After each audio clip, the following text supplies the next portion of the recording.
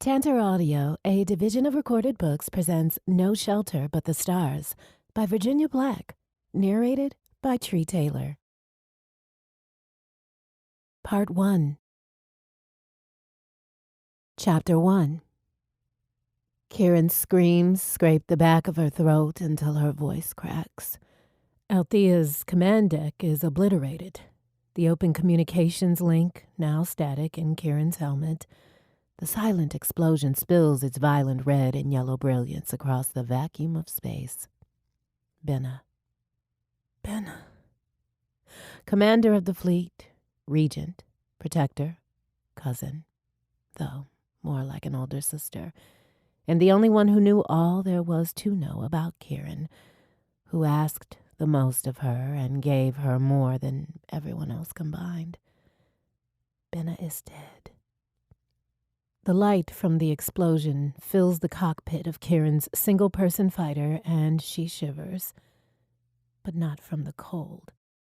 The Sci-Fi vessel, the only one left from an enemy squad of 5, breaks off its attack and flies toward the dark side of the planet Elad.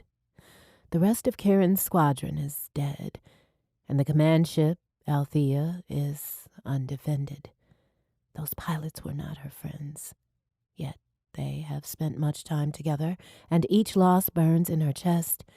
She pushes her fighter to maximum velocity, eyes on the ship in the front of her, though all she can see is Benna.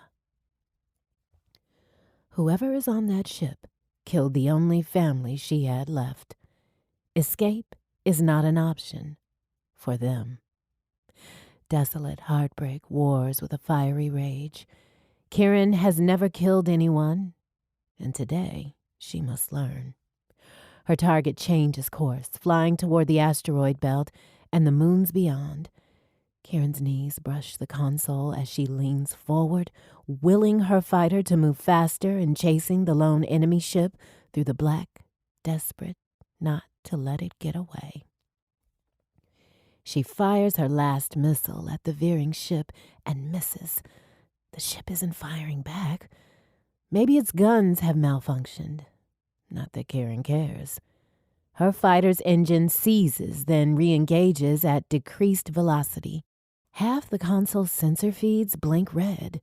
The telemetry module, the only way she'll have to navigate back to the fleet, goes dark. The fleet is no longer in visible range, and her instruments are failing. Althea 9, to flight command, she says into her communications link. Her rage chills when no one answers. At this reduced speed, her dwindling fuel won't get her back to the Althea. The enemy ship's external lights give away its position, and Kieran won't let it escape the justice she intends to deliver. She follows it into the asteroid belt, where the magnetic interference botches the little data provided by her functional sensors. The larger asteroids are avoidable, even with her limited control. The smaller ones scrape her hull, smashing against the canopy visor, alarming her already frayed nerves. Beyond the belt looms one of this planet's 3 moons. The Sci-Fi vessel slows when it approaches the atmosphere. Kieran doesn't, closing the distance between the 2 ships. The controls rattle in her hands as the fighter reacts to the moon's gravitational pull. The enemy ship straightens its trajectory and descends. Kieran curses at her instruments. The fighter is not rated for atmospheric descent and might disintegrate on entry. Her missiles are gone and her guns are spent, leaving only a projectile drone with an electromagnetic pulse. The tracking system flickers and stabilizes as life support blinks from yellow to red. A sob racks her chest as Kieran focuses on her target. Her fingers, slick with sweat, slide against the trigger as she fires the drone. The machine is virtually invisible in space, but it must work because all the lights on the enemy ship go dark, in sync. The ship spirals into a rapidly increasing spin. The moon's gravity sucks the enemy into its well with Kieran's fighter not far behind. A piece of equipment, something shot loose in the battle or rattled in the violent rotation, detaches as the enemy ship dives towards its hopefully inevitable ruin. She hopes they die screaming. The scrape and clank of debris hits her fighter, whose velocity is only marginally slowed by atmosphere.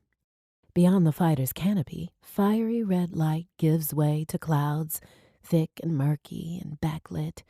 The engine noise roars in her ears as the fighter sinks. The clouds break and jagged, rocky terrain comes into view, black and gray and brown, crags and valleys. This is a lifeless rock. The controls respond only well enough to lift the fighter's nose. The console goes dark. She has no way to decelerate.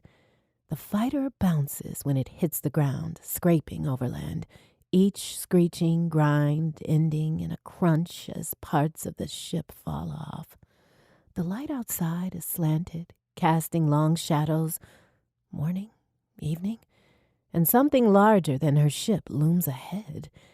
Kieran grips her harness tighter before her fighter slams into the unknown. Sharp pain spikes through her and blackness follows. Kieran blinks grit from her eyes as she monitors the power conduits. Her workstation on the bridge, with its multiple displays, is double the size of the others and patched into all the major subsystems on board. She's had to divert power from other sections of the ship to keep the flight deck operational. "Commander Dobry?"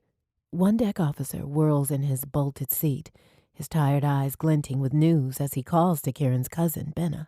Active duty for the bridge staff has lasted 17 hours and counting, and his announcement sparks a flurry of restless movement on the bridge of the commandeered Sci-Fi ship, rechristened Althea.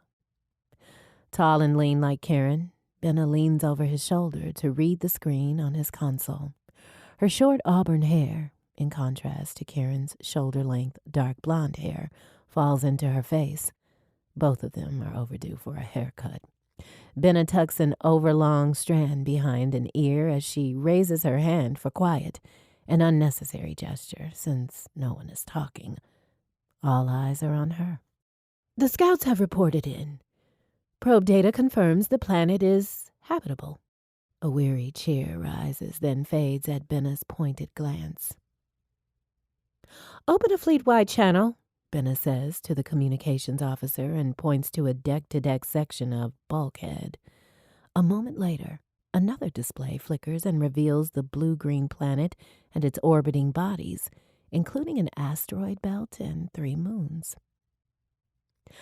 "Attention all personnel. The stars of this system match the old records of Elad, the planet of our proud ancestors. They were driven out by the tyrant of Sci-Fi Prime. We've now received confirmation Elad will sustain human life.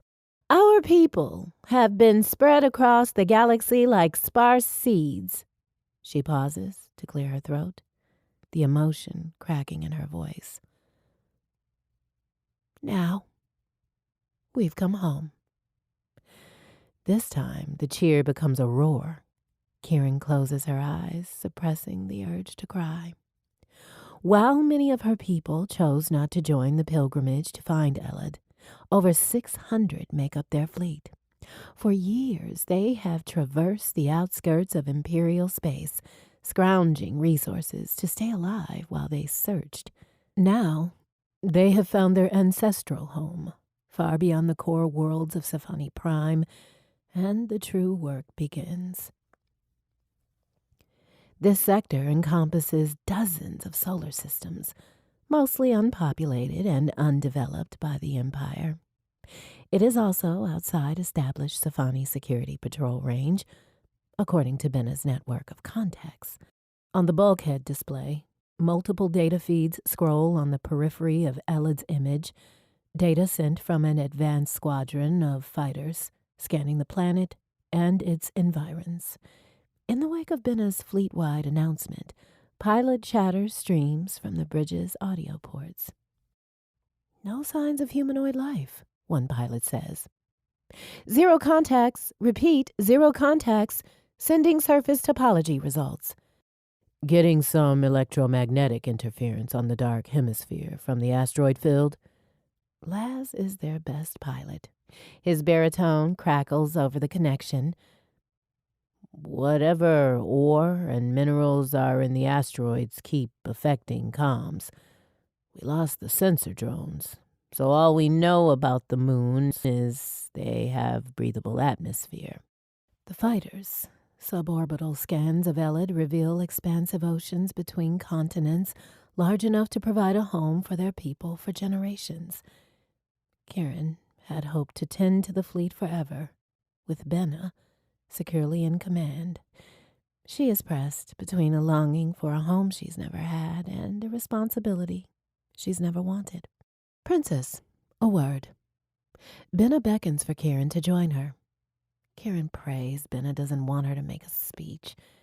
She stands and clandestinely stretches her legs, wincing at the sound of ripped fabric. One of her over-mended stitches must have come loose. Please stop calling me that, she says when she reaches Benna's side, lowering her voice so no one else hears. It's good for morale. Not as much as my ability to program the water reprocessors.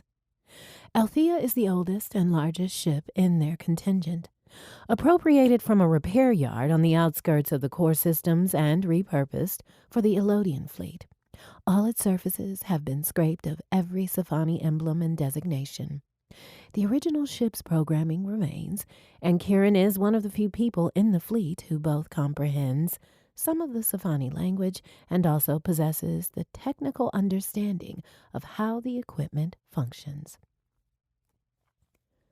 A word from you will give them hope, Benna says. Kieran's weariness prompts the truth. They get that from you. As regent, Benna has commanded the fleet since the death of Kieran's parents.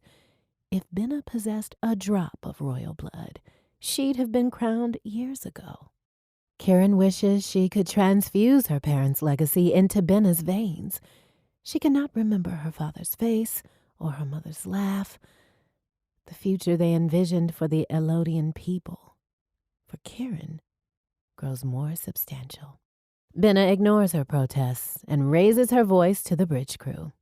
Today marks the 28th anniversary of Princess Kieran Loyal's birth into the shining light provided by our ancestors. Kieran freezes, having forgotten the date. We stand on the precipice of our journey's end, Benna says. When we have established a foothold on Elid, our first order of business will be the coronation of our queen. As the last descendant of a long-dead monarch, Kieran is of age to claim her birthright.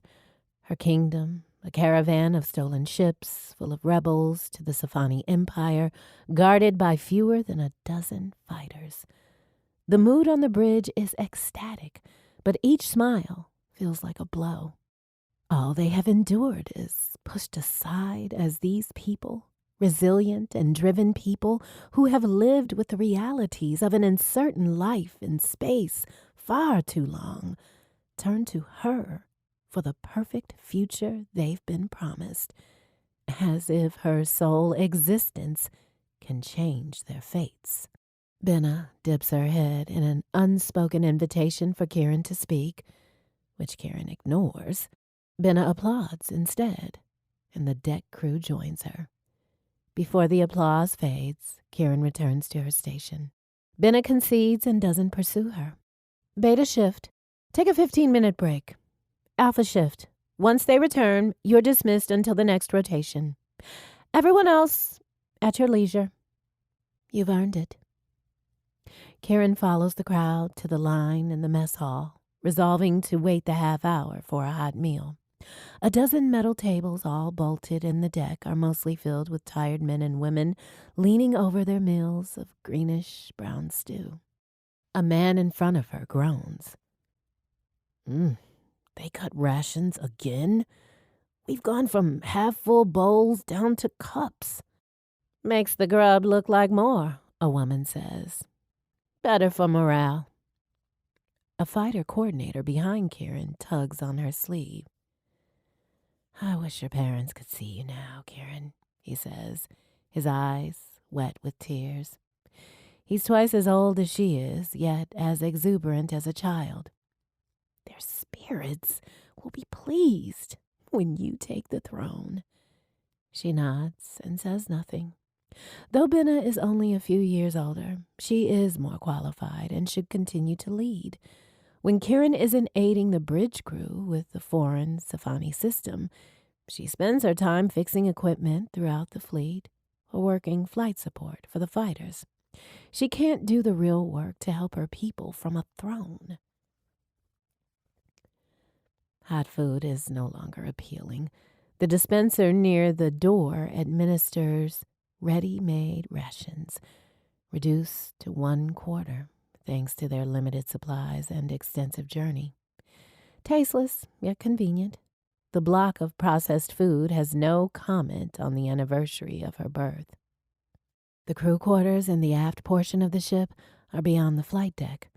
Kieran glances through the glass along the corridor, which provides an open view of diligent crews tending to mismatched fighters and scrambling to keep aged equipment in working condition.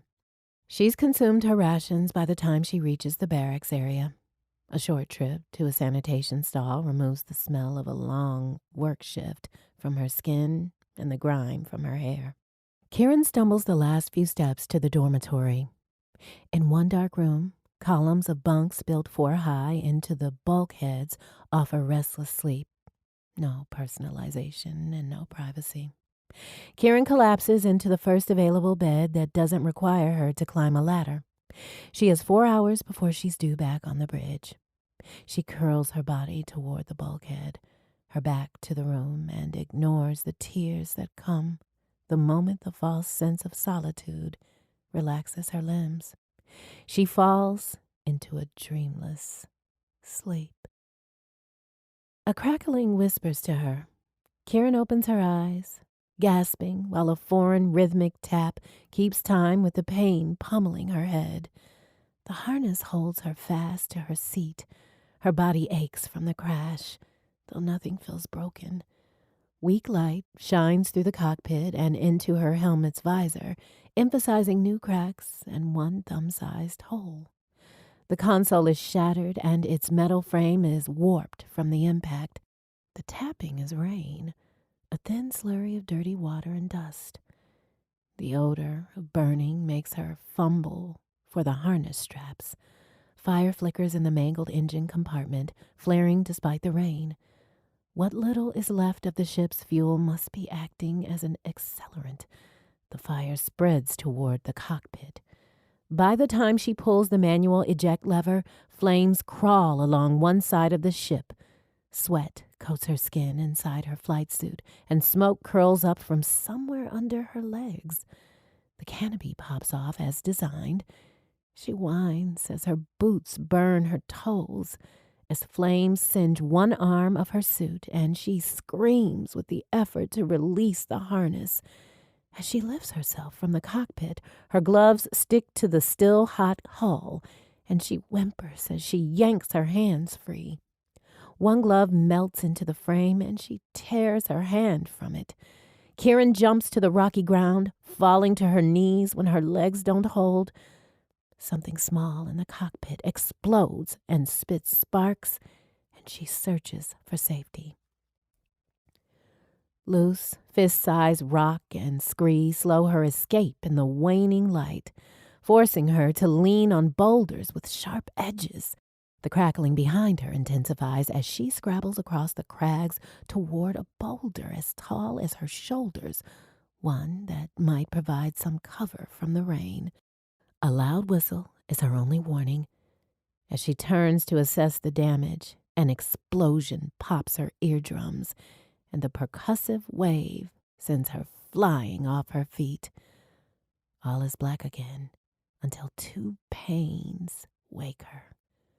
One steady and thrumming, the other sharp and searing. With each heartbeat, the steady throb pumps in her head and chest, arms and body. She raises her head, feels the pull of new stinging, aches against spots on her face. More of her visor has broken off in the impact.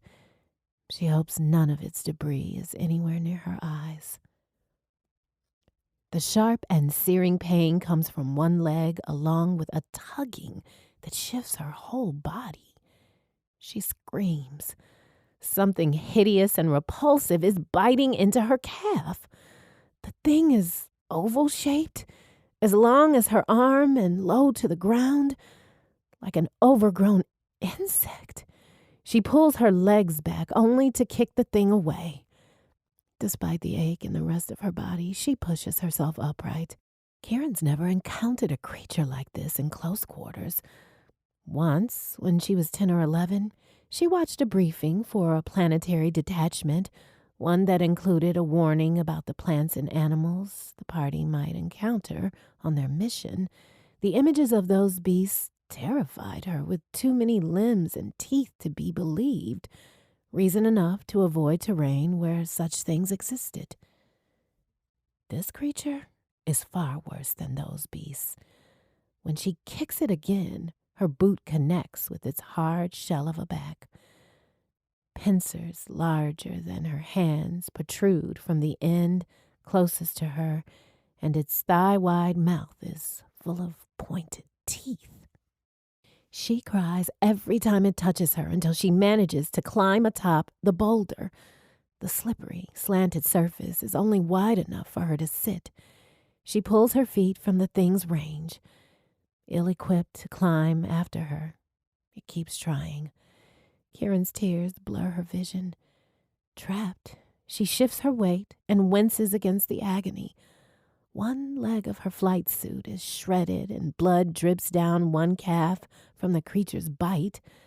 Thirst scratches at her throat and nausea swirls in her stomach as her head pounds. She slows her breathing, trying to handle her pain so she can consider her options. The rain increases, adding more dirt to her busted visor. There's not much to see besides more rock, until she peers at her ship and moans in despair. Smoke pours from the hulking black wreck. The craft's nose is crushed into a protruding rock. The half ration of food, a spare pullover she'd stashed, are likely destroyed. The water reservoir from which she drank while inside the ship is either contaminated or evaporated. She has nothing. No equipment to contact the fleet, nothing to sustain her while she waits for rescue, if they can find her at all. Laz had said the interferences from the asteroid belt made scanning impossible. And how would they search for her? Their active fighters were annihilated, and the rest decommissioned. Althea's command deck, with the best scanning technology in the fleet, was destroyed. How long can she last alone? Sobbing hurts, so she fights against the tears. The rain eases, and on the horizon, where the clouds are thinner, the sun sets. The creature scrambles and snaps below her feet, incapable of climbing any higher. Kieran shivers in her rain-soaked flight suit. Night falls, and she stares into the dwindling flames of her ship. Adrenaline has long since ebbed away, and she keeps falling asleep, then wakes up, startled by the creature waiting to devour her. In the cold dark, she tries to conserve her energy to remind herself the light will return, to have hope. A voice in her head suggests all hope is already gone, and a quick, self-inflicted death might be a better fate than whatever awaits her here. She exiles it. 3 days after the planetary scans are completed, an exploration contingent discovers a temperate climate near the base of one of the southern mountain ranges, a perfect location for the first colony. The larger transports land the next week, with much of the population leaving only skeleton crews on Althea, and the menagerie of 42 inactive ships of all classes and function orbiting Elid. The Alpha Shift briefing is sparsely attended since colonization has begun, and Benna is less formal and more relaxed when she catches up to Kieran afterward. You'll soon rule Elad, princess. Don't call me that, Kieran says, the words a habit in their conversations, and this time a distraction. She doesn't want to talk about being planetside. Who knows what kinds of dangers they'll discover on Elad. Habitable doesn't mean safe. She pulls her flight suit fastener closed where it's come undone.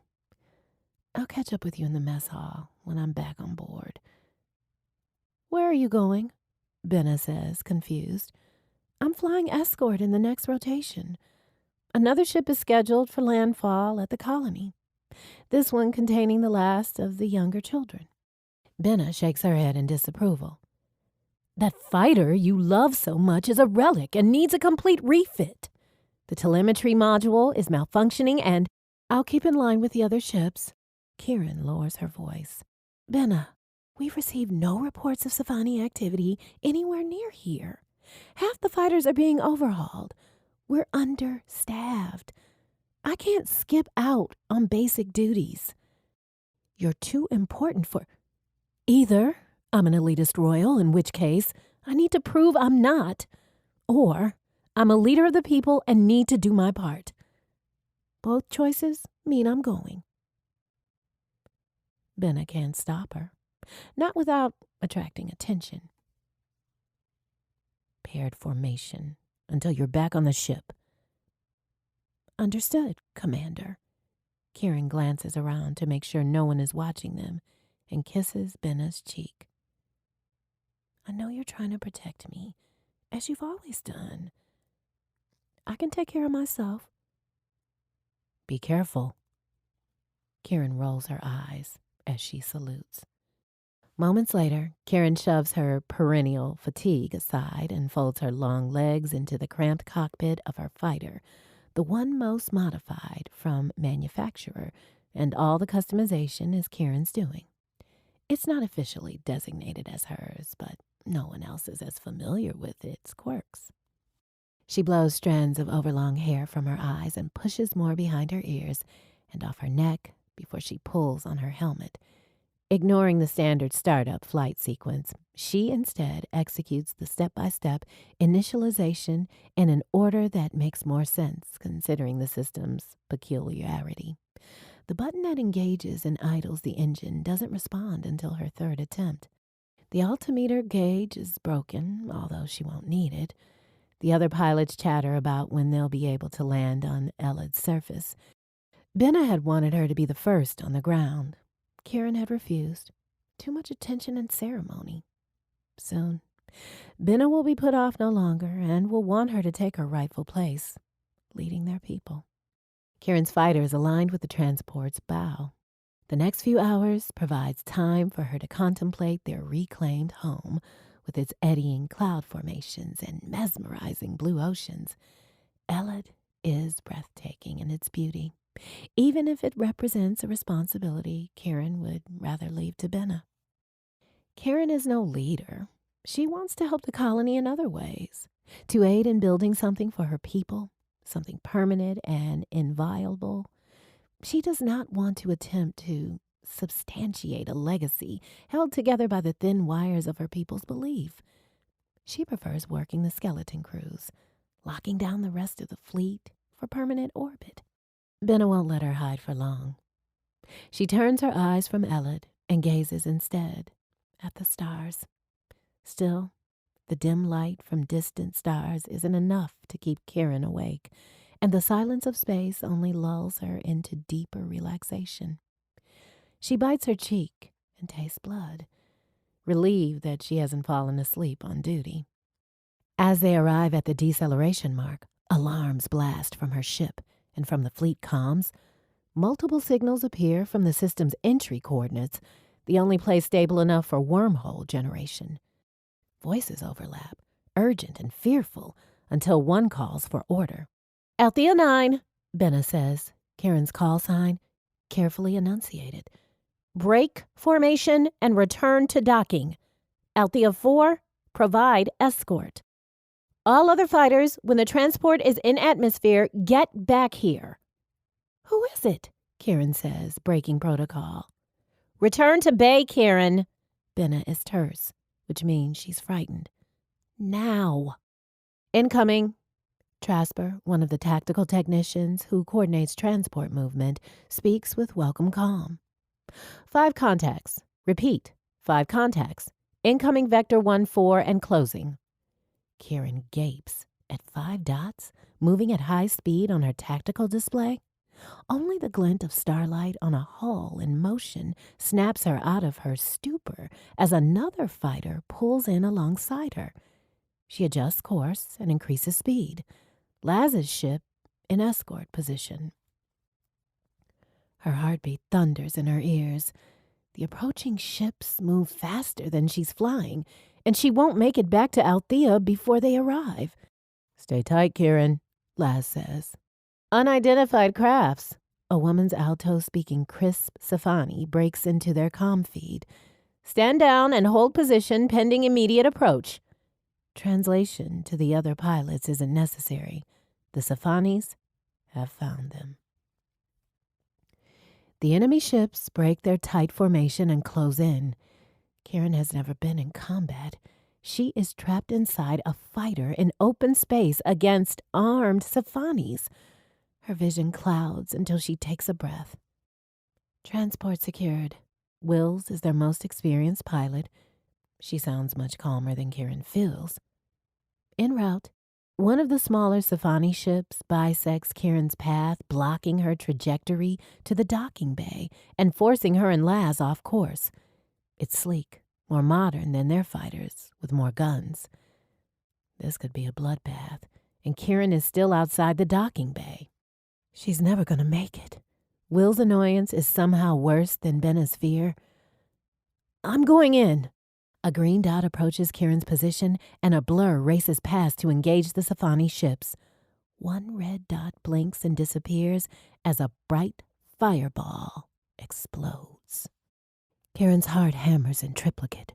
The fight is silent, yet not as voices overlap on the comm link. The Safani woman yells in horror. Benna shouts orders. Trasper relays coordinates and tactical information. The fleet pilots talk over each other, calling out maneuvers and coverage. We've got this, 9.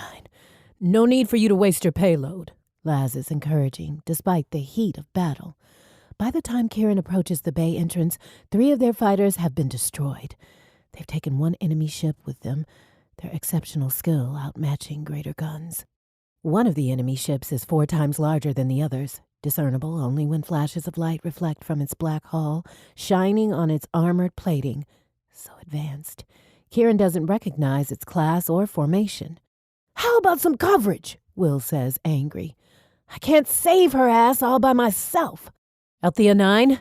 Benna doesn't identify Kieran by name or title. We can't use the turrets while you're outside. This differential treatment is unwarranted.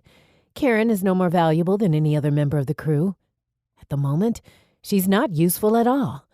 Benna won't attempt to defend the others until Kieran is secure. Go, Laz says. Kieran presses several buttons on the console. The auto dock won't engage. Flying manually means she must decrease to a crawl. Althea 9 on manual approach. On tactical, another fleet ship and 1 more of the enemy vanish. The Safani woman has stopped talking. Another enemy fighter sweeps across Kieran's periphery into position behind Laz. Laz! Kieran tightens her hands on her fighter's controls and wills his ship to move faster, to change course. Behind you! Laz has lost his characteristic calm and shouts into the comm line. I don't see it! A ball of white fire expands in the space where his ship had been. Kieran raises a hand to block the light. Laz is gone. The only other remaining Elodian fighter veers between Kieran and the last of the smaller Safani craft. My life support's blown out. Wills doesn't sound worried, despite the peril of her situation. I'm not gasping my way to death out here. On the display, 1 green dot speeds into a collision course with a red one until both blink and go dark. Only the larger Safani ship is left, close enough now to reveal more of its construction. Its wings indicate its versatility, built for both space and atmospheric travel. Multiple guns line its dark hull, and it maneuvers better than the others, executing tight curls and crisp arcs. Kieran peels her fighter away from the docking path. She fires at the last enemy vessel, the ringing in her ears, the only indication she's been screaming.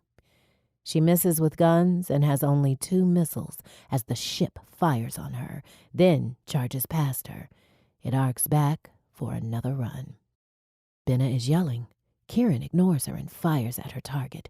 The missile makes contact, clipping the ship hard enough to shake it, forcing the ship to pivot, jarred off course. Its firing trajectory shifts, and one of its missiles, instead of coming at Kieran, shoots silently toward Althea. The command deck explodes.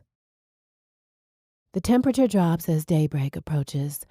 The creature wanders off, disappearing into the mottled tan and stony brown camouflage of the landscape.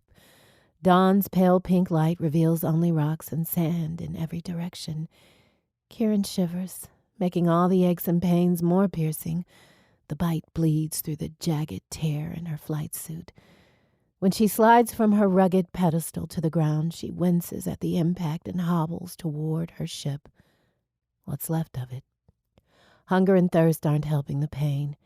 She removes her helmet for a clearer view. The fighter crashed into a large boulder, cramming them both into the ground and leaving no gaps she might crawl under. Shelter is a higher priority than water, at least for now. The cockpit still smokes, the components within either too hot to touch or burnt beyond recognition. The engine is compacted between the cockpit and the boulder and melted into slag. The landing gear is buried or non-existent. A long line of wreckage stretches as far as she can see. Something must be salvageable. She limps along the dark line of broken ground and debris, warped by either the fiery approach through the atmosphere or the violent impact. None of these components can be kludged together for anything capable of sending a signal, let alone two-way communication. Everything is burnt or mangled or disintegrated. The burns on her hand make it difficult to carry anything, and with her wounded leg, she has little leverage. A scrambling sound accompanied by a screech gives her a start. About 30 paces away, 2 obscene creatures grapple and crash, each trying to pinch the other. Neither notices her, a reminder she cannot remain out in the open. One of the landing struts broke off in mostly one piece. As long as she is tall and more rectangular than cylindrical, it might help fend off the creatures, should they return. Kieran limps to the blackened cockpit and strips a charred stretch of harness. She fashions a strap to carry her helmet so she has one hand free and loops it over her shoulder while she hoists her makeshift spear. She decides sunrise is east. Due west is a rocky hill that appears larger than the others and may have better cover against the elements. Minding her wounded leg, Kieran takes cautious steps until she builds a limping rhythm. She loses track of time as she fights the absolute certainty of her circumstances and the implications of her injuries. The skin of her cheeks and forehead feels tight, and the sun's glare hurts her eyes. When she puts the helmet back on, sweat pours down her face, soon after, making it all worse. The distance is misleading, and when the sun is overhead, the boulders appear no closer. Every shift of the wind sounds like an approaching threat. The vigilance is tiring, but she can't let down her guard. When she rests, stretching out her wounded leg, the flesh around the bite is swollen, puffy, and red. Her heartbeat pulses across the tight skin. Sweat slides down her spine, though she shivers. She's not hungry anymore, either. Fever. Nothing can be done about it. Staying upright takes more energy than usual. She distracts herself with the terrain, a pointless effort. In every direction there's nothing save rocks and sand and scree. No vegetation, No sign of anything alive besides those creatures. The dust makes her sneeze. When she takes another break and squints back the way she's come, the fighter appears closer than the hill. She managed to crash into the largest thing in the entire area. She stakes the strut in the loose ground, leans into it, and stands. Her calf throbs with the effort. She is forced to stop for 2 more breaks over the course of the afternoon and evening. When she gets to the hill, she finds only an outcropping of more boulders. It's not until she tries to climb one and her boot slips that she notices it's raining again. Her hair drips into her face as she leans over, and her flight suit is slick. A blister has risen on the hand holding the landing strut. Her other hand is still gloved and slides into a puddle no deeper than her thumb in the curve of a larger stone. She curses at first, irritated that moisture has made its way inside her glove, until her thirst smacks her more fully aware. Unfiltered water is likely contaminated at best and incompatible at worst. If drinking the only available water kills her, so be it. She ignores the dirt and grime, flattens herself against the rock, and cups her other hand through the water. Gritty and metallic, it tastes terrible. She can't help moaning at the feeling of the wet on her dry, parched throat. When the grittiness makes the water repellent, she continues her climb. Her hunger has returned. With no options, no solution, she ignores it. Most of the rocks are exposed to the rain. An overhang looms over a crevice in the rock wall high enough off the ground to protect her from any of those horrid creatures, and provides a measure of cover for her head and shoulders. Darkness falls, and Kieran curls into an upright ball. Clutching her helmet against her chest, her guts roil with the content of whatever had been in the water, stabbing her from the inside, and she wills herself not to vomit. How did she survive the crash? And what good does it do her? She has no resources, no weapons, no supplies. If anyone on the command deck survived the Sci-Fi incursion, and her chest seizes at the thought of Benna dead, none of them knows what has happened to her. Kieran weeps until she falls asleep. The next morning, she's stiff, tired, and hungry.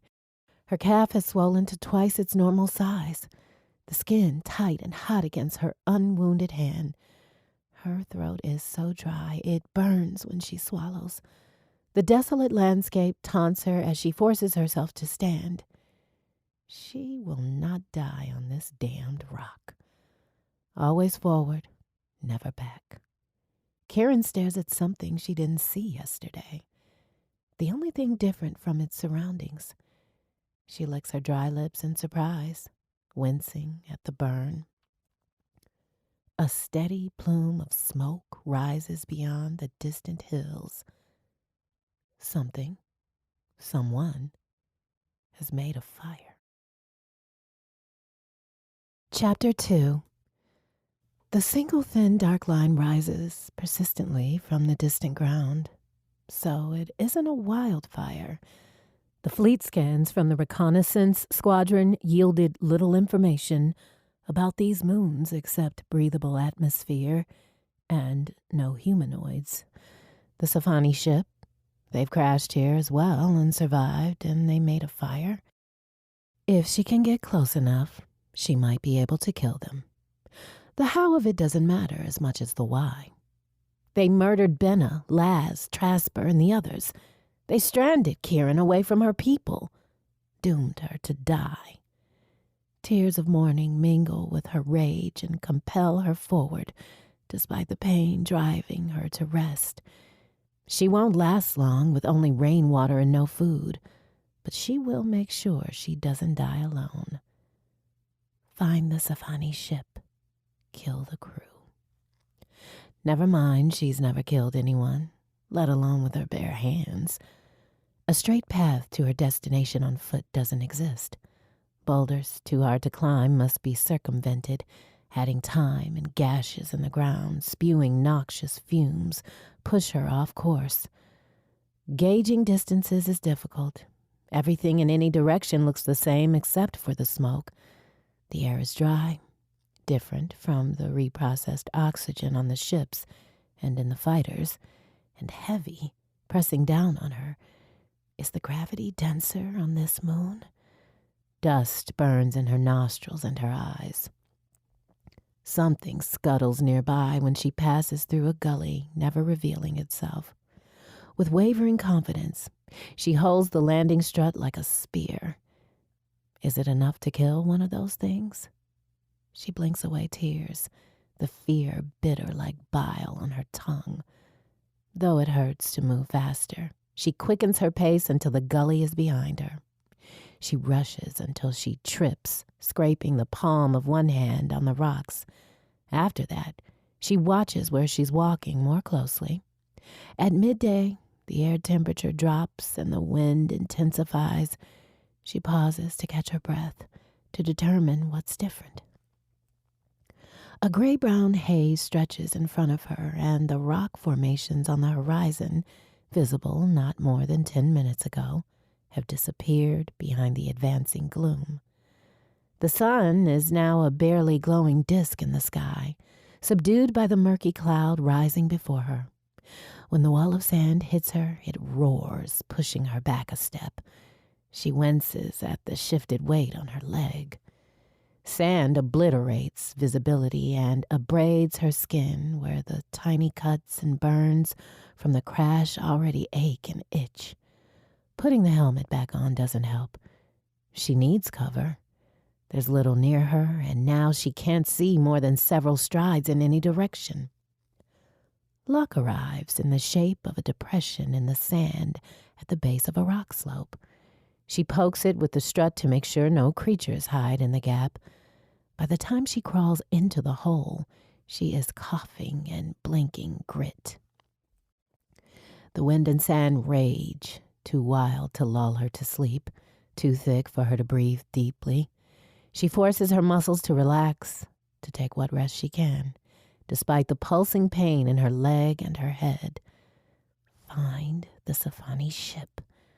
Kill the crew. Signal the fleet. The mantra in her head drowns out the storm. After what feels like hours, the storm clears.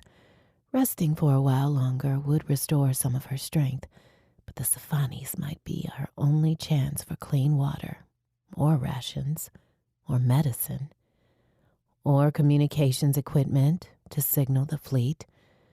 The ominous rumbling moan of some animal calls from a hole in the rocks she'd not seen during the storm. It sounds much bigger than the thing that bit her, and she scrambles out of the hole until the pain of aching muscles and the gaping bite on her leg slow her down. An uncertain fate against the Sci-Fi's is preferable to being eaten alive by something she cannot see. With cautious steps, to keep her weight from falling too heavily on her injured leg, Kieran resumes her course. The wind is less hectic now, the thick clouds less ominous. The rains return in the late afternoon, and the plume of smoke persists. Twice she slips on wet rock. The second time, a jagged stone cuts through her remaining glove. Now she has a messy cut to join the bleeding bite. The air is moist and warm and still. She shivers. The fever has returned. At least she isn't hallucinating. Unless she's imagining the smoke. When she reaches the crest of the next hill of rocks, alarming shapes await in the valley below. The thick-set forms have too many misshapen arms. The beasts, too large to fight off with the landing strut, even if she weren't outnumbered. The animals don't move, and embarrassment replaces her fear. How long has it been since she's seen trees? Nestled among the ever-present boulders, Squat trunks and gnarled branches, barren of leaves, make a sparse glade. Karen maneuvers her way through the scrub brush at the base of one to touch the trunk. The bark is compressed and smooth, darker than the sand, lighter than the rocks. The trees are a wonder she has no time to enjoy. When she resumes her march, she kicks something hard and peers down at an overturned oval shield-like shape. Uncovered and exposed to the light, several grimy finger-width worms burrow into the sand. The oval is the hollowed-out remnant of a creature like the one who bit her. The shell is shiny with the creature's blood, only the toughest viscera left. Something killed it and ate everything but the shell, which means larger predators. Karen spends more time checking the shadows when she trudges forward and climbs over the rocks. On the other side of the valley, the ground flattens. The stream of rising smoke is much closer, the currents of air more visible. When the fire is beyond the next ridge, she removes her helmet and stashes it on its strap. She chooses each step with caution, using the spear for leverage. The rage and hollow mourning return as she inches her head around the final rock between her and the other side. In a narrow canyon burrowed in the crags, the source of the smoke is a small fire. Charred by the battle and atmospheric entry, the Sci-Fi ship crashed upside down, one wing along with half the body of the craft buried under rubble. The fading daylight shines on the dark gray of the ship's hull and glints on its metallic and iridescent green markings. The Sci-Fi symbols include a seal whose numbers are easily translated. The letters, however, shape unfamiliar words, not like those on the surveillance images of patrols Benna reviewed with the fleet pilots. Karen doesn't want to think about Benna. Even wrecked, broken, and land-bound, the ship is imposing. Its silent guns and unknown contents more of a threat than Karen's wounds and fever. This is the closest she has ever been to her people's only enemy, to the regime, subjugating whole planets to its will. Nothing stirs except the flames. No one is in sight, and, embarrassed at the afterthought, Karen looks around to make sure no one else is nearby. If they have sentries, it's too late now to retreat. As she peers from the safety of the crevice, she is less driven to kill its occupants and more concerned about evading capture. She flinches when the boarding door opens with a loud creak. A woman, clad in black, emerges from the upside-down door and jumps to the ground. Using the boarding door as comparison, the Sci-Fi appears tall and has a length of fabric wrapped around her head and shoulders, hiding her face. She approaches the fire and rotates a stick with chunks of something attached to it, mounted over the flames. An unfamiliar scent makes Karen's mouth water. Her saliva emphasizes the dryness of her throat and swollen tongue. Sand in the canyon swirls as the breeze rises. The Sci-Fi tightens the shawl around her head, her back to Karen. Karen raises herself for a better view. A rock beneath her foot slips, and a stream of scree tumbles away. The Sci-Fi turns in Karen's direction. Karen ducks and covers her mouth, hoping the sound of her breathing won't reveal her location. She counts to 50, then 100. What if the Sci-Fi investigates or calls for reinforcements? A creak and slam echo against the rocks. Karen counts to 100 again before she dares to peek. The Sci-Fi has disappeared. The spit from the fire is gone. Night descends, and no one comes out again. Karen could sneak closer or move away altogether. What if there are more of them on the ship? What other chance does she have to survive? Her muscles tighten and ache and spasm with the length of time in much the same position, worsening when the temperature drops. More than once, she falls asleep before terror or hunger or pain or the cold wake her. When the sky lightens, she finds the courage to move. She creeps along the ridge, searching for a way to approach the ship undetected. Someone speaks behind her, and Kieran yelps. The woman from the ship stands a few steps away. With a familiarity suggesting formidable skill, she wields two weapons, a short sword with a matte black blade and a menacing pistol with a full charge indicator. Kieran is about to die. Panic, hunger, thirst, fever, pain from her festering wounds, terror at imminent execution. They all work against her. She sinks into what she hopes is a fighting stance. She can't hold herself upright anymore. Kieran faints. Chapter 3. Kieran wakes up, tied to the Sci-Fi ship. Thick, black freighted straps, the kind used to secure containers in transit, tie both her wrists to a gun turret. Since the craft is upside down and half buried, the gun itself is underground and the turret base is as wide as her body. Dread passes through her on a wave of nausea. She's going to die. She wriggles and wrestles against her constraints, desperate to escape. Without a knife to cut through the strap, her only escape might be to hang herself, which would take immense effort. Shock freezes Kieran's useless tugging when she notices the bandages on her wounds. Her hand has been wrapped, and with better quality bandages than she might have received back in the fleet. Clean skin pokes from the edges of the bandage, covering the bite on her leg. Why would Sci-Fi brutes give aid instead of executing her on sight? How many of the enemy are there? How did she not notice one of them touching her? Kieran pulls at the restraints until her skin burns. Spent and weak, licking her dry lips, she stops pulling when a lone figure appears on the far side of the canyon. It's the same woman, wearing the same clothes, her head covered with the patterned gray shawl.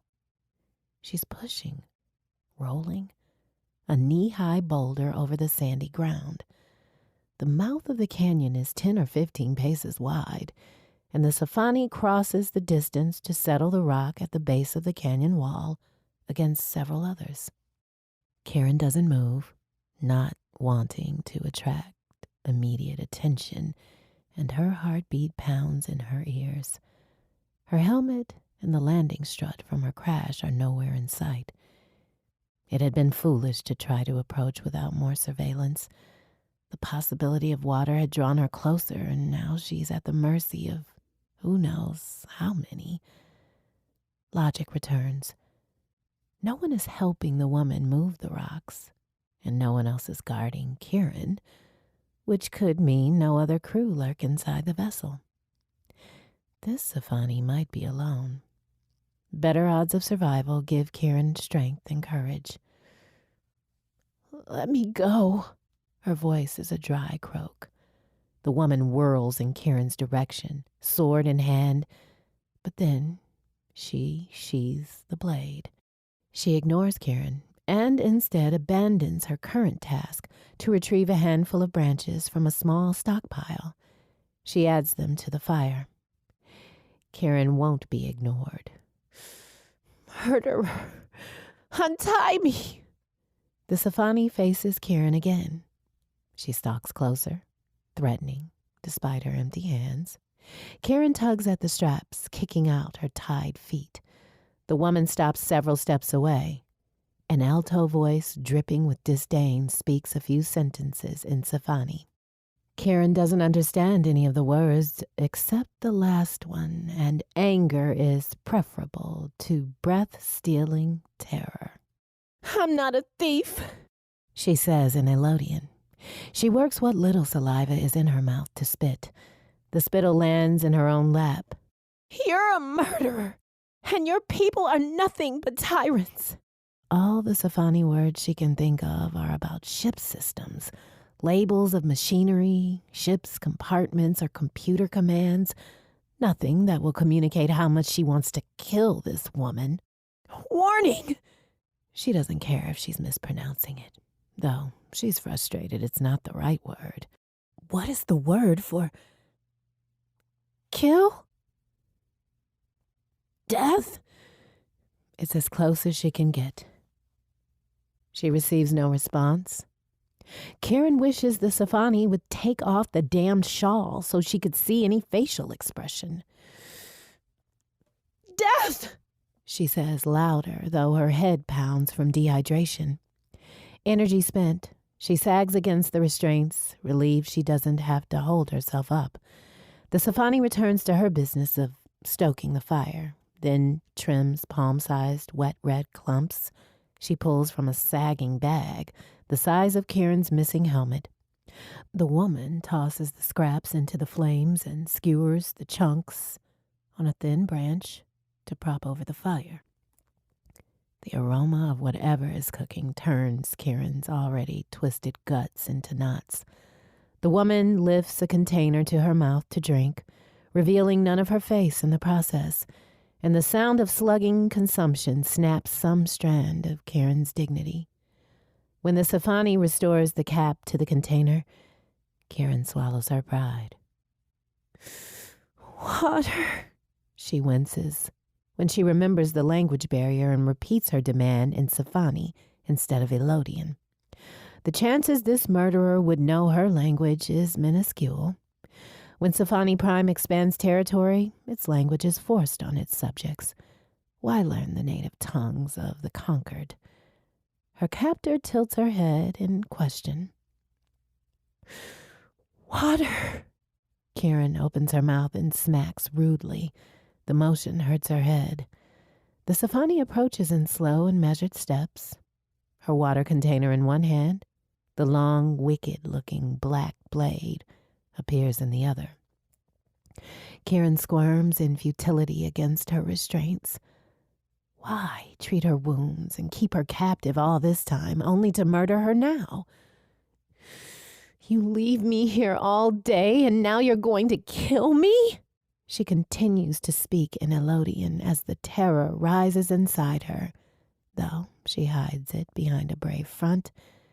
Every tale of how the Safanis have brutalized her people, destroying whole cities, executing adults and incarcerating children, all those memories raise tears, obscuring her vision.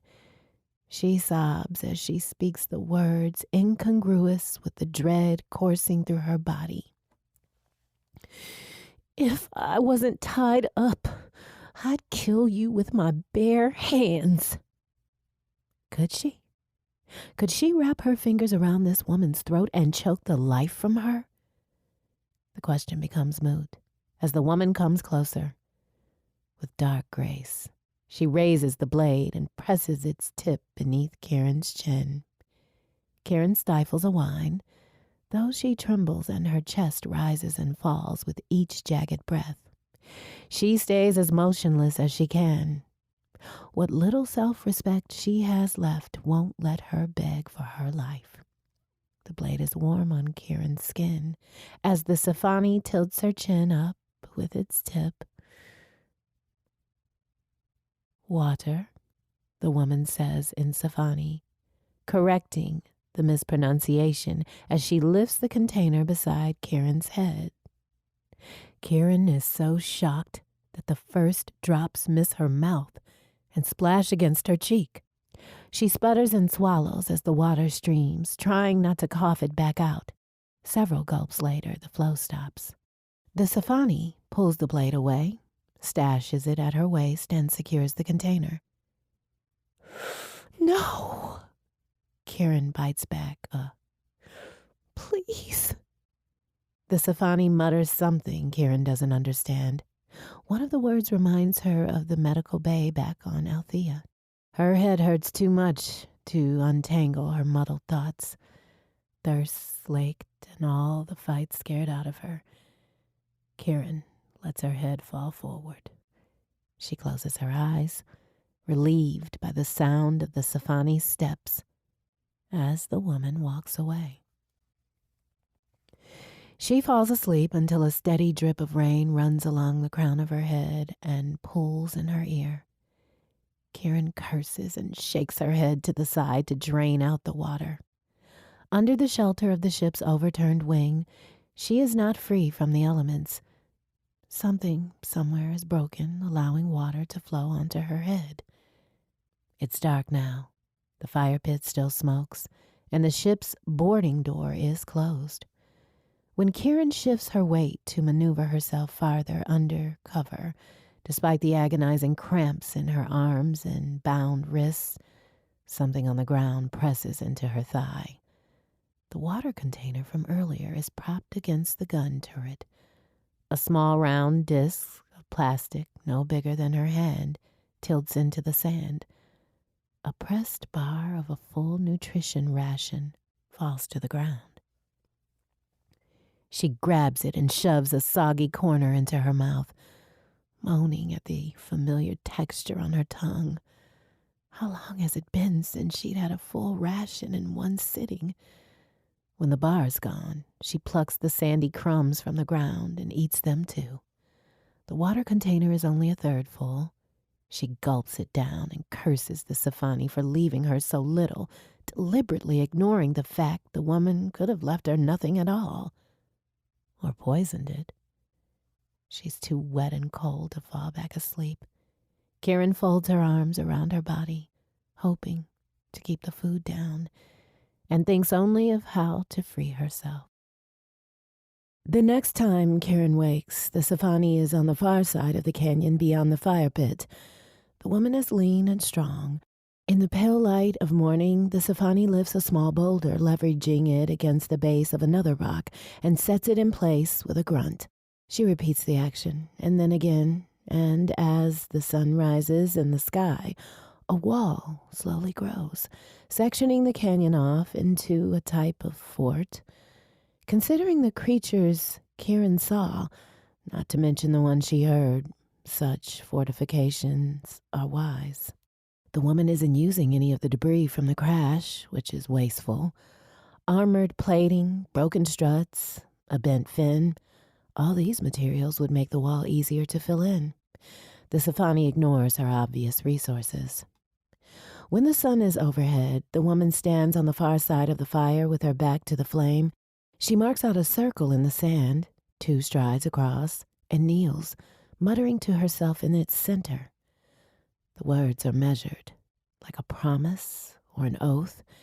Kieran doesn't recognize any beyond eye and stars, but she knows ritual when she sees it. The woman bares one arm and draws her blade. Kieran gasps when the Sci-Fi cuts a thin line into her own arm, enough to make the blood bead. She raises the sword with both hands outstretched horizontally as high as her head and speaks aloud. When she finishes, she lowers the blade to wipe it clean against a small cloth pulled from a pocket, rises, and leaves the circle. She stomps out the line, erasing its existence, and retreats to thrust her sword into the fire. She repeats the entire sequence of actions at sunset.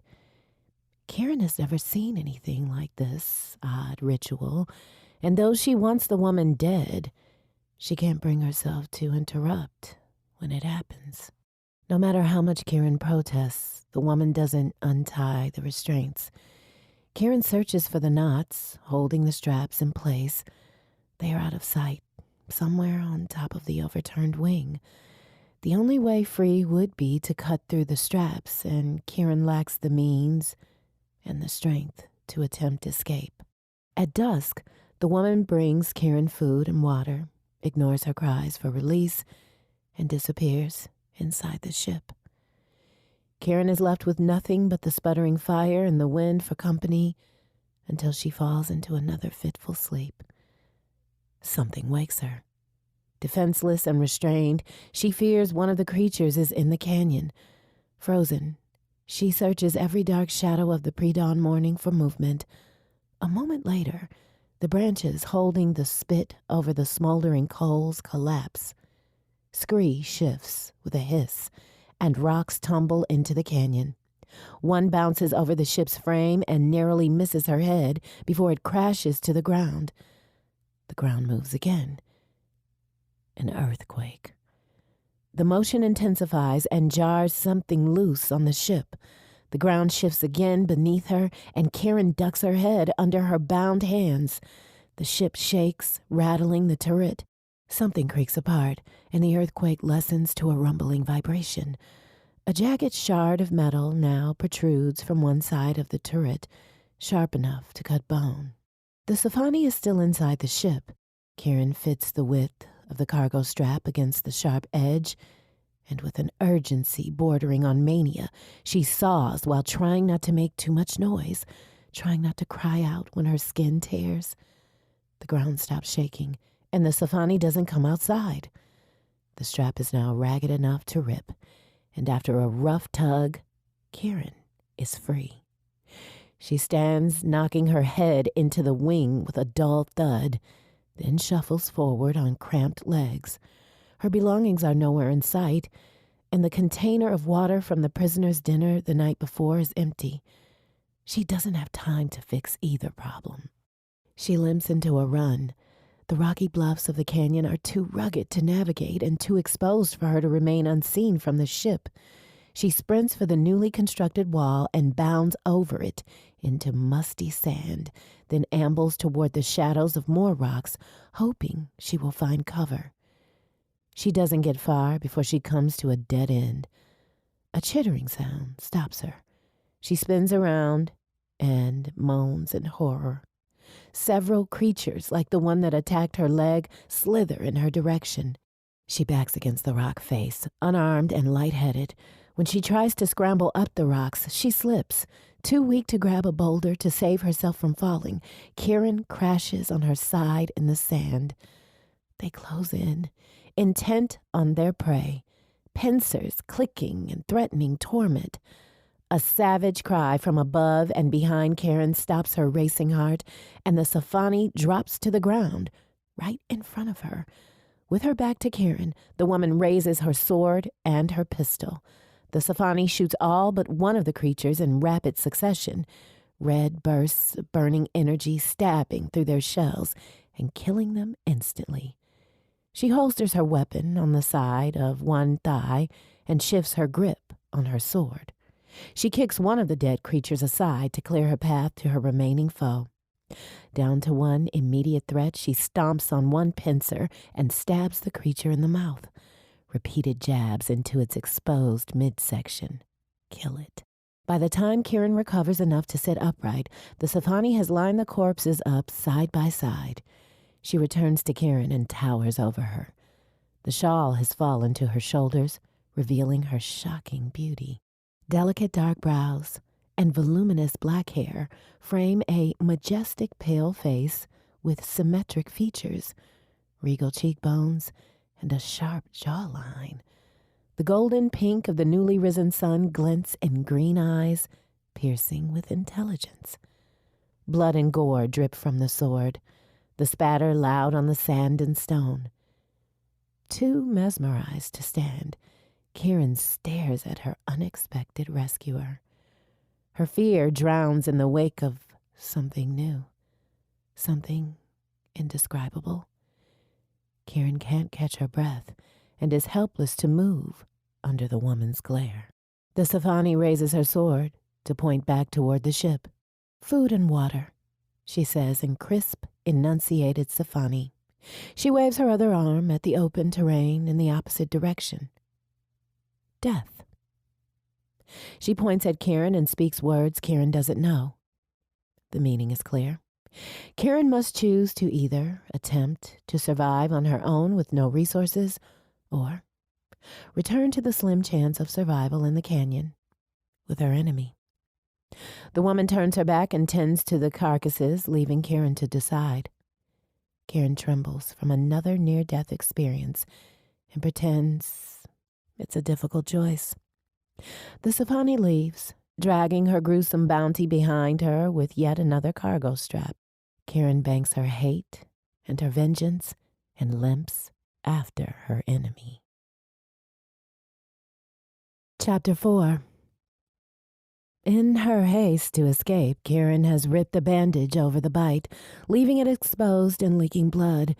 It burns with her movement and stings with her sweat.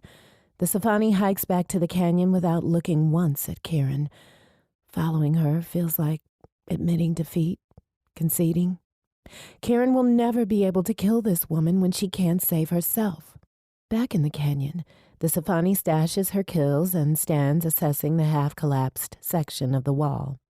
The earthquake knocked several boulders out of place, and considering how long it took to build it, repairs will take hours.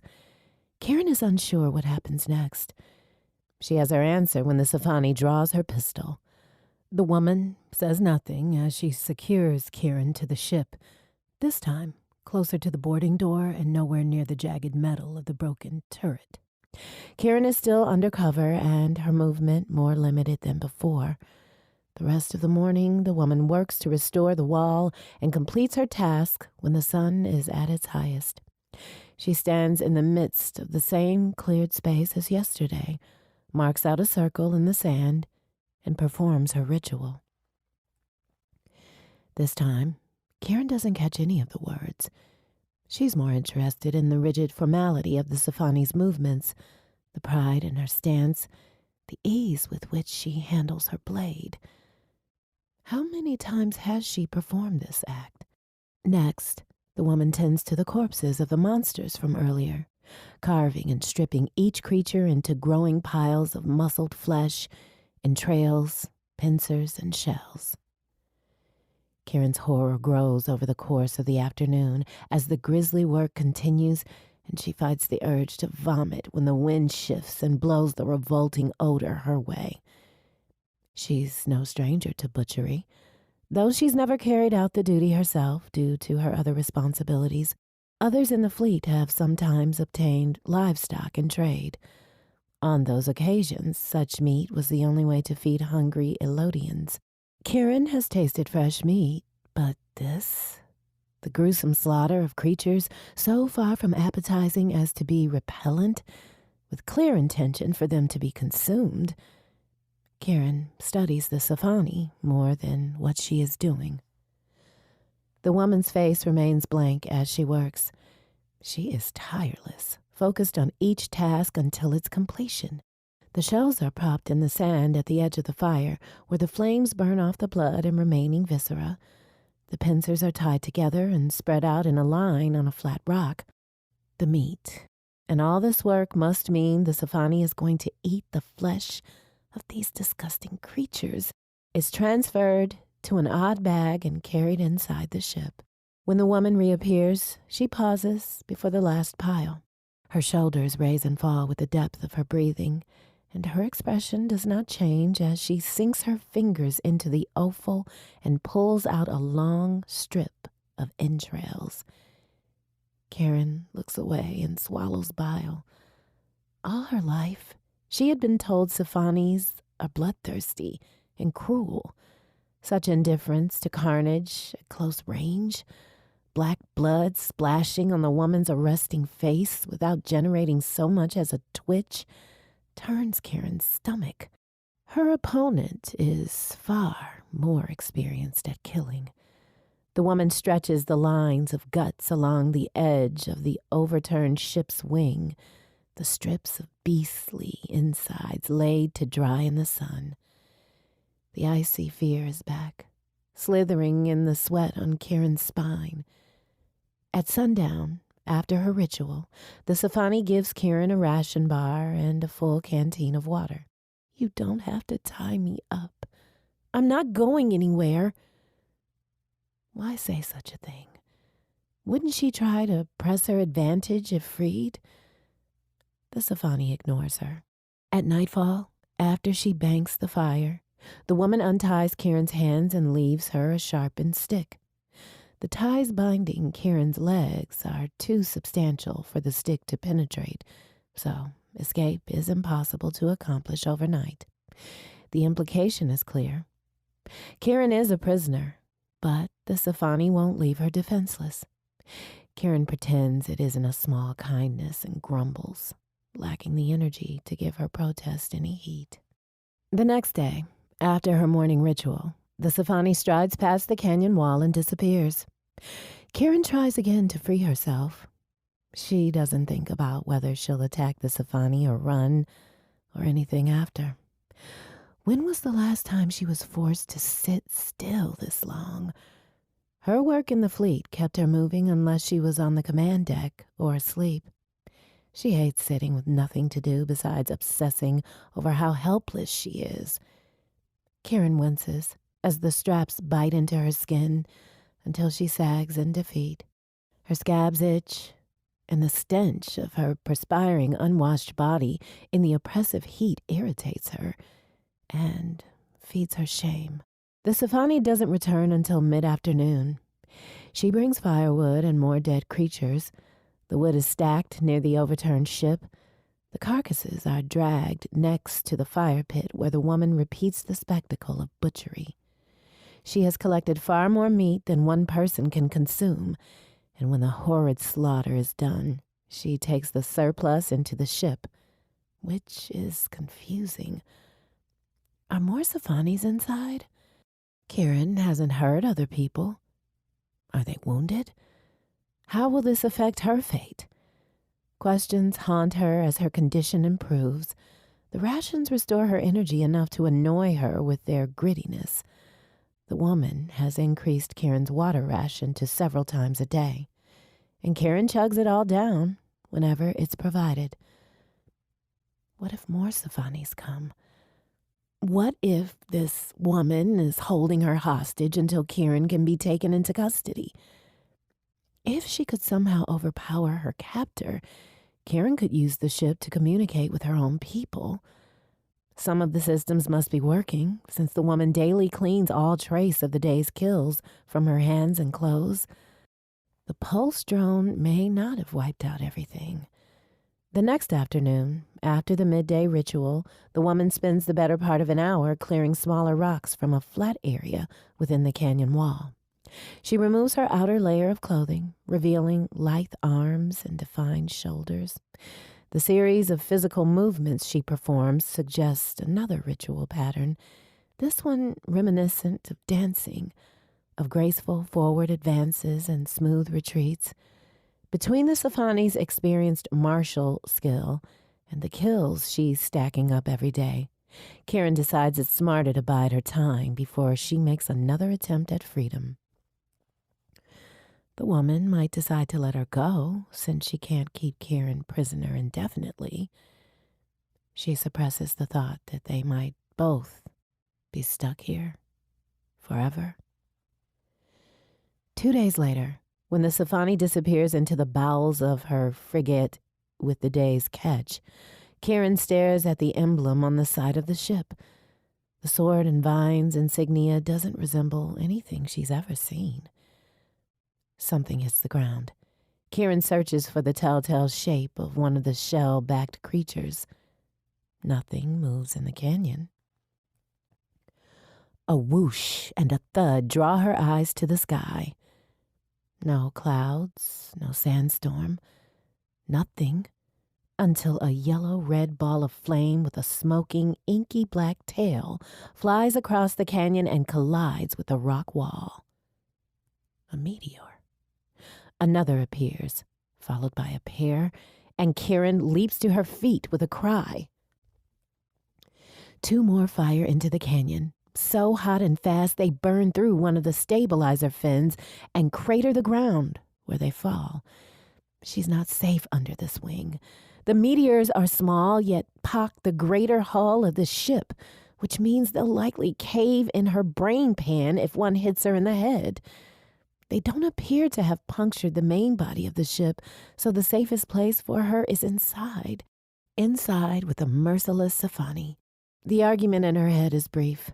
Kieran hops as best she can to the door, covering her head with her tied arms, though it's futile, her eyes on the skies searching for imminent threats.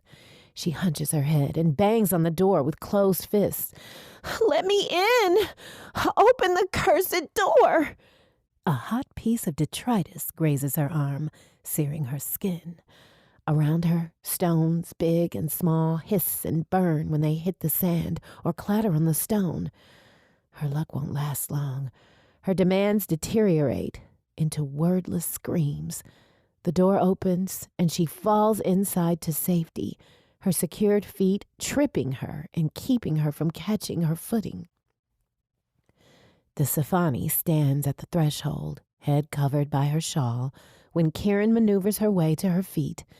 The black blade of the sword pokes into her chest. Kieran considers this a familiar threat compared to the meteors.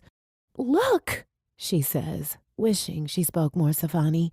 She gestures outside with her tied hands. The Sci-Fi lowers the shawl from her face and peers past the boarding door. The gray fabric falls below her chin, and Kieran gets a closer look at her enemy. The rich green eyes are deeper set than Kieran first noticed. Strands of the Sci-Fi's black wavy hair fall past the covering to the middle of her back. Her nose has a delicate, elegant curve, and her skin is unblemished. She is as beautiful as she is deadly.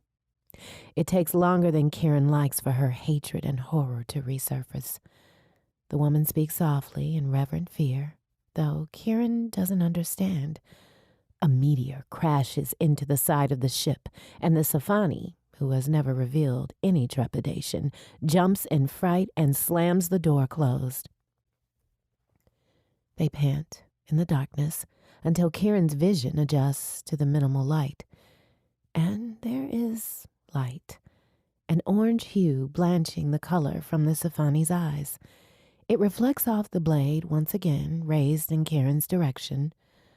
The woman says something Kieran can't translate, but understands nevertheless. With a frown and a sigh, Kieran nods. Unless she wants to go back outside with the meteors, another hit makes them both cringe. She'll have to follow orders. The Sci-Fi uses her blade to slice through the binding at Kieran's feet, leaving the trailing end stuck in the closed door. With a prod that doesn't touch Kieran's body, the woman gestures deeper into the ship. Her eyes are more wary than threatening, and Kieran recognizes the truce. She'll be allowed to stay if she doesn't try to do anything foolish, like attempt to overpower her captor. Kieran steps gingerly along the narrow corridor to an interior doorway and its upside-down boundary. Beyond it lies the path to the cockpit, and at the other end a cargo bay. The woman points at a section of the deck. Warily, Kieran sits and shifts her weight until she finds a comfortable enough position to lean against the bulkhead. The Sci-Fi moves some indiscernible containers from Kieran's reach, not that she can do much with her hands tied, and while she does, Kieran peeks at her surroundings. The frigate is in far better shape than Kieran's burnt-out fighter, but none of the frigate's systems are active except for the emergency lights. The Sci-Fi has adapted to the upside-down layout, and a makeshift bunk is tucked into the corner of the former ceiling. The truth is chilling. The Sci-Fi is as isolated from her people as Kieran is from her own. On the one hand, the Sci-Fi most likely cannot call for reinforcements. On the other, Kieran can't use the system to signal the Elodians. They are both stranded and lost, with little chance anyone will ever find either of them. If Kieran impossibly finds a way to kill this woman, she will live out the rest of her no doubt short life alone. If she escapes and strikes out on her own, the same is true, and she'll have no resources beyond sticks and rocks and life in a cave. Her only other choice is to accept her enemy as an ally and for them to forge into uncertainty together. Kieran pushes the immediate image of Benna's face from her mind. Yet, despite the deaths this Sci-Fi has caused, and setting aside her brutal skills, she has saved Kieran's life in more ways than one. Without her, Kieran would have been dead 3 times over, from dehydration and hunger from infection of her wounds, from the creatures seconds away from eating her alive. The woman sits sideways instead of lying down, eyes closed as she leans her head back.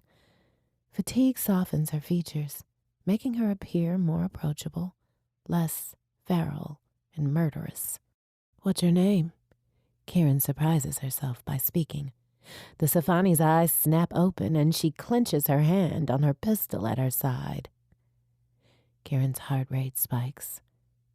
She's spoken in Elodian again. "Pilot designation," she says in Safani, pointing at the woman who frowns and doesn't speak.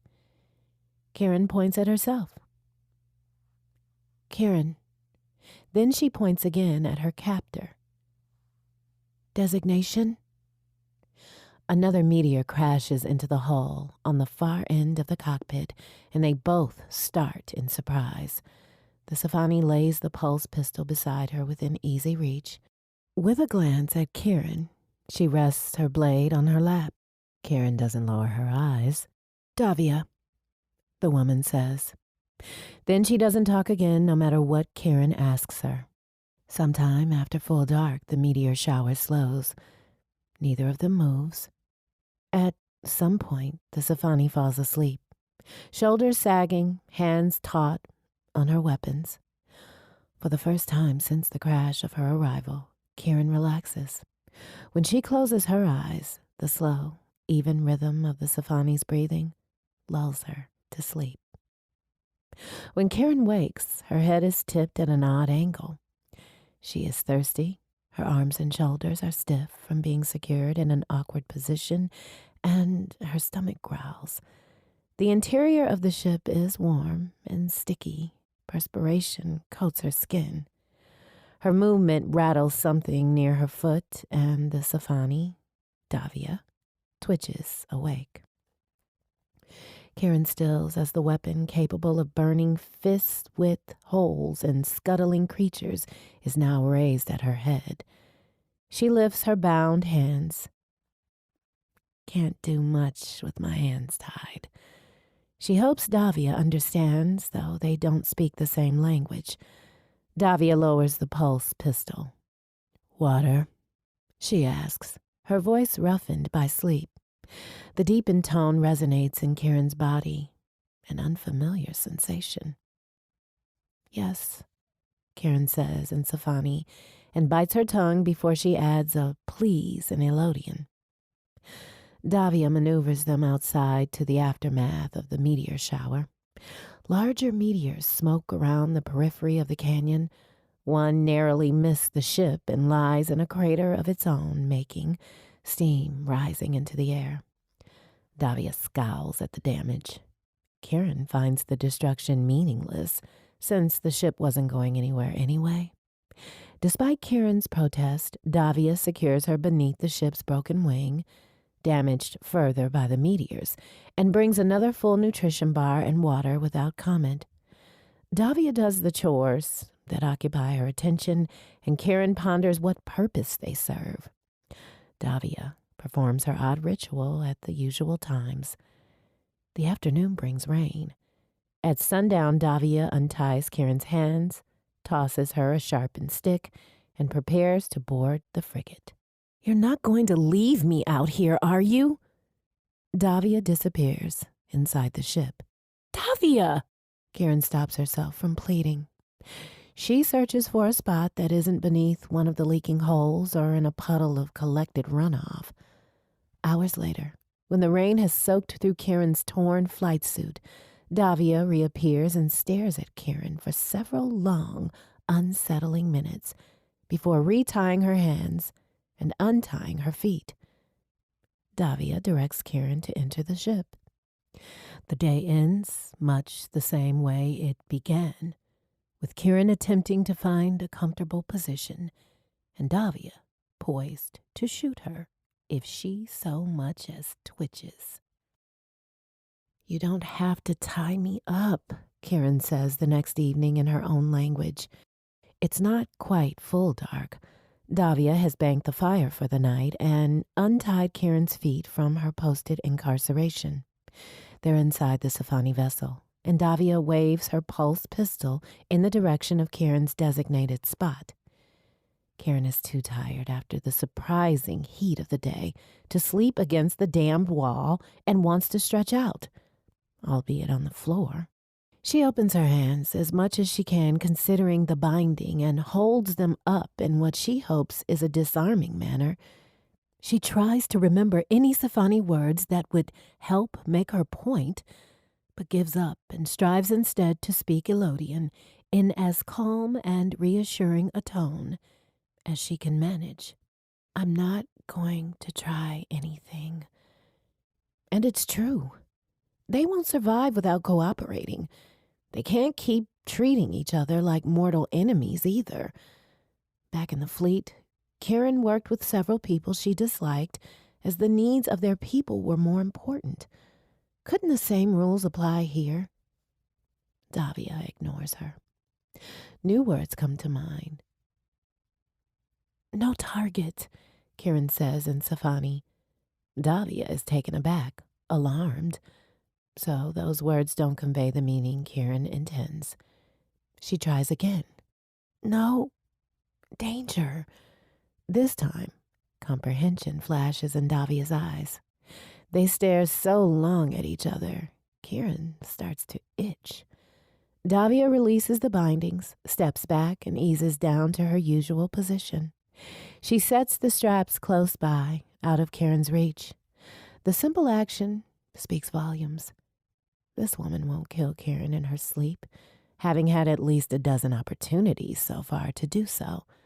No, Kieran is the one with something to prove. Kieran sits down with exaggerated slowness and stretches her body along the deck while maintaining eye contact. Davia doesn't so much as blink. She doesn't lower her weapon either. Kieran rolls over to face the wall, her back to Davia, hoping the action is clear. Hoping Davia understands Kieran isn't a threat. She doesn't fall asleep right away, and some time passes before Davia rustles in a way suggesting she's relaxed. Kieran's eyes are closed, and she's almost asleep when she hears a delicate snore. The uneasy truce continues the next day. Kieran isn't tied up like a prisoner, and she isn't left alone. When she moves too quickly toward the fire pit, Davia draws her pistol and aims it at her chest. No danger, Kieran says, holding her hands open and outstretched between them until Davia holsters the weapon. No danger, Kieran says every time she moves in a direction the Safani doesn't expect. Every time Davia draws her weapon. The first few times, Kieran freezes and offers a placating blank expression and a kind tone. By sunset, Kieran is irritated. Davia still doesn't trust her. She chooses to ignore why Davia might feel that way and why she shouldn't trust Davia at all. With some sadness and frustration, Kieran finds her need to kill her enemy is waning. Boredom leads her to explore the canyon, but the Safani draws her pistol because Kieran walks too close to the salvage piles and gestures for her to move rocks onto the wall. All afternoon, Davia shadows Kieran when she approaches the frigate. Davia stays out of arm's reach, her hand close to her holster when she isn't holding her weapon, directing Kieran to perform the menial tasks of stacking the small collection of wood or clearing the stones from the sand near the fire pit. Kieran feels like prison labor, but then again, she is. When it's time for the evening meal, Davia brings a plate and a canteen of water and sets them both beside Kieran. The plate holds only a corner of a ration, less than a quarter of a cube. Without thinking, Kieran makes a noise of displeasure. Davia shrugs, then speaks before gesturing toward the meat over the fire. Last is the only word Kieran recognizes and swallows the lump in her throat at what it means. The only remaining food is meat. She stares at the cooking flesh. She can starve, or Davia's brow furrows, an expression Karen has not yet seen. Davia takes care to separate the most well-cooked meat and cuts it into smaller pieces on Karen's plate. Karen doesn't know what to make of the gesture. She picks up a still hot morsel and puts it in her mouth before she loses her nerve. Metallic bitterness covers Karen's tongue when she chews, and she swallows before it gets any worse. The next morning, Karen is shocked and dismayed when Davia roasts a few worms over the fire and then quickly consumes them. Their situation is dire, but this implies a frightening level of desperation. When Davia vomits it all up, clutching her arm to her guts as she sits for the next several hours, Karen feels sorry for her. She brings Davia a full water canteen without prompting. "Thank you," Davia murmurs, panting between the tiniest of sips, sincerity shining from her dull eyes. Karen nods, uncomfortable with the attention. The ebb and flow of the repetitive days doesn't change much until the afternoon it does. "Can I sit there?" Karen asks in Elodian, pointing at the top of the ship. When she sits in the dirt beside the fire, she constantly checks for worms or worries one of those shelled creatures is sneaking up behind her. Davia's blank expression means she doesn't understand. Karen crouches and mimics sitting, then points upward again. A long moment passes before Davia nods. Karen climbs atop the broken wing and sits in a spot untouched by meteor scoring. The wind that drove sand into her eyes earlier in the day has died down, leaving a hot, stagnant silence, all pressing in on her, forcing her to choose between the horror of her memories, the uncertainty of her future, and the discomfort of her present. Always forward, never back, provides no respite today. It's too damned quiet. No humming from the ship's engines, no bragging banter of fighter pilots or chatter from other deck officers. No one speaking Elodian. Karen cannot recall a time when she spent so many hours without talking, without focusing on a task of her own design. The boredom and loneliness of her predicament and strangeness of her ill-at-ease existence with Davia drive her to melancholy. She finds some solace in staring at the landscape, as long as she does not look at Elad. Elad is too much to bear. Davia walks to the same place in the canyon to perform her ritual. Though Karen has no idea what the ritual means, it now feels rude to observe, an intrusion on something sacred and personal. When Davia begins to draw her circle in the sand, Karen turns her attention elsewhere, a new habit of offering privacy until the sound of shuffling sand signals the ritual's completion. Yet today, the sound doesn't come, and some other noise makes her turn. Davia stands facing the setting sun, and the wind has blown the shawl from her head to her shoulders. A track mars the pattern of dust and dirt on her face, made yet again when a tear falls down her cheek. Davia sinks to her knees. She sobs. Her whole body shakes with their force. Karen can't look away.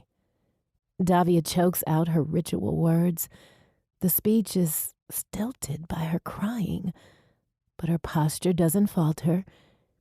She handles her sword with capable skill, as Karen has seen before.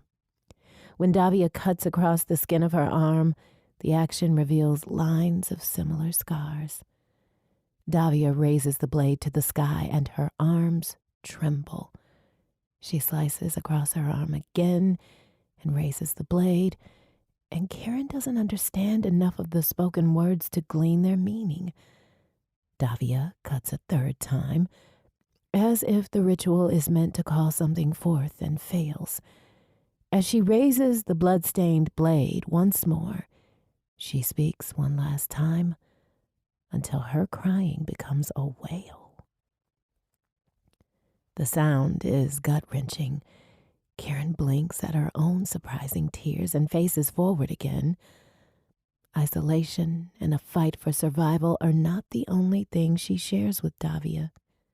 So too does she share heartbroken desolation at their fate. That night, Karen lies on her back in the ship. Should she apologize for observing something so private, or ignore the whole thing altogether? She can't offer any kind of solace. She is unnerved and irritated to be so. A deeper ache grips her chest, a question she can't phrase within herself, and an answer that eludes her. She faces the wall and closes her eyes. An immense chasm looms between them. The woman on the other side is as human as she is, and as alone. Chapter 5. 2 weeks later, another earthquake knocks several boulders loose from the canyon border. "I can't move the rock," Karen says in Sci-Fi. "My feet are cold." Davia stops what she's doing to scrutinize Karen's feet in confusion. "Your feet?" Karen shakes her hands against the morning chill and blows on them to try to warm them with her breath. Davia's confused expression turns into something like amusement. "Hands. Your hands are cold." Karen curses in her own language, embarrassed at having chosen the wrong word again. "Yes, hands," she says in corrected Sci-Fi. It's been like this for days, with her attempts to learn more of Davia's language. So far, this morning, she's already pointed to several items and asked Davia for the Sci-Fi word for them. Davia points at Karen and wiggles her fingers. "Hand?" Karen frowns, confused. Davia points at herself. "Hand." She points again at Karen. She's trying to learn Karen's language. Several things race across Karen's mind. Davia, who is not as bloodthirsty or as cruel as Karen had feared and hasn't killed her. Davia, whose people have killed so many Elodians, Karen has lost count. Davia, who still twitches if Karen moves too quickly. Davia, who killed Benna. Karen will not share what little she has left of Elad. She pushes the rocks into place, ignoring the biting chill. A month after the crash, Karen stands beside Davia, her dirty hands on the equally dirty hips of her flight suit. This catches the water and cleans the dirt. While most of the frigate's systems are fried, a few features remain: emergency lighting, water filtration, the charger for Davia's pistol, basic sanitation. All of it aids their survival in some way. Davia is cautious and has fashioned a solar-powered secondary water filtration system outside the aft bay door of the ship in case the shipboard one fails. "Yes, but this regulator seal is broken." Davia holds the ruined component, both necessary and useless, in her hand. Part of it has been melted off by a glancing blow from a fist-sized meteor. The black fabricated ring triggers something in Karen's memories. Oh, this is just like the wormhole generator conduits. She races to the open door of the frigate. Though the ship is dark this time of day, Karen braces herself against the bulkheads as she makes her way to the command hub. Her height is an advantage as she stretches upward to reach beyond the edge of an upside-down console. By the time Davia catches up with her, Karen has pulled several cables from the open housing. "What are you doing? Stop!" Karen is focused on her task and doesn't bother attempting to explain. Davia will understand soon enough. Karen finds the strands she's looking for, yanks them from position, and with quick movements born from rebuilding systems like these more times than she can count, she isolates the desired component and disconnects it. Davia's tone changes to something dark and disapproving, and her hand is back on her weapon. See? Karen raises her discovery between them. It's like the one for your filtration system. You don't need it, since the ship won't fly again. Davia looks angry, flustered, and her hand hasn't moved from her pulse pistol. Despite the language barrier, Karen has proven her usefulness in time to prevent Davia from drawing the weapon. Davia's anger fades, and something indecipherable takes its place as she appears to take Karen's measure again. Karen has been speaking in Elodian and remembers to translate. The same? Davia stares at her, assessing. Finally, she nods and leads the way back outside the ship. They work together in silence to install the replacement component. Karen is pleased to work with her hands again on components she spent years handling. We must make it safe from fire rocks in the sky. Meteors, Davia says, not unkindly. Meteors, Karen speaks Safani like a child. It's better than not being able to communicate at all. Davia doesn't mock her for it, and Karen is grateful. One overcast morning, they hike from the canyon to a nearby arid glade in a gully. Scorch marks top several stumps, indicating where Davia felled lumber for their fire pit. The trees are dense from the high winds and the dry climate, and the wood burns long as a result, but the consumable resource must be replenished. Davia aims her pistol at one gnarled tree not much taller than she is, and with 2 precise low-power shots, she severs the trunk from its base. When it falls to the ground, she points at it and speaks, not that Karen understands her. Davia holsters her pistol and gestures with both hands. Karen sighs. She's expected to drag this thing back to camp. The only food they have has to be cooked, and the windy evenings are cool. She could have rigged some other means of transporting it overland if Davia would let her use the available materials from the crash. As she wrangles the trunk into position, testing for the best way to lug it back to the canyon, she notices a dislodged shrub. Some of its roots point skyward, revealing odd tubular growths. They resemble some plants the fleet used to trade for, supplementing their rations. She drops the log and ignores Davia's indecipherable inquiry as she kneels in the sandy dirt. Twisting the tuber from its roots takes effort. The roots, as dense as the shrub, brush itself. She grunts as she severs one. Eat? Davia frowns in thought, then shrugs a shoulder. They determine the tubers need to be roasted to be edible, and their bland taste doesn't cut the bitterness of the accompanying meat. At least it's something different. A new rhythm grows, the time broken into a rough schedule defined by meal times, by Davia's rituals, by first light and final dark. By the 3rd month, the weather has become hotter. Karen wakes to a warm, sticky feeling against her skin and a stickier one between her legs. The familiar ache in her abdomen is overdue, considering how long she has been stranded on this rock, and the lack of supplies to handle her condition sparks her anger. Though this is something they likely have in common, she does not want to talk to Davia about it and can't define why.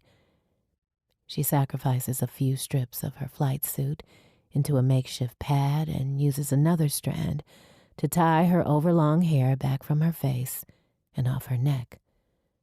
Davia is outside, a development conveying a new level of minimal trust, and Karen is somewhat relieved. Her own body odor reaches her nose and she frowns, irritated.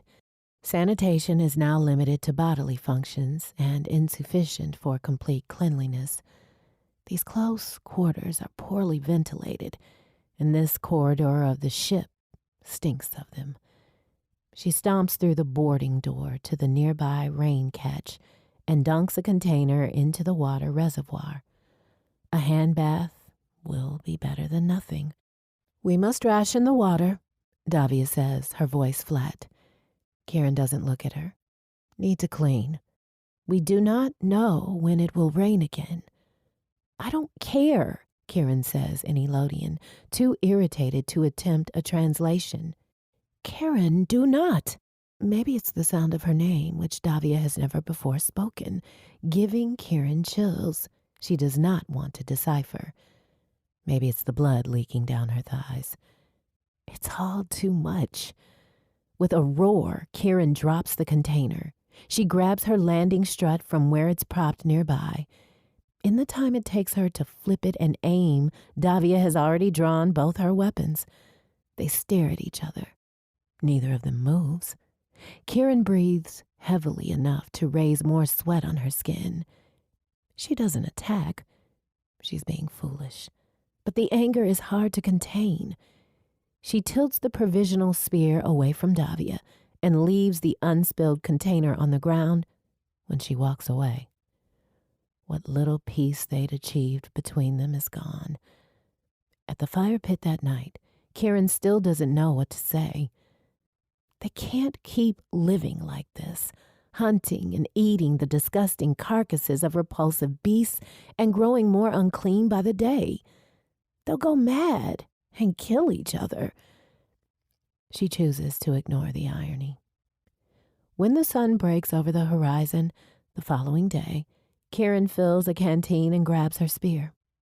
She leaves the canyon without a word. When she looks back, Davia is watching her. Kieran picks a new direction, different from her original approach vector, and not the path she took when she tried to escape, nor toward the nearby glade where they claimed their firewood. This time, she walks towards the rising sun. Not far from the canyon, she passes too close to a crevice in the rock. Its depths are blocked from view until she stands at its edge and nearly slips down its slick, steep stone walls. The pit is empty, save for the shells of a few long-dead creatures. Kieran counts herself lucky and resumes her path at a slower pace. She explores for hours, doing her best to keep a straight line and her mind clear of turbulent thoughts. When she reaches a new vantage point, she piles fist-sized rocks together to mark her passing. The sun peaks overhead. She stacks a larger pile of stones and turns back. This trajectory reveals only more canyons, and now she knows for certain. At sunset, when she gets back to the canyon where the frigate lies dormant, Davia sits near the fire pit, tending to her blade and looking surprised at Kieran's arrival. Maybe she wasn't expecting Kieran to return. Kieran joins Davia by the fire and gingerly picks a piece of meat from the spit. After she blows on it to cool, she chews and swallows it down and points in the direction she had traveled. No water, no trees, only rocks. A long moment passes before Davia nods, easing the tension between them. Kieran repeats her expeditions for the next few days, each time choosing another course so she can learn more about the areas around them. One afternoon, after half a day's walk to the west, she discovers a small forest of gnarled trees, this one denser than the one they visit. Another day, Kieran trips beside one of the gaseous caverns and decides she should be less adventurous while she's on her own, but she persists in her explorations. Her caution serves her well the next morning when she travels on one of the slant trajectories between the absolute cardinal directions. She finds a nest of the shelled beasts, and they don't sense her presence. She returns early to report their location to Davia. Davia spends the afternoon sharpening her sword. After a week, Kieran's anger has faded. In retrospect, much of her frustration stemmed from being limited to the canyon and its monotonous maintenance when she is so used to traveling throughout the fleet, troubleshooting problems and contributing solutions. Uncleanliness doesn't help. Her filthy suit is long past disgusting. Dried blood, her own and from creatures who have met their demise, splatters one arm, both knees, and the area around the tear where the first creature bit her. Dirt from the rocks, mud from the rain, grease from the meat she's eaten, her own sweat.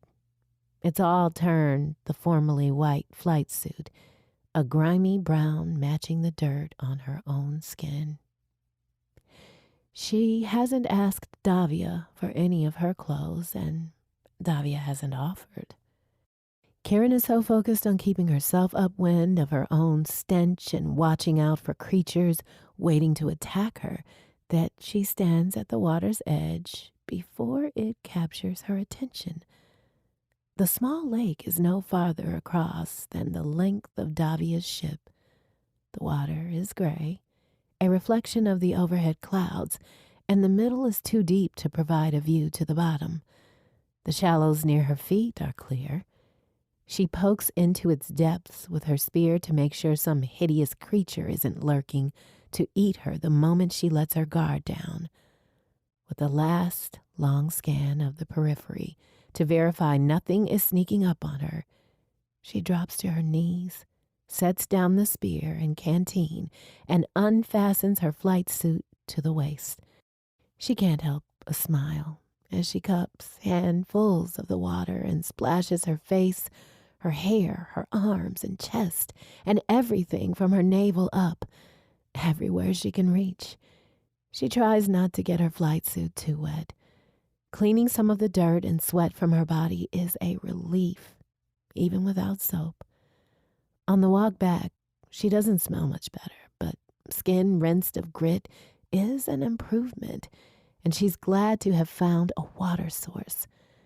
They won't be dependent on unpredictable rainfall for hydration if the ship's system fails.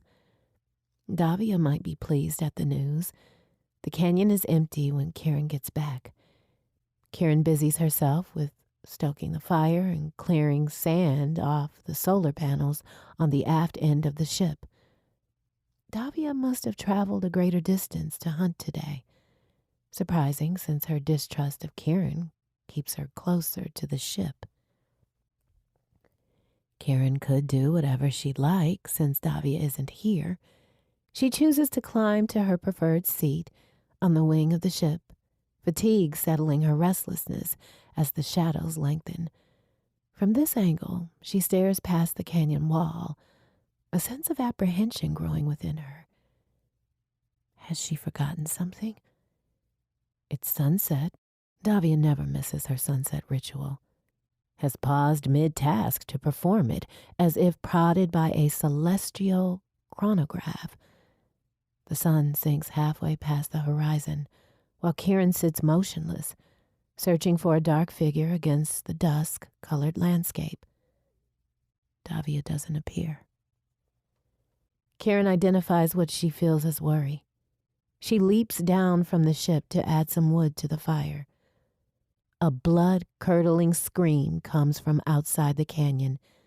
Without thought, Karen charges towards its eerie echoes. Chapter 6. What light remains of dusk allows Karen to traverse the terrain and track the screams to their source. Davia has fallen into the pit Karen circumvented in her own explorations. Davia scrambles against the pit's slick, smooth stone walls, attempting to gain purchase with one leg so she can leverage herself up. The other leg is taut, its clothing torn and soaked with blood. Half buried beneath her in the sand is a shell-backed creature, many times the size of the ones they've seen. Its shell is discolored and pockmarked from meteors, dark where its smaller counterparts are bleached by the sun. The largest part of its body is trapped under the rocks. Karen bites back a scream at the horror of the thing. The creature's mouth is wide enough to swallow half of Davia's body in one bite. One of its pincers is broken and useless, while the other one contracts on Davia's leg. Davia cries out, clinging with one hand to a protruded root sticking out beyond the rim of the pit. Her other hand holds her pistol. She can't shoot the pincer without risking damage to her own leg, and she can't twist her body for better aim at the creature without letting go of the root.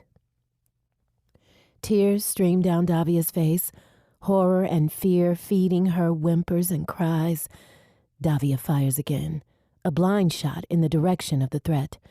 The animal screeches and jerks its pincer, exposing the bones in Davia's leg.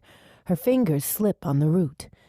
How she's still hanging on despite what must be agony is astonishing. She may be Safani, but she shouldn't be eaten alive. Kieran throws herself on the ground, flat at the edge of the pit, and reaches for Davia's hand. "Davia!" Her eyes wild, Davia appears shocked at Kieran's appearance. Kieran grabs her wrist and tries to pull her up. Her effort only stretches Davia between rescue and death, and Davia's leg pays the price. She screams again, this time more in pain than fear. Davia shoots again and accomplishes nothing. "Give me the pistol," Kieran says. Davia doesn't respond. Kieran has spoken in Elodian again. She can't think of the words to convey her meaning, though, and Davia doesn't have time. "Davia!" Kieran says again as she beckons at the pistol with her other hand. Davia's eyes cloud with mistrust, and her hesitation makes Kieran both angry and sad.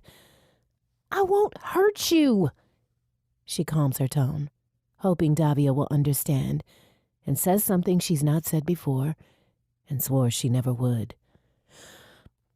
"Please?"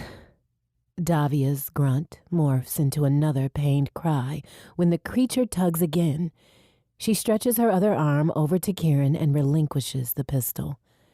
Kieran has never held such a weapon, and her first shot misses. She corrects her aim after shifting her weight, all while trying not to let go of Davia. The second shot connects, angering the animal. Davia's flesh tears and the sound turns Kieran's stomach. Kieran stills herself as best as she can, despite Davia's shrill screams, and fires again. This shot punctures well enough that the next tug from the creature severs its own pincer. She fires several more times, losing count and not stopping until the creature stops moving. Kieran drops the weapon and pulls Davia free of the pit before falling on her side, breath fast and heart pounding. A muffled moan snaps her attention. Davia's eyes are glazed by what must be excruciating torment and weariness mixed in with her relief. She glances at the weapon beside Kieran. The flash of anger through Kieran dissipates so swiftly she trembles with it. Or maybe it's adrenaline. She stares into Davia's eyes as she puts the weapon back in Davia's hand. Why does Davia's trust matter? Davia groans again. They need to return to the canyon as quickly as possible, not only because Davia's wound needs tending. The light is fading, and the short journey won't be easy. Davia can't put any weight on her injured leg. Kieran doesn't blame her. Part of the pincer is still buried in her tattered leg, and Kieran leans over to remove it. Davia stops her and says more words she doesn't understand.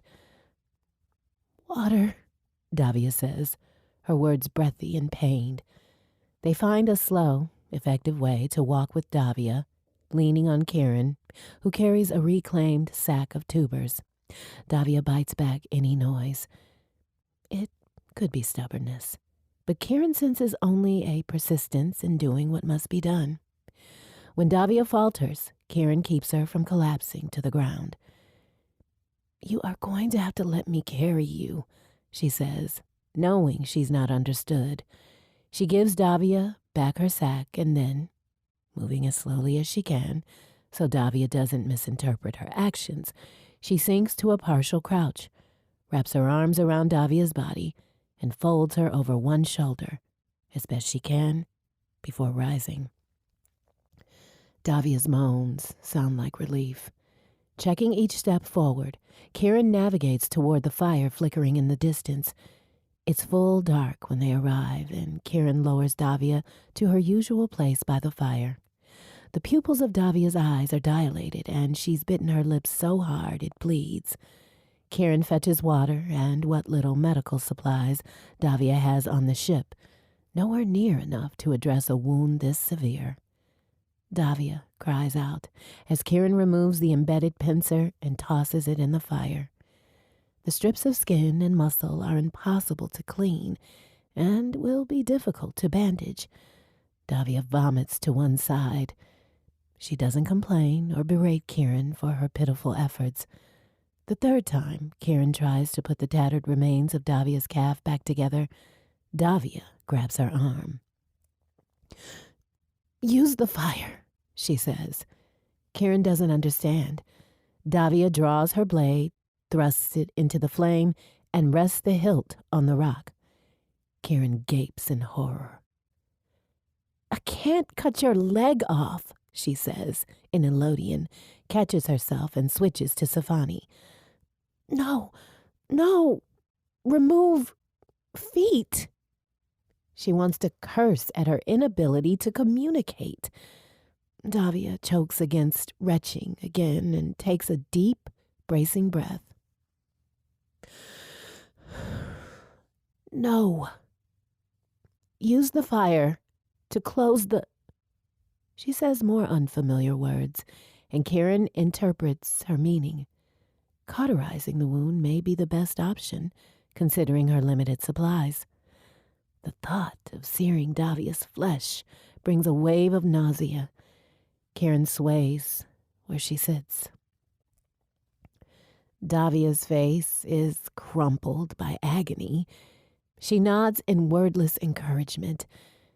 That Davia would think of Karen's feelings in this situation makes the queasiness worse. Davia senses her fear. Karen takes too long preparing for the action, securing Davia's leg so it doesn't move, making sure Davia won't fall over when the pain worsens. She triple checks the blade for debris and finds none.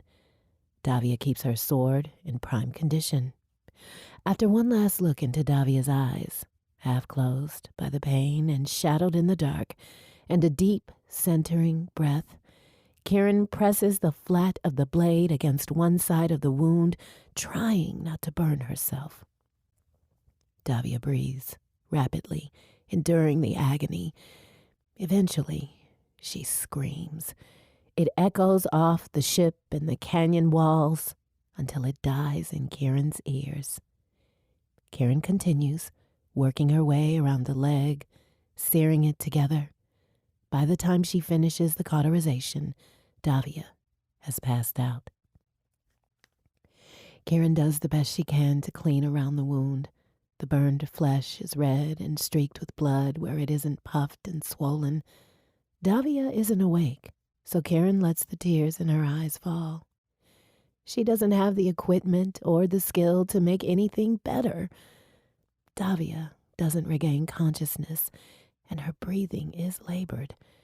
Karen stokes the fire to cast more light across the canyon, then labors to maneuver Davia into a position allowing Karen to carry her inside the ship. Once Davia is in her bunk, her leg elevated on an empty water container, Karen stands, looming nearby in contemplation. What now? The clarity is cold when it hits her. The woman she once thought of as her enemy lies defenseless. Karen could use Davia's own weapon and kill her now. The thought barely takes shape before she casts it aside. Could she answer Davia's trust with murder? Would her family forgive her for not exacting vengeance? What they might have thought doesn't matter now. No one is here to tell Karen who and how to be. She focuses on the rhythm of the tasks they perform every night, and it doesn't take her much longer to do them alone. She burns the cleaning materials, more bandages lost to the fire since she fears giving Davia an infection if she tries to wash them without any disinfectant or cleanser. Davia's sword lies in the dirt, stained with blood. Karen burns off the blood in the flames. After she banks the fire, she climbs back into the ship and closes the door. Karen rests the blade beside Davia before sitting in her own corner and doesn't think about why she couldn't put the sword anywhere else. By dawn, Davia hasn't come to her senses. Her leg is bloated and sickly, and pus leaks from the ghastly wound. Davia is feverish and can't still the rest of her body despite being unconscious. Kieran has tossed and turned all night, waking every time she hears a vigorous rustle, a moan, a cry from Davia's oblivion. She is as wrung out as Davia looks as she prepares to clean the wound. All the water in the ship's reserves is gone. Little remains in the secondary catch and is best left for absolute emergencies. This could qualify, but now Kieran knows of another source. The day is mercifully cool. Kieran travels with as many containers as she can carry to the lake she found before the altercation in the pit. Carrying all the water back to camp hurts, and she sweats from exertion. She stops more than once to rest weary limbs, though not for long. What if Davia wakes? What if she thinks Kieran has abandoned her? When Davia was trapped by the creature, she didn't cry out for help or call Kieran's name. Did she expect to die alone in that pit? Was it because Davia didn't think Kieran was within earshot? Or did she think Kieran wouldn't help? Kieran is bothered by the thought as she plods forward. She sacrifices one of the containers to the fire pit where it will be forever scored and not useful for much else. But at least she'll have sterile water for cleaning the wound and for Davia's bandages. The bandages have depleted Davia's limited supply, which can be out. Kieran is terrified of possible infection and shoves any possibility of Davia dying as far into the back of her mind as she can. She doesn't want to consider how she might survive alone. The blankets of Davia's pallet are soiled. Boiling the bandages for reuse has loosened the weave. Kieran searched for more bed linens, and any fabric she can rip or cut into strips is difficult. Everything is overhead since the ship is upside down. She finds little in the way of personal belongings, besides more weapons, a silver-bladed longsword and well-worn staff and books. Several outfits are stored in a compartment in the crashed-in living quarters. The under tunics are ideal for bandages. Kieran tests the theory by ripping one into strips, then assesses another with a more selfish eye. She removes her flight suit and lets it hang from her waist as she pulls the cleaner shirt over her head. Her torso is longer than Davia's, so it falls only to her navel. It's too tight in the shoulders and arms, and a seam parts when she takes it off. Most of the clothes have stitching or patches matching the sword and vines on the side of the ship. Kieran doesn't try any of those on. She doesn't tear them up either. She discovers a hand-sized rectangular frame with two faces on it, stashed in a drawer. The image is of a younger Davia with a similarly aged man. A lover? No, the eyes are the same. A sibling. His smile is wide, and Davia's eyes are bright with something like joy. Kieran shoves it back into the drawer, angry that Davia has a family somewhere, one she must cherish if she has this image. The irritation assuages any guilt at ripping up Davia's clothes without her permission. At some point, purpose gives way to simple curiosity, and she searches every corner and compartment. The frigate has a laboratory and a medical bay tucked into a modified single-stall bunk space. None of the equipment works, and the medical supplies have all been used. Storage containers are stacked in one corner, and they appear to be the only things left intact from the crash.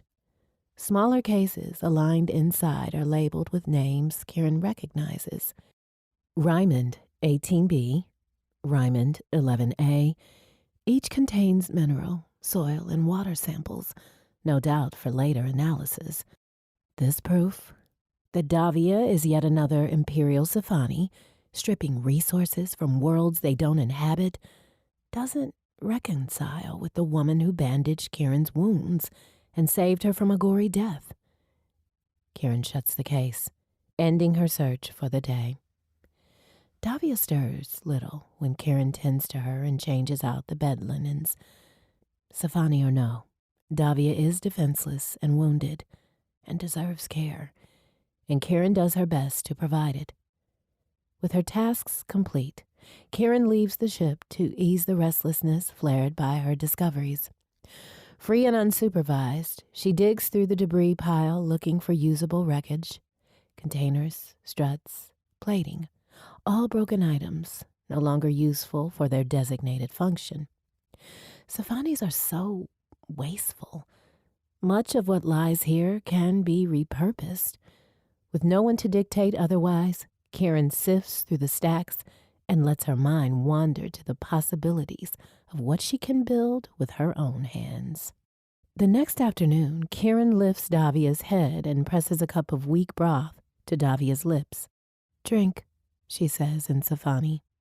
After a few sips, Davia makes a mewling sound, warning Kieran too late, and vomits. It's the second time today Kieran has attempted and failed to get something more substantial than water into Davia's body. She cleans up the mess, cleans up Davia, and waits until she can try again. Sunset ends her day of chores and tinkering, and Kieran sits by the fire, boiling more broth, when an odd scratching catches her attention. By the time she pinpoints the sound and rushes to investigate, one of the shelled creatures has burrowed under the wall and nearly breached their meager defense. It's stuck beneath a rock, one claw caught between the boulders. Kieran runs to fetch the landing strut that is part walking stick and part spear, and when she returns, the thing is almost free. She stabs wildly at it with no martial grace or finesse, nothing like Davia might have done. The screeching stops. The mauled and bloody creature dies still trapped. Kieran covers the corpse with smaller rocks and buries the pile in sand, hands shaking from the encounter. 3 days later, she wishes she'd kept the carcass. Their limited supply of meat is gone. Kieran used the freshest pieces for Davia's broth. More will be needed. With Davia incapacitated, the hunting falls to Kieran. A distasteful thought. So is starvation. She has an idea where she can find more of the creatures. How many may lie in wait is unclear. Davia's pistol rests in its charging station, and borrowing it is both presumptuous and necessary. She eyes Davia's blade. Touching it feels wrong, disrespectful, a violation of Davia's person and her obvious dedication. Kieran sets one of their water canteens beside Davia in case she wakes. Her long hair is matted by her own sweat and fever, yet her flawless face is more captivating when she sleeps. Kieran finally tears herself away from Davia's side. "Guess it's my turn to fetch dinner." She speaks in Elodian, keeping her intonation calm and unthreatening. Outside, she collects her supplies and a canteen of her own and leaves the canyon in search of prey. Hunting is time-consuming and grisly. The first group of creatures she encounters is too numerous to approach alone. 2 hours later, she comes across a smaller pod of half a dozen of them, nestled in a narrow valley, sluggish in the sun. She observes them for some time as she sits in the rocks above them, delaying the inevitable.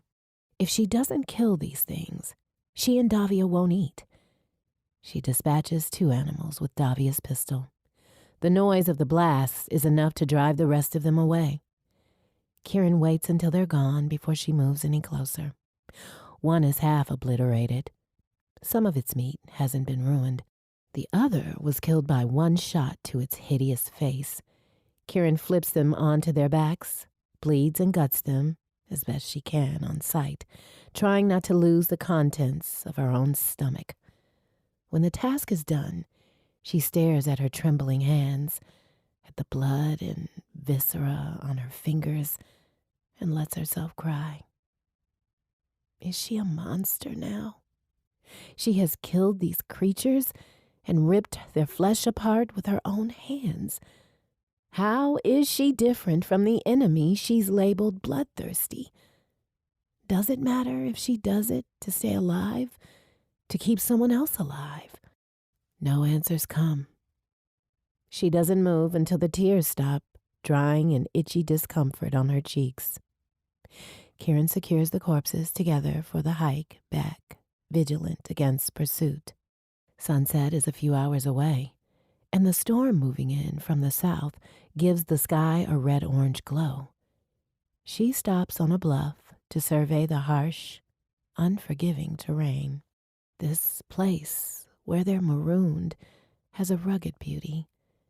Kieran breathes it in before she turns her feet toward home. A crashed, crippled enemy ship entombed in a canyon. Once the meat has been cut up and stored, after she's made Davia's broth and helped to make her more comfortable, once Davia, who was only half conscious for her liquid meal, falls back to sleep, Kieran sits by the fire pit. She's tired from effort and productivity and purpose. Despite the emotional turmoil of the day, Davia's condition, the adrenaline of the hunt, and the stress of daily life on this rock, she's more relaxed and centered than she's ever been. Today, the silence is not as oppressive. No more constant demands on her time or expertise. If it weren't for her injury, Davia wouldn't need her at all. For the most part, Kieran's nightmares have eased. No rushing from one ship to another, one post to another. No trying to stay awake a bit longer. No more endless pursuit. No more duty. And Davia has never called her princess, since she has no idea who Kieran was to her people. No more talk of legacy and responsibility. No more admonitions from Benna. She pushes Benna from her mind. The momentary peace passes, its price remembered. It's past midday, and Kieran is stuck inside as another meteor shower pummels the canyon. She's not as worried as she once might have been. If a meteor strikes the ship and kills them, so be it.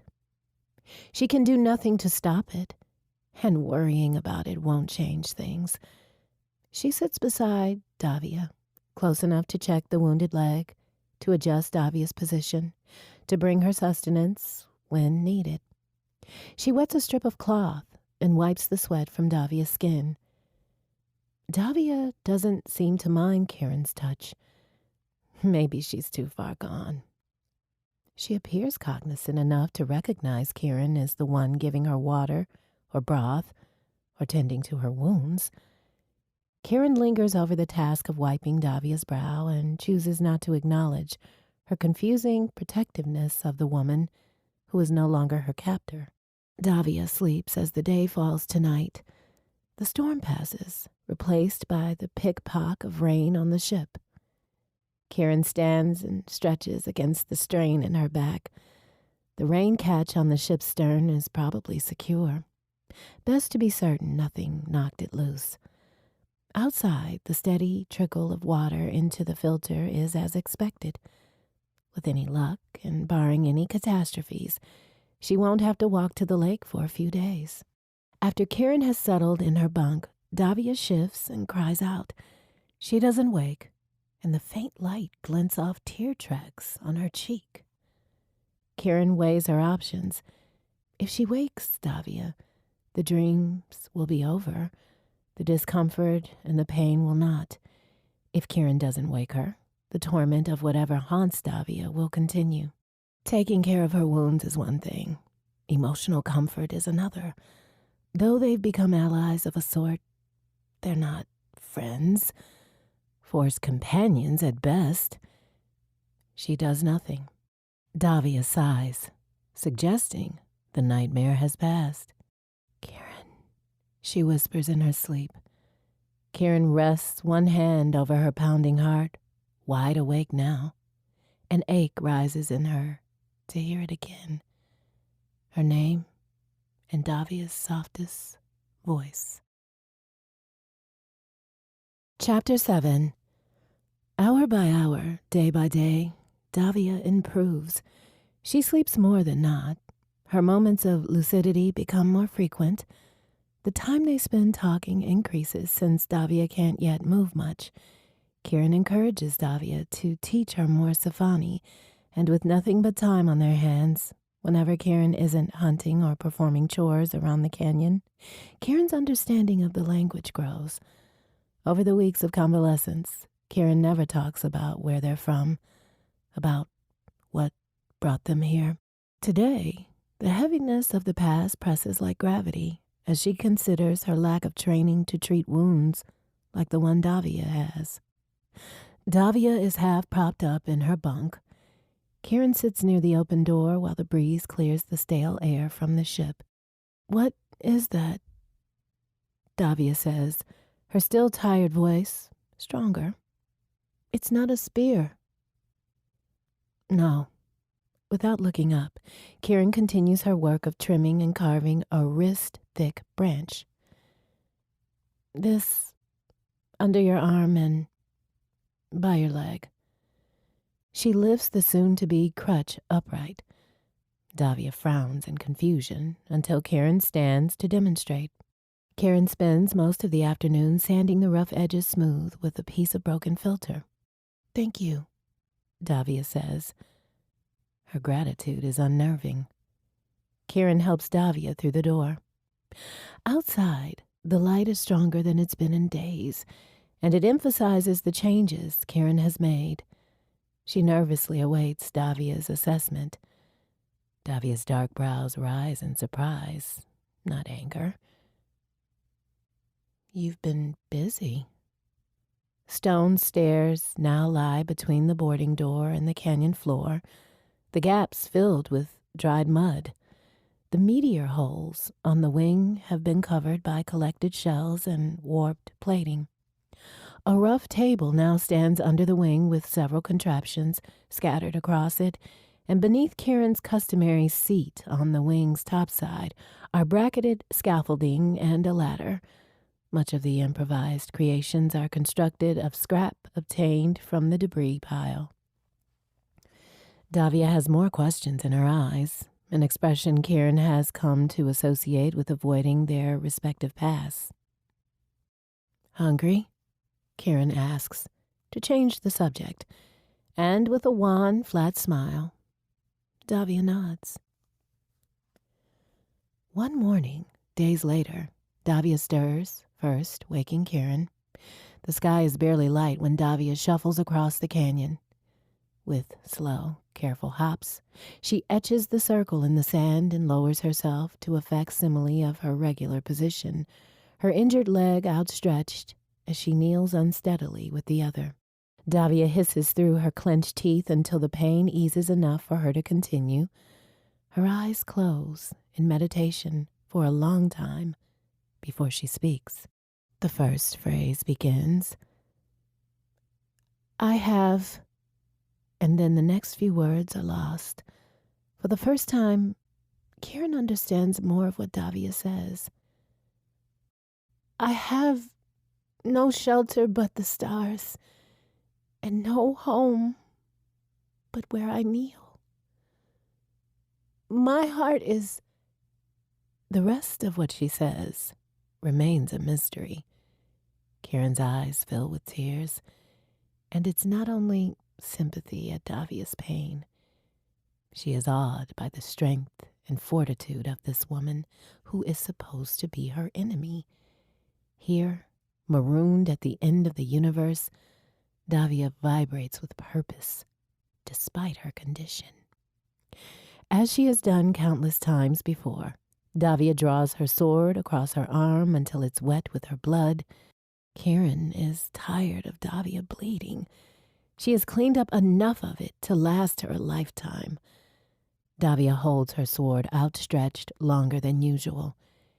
Kieran wonders if she's doing it to prove she can, which is a moot effort. Once Davia wipes her blade against the dark fabric of her thigh and sheathes it, she tries and fails several times to stand up. Kieran is at her side before she falls over. Let me help. Davia has regained some color and no longer appears sickly.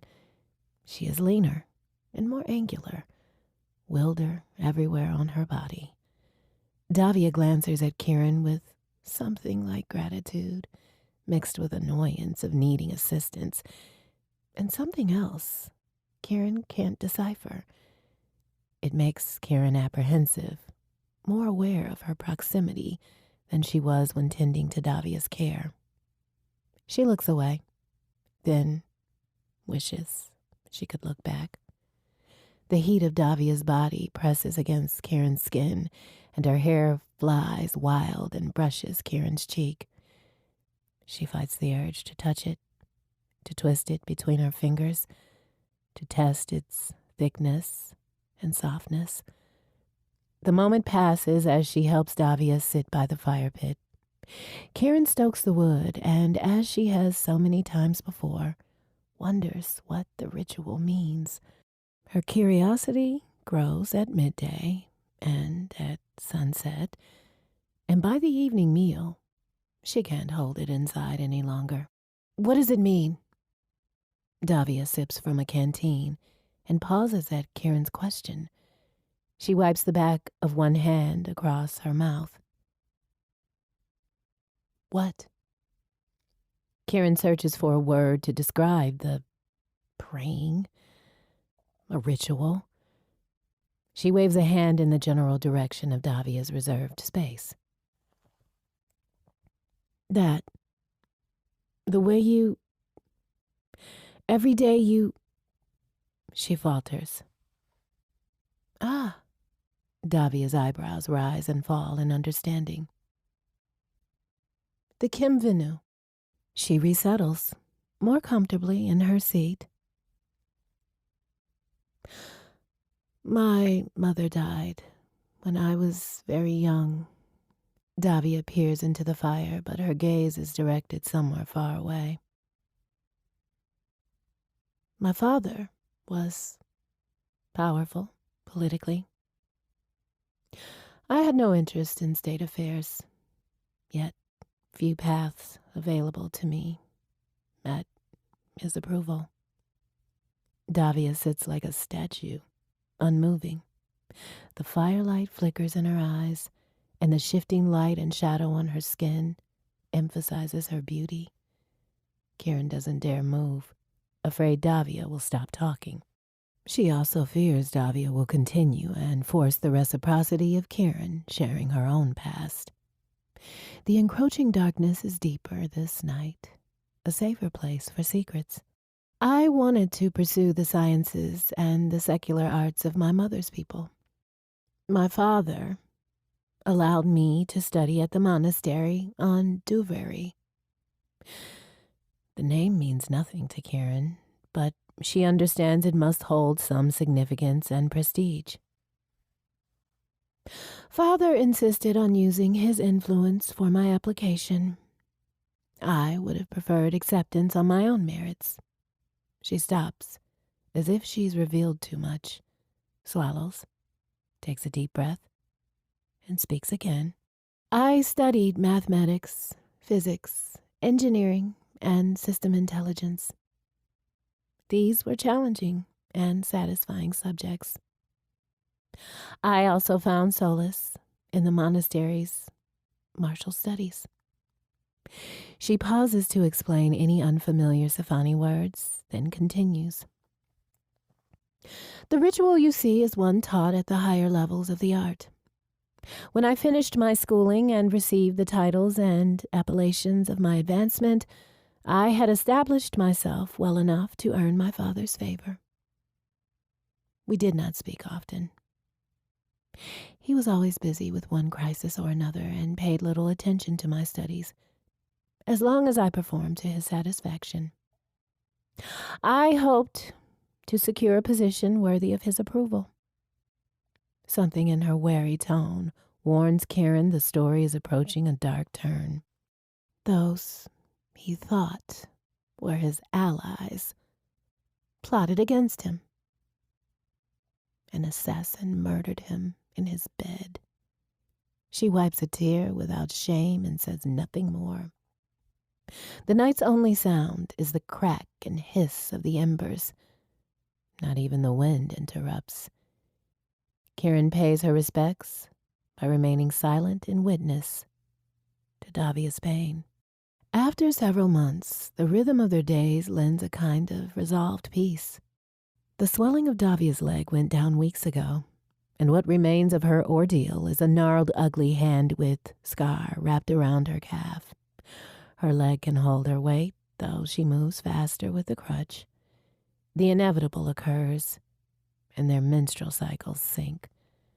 They've yet to exchange words this morning as Davia maneuvers through the boarding door first. Kieran follows and shuts the door. "Leave it open," Davia says. "Too much sand. The air is stale." The air is beyond stale.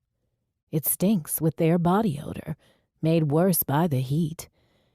Given a choice between the irritation of sand and everything and the stench, Kieran chooses the stench. "You open it," Kieran says, then instantly regrets her snappish tone. Opening and closing the door is an unspoken challenge for Davia, whose ease of motion is still limited. With an angry set to her jaw, Davia steps forward to do as Kieran has directed. Kieran lifts a hand to stop her. Kieran opens the door, already irritated at the sand she'll have to shake from her blankets later. She decides to hunt earlier in the day, to avoid the afternoon heat, though her guts feel heavy and she wishes to hit something. She craves food with flavor, not gamey meat and roots tasting of dirt no matter how much she cleans and prepares them. She yearns for soap and hot water and other things that would only come with rescue. No one is coming to save her from this damned rock. Her life is here and now. She shoves any hope of rescue down and channels her anger and frustration into new courage, getting close to her prey to stab it with a newly crafted wooden spear, menacing off two smaller creatures before they can attempt to attack her. Kieran returns to the canyon with her kill. She meets Davia at the table under the wing and splays the carcass on its surface without speaking. Davia has taken over much of the meat preparation since Kieran does all the hunting. She divides the meat into 3 piles, fresh chunks for the spit, thicker portions to be cut into strips for preserving, and odds and ends for soup. Davia pushes the first several slices across the table toward Kieran, who stands closer to a rudimentary drying rack. Kieran speaks without thinking. "You cut the meat too thick." It's her first complaint directed at Davia, who pauses methodically slicing. Kieran lifts a slice when Davia frowns. "See? The edges will get too tough, and the middle will be too chewy. Cut them thinner." Too late. She realizes she's given an order. Davia's next slice is so thin the meat is translucent. Kieran sighs. "This is just going to turn into rope. We'll be digesting it for weeks." The knife clunks when Davia drops it on the table. "Are terrorists so particular? Were you some sort of professional food preparer to have such exacting standards?" Fuming, Kieran says nothing. The tension thickens between them with the expectation that Kieran say something about who she is and where she's from. After a silent dinner, after Davia's Kim Venu, they sit by the fire they don't need. The heat of the day hasn't eased, and it's far too warm to go to bed. The ship will be stuffy for hours, making sleep impossible. Davia is not as companionable as she's been of late. At least she doesn't hold the promise of violence. Kieran surprises herself by speaking. "My name is Kieran Loyal. Davia wouldn't understand the significance of her surname, so there's no harm in sharing it. I was born planet-side during autumn in the northern hemisphere of Mila, a planet beyond the borders of the Sifani Prime Empire. She pokes a spear at the fire. The flames leap, casting shadows on the canyon walls. We stayed there until I was 2, then traveled to Berendum on the edge of the territories for a while. Here with Davia is the longest she's been on a planet in decades. After that, for the next 10 years or so, we moved around a lot. She remembers little about those years, except her parents. All the space stations were the same to her as a child. I never spent much time with my parents. My mother in particular was active in the movement to overthrow Sifani rule of the occupied worlds. Kieran clears her throat, nervous about revealing so much. Althea believed those planets should have the right to govern themselves since they hadn't been granted formal citizenship, that a greater alliance was possible. And she was vocal about it. It made her one of the foremost targets for those in favor of the existing regime. She waits for Davia to interject, to defend her government and its rulers. How did you end up so far away from the core systems? Davia asks instead. Long ago. We were driven from this planet. Kieran gestures to Elad, though she doesn't look at it herself. By war? By famine? By Sifani invasion?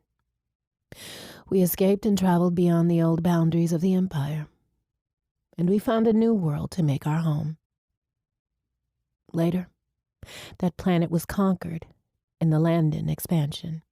Every king tested their mettle by invading new worlds. By the time I was born, we'd long been a nomadic people, searching the stars for the original Elad. Kieran can't sit still, shifting her weight, poking at the fire. All this is in the past.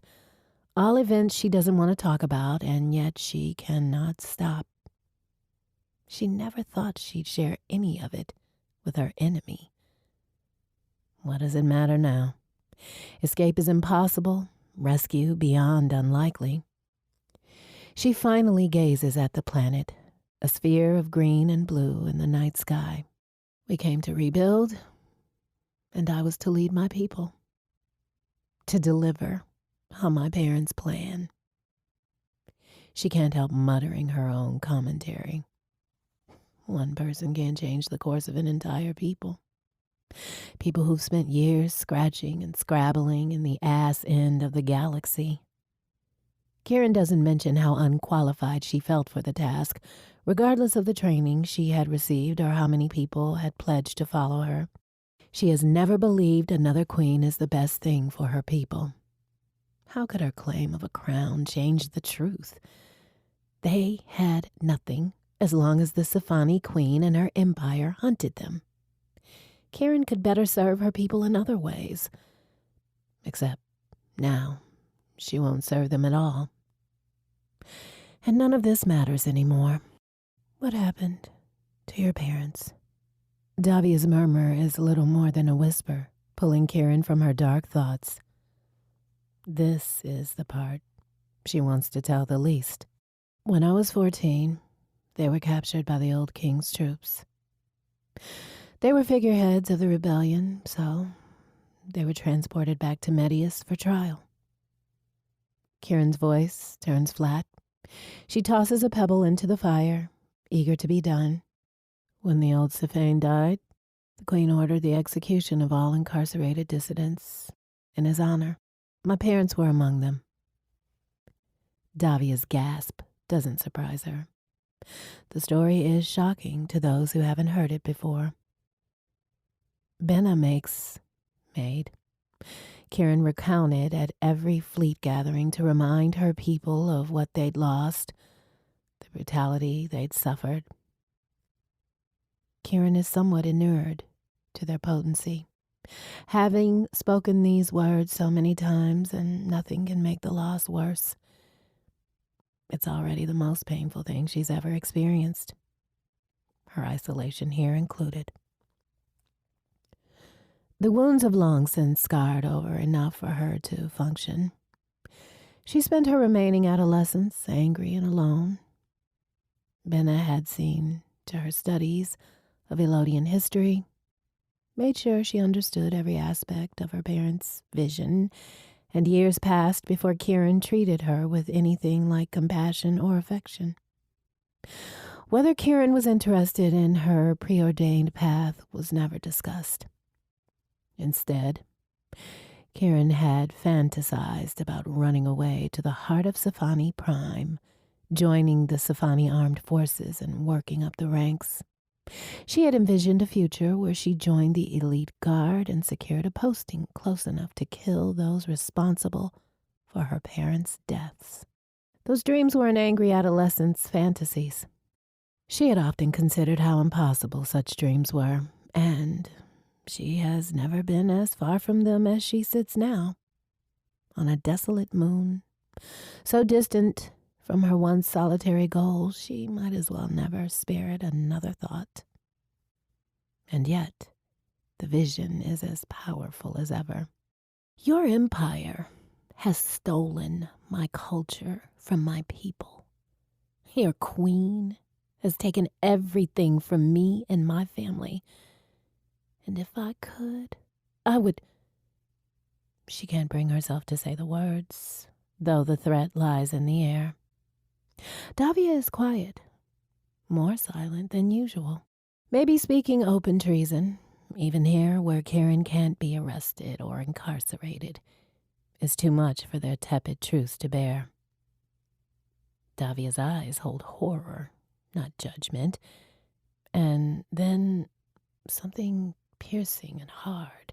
Kieran hasn't felt marrow, deep cold, since her first night of exposure in the rain.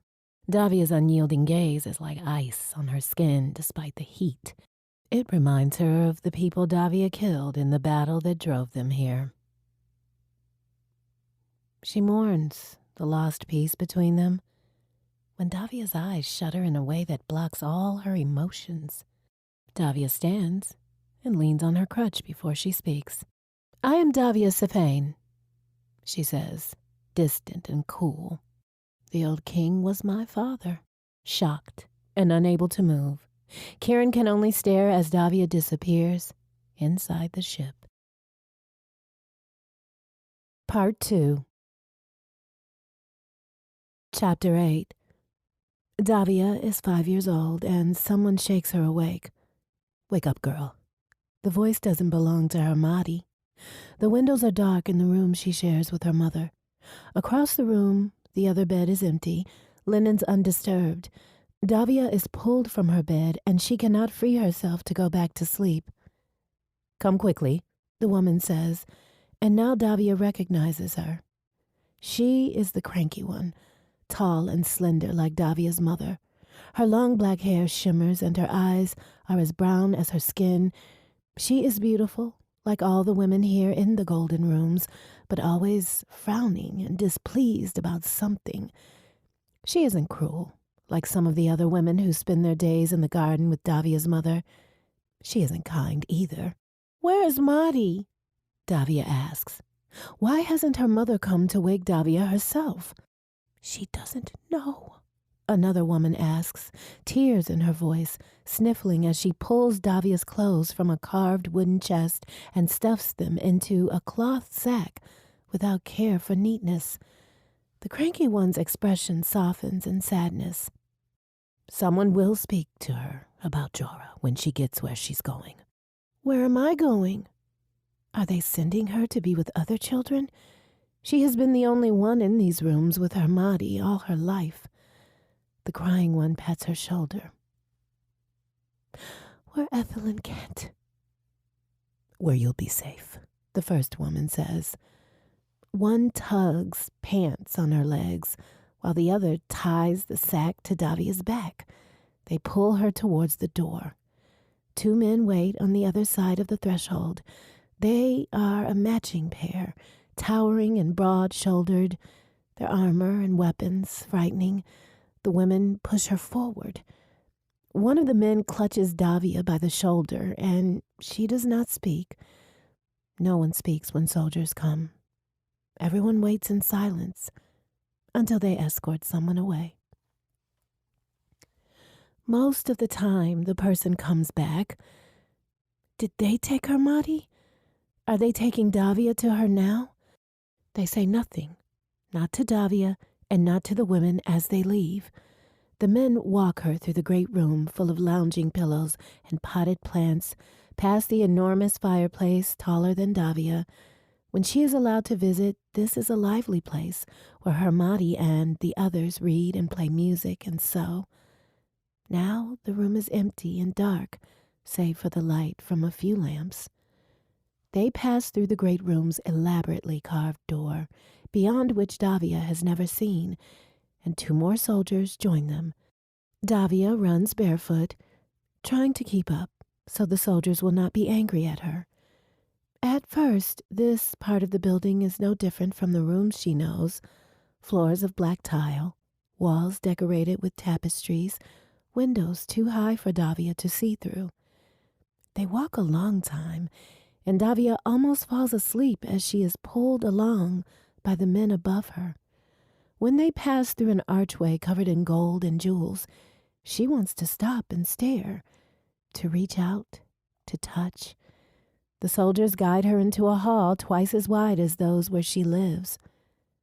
Does she still live there? The windows are closer to the floor here.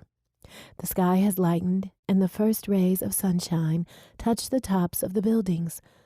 All the structures are connected, their walls painted the same brilliant green, their towers topped with gold, like in the stories her Madi told her. Madi never said they lived in a palace. Davia is 11 and excited to see her brother. Aneen!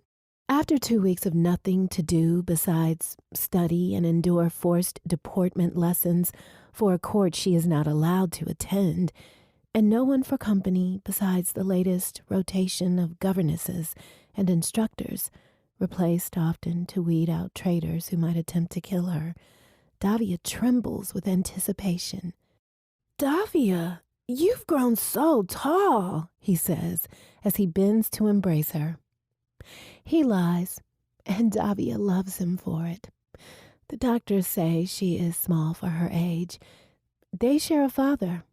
Aneen's mother, High King Anad's wife, Ethelyn, gave birth mere days before Davia was born, and they have been raised in separate parts of the palace. Aneen convinced their father to allow him to visit Davia. Aneen has the stately bearing of a man, dressed in the formal royal Sci-Fi colors of white and silver with green jeweled accents, his hair trimmed close to his head like a soldier. She tugs at his hand and leads him across her suite to her desk. Come see. Davia showers him with tales of her studies and gripes about the staff. She demonstrates the scientific experiments she has conducted to emulate his education. Her work is simulated, since she is not allowed to use hazardous laboratory equipment. She drags him over to the window to point at her favorite trees in the garden below.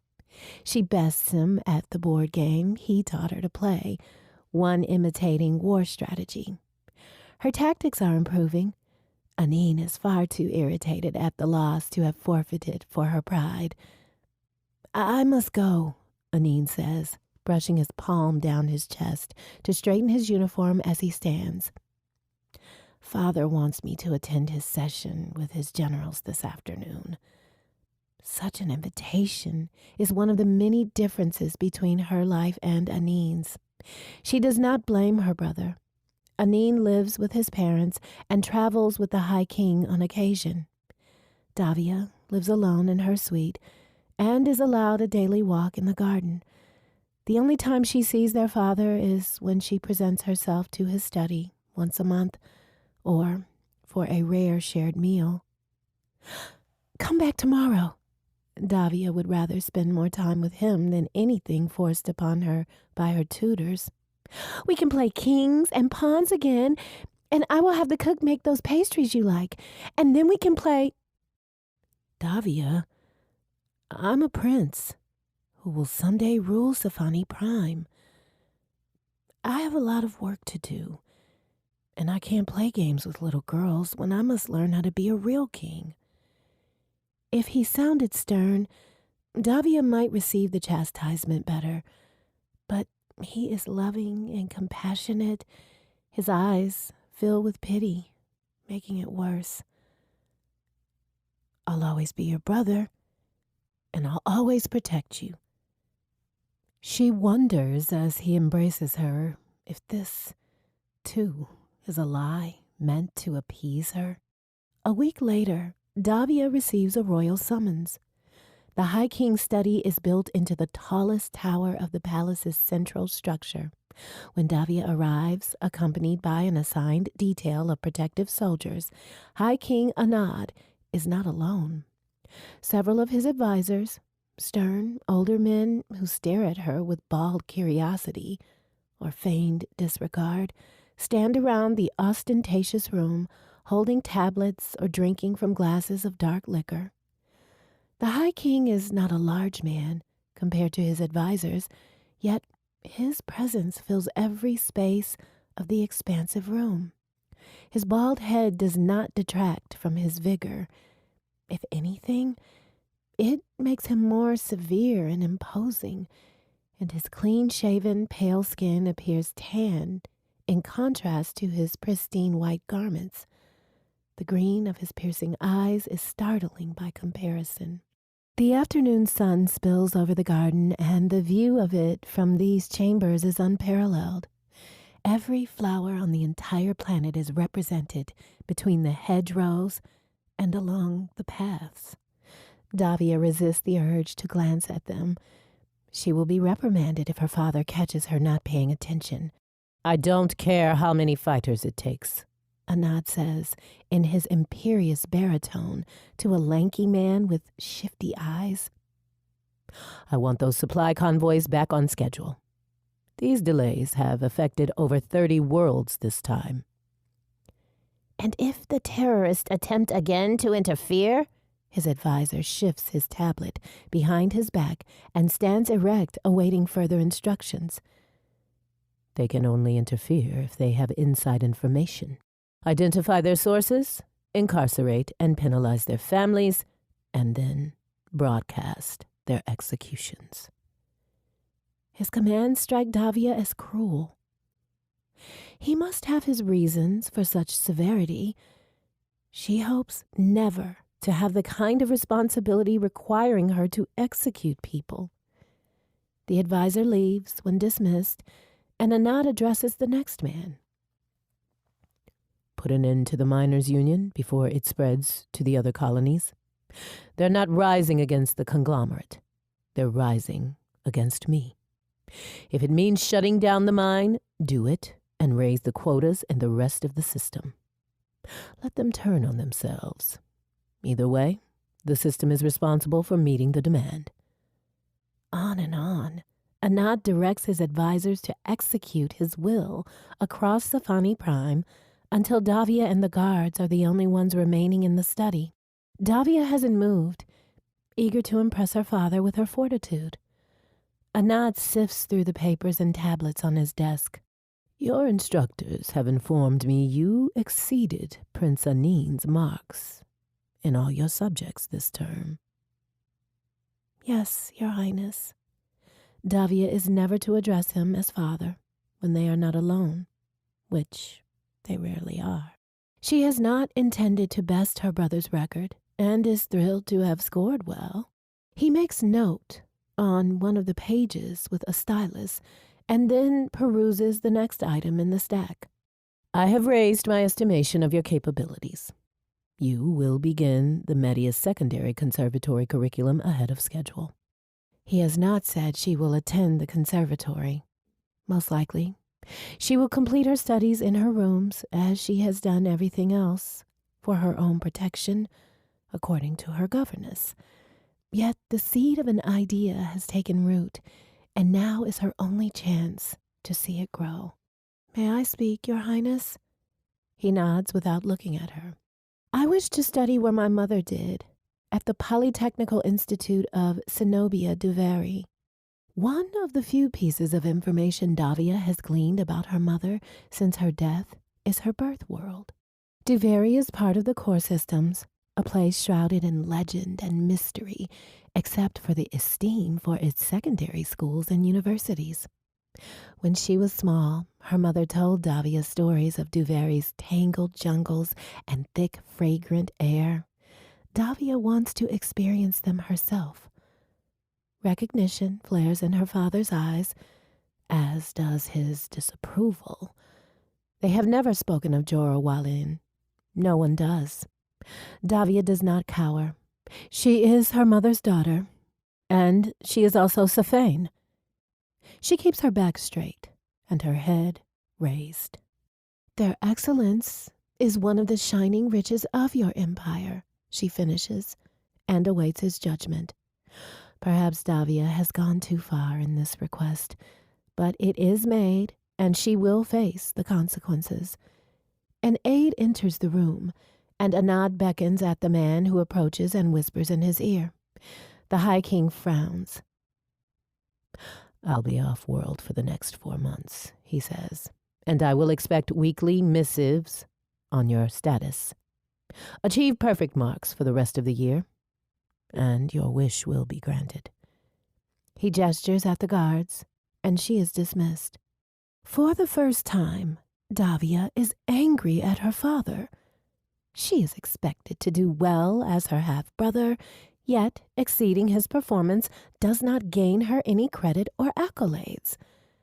Davia is another detail among many, one to be managed, another flick of the High King's wrist. She will find a way on Duvary to prove her significance. Davia is 14 and has never had a friend like Isabel. They share several classes and take their meals together in the boarding dormitory hall. Isabel is from a province on the northern continent here on Duvary and knows only that Davia is from Metius. Anine advised during their last conversation for Davia to keep her origins to herself. People will treat you differently once they know who you are. Now is the only chance you'll have to be judged by your merits alone, and not your blood. Isabel walks beside her in the hall after they exit their classroom. Her golden skin is unblemished by adolescence, and her dark hair is plaited in the requisite single braid down her back like Davia's. "Can we meet after supper tonight?" Isabel asks. "I need help with our 4th session assignment." 3 women approach them. Davia and Isabel step to the side of the hall. All 3 are Duvary men's, practitioners of the obscure art of Venu Pakram. Though their appearances differ, their attire and bearing are all the same. Each wears a dark green tunic with black trim, a dark gray shawl, and is armed with either a sword or a dagger. Each is daunting in demeanor, focused and intense. In the hallowed halls of the monastery, even the instructors step aside for them. Once the women pass, Davia and Isabel resume their conversation. "I thought you finished the assignment already," Davia says. "The equations make no sense." Isabel, frustrated, hides her face in her hands. "They are not complicated, Isa. You worked harder on them than anyone else, and if you had to study that much, I've no chance." Isabel's expression is petulant, but her praise is sincere. Few of their peers share Isabel's respect for Davia's single-minded focus on her studies. "Come," Davia says, and pulls Isabel's arm. "We must not be late." Davia insists Isabel keep her pace. She walks as quickly as she can without appearing to run from the studious halls of the 3rd-year dormitory to the cathedral at the center of the institutional grounds. The last of the day's sunlight spills red and orange across the foreboding turrets and towers of the riverside cathedral, brightening the stained glass as green as the water. They join the throngs of people on the causeway running parallel to the river channel. Ferries and boats of all sizes navigate toward the cathedral's docks. Once a year, all students, staff, and dignitaries attend the ceremony of the monastery acolytes promoted to the rank of men first set. These are exalted practitioners of the Venu Pakram, The Martial Order of Duveri, ones who have completed all their trials and are here presented gray Yaffa shawls, denoting their new rank. Some continue their studies on Duveri, while others return to their lives off-world. Inside the cathedral, the audience stands in the darkness, the air hazy from the wood-scented incense. All light shines on the center platform, where the elders of the jeweled circle sit in carved stone chairs. 27 men and women of elevated rank, the highest council in the monastery, revered throughout Sifani Prime.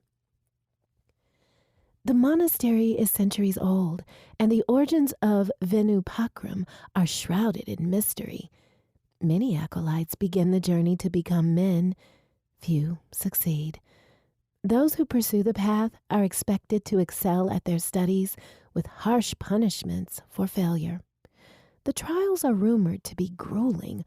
Over 100 students attempt to join every year, and only a handful are admitted. Isabel grows restless after the first hour, twitching where she stands, whereas Davia has spent years practicing the art of standing still for long periods of time. The enigma the men's present, the command they carry, the poise, the grace, and feral intensity they possess, despite their calm, all of it captivates Davia. By the time the ceremony culminates and the newly promoted men's exit the cathedral's nave, she envisions a new future, one allowing her to shine beyond the shadow of her parents. At the beginning of the Institute's next term, Davia adjusts the collar of her new uniform. She stands before the data relay station in a private chamber near the acolytes' quarters. At the appointed time, the display activates. Her father is angry. "You wear the colors of the Venu Pakram, acolyte?" "Yes, father," she says, though he may not be alone. She is too excited for caution. "You will not do this." Her father does not raise his voice, but his ire spikes through the connection like electricity. Sunlight streams into his study, emphasizing the wrinkle of his frown. "I have already given my oaths before the jeweled circle." A calculated risk, and one taken without warning her father. The ceremony had been private in one of the monastery's wings, closed to outsiders, and each moment had terrified and thrilled her. The edicts of the oath require her to relinquish her family name within the Venu Pakram halls, to suffer expulsion and banishment if she breaks her word. Not a day later, Davia received a missive to contact her father. News of her participation must have reached the High King's ears, proving he has spies not yet routed by the monastery's security. Davia had not planned to tell him until their next scheduled call the following month. He seethes, taking her measure from light years away. Davia is confident she will be allowed to pursue her training. If he exerts his influence and has her removed from the ranks of Venu Pakram acolytes, the consequences could be politically damaging. Rumors might spread if she breaks her oath, which would reflect on him. So would the associated expulsion from the monastery's elite boarding school. She endures his anger, a strange thrill in her blood. "You will excel in this as you have done in everything else, Davia, and you will rise all the way to the jeweled circle." "Yes, father." He terminates the connection as she speaks. A whisper of doubt is not enough to temper her relief at the lack of immediate consequences, nor to quell her excitement at his acquiescence. For the first time, he had focused on her throughout the entire conversation, and not once had they been interrupted. Now, all she has to do is survive and conquer the next 9 years. Davia is 22 and fascinated by the softness of Isabel's skin against her own. They lie in Davia's bed, and she strokes her fingertips along the curve of Isabel's bare hip. "That tickles," Isabel says. She swats Davia's hand away. Davia mock gasps. "Such brutality, Min Isabel." Isabel snorts. "I'm sure you can endure it, Min Davia." They have both successfully completed their final trials for the rank of Min First Set a year earlier than scheduled. Davia's eagerness to complete the curriculum could not be contained as she drove Isabel to accompany her. She did not want to rise alone. Davia lives in private quarters in a dormitory for older students while she pursues her advanced engineering degrees. Isabel lives on a separate campus within the Cenobia Duveri and studies to become an instructor at the monastery. Their goals are not aligned, but they have discovered better ways to spend the time than discussing the future. A visitor's chime echoes off the stone and wood walls. Isabel giggles as Davia scrambles for a robe before stumbling from her bedroom to the entrance on the far side of the apartment. Davia opens the door, revealing only her face. "Yes." A young man with a third-year acolyte's stitching on his uniform bows past the waist and speaks without rising. "The Jeweled Circle extends an invitation to you, Min Davia Safane, Princess of the Exalted Kingdom.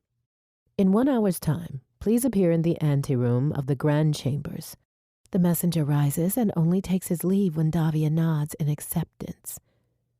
She cannot breathe. Since her arrival on Duveri, she has used her mother's surname of Walin, intent on proving herself through her marks and her dedication to Venu Pakram, instead of relying on the reach of her father's power and influence. "Davia?" Isabel asks behind her, her eyes both awed and hurt. Davia has always been private about her life before Duveri. Isabel has never pushed, and explaining now will take too much time. "I must prepare. Stay here." Davia disrobes and strides toward the in-suite. "I will be back as soon as, after." Such a summons is unprecedented. She arrives early, her steps measured and unhurried as befits her rank, but her heart races. 2 guards, both ranked Min Third Set, open the double doors to allow her inside. Only 9 of the 27 members of the Jeweled Circle are present, more than enough to intimidate a lone Min First Set. They sit among 3 tiers of tables and chairs curved around a bare receiving area on the stone floor. Would such attention be necessary if she were to be expelled? "Congratulations on your recent acceptance to the Biomedical Engineering Minerals Research Division," one woman says, her expression unreadable. "I am honored to serve," Davia says. A man in the middle tier leans forward. "You are the first member of the royal family to join the Venu Pakram Min ranks in 400 years. We offer you a seat in the Safani Consortium." Shocked, Davia cannot speak. Duveri is its own nation-state within Safani Prime, and the Consortium is the diplomatic body that interfaces with her father's court. With her father. More than once, High King Anad has called on them to act in his interests. The Consortium has not always accommodated him. If she takes this position, she would be a pawn in a greater game between intractable rulers, one where her own views might never be taken into consideration, where her own goals might never be actualized. She pauses too long. Another Min speaks. "This is an invitation, not a mandatory placement," this man says. "You may choose to decline and serve in other ways." Giving her oaths to Vinupakram without her father's permission when she was little more than a child was one thing. Accepting this volatile political position as an adult is another. With deepest respect, she says. Pleased, her voice does not waver. I decline to join the Safani Consortium. A wordless conversation occurs as the members glance at one another and back at her. We accept, the first woman says. You are dismissed, Mindavia. How she might be punished for declining by her father or by those before her is outside her circle for now. Back in her apartment, she shares the nature of her summons with Isabel, who appears overcome by the day's revelations. You could have told me, Isabel says. Shall I call you High One now? Davia is tempted to laugh, despite the severity of the moment, but Isabel is serious. No, Isa, which is why I did not tell you. She takes Isabel's hand in her own. I am just another acolyte here.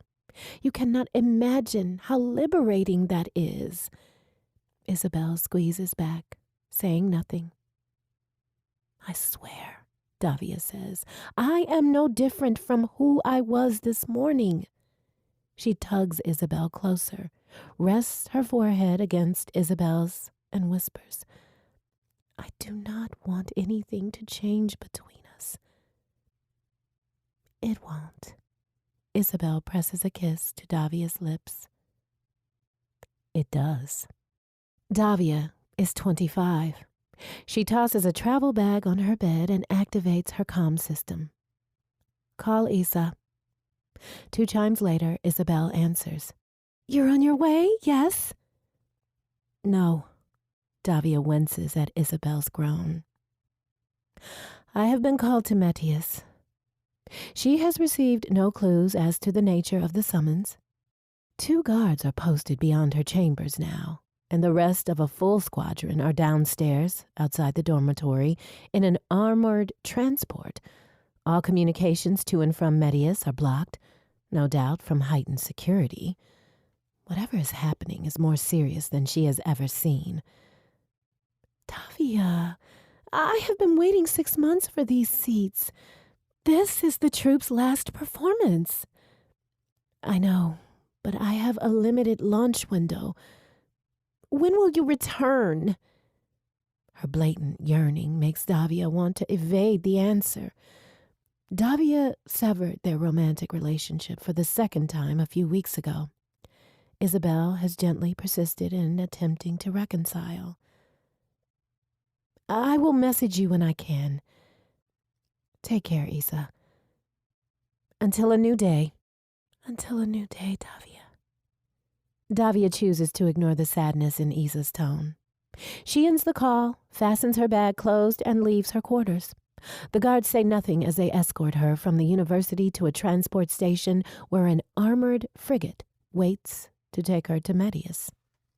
An intergalactic news blockade has further limited transmissions, and with not much else to do while she travels from Duveri to Metius, Davia practices a proposal to her father. He has said little about her academic achievements beyond satisfaction at her meeting his high standards. This trip might present the opportunity to speak to him in private. She has achieved the rank of men's second set and is at liberty to choose her professional path within or outside Zenobia Duveri. If her father approves, Davia seeks an independent liaison position with one of the Royal Engineering Divisions. By the time the ship docks in the orbital station above Metius, the news blackout has been lifted. From dock to transport to the planetary terminal near the palace, every banner stream and feed reports the same announcement. She will not speak with her father, this trip, or any other. High King Anad is dead. Chapter 9. 10 years later. Davia scowls at the red mud on her polished black boots. The brush bolted to the side entrance stairs of the two-story manor house removes most of the globs from her soles. She will have to clean the boots more thoroughly later to keep them from staining. The mineral-rich soil seeps into everything. The overpowering scent of rich vegetation, bruised by the earlier rains, settles the knots in her shoulders. This planet, this continent, this city of Montolans, whose distant spires spike through the jungle trees, Duvary is her true home, not Medius. Even the humid air mingling with her skin's perspiration cannot ruin her mood. The mud, however, is a different matter. "Don't track sludge in here," a warm voice calls from behind the open door when Davia enters. Candles and recessed lighting augment the early evening light on redwood walls and stone floors. This house is not Davia's, but its austere and sparsely decorated space is familiar, as is the woman leaning against the door of the modest study. Davia inclines her head, though, as befits her rank, she does not avert her eyes. "Men, Isabel?" "Men, Davia," Isabel answers, matching the formal tone. 3 heartbeats later, Isabel's smile can no longer be contained. Her embrace is gentle and warm and soon becomes crushing. 20 years of friendship, and I am the last person on the planet to see you? Her eyes are bright despite her rebuke. "I used to be your favorite." "I saved the best for last, Isa." Isabel wraps one arm around Davia's shoulder and pivots them towards another door. "Come. The wine is older than both of us. It's rude to keep it waiting." They enjoy a light supper on a covered veranda overlooking a rocky stream. Davia recaps her latest adventures off-world on a 6-month speaking tour of scientific facilities throughout the core systems. Isabel apprises her of recent events on planet. The time passes too quickly as Davia catches up with her old and oftentimes only friend. Soon, however, deeper matters arise. Isabel takes a measured sip from her 3rd glass of wine. Her exalted highest majesty has requested a more committed involvement of the monastery in combating terrorism. Davia makes a rude noise. Her exalted highest majesty classifies any disagreement with her policies as terrorism. The monastery's ranks would be wasted swatting flies. Isabel rolls her eyes. "Yes, you've made your opinion on the issue plain. We're running out of room to refuse, and we need stronger leverage." "What would you have me do?" "You might speak with her." "No." The base of the glass grates when Davia sets it on the stone table, and she winces in regret. "If I get involved, I will make it worse. How long do you think you can remain detached from the situation? You've been on the lecture circuit for years, Davia, and while it's excellent public relations for the monastery, you've been hiding behind it. Now you're off on yet another research assignment. Sooner or later, the Jeweled Circle will appoint you to the Sci-Fi Consortium, whether you want them to or not." Isabel glances away as if delivering the news is a chore. "You're the highest-ranking men 5th set who hasn't accepted an appointment, and it's attracting attention. This delicate dance you've been performing may soon come to a stumbling, painful halt." The truth of her words rings in the room's silence. "I make no promises, Isa. I will at least speak to Anine about the throne's request. Davia hopes the offer is enough because her brother is not likely to push the issue either. I depart tonight for Medius. Davia has managed to avoid the seat of Sci-Fi Prime for over 2 years. Anine's summons, however, cannot be ignored." Isabel lifts the wine bottle to refill Davia's glass. "Must you leave tonight?" The veiled suggestion does not ignite Davia's desire the way it once might have. She loves Isa, no less, and no one else holds her attention, but their romantic romantic relationship is behind her now. My escort lead is particular about his schedules. I find it prudent to allow him to forget I outrank him. Davia pilots her own frigate. Royal policy dictates a defense contingent. Isabel accepts the rejection without comment and raises her glass in toast. To safe travels and your continued good health. Davia taps her glass against Isabel's and pushes aside her lack of enthusiasm for the next part of her journey. Several times during her travels, Davia is rerouted by Imperial directives due to terrorist activity. She has been awake for 30 hours by the time she and her 4-fighter contingent arrive at the orbital station above Medius. Her fatigue ebbs in her excitement to see Anine.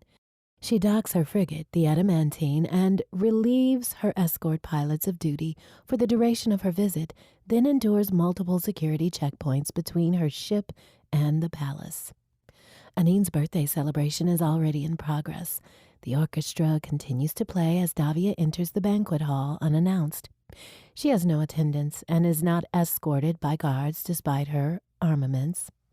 Weapons are illegal in the presence of the crowned royals, but no one will confiscate the sword of a Duvary min.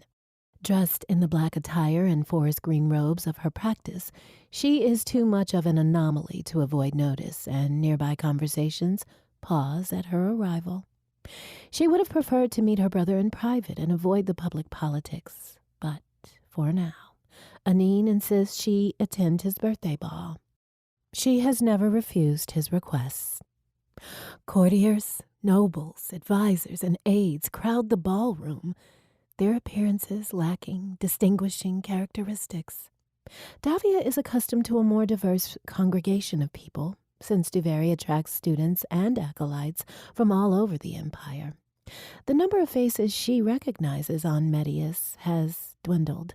Few, if any, of those in attendance are likely aware of her relation to one of the two people on the royal dais. Though the ball honors Prince Anine, her exalted highest majesty, Queen Ethelyn, demands all attention as her due. The queen, whose ethereal beauty hides her propensity to solve problems with violence, sits on an elevated throne of gold-trimmed stone. Anine stands several stairs below, his head no higher than her feet. Davia awaits recognition in his line of sight. When his eyes catch hers across the ballroom floor, he beckons to a nearby attendant and whispers in his ear. Davia pivots toward the dining tables, hoping to eat something before she is called to pay her respects. While the other attendees gape at the decor, Davia considers the mended cracks in the architecture and the worn patina on the gold and silver ornamentation. The monarchy's ability to keep up appearances is dwindling. A royal attendant dressed in livery too tight for his physique, another sign of the empire's shrinking wealth, appears at her elbow and bows. His Illuminance, Prince Anine, requests your presence in the royal receiving chambers at hour. So much for enjoying a meal. I will attend. He waits to be dismissed. When Davia says nothing more, he shuffles away. Adjacent to the ballroom, the royal receiving chambers are more of an extravagant lounge. She enters at the appointed time, which makes her late by royal standards. Her brother will forgive her. Davia's enthusiasm is dampened when she sees Anine is not alone. Her father's wife sits in an ornamented chair near the fireplace. Every detail of her presentation, her garments, her jewelry, her hair, and cosmetics reflects the pinnacle of the monarchy's wealth and power. The decor and furnishings might hint at diminishing affluence, but High Queen Ethelyn's appearance does not. Davia drops to one knee in deference to the queen, who does not speak at Davia's arrival. High Queen Ethelyn flicks a hand in her direction without looking at her, her habitual response to acknowledgement of the crown. Anine pulls Davia to her feet, and his embrace is as warm as Isabel's had been, if not as tight. His private grin is all the welcome Davia needs. You've been away too long. Despite his closely trimmed beard, her brother so resembles their father, Davia cannot speak. She comes to herself when Anine frowns, no doubt concerned by her lack of a greeting. We made good time from Duveri, Davia says, before he speaks again to admonish her. Not many ships waiting for wormhole access. Anine scoffs. Sathanes don't wait in line. The air in the room cools, though the queen says nothing. High King Anad did not publicly recognize his younger child, and High Queen Ethelyn has never acknowledged Davia as a member of the royal line. Anine, on the other hand, has always referred to his sister as family.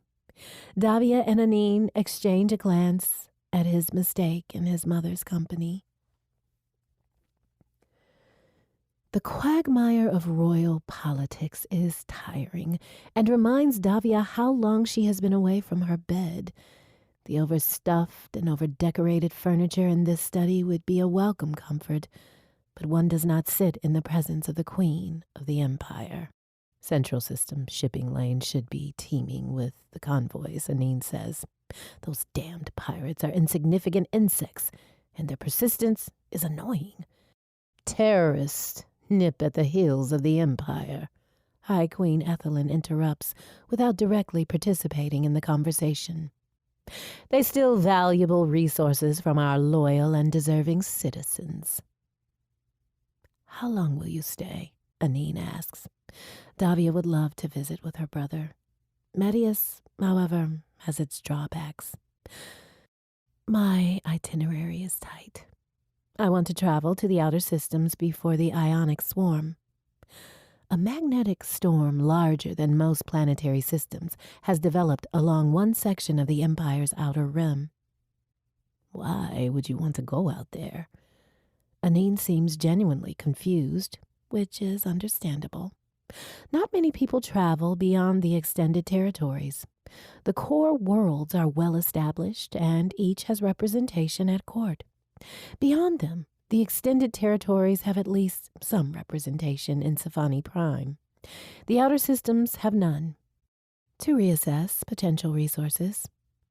Such evaluation is adjacent to the truth, if incomplete.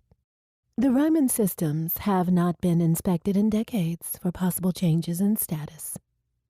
Many of the planets on the edge of the Empire are the result of royal expansion, an informal tradition in which each king, upon coming to power, extends the boundaries of Sci-Fi Prime to claim new riches for the good of the people. Most of those worlds are subsequently downgraded, offering nothing of use, and mining or colonizing the rest is too expensive.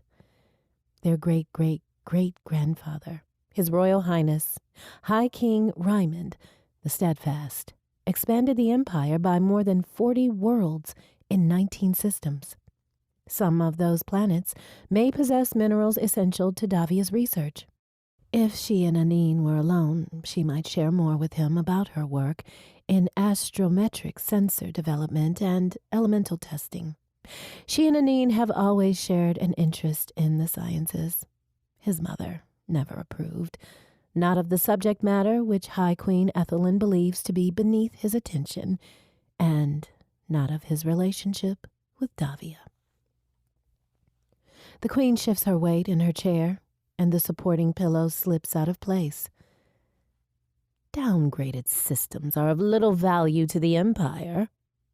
She lifts a finger at an attendant who scurries closer and adjusts the pillow into position. Davia is grateful her research takes her away from monarchic excess and political posturing. We've received reports of increased terrorist activity on the border, Anine says, his brow furrowing in disapproval. And I assure you, I will evaluate all relevant security information en route. I have a bit of time before I must leave. Not much, considering the projected ionic swarm limiting her research window, but at least a day or two to spend in his company. Anine, the High Queen says, this week we must prepare for summer court. Anine glances at Davia in apology, and Davia performs the necessary translation. His mother will keep him too busy for time with Davia, which means any private conversation about the consortium requests will have to wait. Do not keep your guest waiting. The queen rises and snaps at the guards, who open the doors to the ballroom. Anine turns to Davia, who squeezes his hand in understanding and embraces him. Stay for the rest of the party? Anine asks. Of course, Anine. Davia endures the festivities for another hour before she takes her leave, and Anine is too busy with the courtiers to notice her exit. She will miss her brother, but will not spare his mother another thought. Davia has her own life outside this cold heart of the Empire and is eager to resume it. Chapter 10. Most of the outer worlds are uninhabited. A few have smaller populations in remote outposts. Twice the arrival of Davia's 5-ship contingent prompts surrender notifications before Davia can send a greeting message. So far, the other planets match High Queen Ethelyn's description and contain little resources of transportable value. The data collected about the next system on her list is sparse.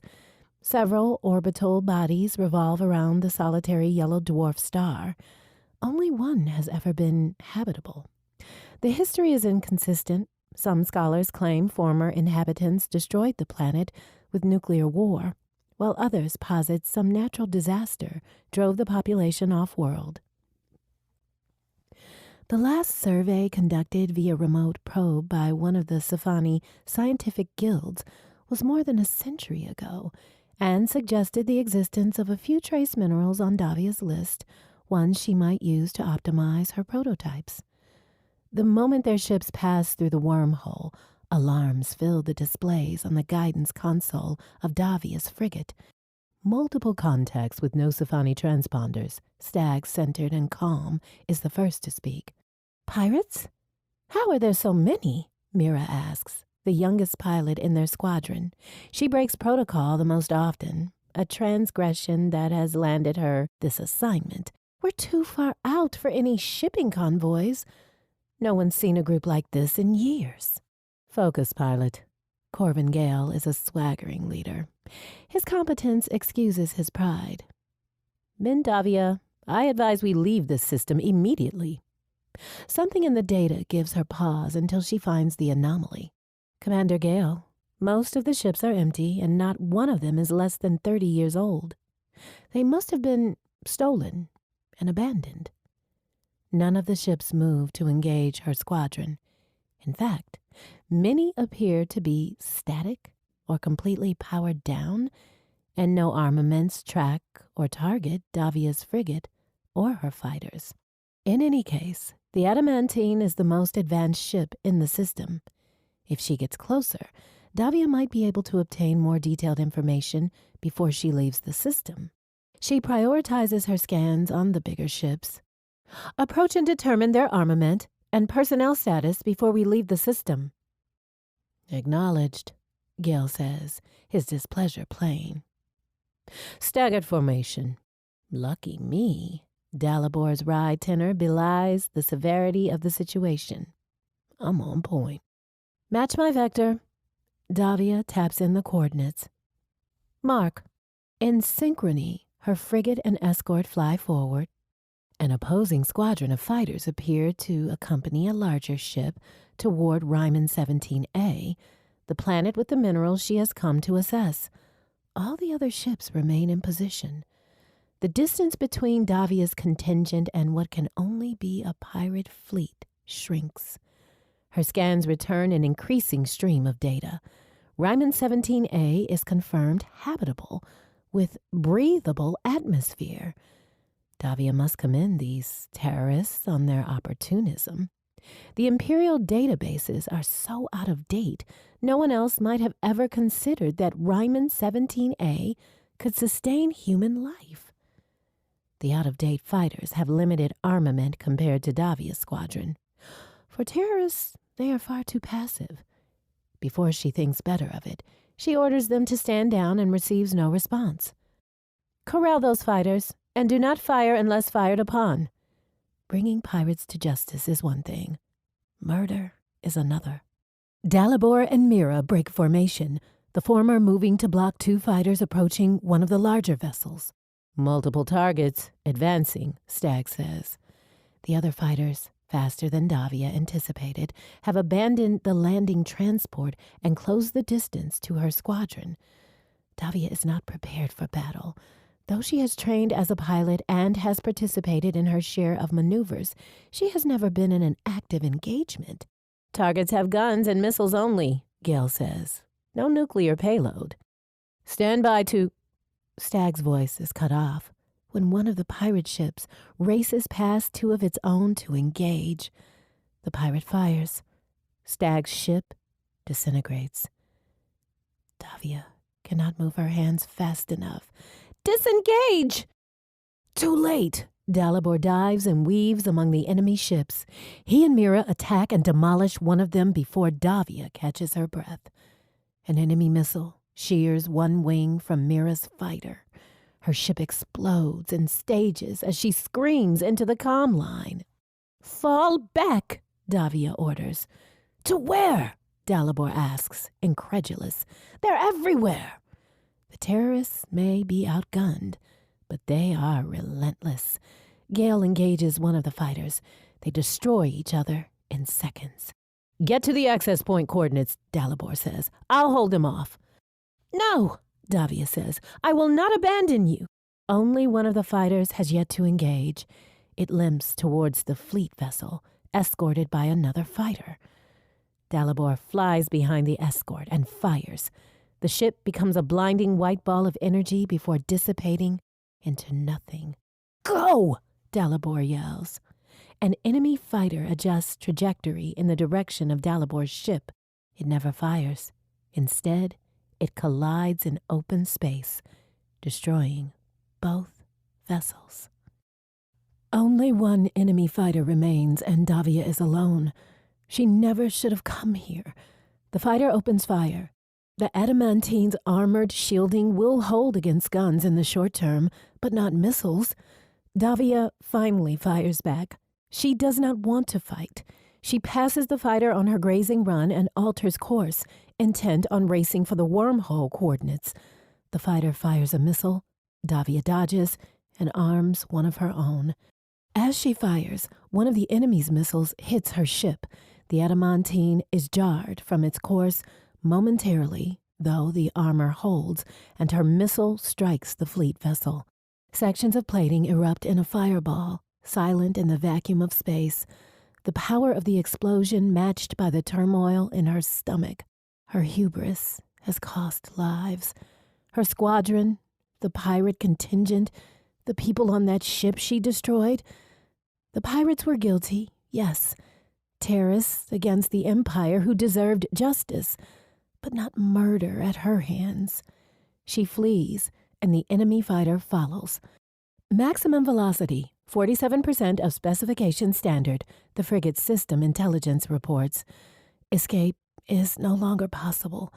The missile impact has damaged some shipboard subroutines, and she cannot increase her speed quickly enough to lose the ship in pursuit. If she can put some distance between her frigate and this fighter, she can assess the damage. The adamantine's telemetry systems, ones she designed and configured, are technologically advanced and in impeccable condition, yet they return inconsistent data about the 3 moons beyond the asteroid belt. 2 are gaseous balls, and the other is a rock with a less toxic atmosphere. But the other data values keep changing. She concludes some magnetic or mineral interference is affecting her sensors. She flies her frigate into the asteroid field. Her scans of the enemy fighter must be inaccurate. No missiles, no tracking. Several data streams return null data, which means half of the fighter's systems must be down. Its pursuit is like an annoying insect with little ability to bite. Its persistence, valorous. In seconds, the bite makes itself known. Her entire console goes dark. Davia frantically attempts in futility to restart the frigate's primary engines. The only weapon that could have wiped out the flight console, including the redundant systems, is an electromagnetic pulse. Without thruster control, she cannot allay the spinning. Navigation would have been problematic at best with a damaged wing. Now she cannot steer at all. She surrenders to what she can do and engages the crash harnesses. The gyroscopic stabilizers in the pilot station keep her from being rendered unconscious. Pieces of the hull detach on atmospheric entry. The view through the command compartment canopy is of an all-encompassing fire swallowing the ship, the friction of her descent igniting atmospheric gases. Secure in her harnesses, unable to interact with her systems, she can no longer keep her grief, anger, or terror at bay. Her entire contingent is gone. All their ships have been destroyed. She did not know Gale well, and Mira had barely begun her career. Davia had known Stag for years, and Dalibor had flown with her contingent since the beginning of this series of tours and missions. They are all dead because they followed her orders. Now she is alone in a broken ship, in a system rife with terrorists who have proved they will not stop, even when outgunned. If more arrive, she is doomed. The frigate enters the lower atmosphere, and the gaseous flames recede, replaced by a nauseating swirl of muted browns and reds and tans of land, and the grays and blues of pale sky. Davia discerns nothing in the soup except distance, which is rapidly closing as the ground approaches. She closes her eyes and spares a thought for the two people who will mourn her death. She sends her heart across the stars in apology, and then the adamantine collides with the ground. Davia grits her teeth as the hull scrapes the earth, wincing at every clash of excoriated plating. The frigate stops with a final strike against some external object or surface, and the sound of the resonating crash is deeper than the thundering of her heartbeat in her ears. Metal creaks as the ship settles. All else is quiet. The compartment is pitch black until her eyes adjust to the faint light. Orange, recessed emergency lights have their own power source, separate from the primary and secondary systems, and shielded from the electromagnetic interference. Gravity, heavier than Imperial standard, pulls her toward the overhead instead of the deck. Consoles knocked loose by the crash lie tumbled across what is now the floor. The ones still intact are above her, within reach, but inactive. She frees herself, relieved to be unharmed, and inspects the rest of the ship. Her sleeping quarters are compressed by outside obstacles. Her bedding is in disarray, and smaller items have shattered.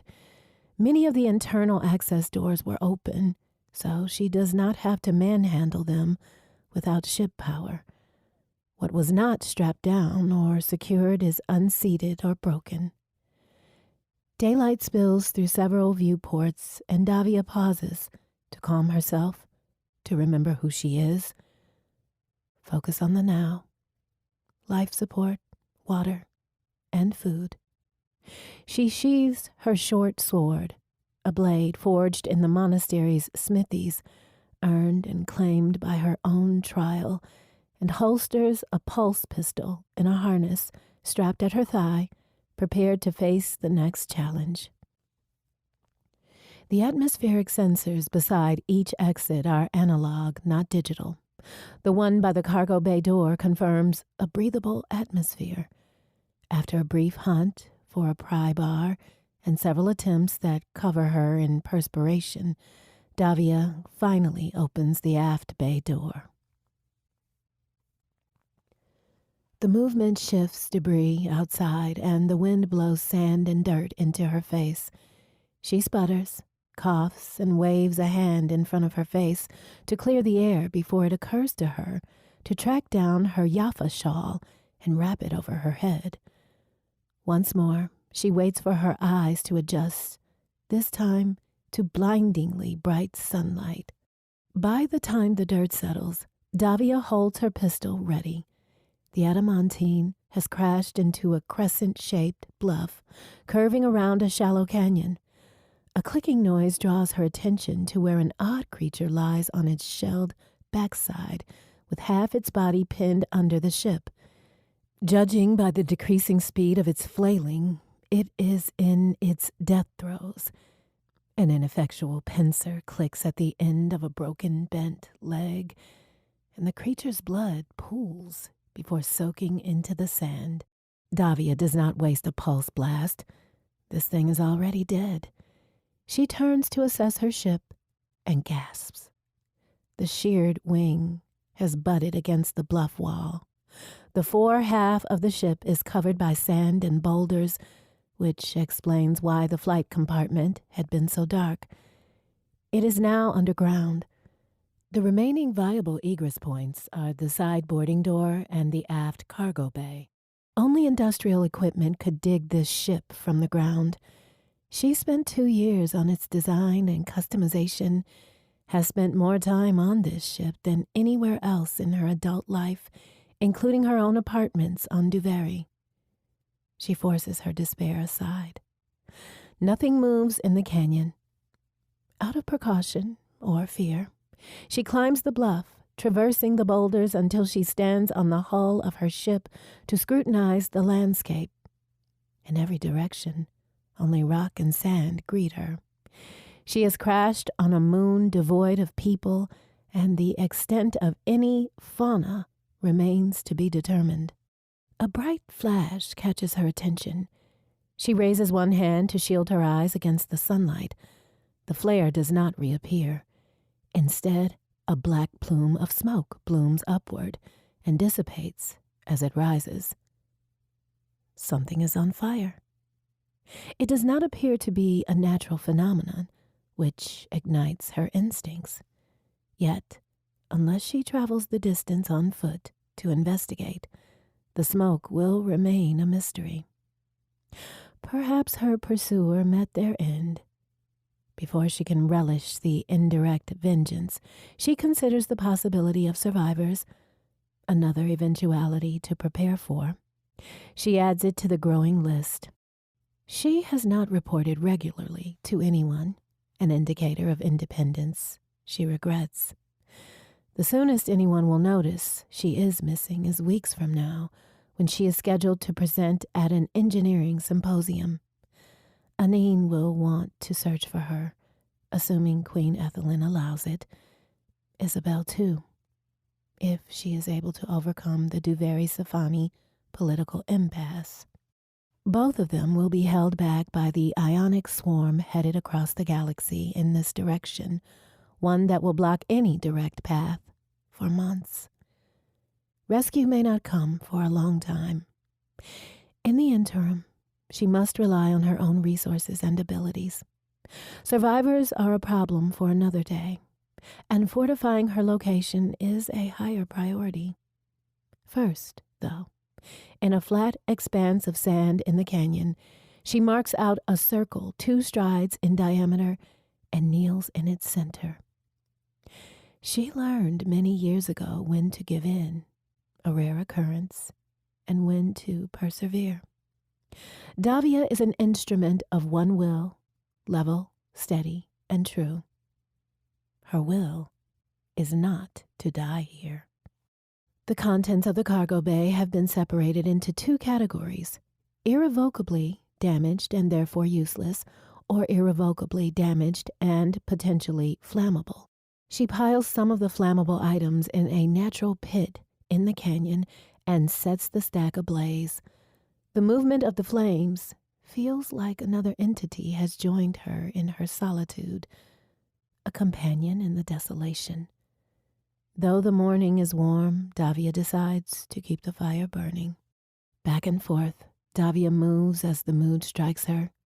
When the pressing dark of the adamantine becomes too frustrating or unsettling, she works on the fortifications.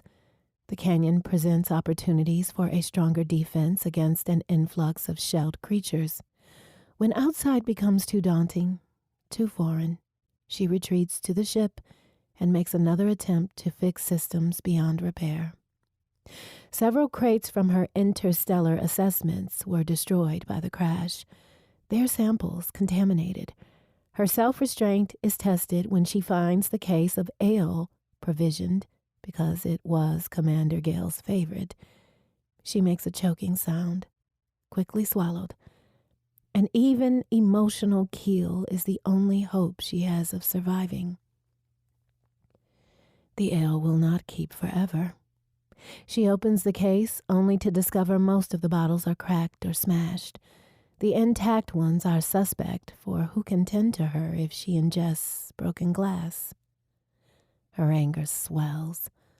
Long before the meditations at the monastery helped center her, her father taught her the importance of keeping her emotions private. Revealing them gave others too much power.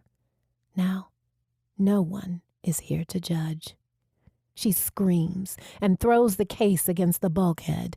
The sound of shattered glass is satisfying for about as long as it takes the mess to fall to the deck, liquid splattering at her feet. Now the bay reeks of ale. Davia resumes her sorting.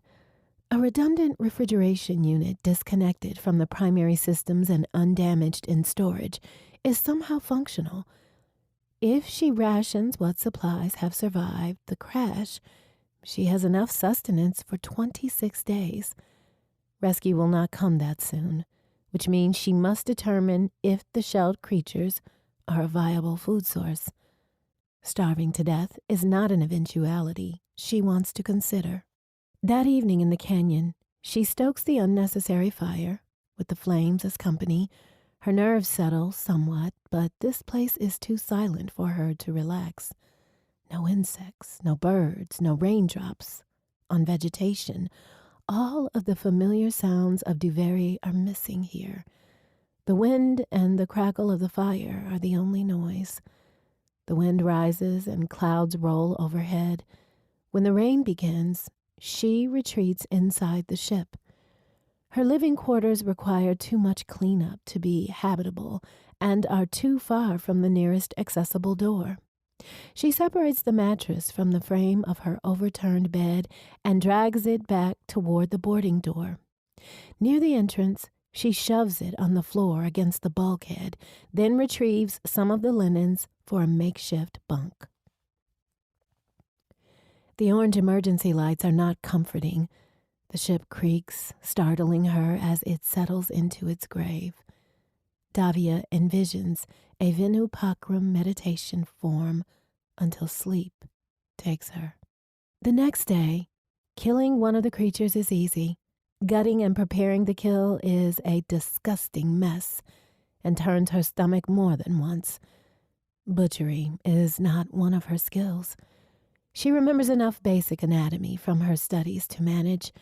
Her first test of palatability is successful. The meat is edible, although bitter, with an unpleasant aftertaste. She plans to cook it all and store the remainder in the refrigeration unit. Davia abandons the task when someone, moves outside the ship. The scrabble of rocks is too far above the ground to be one of the shelled creatures.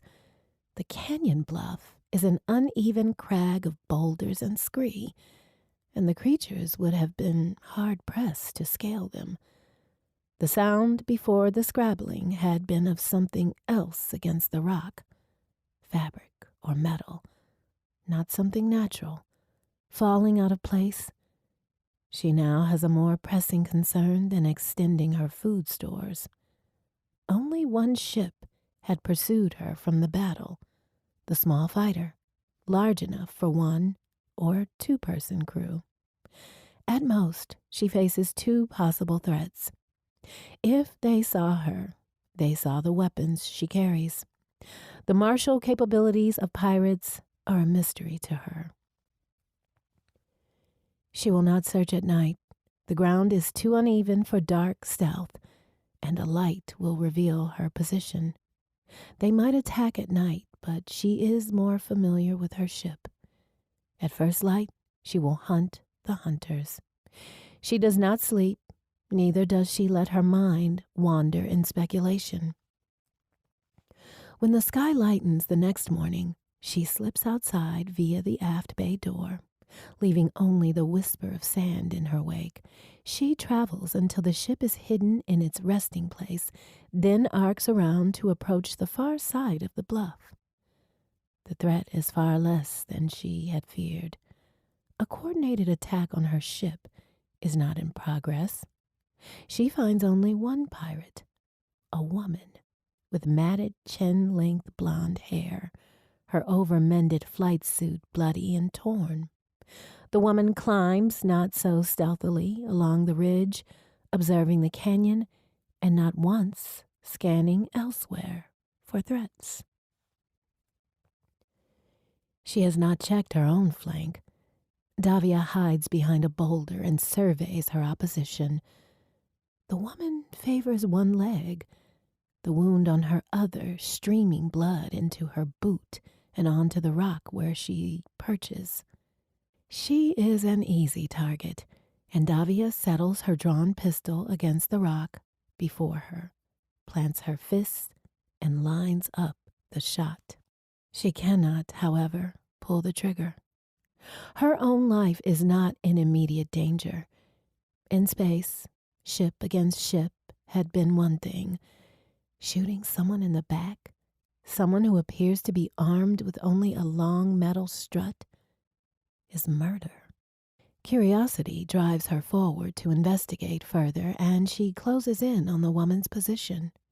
The pirate does not react to her approach. Davia stops outside the range of the strut, her weapons in hand, and waits to be discovered until she tires of the subterfuge. "Drop your weapon and—" The woman screams, whirls to face her, and drops into what looks like a painful crouch. She winces as her eyes fill with tears, lets out a wordless screech, and then, as if in afterthought, points one end of the strut at Davia. If the situation were not so serious, Davia might laugh out loud. The woman's stance is uneven, and one strike would knock the strut from her hands. The cold hatred and abject terror in the woman's icy blue eyes, however, reveal her true mettle and skilled, or no, keep Davia from laughing. The woman's eyes roll into her head, and she collapses to the ground with a graceless thud. Davia prods her with a boot and receives nothing in response. She holsters her pistol and sheathes her blade, then crouches for a closer look. Pale skin, unaccustomed to exposure, is sunburnt to the point of peeling, and dehydration has shriveled and cracked the woman's lips where they are not bitten and scabbed. One hand and arm are badly burned, and the wound on her leg is a jagged, swollen, bloody mess. How the woman managed to walk is a testament to her fortitude. She may be untrained, but she is persistent. Tear tracks streak the dirty, sunburned face, and blood mingles with the soot and dirt and grit in her hair. Under the dirt and fury, the pirate is a well-favored young woman of about 25. Davia has 3 options, and she does not like any of them.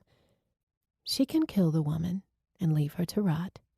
She can turn her back and leave the pirate to take her chances against the threats this moon presents, though leaving her unarmed with no visible supplies besides the metal strut is another form of murder.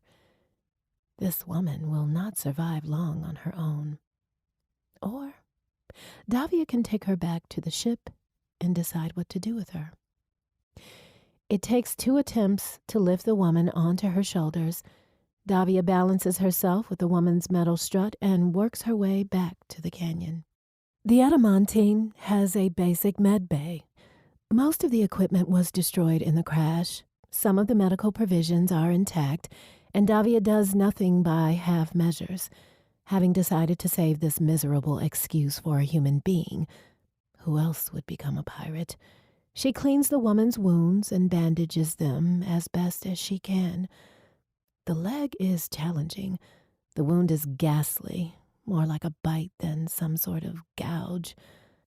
The pirate is still unconscious, and Davia administers what medication she has that might help, along with a small portion of water. It occurs to her that she need not care for this woman at all. Yet, the inhumanity of leaving anyone, even a criminal, to suffer is repellent. Davia cannot, however, allow this woman into the ship. Whenever she wakes, she might try to attack Davia, and giving ground is foolish. Some of the larger cargo straps can serve as restraints. Staking the woman out in the open would be cruel. More sunburn will likely be the result. So Davia secures her to the purposeless gun turret under the adamantine's remaining outstretched wing. It will provide some protection from the elements and limit the woman's ability to get in the way. With no small measure of frustration, Davia reassesses her supplies, since she will have to provide food and water to this woman, for even an incarcerated terrorist deserves humane treatment. The problem of the pirate has distracted Davia from the greater issue of being stranded.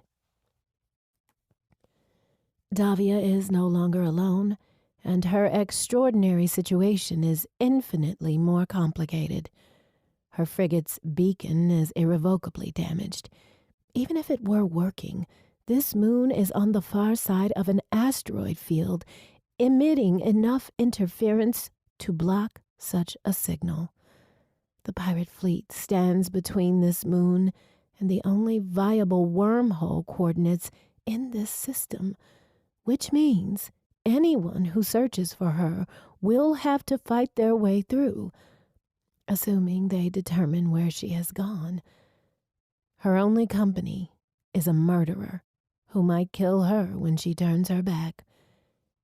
She may never be rescued, may indeed be stranded here for the rest of her life. She might never see Anine or Isabel again. The tears surprise her, not with their existence, but with their velocity and volume.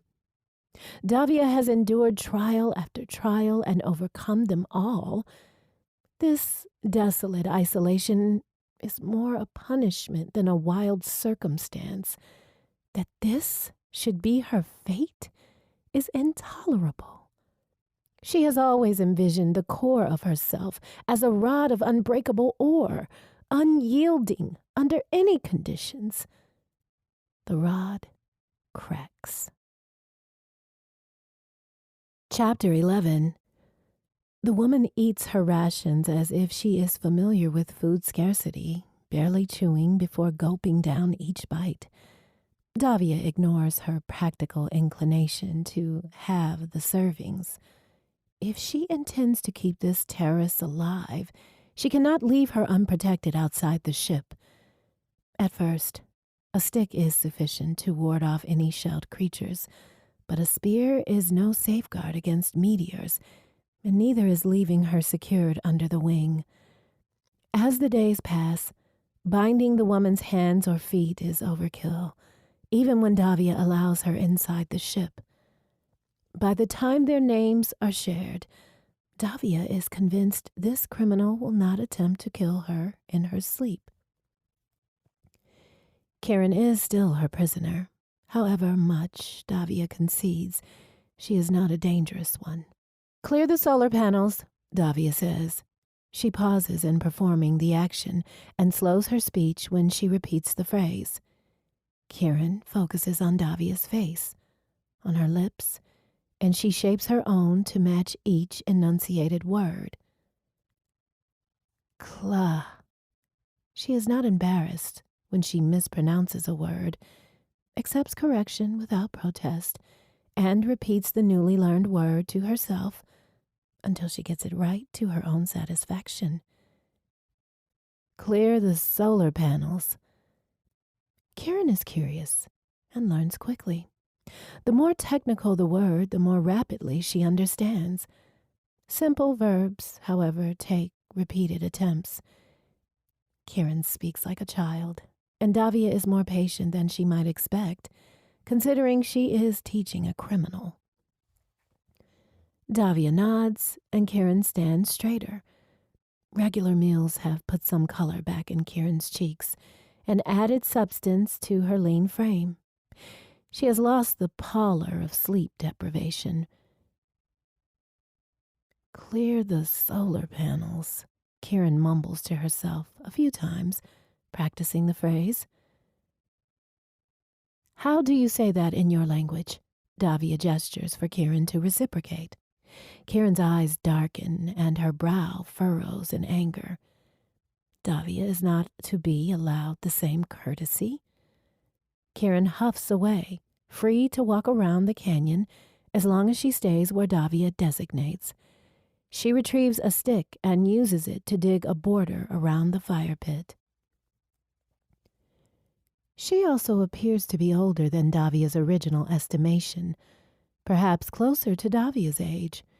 Despite the wound causing her to favor her leg, her gait is more certain and emphasizes her broad shoulders. She acts without waiting for Davia's acknowledgement or asking for permission, a sign she is used to working without supervision. Karen finishes the shallow trench around the fire pit, then searches the canyon floor. At the base of the nearby bluff, flatter chunks of rockfall meet her unspoken requirements. She circles the pit with them, creating a two-tiered space where they can sit instead of lowering themselves into the sand. This intelligent solution to a simple inconvenience demonstrates a confidence in her skills that only experience can provide. The last few stones are flat and thick, and Karen pants from exertion. She no longer sunburns, and the tan of her skin accentuates her lighter hair. The muscles revealed by the tears in her dirty flight suit are sculpted and defined, and her sweat somehow flatters her. Karen wipes the perspiration from her forehead with the back of one wrist, the satisfaction of a job well done sinking into her shoulders. Her competence is attractive. Karen stares at Davia, which means she has been staring at Karen without realizing it. Davia resumes her task of calculating the flow rate of her secondary water filtration system. The rains are unpredictable. More than once, a sudden deluge has driven them inside.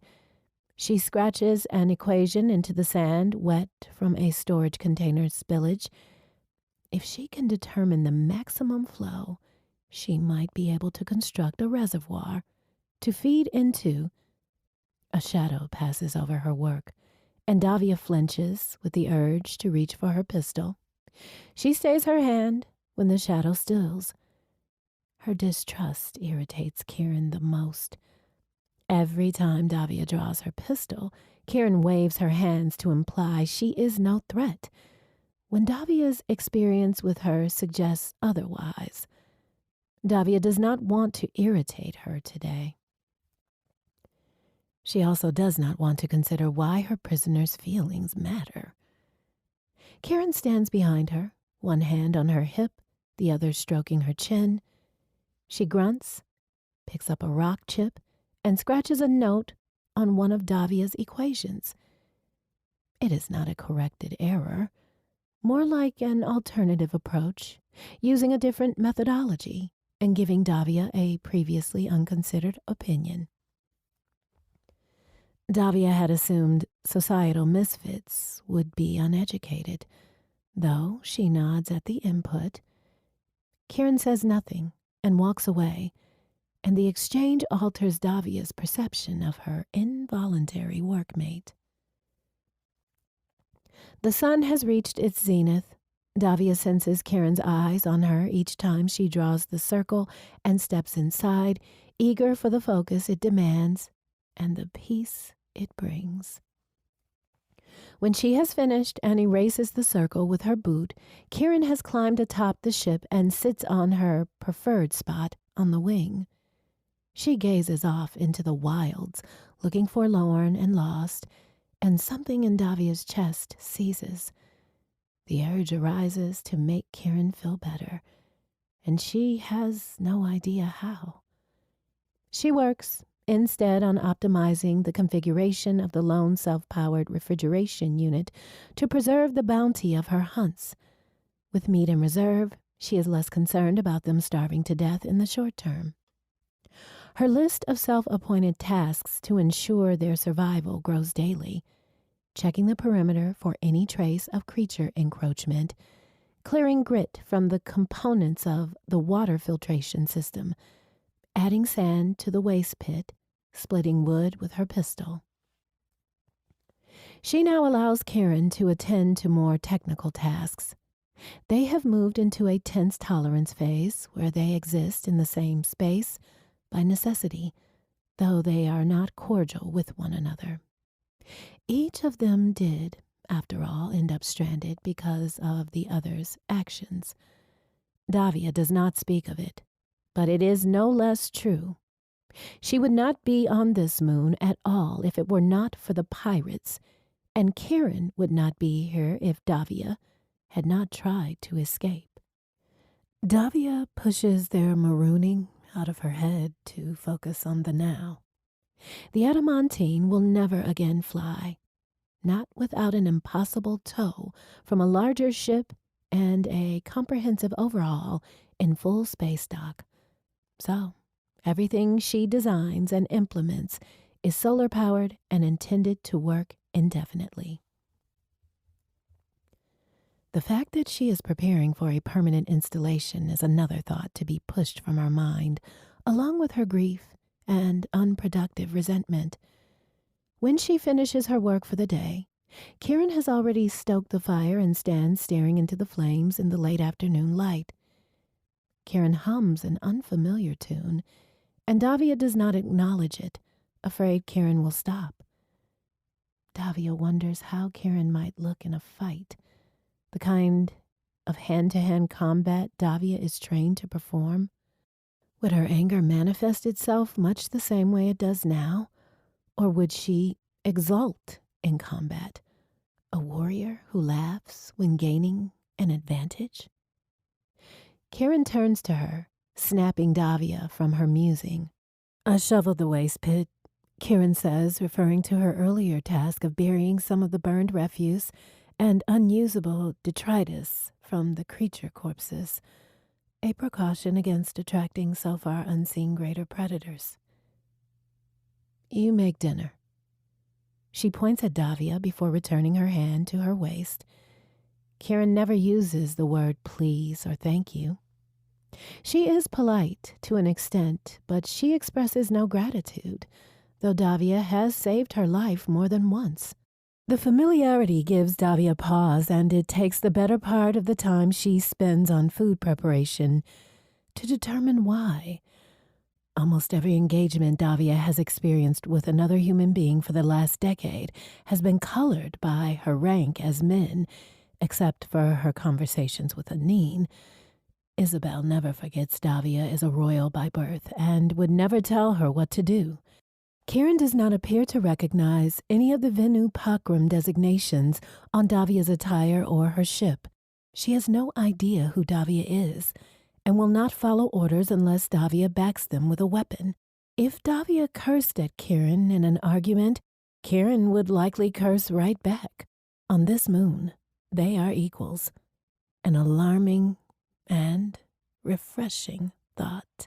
After the sunset, Kim Venu, followed by a bitter yet filling supper, the evening comes. They sit at the fire watching the flames snap and hiss, a forced camaraderie providing respite from the endless vigilance of their harsh new life. The quiet lack of conversation is calming, affirming in its way, and aligned with Davia's tenet of gratitude for surviving another day. When they bank the fire for the night, Davia tries again to breach one of the chasms between them. "I am banking the fire," she says as she piles the coals, then covers the pile with ash. "Banking the fire," Kieran repeats. "How do you say this in your language?" Kieran frowns in confusion, so Davia points to herself. "I say, banking the fire." Then she points to Kieran. "How do you?" Kieran interrupts her with a displeased grunt, her face twisting into something as captivating as it is menacing. A regal pose shapes her shoulders. Her eyes flash, her jaw sets, and she appears as if she might break boulders with her bare hands. Davia's heart pounds. She is not afraid or threatened. Something else, perhaps best left undefined. She is accustomed to being around those who hide their emotions, and spending time with someone who never contains them is jarring. Kieran is not self-conscious and shows no shame at expressing whatever she feels. When Kieran is pleased, it floods from every pore. The occasions are few. After a vexing or taxing task, or when the sunlight is warm on her skin and not hot enough to make her sweat, it lightens her gait and eases the tension from her face. In a moment like now, when Kieran is angry, a new word, one Davia does not want to let affect her, drifts into her mental vocabulary. Kieran is beautiful. She may be young or younger than Davia, at least, and she may be untrained, but when ignited by self-righteous anger, she is compelling. This new discovery is unsettling. Kieran stalks through the boarding door first. They climb into their respective bunks, Kieran facing the bulkhead while Davia stares at the deck above her. If she has set aside her life before the crash to focus on her survival, can she do the same for Kieran, despite all that has happened? Everything has changed by their plight. By this new measure, Kieran's life before their isolation may not be within the circle either. Chapter 12. After Kieran rescues her from the pit, Davia's consciousness wanes, her thoughts clouded until she attempts to limp back to the canyon. Later, she can think about the beast Kieran killed. Later, she can wonder how Kieran found her at all. Later, she can process the desperation that drove her to give Kieran the pistol and the angry sorrow on Kieran's face when Davia requested it back. Now, she can only focus on the physical torment that, like many things in her life, must be endured. Shifting her weight on her leg is excruciating. Lifting her weight off is worse. She hyperventilates, trying not to scream. Davia cannot remember which way or how far they must walk in the dark, and hopes Kieran can guide them back to the canyon. They move slowly forward, and yet it is too fast for Davia. Finally, their lack of progress cuts through the red fog of her mind. Her tears gather and fall. Davia cannot go on. For the first time in her life, she cannot overcome a challenge, work her way around it, or make it disappear. She cannot take another step. Inside her, the rod of her will cracks again. Kieran says something softly in her language. Davia is too stricken by pain to protest her lack of understanding. Then Kieran lifts her, settling her over one shoulder. The new position brings a different stress to Davia's leg, yet the intensity of the agony decreases now that she is not putting any weight on it. Kieran resumes walking, this time at a faster, though still careful pace. She mumbles an apology each time a rigorous step jostles Davia, who barely notices. Davia does not have to walk, think, solve any problems, or hold herself to her inviolable standards. She closes her eyes. All she must do is breathe, manage the pain, and sink against Kieran, whose proximity is comforting in a way, a consolation against the torment. Davia cannot remember the last time she was this physically close to someone who was not Isabel. Kieran sets her down by the fire pit, and the pain brings Davia's attention back to the present. Repeated, untrained attempts to reattach the torn flesh drive Davia to the edge of consciousness. When prompted to cauterize the wound, Kieran blanches, and Davia wonders if she will take a turn at vomiting by the fire. The urge to soothe Kieran briefly eclipses the torment. Then the smoking blade presses on Davia's skin. Agony turns to white-hot anguish, and then the mercy of nothing at all. When Davia was a 6-year-old on Medius, she contracted a severe illness restricting her to bed. Feverish, she thought the faces she envisioned were ghosts coming to rescue her from the cold of this wing of the palace, so different from the rooms where she had lived with her mother. When Davia did not arrive as required for a scheduled meal with her father, a rare occasion since he preferred to dine with his wife, who would not share a table with Davia, a governess found her lying in her own sick. For days, she lay in the 4-poster bed in her solitary quarters, unable to move. During her illness, her father came to her room only once. For a time, she thought she had imagined him there beside the door. He was more foreboding than her nightmares, though he had never said an unkind word or raised a hand to her, never said or did anything in her presence to justify her caution around him. The ways others deferred to him indicated he was a feared man, a dangerous man. Her doctors, because her treatment somehow required more than one, bowed as they updated the High King on her condition. He nodded once while looking at her and left without offering her any reassurance of her recovery. Davia wondered if that meant she was going to die. An endless stream of medical personnel tended to Davia, their manner professional with requisite compassion. They offered no consolation, no comfort or affection, and displayed no joy when her health improved. Her faint memories of her own mother suggested to Davia more loving ways to give care. She suspected her childish perceptions would not be welcome commentary. As she grew older, Davia learned to tend to herself when she was ill or pretend she was only mildly affected. By the time she left for secondary education on Duvary, Davia never asked for anyone's assistance with anything, trained by her time in her father's palace to reveal no weakness. The need for such succor, or the memory of its existence, faded like her recollection of her mother's face. Here, on this desolate moon, her forced convalescence is dramatically different. Davia is too tired to open her eyes. Someone holds and strokes her head, murmuring words she does not comprehend. Something cool and wet caresses her brow, her face, her neck, and her arms. She shivers, and someone arranges her blanket.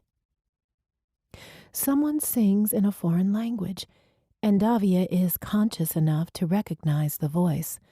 When she opens her eyes, shock makes her gasp and cough. Davia has no strength to flinch at how closely Kieran sits beside her. Kieran speaks in low tones in her language, lifts Davia's head to offer a few sips of water, then rearranges the blankets. The worry in her expression is astounding. She moves past Davia's range of vision, and an agonizing pain follows. A cool sensation wraps around Davia's injured leg, offering some relief. The pain persists. Shh. Kieran's soft singing resumes. When the pain of the injury forces Davia to cry out, tears and sweat and mucus making it difficult to breathe, Kieran soothes her and wipes her face. This is more care from another human than Davia has received her entire adult life. Isabel has never seen Davia this incapacitated, this dependent upon someone else's ministrations. Not long ago, Kieran threatened to murder her several times a day. Days before Davia fell into the pit, Kieran had left the canyon, and Davia had questioned her return. Now, Kieran has saved her life. The ordeal comes rushing back on a wave of anxiety. The beast Kieran killed confirms larger predators exist on this moon. Davia had been minutes, seconds from death, and Kieran had rescued her. She had carried Davia to safety and had overcome her own trepidation to treat Davia's wound. Davia has lain for, how many days has it been?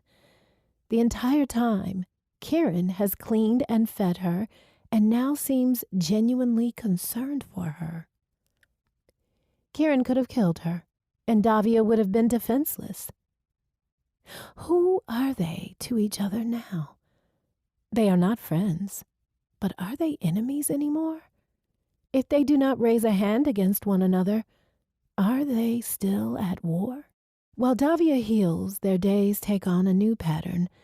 Davia sleeps more often than not and concludes that the wound and the resulting trauma must have taken some additional toll beyond the initial injury. She is grateful the infection was not more serious since the medicines she salvaged after the crash were perishable or used in Kieran's care.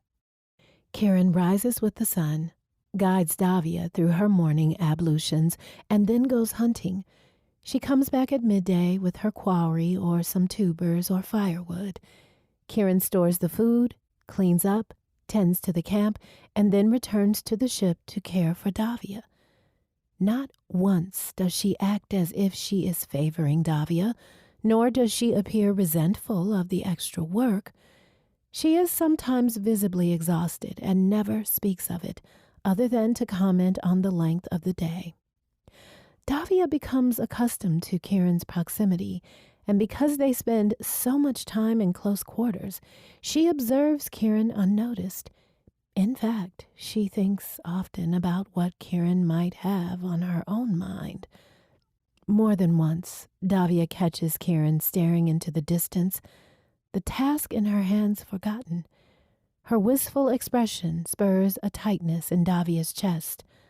Of course, Kieran must miss someone. Is Kieran betrothed? Is she married? Davia wants to ask, to cross the invisible line between them. Since she asked Davia's name, Kieran has not asked about Davia's past or about anything off this moon. When she forgets herself and speaks in her own language, she never translates the words into Sci-Fi so Davia might understand her.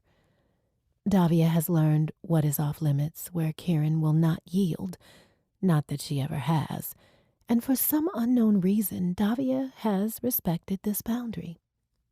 Some questions, however, cannot wait. Why have you let me live? Her voice is not as strong as she intended. Kieran stills for a long moment, eyes downcast, before she shrugs. I can't do everything. Weeks ago, that might have been true. Kieran has revealed a deeper fortitude since then and is better able to navigate the harsh surroundings. She could survive here unassisted. A genuine answer must not be forthcoming because Kieran returns to her task. She has repurposed a metal brace from the broken gun turret and attached a span of mesh from one of the cargo containers. What are you making? Tense shoulders ease at the simpler inquiry. For the sand, Kieran says, and nothing more. Spent from the effort of speaking, Davia watches deft fingers and rough, craftsmanship, dozing in and out of consciousness as the afternoon passes. Finally, Kieran makes a sound of gratification. She stands, brushes her palms against each other to remove dust, and after tossing Davia a proud smile, sets the contraption in the boarding doorway and lowers the door. Kieran's handmade frame blocks it from closing. It braces the door open and allows the breeze to flow through. The mesh keeps any sand from blowing in. It is simple and useful, and an impressive design considering their limited resources. "Time to make meat," Kieran says, and frowns in concentration. "No dinner. Make dinner."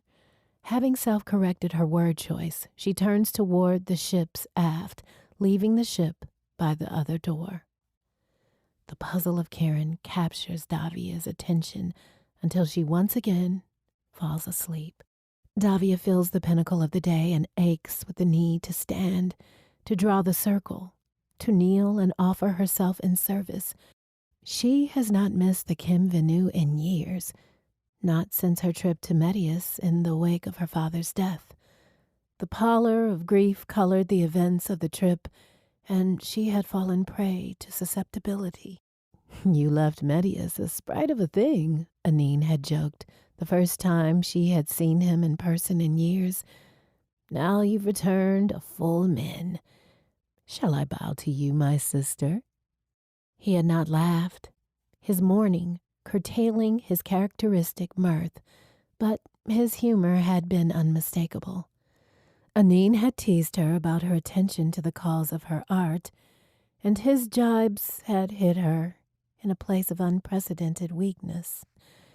He claimed familiarity with Venu Pakram and assured her he respected its tenets, but he had not understood.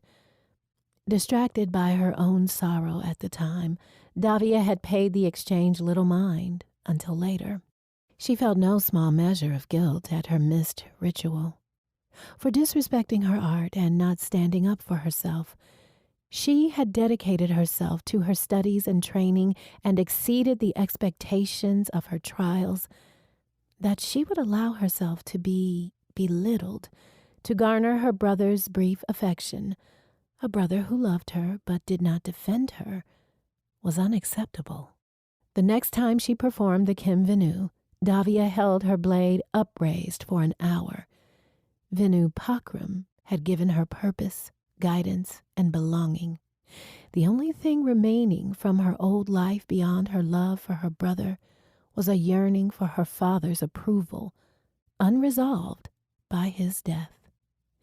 Davia shifts her head in her bunk, the only indication of her restlessness. "What's the sky look like today?" she asks, her first attempt at casual conversation. Kieran sits nearby, her hands busy with some contraption. She seems surprised by the question and leans to tilt her head through the boarding door. "No clouds.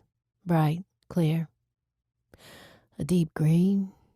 No blue." Kieran's command of Sci-Fi is improving, an indication of how much they speak to one another now.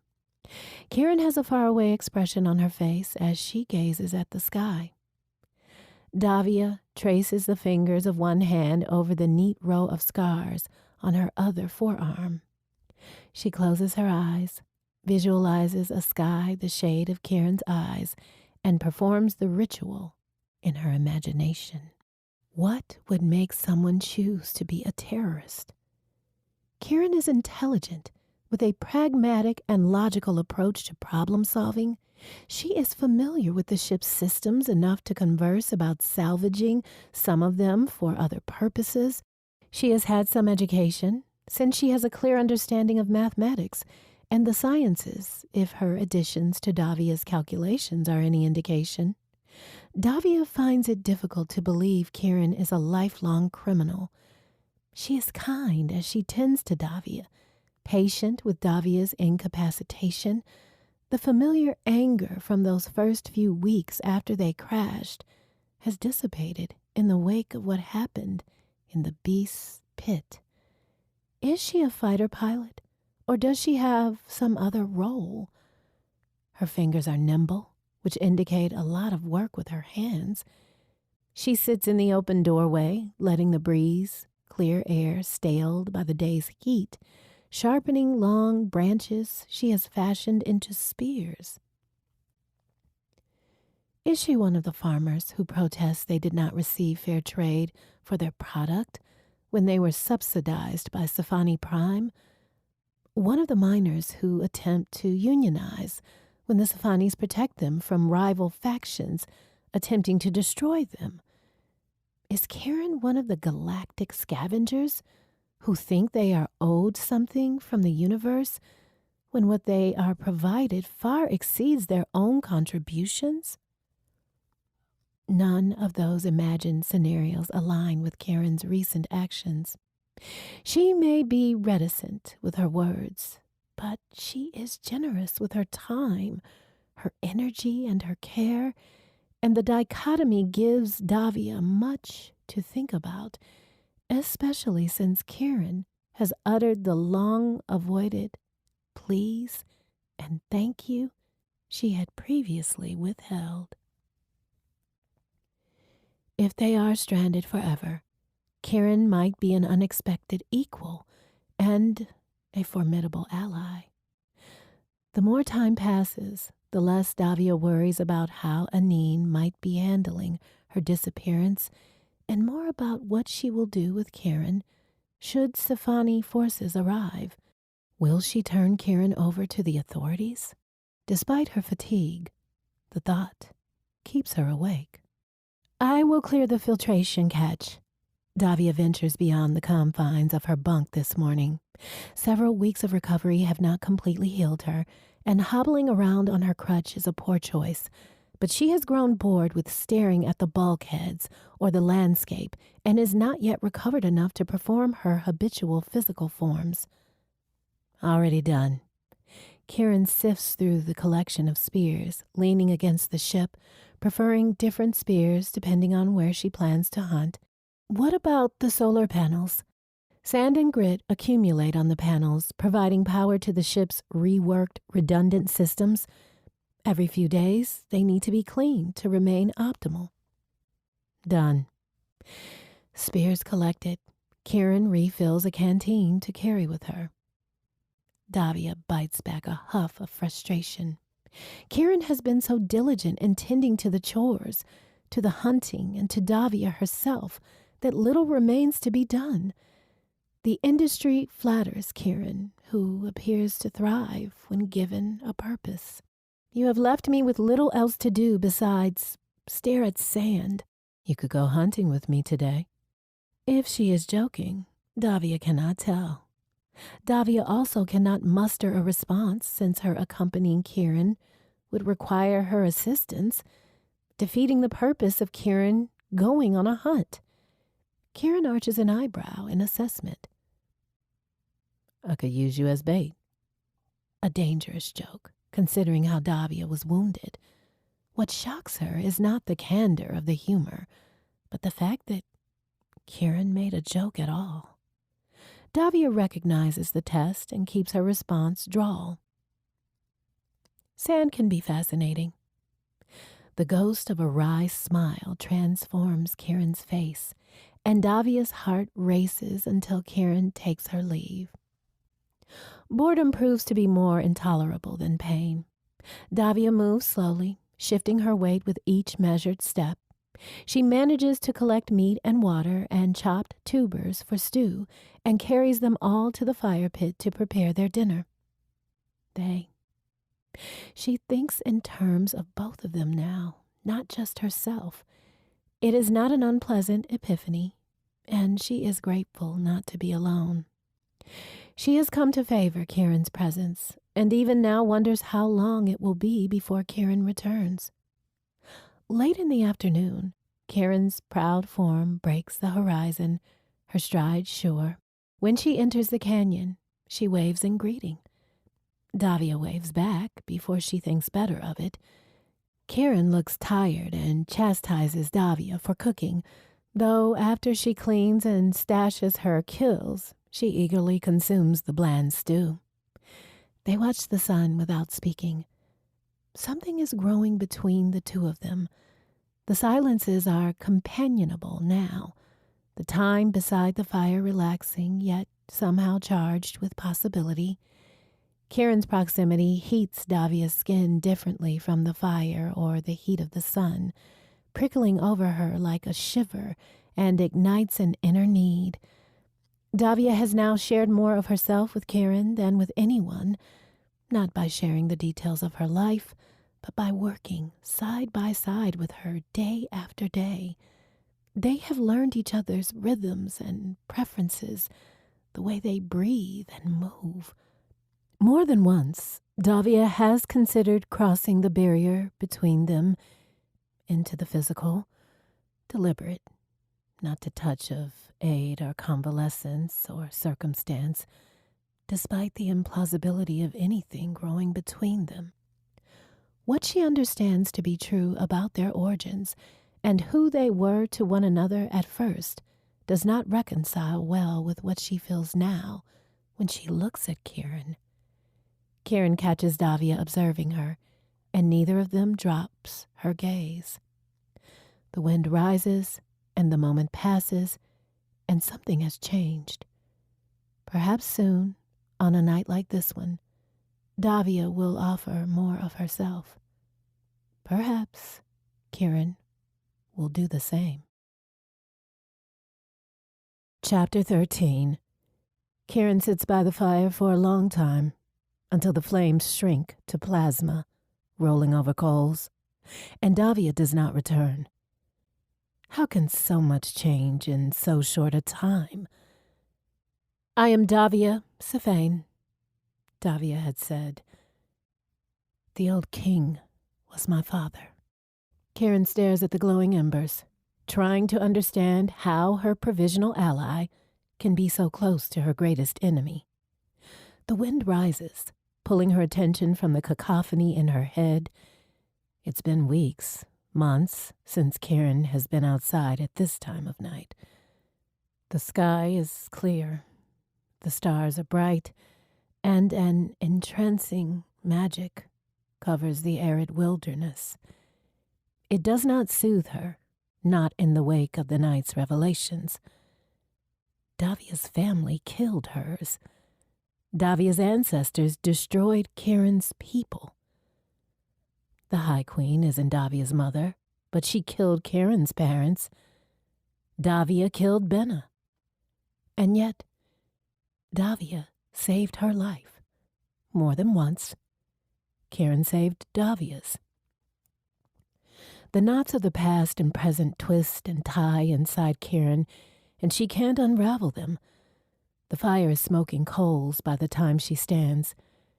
She's too tired to stay awake and can't sleep so close to Davia. Instead, Kieran grabs a spear and sits down near the open door. She leans against the ship and closes her eyes. She doesn't dream. In the morning, she wakes when Davia walks outside to perform her Kim Venu. Davia pauses briefly, saying nothing, and Kieran doesn't speak a word. The silence is heavy with truth now, and it's Kieran's turn to broach the gulf between them. She can't think here. By midday, Kieran acts on impulse, packing some of the meat and filling 2 of the larger canteens. The makeshift bundle on her back is cumbersome, but not difficult to carry. She is stronger than when she first arrived. Davia says nothing, as Kieran clutches a handful of spears and leaves the canyon. No piles of stones exist to aid Kieran's navigation, and her hazy memories offer only a general trajectory. She is careful to mark her passing, though she doesn't want to think about her return. None of the shelled creatures block her way or threaten her progress. Faint tracks of something larger give her pause. Otherwise, only the uncertain course adds time to her voyage. Late on the second day, she finds the otherwise nondescript location where she crash-landed months ago. The fighter is blackened from the fire and warped, as is the explosion-scarred ground extending away from the ship. The cockpit is full of murky rainwater. Meteors have burned into parts of the hull. The ship appears smaller than she remembers. It's not just the broken wings or the burned-out shell, and she wonders about the change in perspective since she is no larger. Then again, she is also not who she once was. The boulder she climbed the first miserable night is a decent spot for a protected camp, assuming it doesn't rain. While she'd never have survived when she arrived, Karen has the supplies, experience, and confidence now to fend for herself. She sacrifices 3 small spears for a fire and sets a limited perimeter by half, burying all save one of the rest. It's not much protection from the shelled creatures, but it will provide some warning should any threats make an appearance. The heat from the fire reflects off the stone behind her. Karen sleeps. In the next morning, a few sips of water and some dried meat make an adequate and unsavory breakfast. With a stiff neck as her only company, Karen's in a foul mood. She wastes her last bite of meat by tossing it in the fire, angry at Davia for withholding information. My father was powerful politically. Karen could scream. She wonders at Providence to have come all this way, to be marooned at the edge of the galaxy, and only now has she come closer to her parents' killer, closer than she might have ever done in her old life. Fate is maddening. Would her parents be ashamed of her for building a truce with their enemy? Would Benna condemn the companionship that has grown between Karen and her cousin's killer? And worst of all, what does it matter, since they're all dead? Can she blame Davia for not bringing it up sooner? Karen hadn't given Davia the chance to explain. Does Davia agree with her family, with bending the galaxy to their rule and claiming the best it has to offer for themselves? Does Davia know about the atrocities committed in her name? How can they move forward if Davia is in favor of all the things Karen is against? Davia is not imperious or dismissive. When holding Karen captive, she was kind, or as kind as one who keeps another prisoner can be. She does not carry herself like a member of the Sifani ruling class, although all Karen knows of higher Sifani society is based on hearsay. Much like Karen does not conduct herself as the last of Elad's royal line. Karen doesn't remember much about her parents beyond what she has been told by others. By the time they were captured by the Sifanis, they rarely spent time with her. Karen had held so much hope for someday settling on one of the independent worlds and having the kind of family who spent time together, talking of things other than the revolution. Maybe her anger at the High Queen has more to do with the death of an unlikely future. There would never have been a day when she and her parents have lived a happy, common life on Elad or any other planet. Life on the ground would have been spent much the same as it had been in space, improving the lives of their people. It was a duty she was raised to uphold. While she wished for her people to be free of persecution, she did not want to be responsible for them, to lead them in a war against a corrupt regime. Karen is relieved. The path she never asked for is now no longer an option, though it shames her to admit it, if only to herself. Always forward, never back. She cannot go back, and only 2 paths move forward, one with Davia, the other without. If all other futures are now impossible, can she hold Davia accountable for a past that can't be changed? After a long day and evening with her thoughts, Karen resigns herself to the truth. The scored corpse of her old fighter is all that remains of her old life. Her past offers little wisdom regarding her future. The next day, She navigates a more direct path back to the canyon, her passage quickened by the new system of stone markers to guide her journey. The day is warm, and she keeps a steady pace over more familiar territory. Kieran does not stop along the way, choosing to eat her rationed meat as she marches onward. She's angry. It simmers in her blood, but she can't avoid Davia forever. When darkness falls, the moonlight is bright and clear enough to continue. Kieran is restless, invigorated by the warm night and its silent calm. She feels brave and opts to finish her journey despite the danger of walking in the dark, instead of camping within a few hours of the canyon. For the first time, she wonders if Davia might be angry as well. The fire is banked when she returns, and since Davia is nowhere to be seen, she must be inside the ship.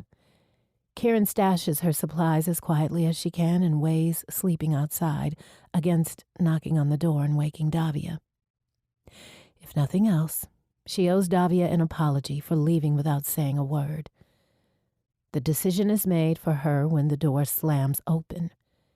Davia has her pistol raised between them, and the shock of its appearance freezes Kieran where she stands. "Do not think you can kill me," Davia says. "I am a Venupakram Min, 5th set, and now you will learn what that means." With her other hand, Davia draws her blade and steps into the moonlight. Fury pulses in Kieran's body with every heartbeat. "You're going to kill me now?" she yells in Elodian before she remembers and repeats herself in Safani. The moonlight stills the green from Davia's eyes, leaving an ethereal gray, and her features are fierce enough to have been carved from stone. Davia steps closer to Kieran, leaving clearance for her weapons. "You left without explanation.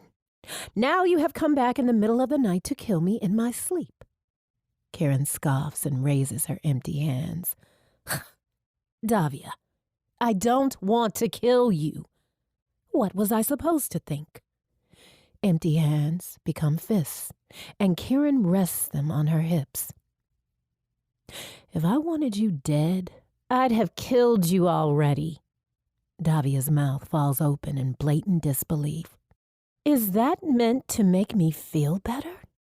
I left because I needed to be alone." The point of Davia's pistol drops, no longer aimed at Kieran's heart.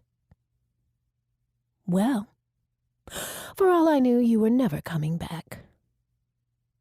I would have taken more supplies." "I didn't know!"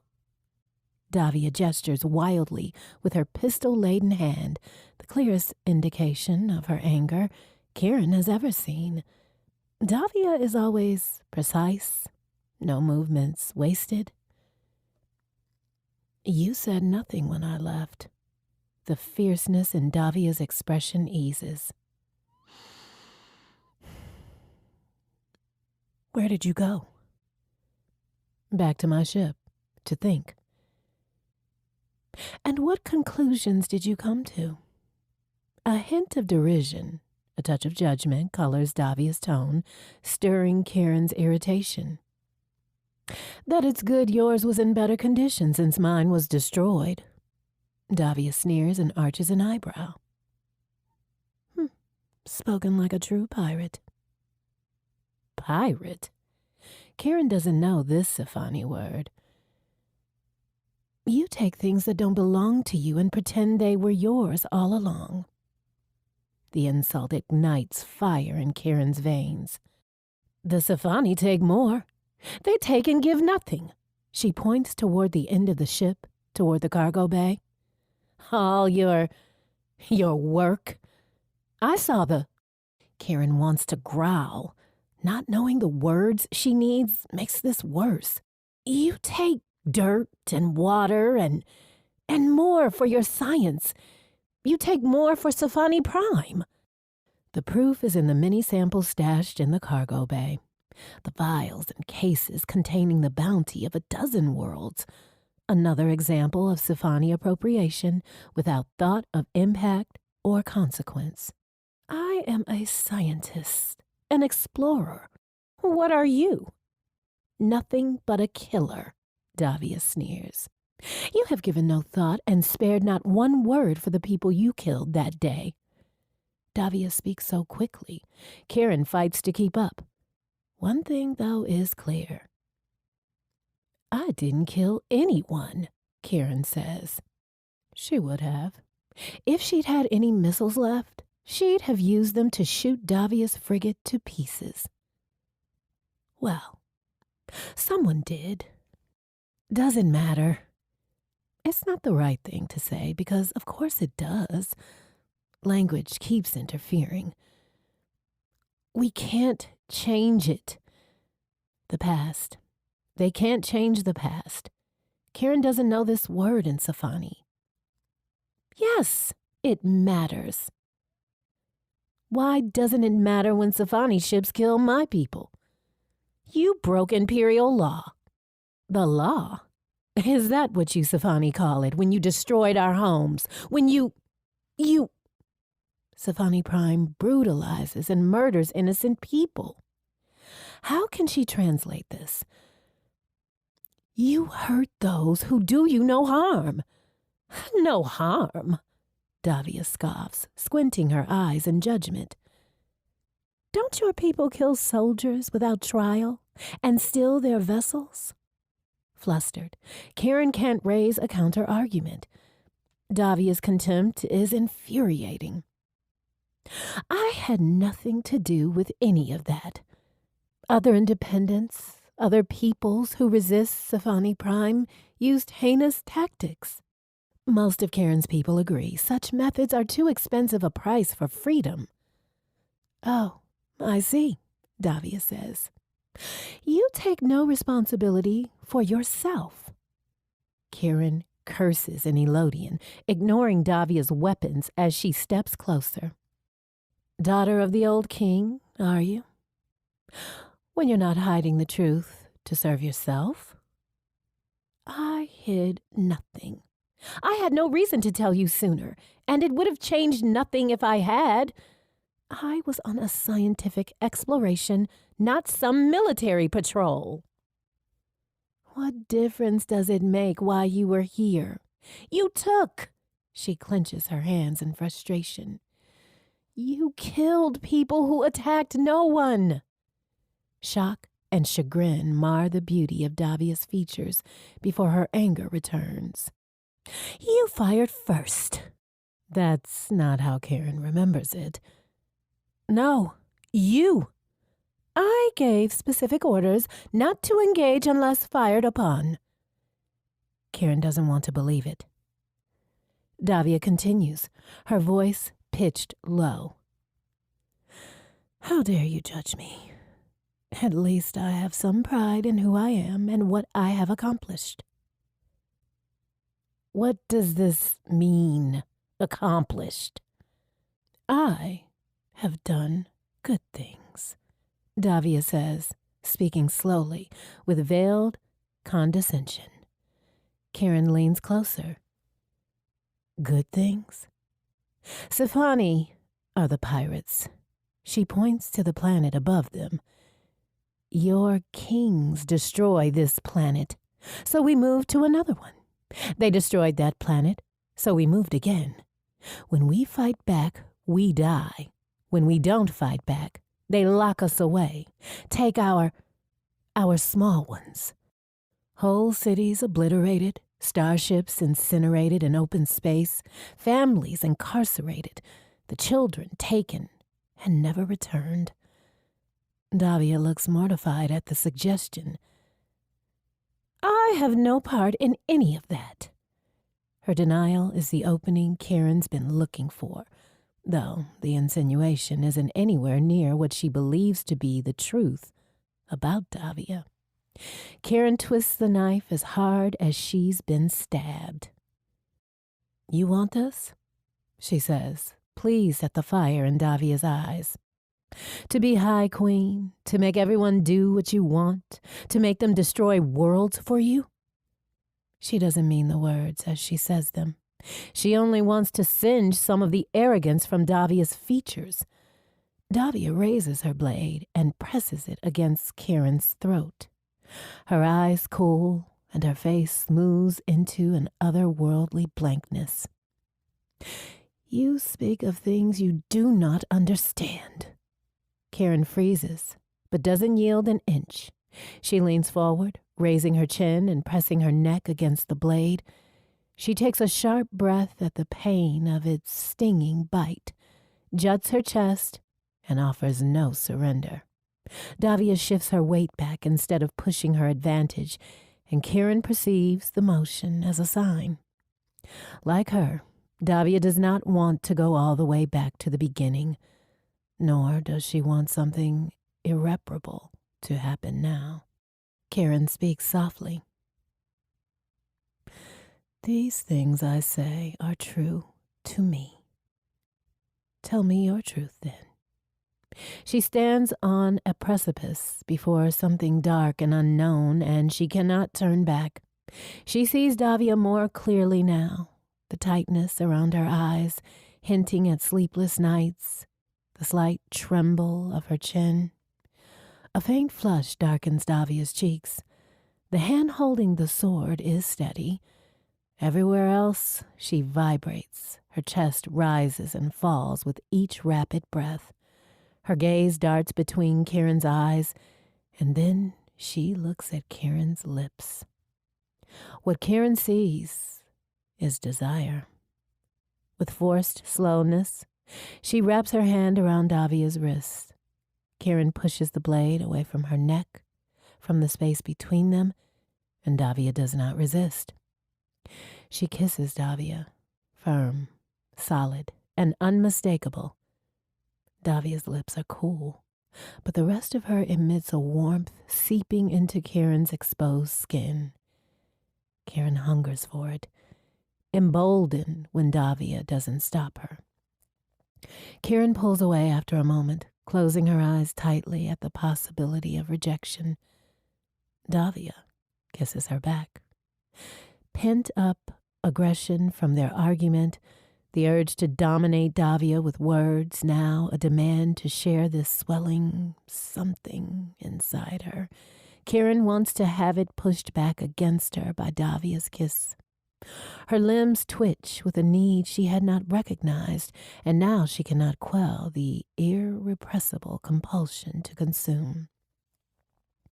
Davia's quiet moan spirals Kieran's desire higher. She clutches at Davia's shoulders, pressing against the hull of the ship. Davia answers with her hips, and Kieran moans back. Restraint lost, she slips her hands into the collar of Davia's tunic, splits the fasteners as she widens the taut fabric. Kieran crushes her palms against Davia's breasts, clutching and releasing, plucking and pinching. Davia has yet to drop her weapons, kisses Kieran back, and cleaves herself into Kieran where she can. In a pause to catch her breath, Kieran considers slowing down, ending the argument altogether before they tread this new ground. She claims one more kiss. Davia bites Kieran's lip hard enough to make her grunt, and all thought of slow evaporates. Kieran slides her hands down to Davia's belt and unfastens it. She pulls away to stare into Davia's eyes to give her the chance to stop what comes next. Davia says nothing as Kieran's hand slips lower. She gasps at Kieran's first touch. Kieran's head swims at the swollen fullness against her fingers. Something angry and hurt and naked swells inside her chest, and she hates it. When she presses her fingers deeper inside Davia, she swallows the pleased moan on Davia's lips and sets the feeling loose. If Davia wanted her to stop, she'd have raised the pistol or the blade. Kieran holds back nothing, her arm burning with her exertion. Davia spreads her legs wider and her head falls forward, her eyes closing, and Kieran can't stand it. She thrusts harder. "Look at me," she says in Elodian, a guttural growl Davia may not understand but nevertheless responds to. Davia raises her head with obvious effort, moaning with pleasure as Karen grabs her by the throat and holds her in place. Karen pours herself into her motion, the grief and loss, the uncertainty, the need and loneliness, the anger and hope, the relief and fear. Karen pants as she thrusts, driving past her own limits as much as she's pushing Davia. Davia doesn't bend or break. She stares back at Karen, unyielding as she gives everything she has until her eyes shade quicksilver, unseeing. For a moment, they breathe in synchrony. Davia's surrender is complete, the glory of it shining on her face. Karen is overcome. She bites back a sob and stops moving, her fingers aching as the tightness around them pulses and flutters. Davia sags, her pistol clanking against the hull. Karen withdraws, cups her hand, her fingers slickly pressed against still pulsing heat. The passion fades into something calmer and no less taut. Davia shifts her weight so she can stand without leaning on the ship. Karen pulls her hands away and takes a step back. Once Davia sheathes her sword and holsters her pistol, she stands before Karen with strands of her hair wild in the wind, her tunic spread wide. She shimmers with an ignited energy like she's been given her due, and it's nowhere near what she can endure. She is breathtaking. Davia takes Karen by the hand and leads her into the ship. She stashes her pistol, kicks off her boots, and removes her clothes. Uncertain, Karen turns to her own bed, another layer of grief sinking into her skin. Karen. The sound of her name in Davia's low voice makes Karen ache so deeply her knees tremble. In the dark, where each cry seems louder within the quiet confines of the bulkheads, Karen attempts to make up for her earlier madness by devoting herself to Davia's pleasure, learning her in a new way. Davia touches her like they're going to die tomorrow.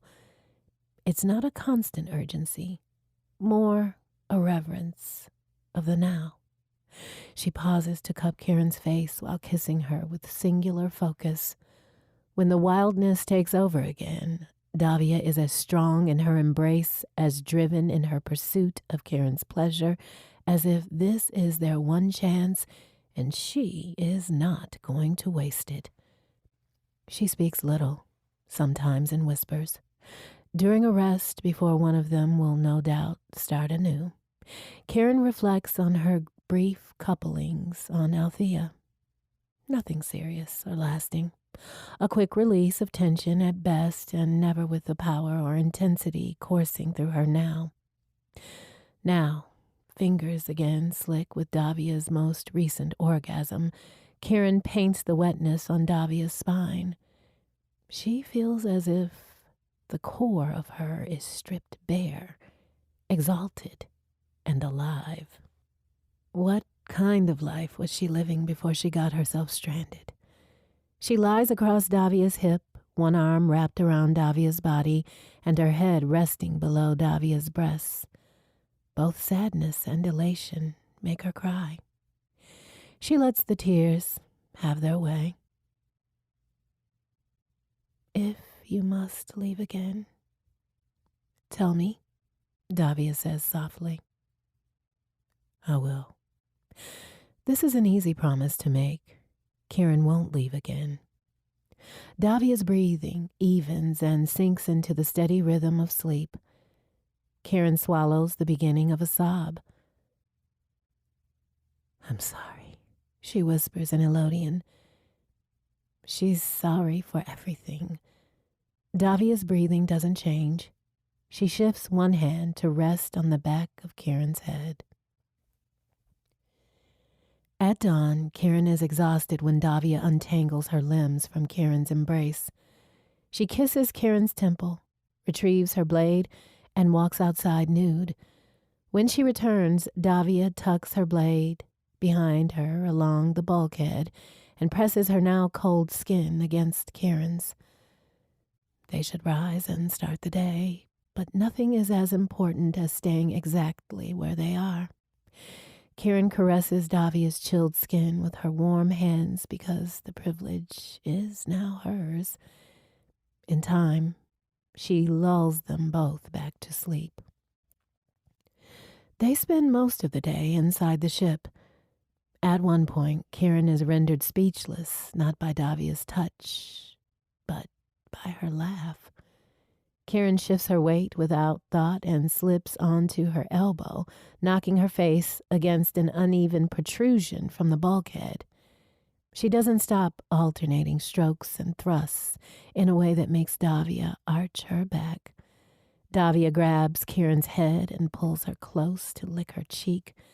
When Davia pulls back, there's a small streak of blood on her tongue. She licks her lips and smiles.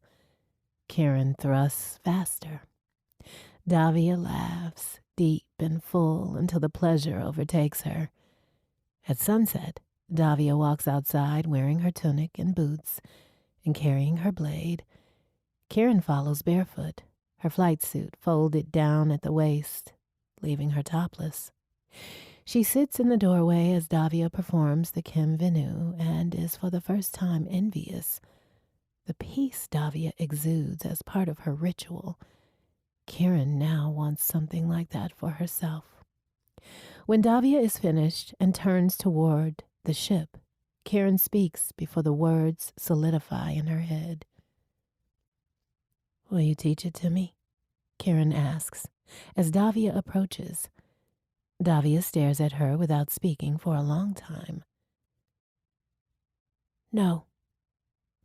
Kieran's heart seizes in disappointment. "No, not yet." Davia leans over to kiss Kieran. "I will teach you other things." When Kieran stands to start right away, Davia shakes her head.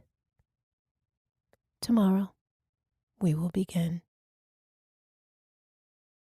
Chapter 14. The doors open and the evening breeze dries the new layer of perspiration on Davia's skin, adding to the lassitude in her limbs. Her heart thunders in her chest as she regains control of her panting breath, her spine twitching from a back-arching orgasm.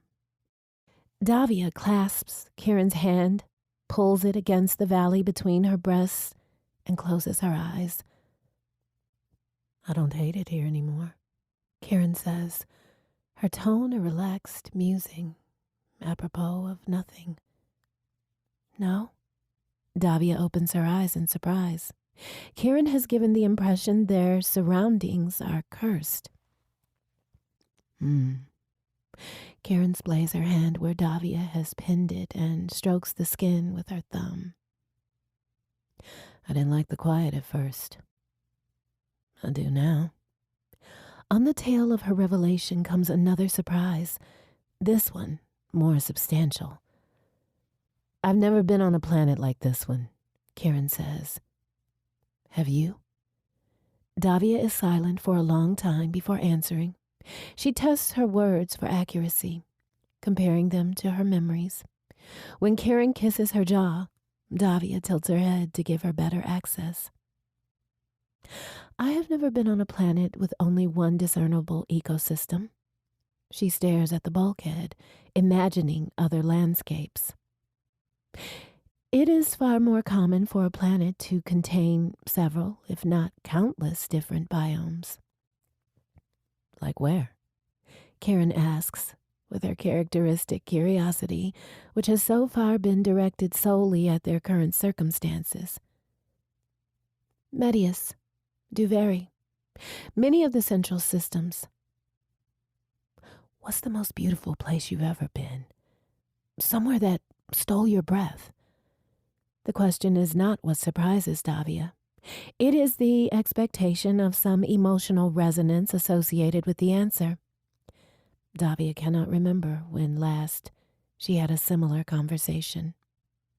Karen is so different from Isabel, from Anine. Her body bare and uncovered, Davia stretches her legs as she thinks and sighs at a memory. The southern continent on Duveri. In the rainy season, the air is so humid you can almost drink it. The cold is dreary and ominous, but the extremes lead to the richest, greenest place I have ever seen. In the forests, the trees tower into the sky, and the undergrowth is so thick you have to walk with poles because the depth to the ground is misleading. And you? Davia asks. Karen's experience has been significantly different based on what little she has shared with Davia. Here, Karen says without pause. Davia searches Karen's face for any hint of dishonesty and finds none. It's dangerous, Karen says, more than either of us knows. There's a truth to this place I appreciate now. You never speak of your people. Karen's hands still. We do not often speak of the past and the people lost. Those things are private. So they are behind me now. I speak only of what is and what will be. Now is not the time to ask why Karen will not teach Davia her language. Perhaps that is another thing to be put behind by Karen, which saddens Davia. They already avoid so much. The words from their argument still sting, and the lack of a complete common language makes true verbal communication almost impossible. This new connection between them eases the hurts they cannot otherwise resolve. Karen turns to lie on her back. Now, in this place, I feel true. I felt like a liar where I was. Reminded of her first year on Duveri, Davia understands. Karen sits cross-legged in the sand of the area Davia uses for her various exercises and meditations. Her eyes are closed, the lids flickering with movement. Vinupakram means true heart in an ancient Duverian tongue. Davia paces the edges of the area, shifting a rock in alignment to mark a border.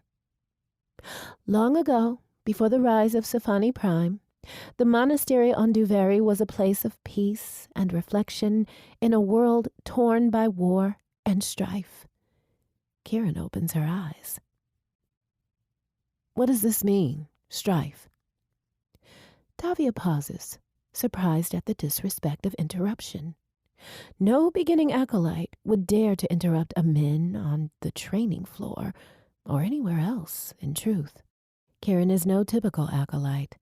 Conflict, disagreement, Davia says, and then continues not ungently. To show your respect for Vinupakram, you will be silent when in this space, unless invited to speak. She points to the boundary of their training ground. Here, I am your teacher, Min Davia, and you are my student, Pri Kiran. Beyond this space, we are who we are. Karen frowns, and her shoulders stiffen.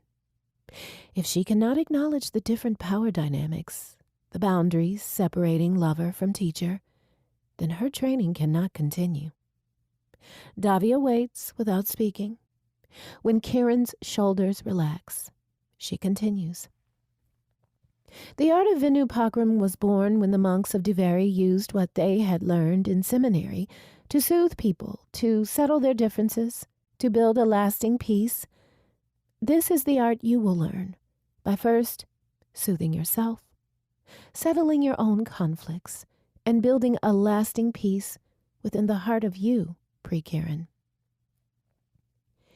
Instructing Karen is different from and yet the same as Davia's lessons with the first and second year Pris on Duveri. She teaches Karen the same vocabulary, the same basic movements, the core of the first level rituals, Karen asks so many questions about the nature of Vinupakram. Davia has to remember her own patience. She adapts to the immediacy of this new feedback loop, even when her response is to tell Karen to question less and be more. During the day, Davia focuses on the what, the actions of Vinupakram, until Karen takes the hint and asks fewer questions while addressing the task at hand. Specific exercises and drills, sharpening her attention and strengthening her body. At night by the fire, Davia teaches the why, the philosophy and tenets of the art. The Jeweled Circle is a council of elder men, ones with many years of experience. Long ago, when the influence of Vinupakram stretched beyond Duveri, they decided no monasteries would be built off-world. We keep the tenets of Vinupakram private and within our ranks to honor what has been given to us. We rely on each other as we rely on ourselves. You may train far from the monastery, but because you train with me, the art flows through me to you. Here, you are as much a Pri as the acolytes on Duveri, and now part of the whole. These initial lessons are designed for children, yet they are the building blocks upon which the other lessons will rise. Davia changes nothing. Vinupakram was demanding for Davia as an adolescent, and her life then had been nowhere near as difficult as their life on this moon. Losing sleep was a challenging trial for Davia when she was 13, but cannot compare to Karen's trek without food or water, on a wounded leg, no less, to reach the canyon. While Davia describes their lessons for the following day, Karen's eyes are bright with firelight, and more questions she does not ask. Chapter 15. Karen huffs in frustration and opens her eyes. I don't feel any different.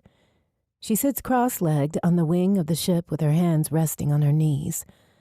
Davia sifts through collected crash debris and salvage materials from the cargo bay. Sometimes you won't. She evaluates a hunk of metal from the pile and then tosses it aside. So what do I do now? Karen would rather focus on Davia, who looks fresh and clean after their morning swim. The journey had taken some time. Davia wanted to attempt longer distances, and Karen had suggested the lake. Davia's hair is curly and wild today, with long waves hanging down her back. When she moves, the sunlight dances in the tendrils, much more entertaining to Karen than closing her eyes and breathing. I've been doing this for hours. No complaints. Davia remains focused on her task. Try again. If this is meditation, shouldn't I visualize something? What am I waiting for? She hates waiting, and this art of Davia's demands a lot of sitting still. Yet the peace Davia radiates is enticing, and the purpose she offers is compelling. Karen wants those things for herself. You practice Vinupakram, Davia says. Breathe in through your nose and out your mouth. Feel the air move through you. For how long? As long as you need to. Karen wonders if Davia is being deliberately unhelpful. How do I know when I'm done? You will know. Karen twists her body, peering in Davia's direction. Is this some sort of torture? Davia offers a brief glare, then returns to her sifting. What are you looking for? Karen asks. Never mind me. Focus on your breathing. Another huff bursts from Karen. She shifts back into position and closes her eyes. Davia adds short-range walks to her daily routine, determined to use her leg as much as she can. Karen escorts her out of caution. What if Davia falls into another pit and Karen isn't there to help? She hovers so much, Davia teaches her a form of wordless communication, arm motions and hand gestures, providing tactical information without speech. To practice, Kieran must move beyond conversational range. Months ago, she couldn't stand being so close to a Safani. Now, she can't bear to be apart from her. This morning, they walked toward the east. Half an hour later, a pod of shelled creatures crosses their path. Kieran climbs a bluff for a better view and returns to Davia's side. I've got an idea. You may not like it. 10 minutes later, Davia is crouched on her good leg in the scree of the ravine. She glances over her shoulder at Kieran. Kieran nestles in a small space in the rock wall for cover, poised with a spear at the ready. 7 or 8 of the shellers, Kieran's estimation, unless more are hidden, make their way toward Davia. The one in the lead is the length of Kieran's arm. More motivated than the others, it scurries closer to Davia's position. May I remind you, I have only my blade with me. Davia's calm voice doesn't quaver. Kieran ignores her and focuses on her quarry. Fist-sized rocks are the only obstacle between the creatures and Davia. If they surround her, she won't be able to run fast enough to escape them. I just washed these clothes, Davia says. Kieran fights down a laugh and squeezes the shaft in her hand, drawing the spear back.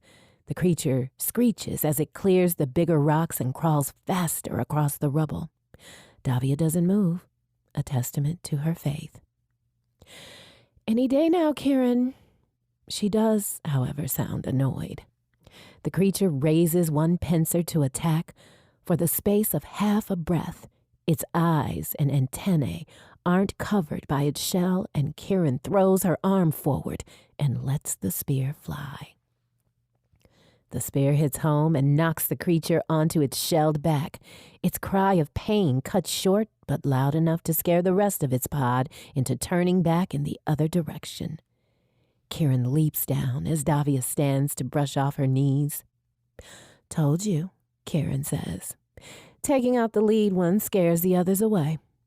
She retrieves her spear, lifts the dead creature with one arm, something she hadn't been able to do the first few months after the crash, and carries it over to a clump of rocks to gut the carcass. You've become quite skilled with the spear. Davia's cool tone has a measure of surprise. Kieran plants her hands on her hips, her spear propped against her shoulder as she stands. You weren't worried, were you? Davia says nothing and arches one dark eyebrow, reminding Kieran of other times she has expressed herself with a similar look. Kieran wonders how soon they can get back to the canyon, to their now shared bed. Kieran entices Davia away from her usual afternoon tasks of checking the filters and clearing the solar panels. The lovemaking pauses for Davia's sunset Kim Venu, followed by dinner. Afterward, they sit in a new preferred position by the fire, Kieran in her chosen spot and Davia on the ground between her legs. Kieran's chin rests on Davia's shoulder, the silence comfortable until Davia breaks it. My mother was a courtesan of the old king. Davia's voice brushes against Kieran's skin like the breeze blowing around them. He pledged to marry the first courtesan who bore him a child. 5 days before I was born, High Queen Ethelyn, another courtesan at the time, gave birth to my half-brother. Prince Anine? Davia hums her acknowledgement. Anine is a good man who craves his mother's approval too much to veer far from her political practices. His only rebellion appears to be his love for me. Kieran can sense how much Davia misses her brother, and also hears the truth Davia suggested during their argument. Davia does not support the High Queen's vision for the galaxy. Davia returns to her story. It seems more like a dark fairy tale of a distant land that should have no bearing on Kieran's life, and yet it does in so many ways. Anine claims she was different when he was small. Queen Ethelyn doted on him, and having secured her place on the throne by marriage to the king, was kind to those in her service. When High King Anad's policies were too harsh, she was a temperate voice of reason. Davia sounds doubtful. Though my father had married Queen Ethelyn, rumor suggests he was in love with my mother.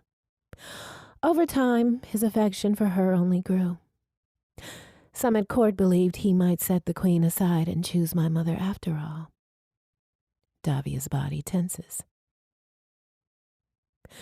I was told my mother died of a sudden illness when I was 5. I overheard my governess gossiping, certain Queen Ethelyn had had her poisoned. Karen gasps at this shared injustice. She squeezes her arms around Davia in apology for interrupting.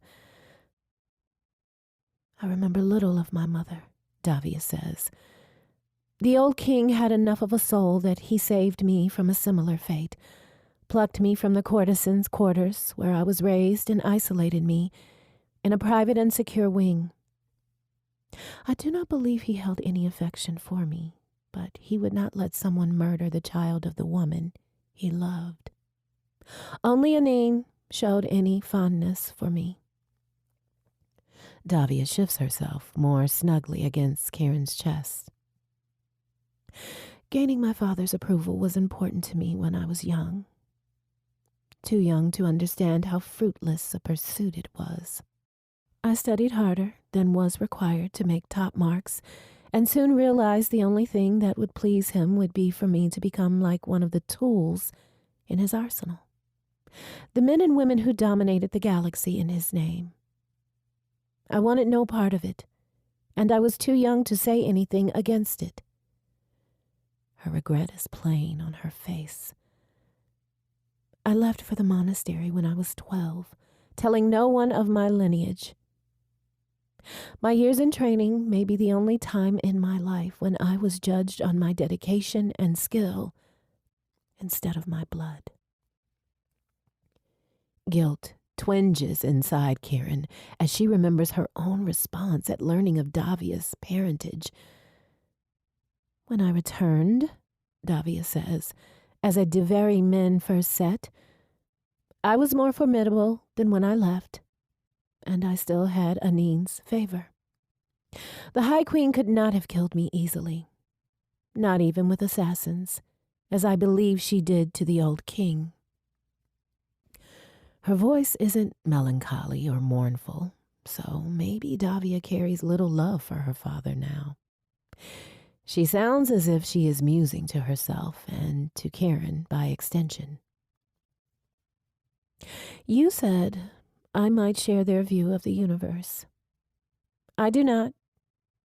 I thought many of my father's policies were extreme, and I chose to separate myself from the affairs of state, to focus on my own interests and pursuits. When he died, I mourned him and did nothing to stop the executions offered in his honor.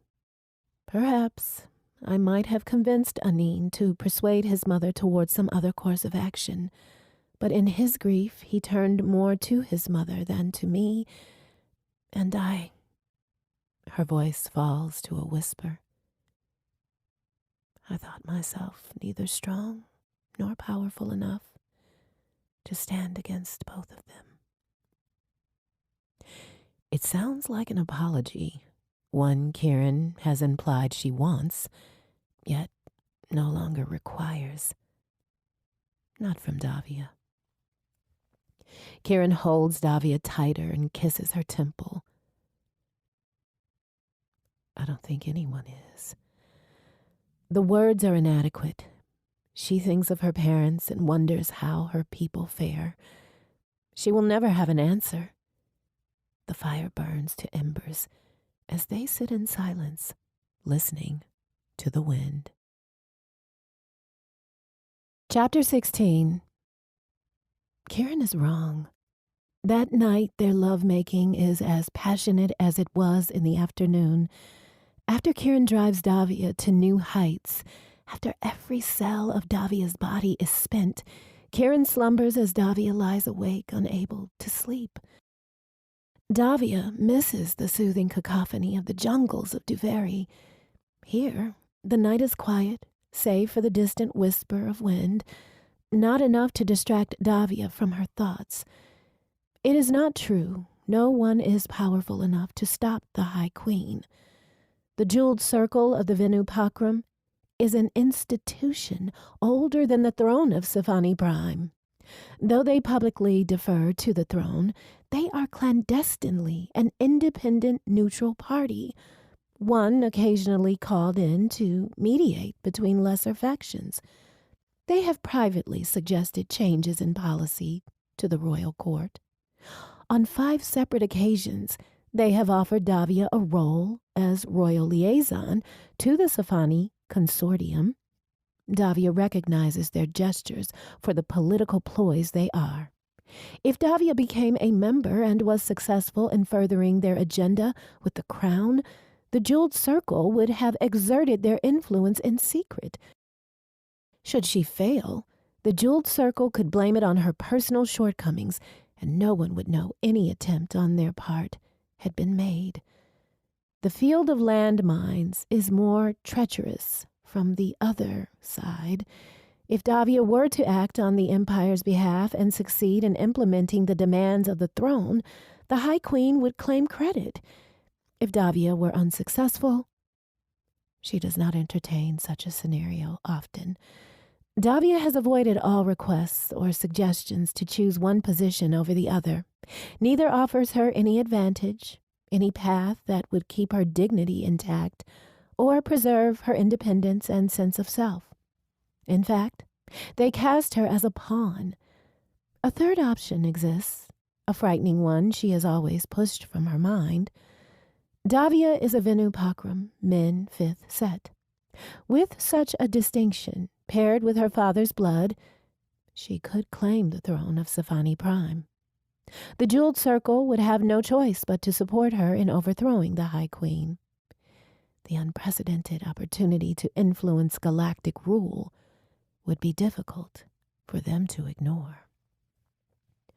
Her only challenge would be in eliminating the one true obstacle between her and the throne. She would need to remove her brother from his birthright. Anin would never stand aside of his own volition. Forceful removal would be required. Davia cannot kill her brother. In the deepest parts of herself, she also fears she might become like her father, or far, far worse, like Queen Ethelyn, cold, vindictive, devious, absolute. Queen Ethelyn was born into a noble family on Medius, with parents who machinated for a closer connection to the throne. With their numerous off-world holdings in mining and ore refinery, they were prominent enough at court to position their daughter as a courtesan for young Prince Anad. After Anin's birth, Queen Ethelyn was cool with anyone who was not her husband or her son, but affectionate and warm with family. High King Anad, on the other hand, was less satisfied with his marriage, a situation ripe for court intrigue. Perhaps jealousy or the scathing dismissal of her due respect drove Queen Ethelyn to her own machinations. When crossed, the queen retaliated, out of proportion, to the affront, thereby ensuring it was never repeated. If the obstacle couldn't be outmaneuvered, the queen eliminated it altogether. Members of the court learned to stay out of her way whenever possible and to curry her favor when avoidance wasn't an option. Whispers of disappearances, of suspicious deaths, of outright murder in the form of execution on suspicion of treason, all of it served to keep everyone, except Prince Anin and the High King Anad, under her control. Rumors in the darkest corners of the palace suggested the old king had been an obstacle Queen Ethelyn decided to remove. Davia wonders what she might use to justify her own heinous actions, should she ever commit them. She listens to the wind for a long time before sleep takes her. The next day, when the dawn comes and Davia begins teaching Kieran another series of lessons in Vinupakram, a niggling doubt has taken root in her brain. Her devout focus on only what she can immediately affect shifts to what she might control, given different opportunities and circumstances. Anin is persistent and will have his people search for her until he finds a body or his path to answers is blocked by celestial phenomena comparable to a black hole. Sooner or later, tomorrow or years from now, Anin will find her. What will become of Kieran then? She is a terrorist, a traitor to Safani Prime, who will be summarily executed. She and Kieran have saved each other's lives and now have crossed into new territory, changing everything. Davia will not let Anin or his mother hurt Kieran, but what will happen to Kieran's people? The weights on the scale change every moment. Would Kieran accept Davia's protection if she could not secure freedom for her people? If she and Kieran are rescued and separated, will Davia ever see her again? Speculation is a habit she thought long broken.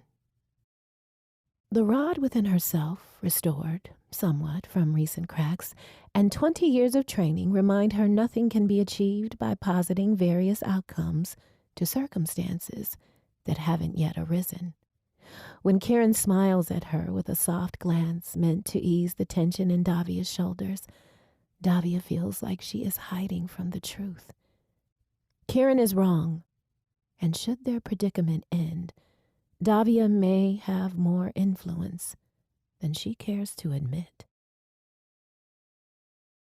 Chapter 17. No, pivot this leg here. Davia shifts Kieran's foot with her own boot as she lifts Kieran's arm into position. When you raise this arm, you center your weight and are harder to push off balance. Kieran has known pain in her life. She's known agony. She's been near death, and she's been so mentally, emotionally, and physically exhausted, the thought of dying in her sleep sounded like a comfort. She's never experienced this tingling, bone-deep ache. Davia's instruction sinks through her skin into a part of her wanting to stretch past its limit, to do something she's never done, to be someone she never thought she could be. The light of early afternoon, through patchy clouds, casts short shadows on the canyon. Davia parallels the position beside Kieran to demonstrate in tandem the series of movements yet again, her patience endless. Again, slower this time. It takes hours of practice for Kieran to complete the form without Davia's aid. When they curl up together in the bunk that used to be Davia's alone, Kieran groans when she wraps her arms around Davia. Davia laughs.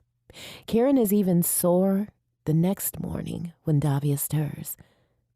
Wake up, Davia shakes Kieran's shoulders, and the touch hurts. I can't move. I'll take a massage when you're back, even if your hands are cold. Davia smacks her on the naked flank of her backside. No more sleeping late. Now you join me. Kieran perks up when the words sink past her mental fog. Outside, the chilled dawn breeze makes Kieran shiver and worsens the ache. A few clandestine stretches on the way to Davia's ritual space keep her from groaning aloud. Kieran stands nearby while Davia marks her circle. Today, Davia adds a line behind it. Kneel here. Kieran considers resisting out of pride, then remembers it doesn't serve her. She asked for this, and Davia delivered. The proper respect is due. She lowers herself stiffly into place with only minor correction from Davia, who takes her usual position within the circle. Repeat only the first 2 lines after me, Davia says. Karen takes a deep, centering breath without prompting, ingrained by her training so far. I have no mother, no father, and no house to call my own. I have no shelter but the stars, and no home but where I kneel. A potent ache rises in Karen's chest as she repeats the words, their truth resonating through her entire body and filling her eyes with tears. The shallow valley is the fourth one Karen has checked today, and the results are the same. She stashes her worry into a mental compartment to be revisited later. Karen pushes her luck by staying on the hunt as long as she can as the day fades. For the last several days, she has seen no movement anywhere.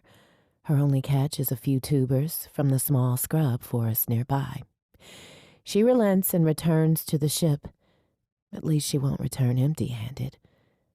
They have plenty of cured stores, thanks to Davia's precaution, but they're running out of fresh meat.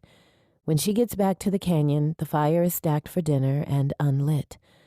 The sound of heavy breathing and clanking components draws Karen to where Davia is hard at work on the far side of the ship. Need help? Davia has tucked the sleeves of her tunic into themselves at her shoulders, and the taut muscles of her forearms and biceps are on display as she wrestles with the unyielding bolts. No. Davia pauses when the bolt gives way. I've realigned the solar circuits so they feed power to one of the filter flows. You mean hot water? Well, tepid water. Karen raises her eyebrows, impressed. Well, that's one success for the day. Concern furrows Davia's brow. Nothing? No trace of them. No tracks, no scat. Perhaps they've all gone underground. She's considered the possibility her hunting has driven her prey from the area, but she isn't the biggest predator, not if the creature she killed in the pit was any indication. We could dry more of the fresh meat that's left, Davia says. Karen hums in agreement, but the ropey, dried strands upset her stomach and are far from appealing. How about I make stew tonight? We can assess the rationing in the morning. Davia secures her tools and brushes dirt and grime from her hands. Spar while we wait? Karen smiles despite the bleakness of the situation. Maybe this time she'll gain the advantage. She doesn't. Davia knocks Karen flat on her backside so many times, Karen is certain her bones are bruised. Each time, Davia extends a hand to help her up and gives Karen a moment to recover and set herself anew. You are improving, Davia says. Karen wonders if it's said only to ease her pride. Then again, Davia doesn't slow her punches anymore. At first, Davia only parried Karen's blows. As Karen grew more familiar with the strikes, Davia would connect with little force behind them. Now, her strikes are focused and powerful.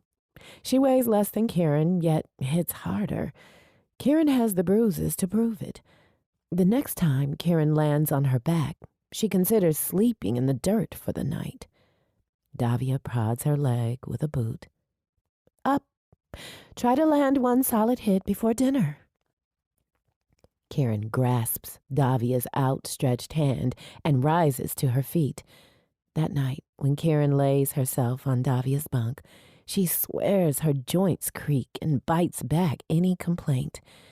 It occurs to her, Davia has never complained about anything. Not the weather, not their limited resources, not their circumstances, not the fact Karen is to blame for her being stranded.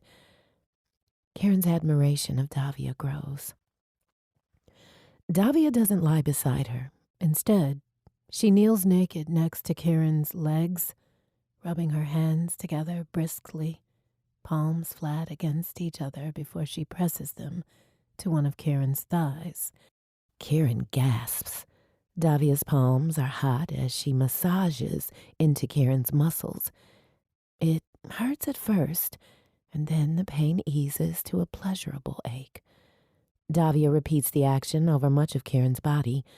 The relief spreads, a languorous hum singing in her blood. When Davia stops, Karen draws a breath to speak, to thank her. Davia kisses the skin above her navel, and the words never cross Karen's lips. The attention begins anew. As Davia paints her and kisses, arousal sweeps through her, and then desire. She waits for Davia to finish, to have her way. Davia is nothing if not diligent and attentive to detail. When she lies alongside Karen, Karen rolls on top of her, wet and eager and straining against impatience. Davia is insistent, pulling Karen's thighs outside her own, spreading Karen's legs into a straddling position. Davia slides a hand between them, then purrs at what she finds. Karen can barely hold herself up. So deep is her fatigue, and she pulls from her waning energy reserves to raise her hips over Davia's hand, pushes on to Davia's fingers, and draws them inside. Her nerves are oversensitized, her skin hot where they touch. Sweat breaks out on her spine, and she can't breathe between kisses to Davia's perfect lips. Karen speeds the rise and fall of her hips. Davia matches her, and as one, they strive for the same goal. When Karen peaks, Davia doesn't stop, and Karen's euphoria expands, seeking a new height, fatigue forgotten. Davia flips them over, sinks down Karen's body, and adds her tongue in counterpoint as Karen arches her back. Karen slips her hands into Davia's hair, pulling her head closer, and offers everything she has, because now it's not only her pleasure. Davia is asking something of her. Davia wants more. Davia demands her due with mouth and hands, and Karen is helpless and must obey. This time, when the orgasm swells, when she cries out, it's a keening for the person she used to be, someone she doesn't recognize anymore. She is not the same. Davia's thrusts slow, her brazen and wild kisses a benediction. She stills her fingers and doesn't draw them out, rests her cheek on wiry hair, hums without making a sound, and settles herself as if she has no intention of moving ever again. The dark behind Karen's eyes is welcome, the warmth of Davia's skin against her a reward. Karen is sanctified, reborn. Chapter 18. Multiple sandstorms have led to poor performance from the solar cells.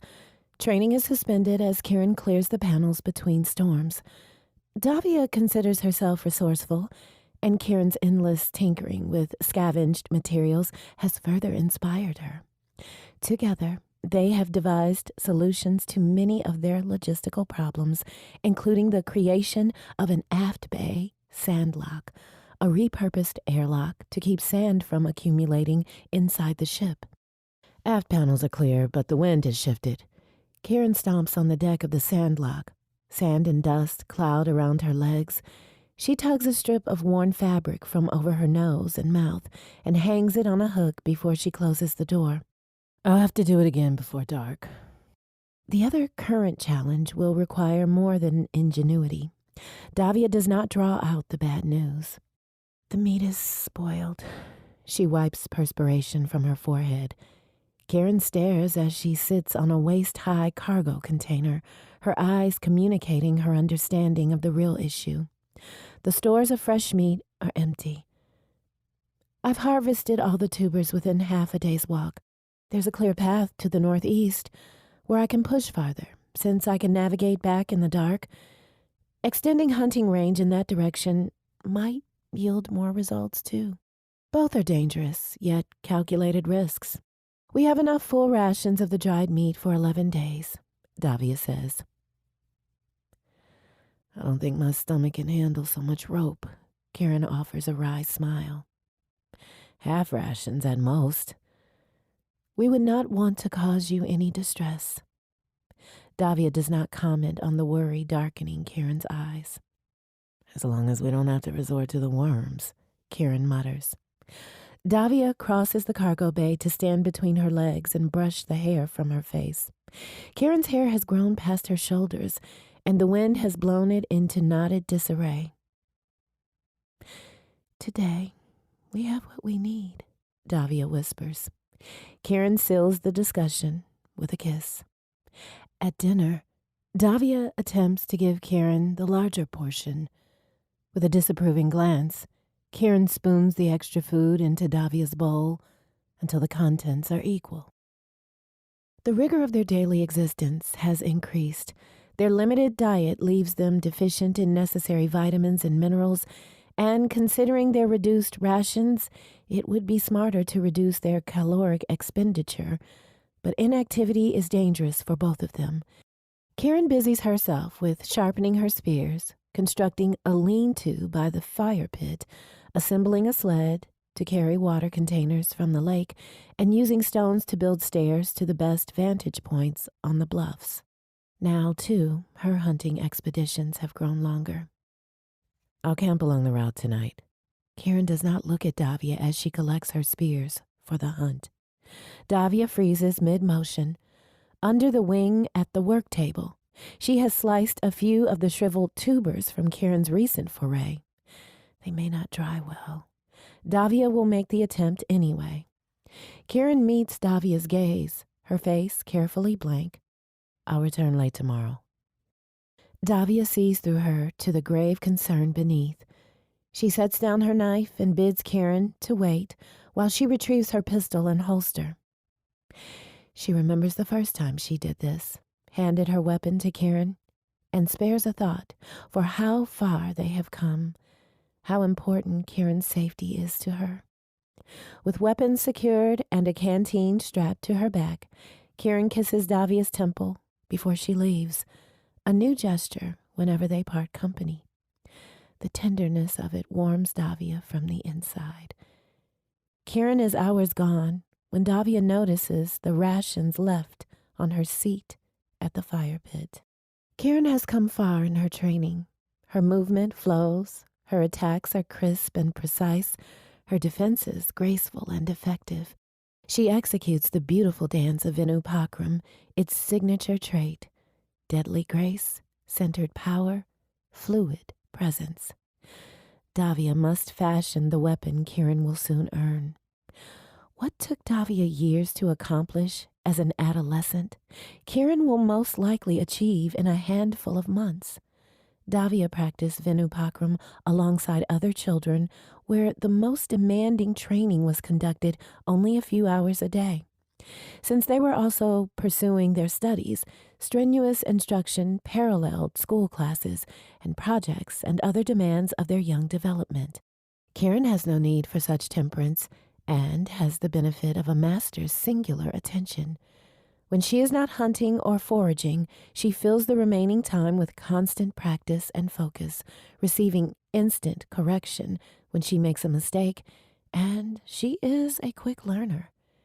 She is impetuous, yet resilient, impatient, yet resourceful, prone to emotional outbursts, yet persistent.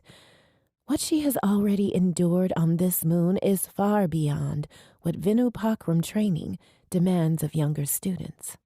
And she is not a child. She is a mature woman who has experienced loss, death, and more than one kind of pain. Though Kieran shares little of her origins, she did mention she had never studied an art like Vinupakram before, so she has no martial training she must unlearn.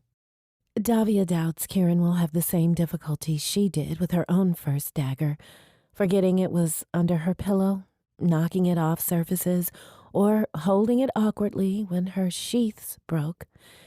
If Kieran were an acolyte on Duveri, she would be in her 5th year of training, approaching the most feared and anticipated challenge of her development. With only one weapon and a supply of food and water, acolytes are sent into the wilderness, full of swamps and jungles, and most frightening to adolescents, the unknown. The journey is called the Halam Venu, and its completion is one of the final tests for Pri. Yet Here on this moon, such a challenge is more like an afterthought. Kieran performs such trials every few days. Her time on this moon has been an endless Halam Venu. Davia considers making the challenge more difficult, somehow, and ultimately leaves the directives unchanged. Kieran's training has been easier in some ways than it might have been on Duveri.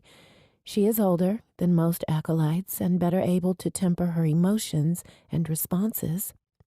If Kieran were to set foot inside the monastery, an impossibility, of course, considering their circumstances, she would not need to justify her presence. A simple list of her experiences since the crash would exceed many of the requirements. An acolyte's first blade is a gift bestowed by a master. Every blade after is chosen by the acolyte. Swords, sabers, rapiers, daggers, all are tools, no more and no less, and not items to be anthropomorphized or named. At first, many students choose ornate, provocative weapons. By the time they advance to men, they have tempered such frivolity in favor of versatility of function. Davia has designed and begun construction of a dagger to be presented to Kieran when her pre-trials are complete. The blade will be a simple one, since the materials at her disposal are limited. The thought of creating it reminds Davia of something she hasn't thought of in years, the other ways blades are given from one to another. When a Venu Pakram min marries, they offer their blades to their beloved.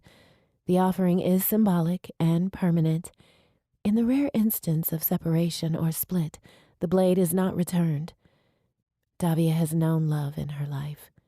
She loved her mother. She loves her brother and knows it is reciprocated. She loves Isabel, though she does not return the depth of love Isabel has felt for her. She has never been in love. The challenges her identity presents make true connection difficult. Her brother's warnings and her father's missteps live long in her memory, and romantic relationships require an unfamiliar vulnerability.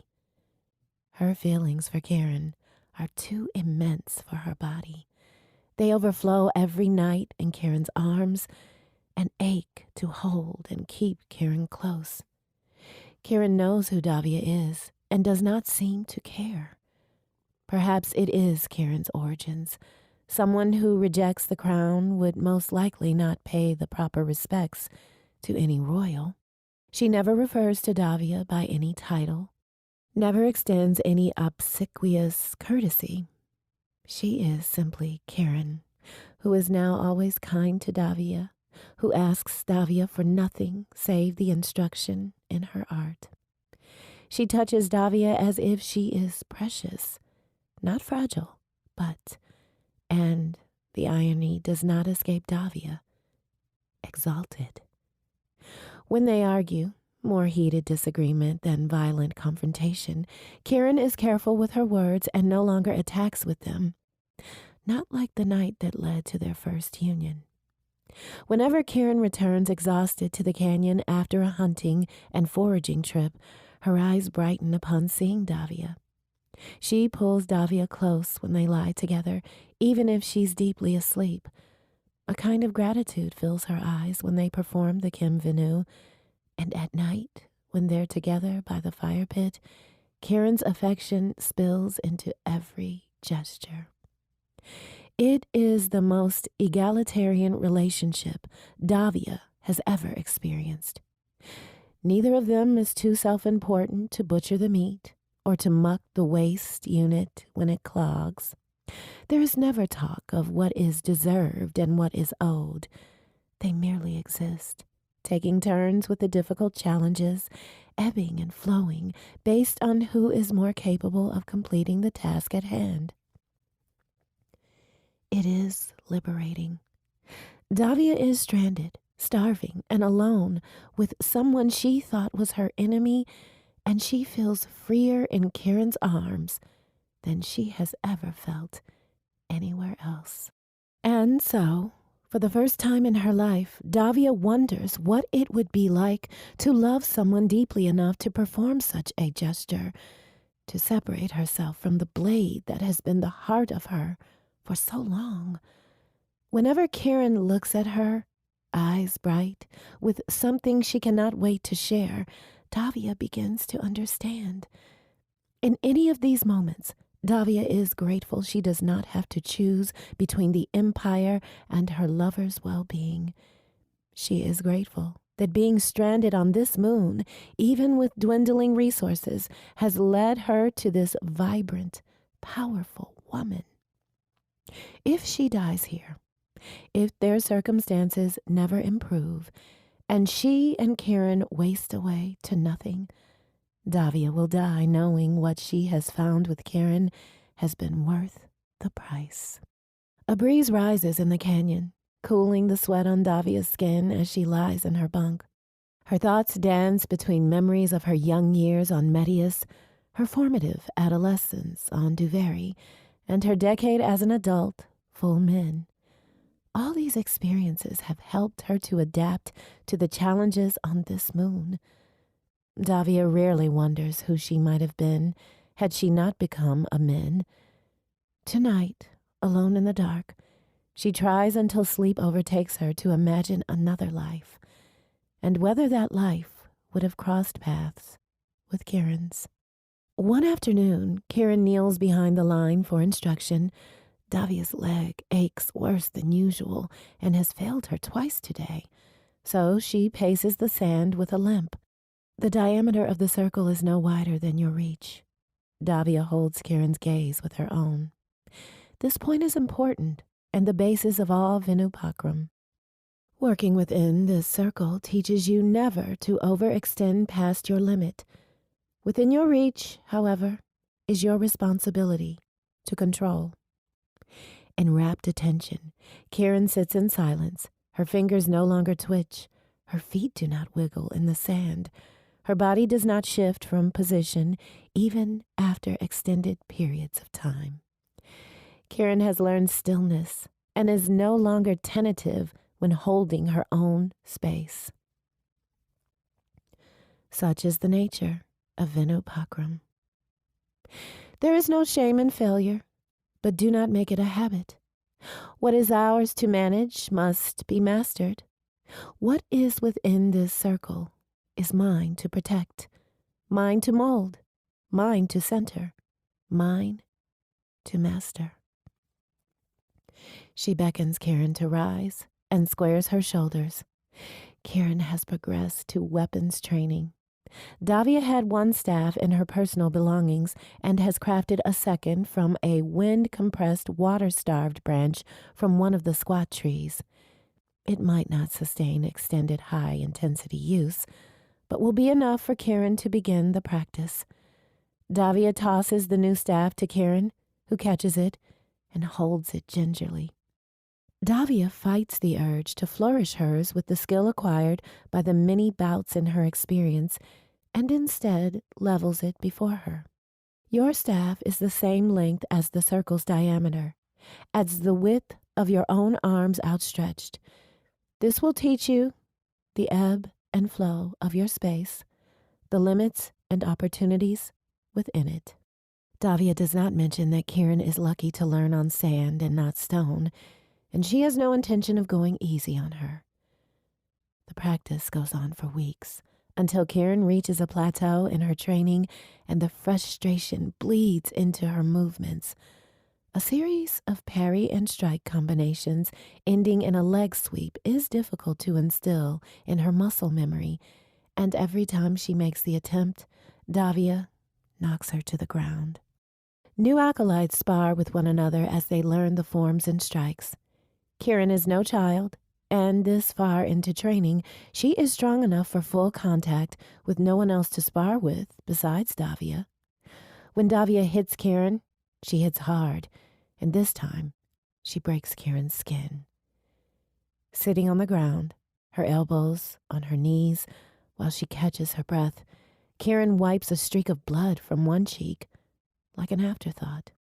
"I'm never going to learn this," Kieran says, exasperated at her lack of progress. Speak not of the future, Pri. Kieran grunts at the correction and the appellation. Such a response is a hair short of insolence and another sign of her frustration. No complaints and no castigations. Listen to your body, to the signals it sends you. You must teach it new paths for those signals. Visualize the movement and your body will follow. Disbelief joins the consternation on Kieran's face. She appears tired enough to be done for the day. Davia cannot let her stop here. Though it hurts her leg to do so, Davia lowers herself to one knee. I will not say quitting is the easy way out. Those are words for a child learning perseverance, not an adult who has fought and defeated despair with intelligence and skill. The consequences for giving up can be expensive. Nothing is gained, nothing is learned. Kieran says nothing, her posture suggesting she is listening to every word. Davia softens her voice. There are many lessons here, and the one I want you to focus on is this. Do the next task in front of you. Limit your vision to it, and the entire endeavor simplifies. If it is a journey over land or up a mountain, focus on the next step. If a creature attacks, focus on the next blow. If it is a bout, such as this, rise to your feet. You learn nothing from the dirt. And with a snap of her teeth, Davia stops speaking in shock. She nearly called Kieran beloved. Unaware of Davia's epiphany, Kieran rises, brushes the sand and dust from her tattered clothes, and takes first position of the fighting stance she has learned. Davia recovers and stands, filing away this new revelation for later study. Kieran begins again. Chapter 19. For the first time in months, Kieran wakes before Davia. It's dark outside, but not for much longer. She doesn't move. She wants to let Davia sleep, wants to lie in the abject hopelessness for a moment before they get up and pretend they can do anything about their fate. The last of the fresh meat spoiled 17 days ago. They halved their dried rations and halved them again. Now they add only a few of the remaining shriveled morsels to the evening soup. Soon they'll be down to water and tubers. Kieran travels farther and farther from the canyon to find any of the roots at all. After everything they've been through, she can't believe they're going to starve to death. Davia's features are serious even in slumber. Her sleep is heavier today, her body aching as much rest as it can, as if sleep alone can refuel a body desperate for nutrients.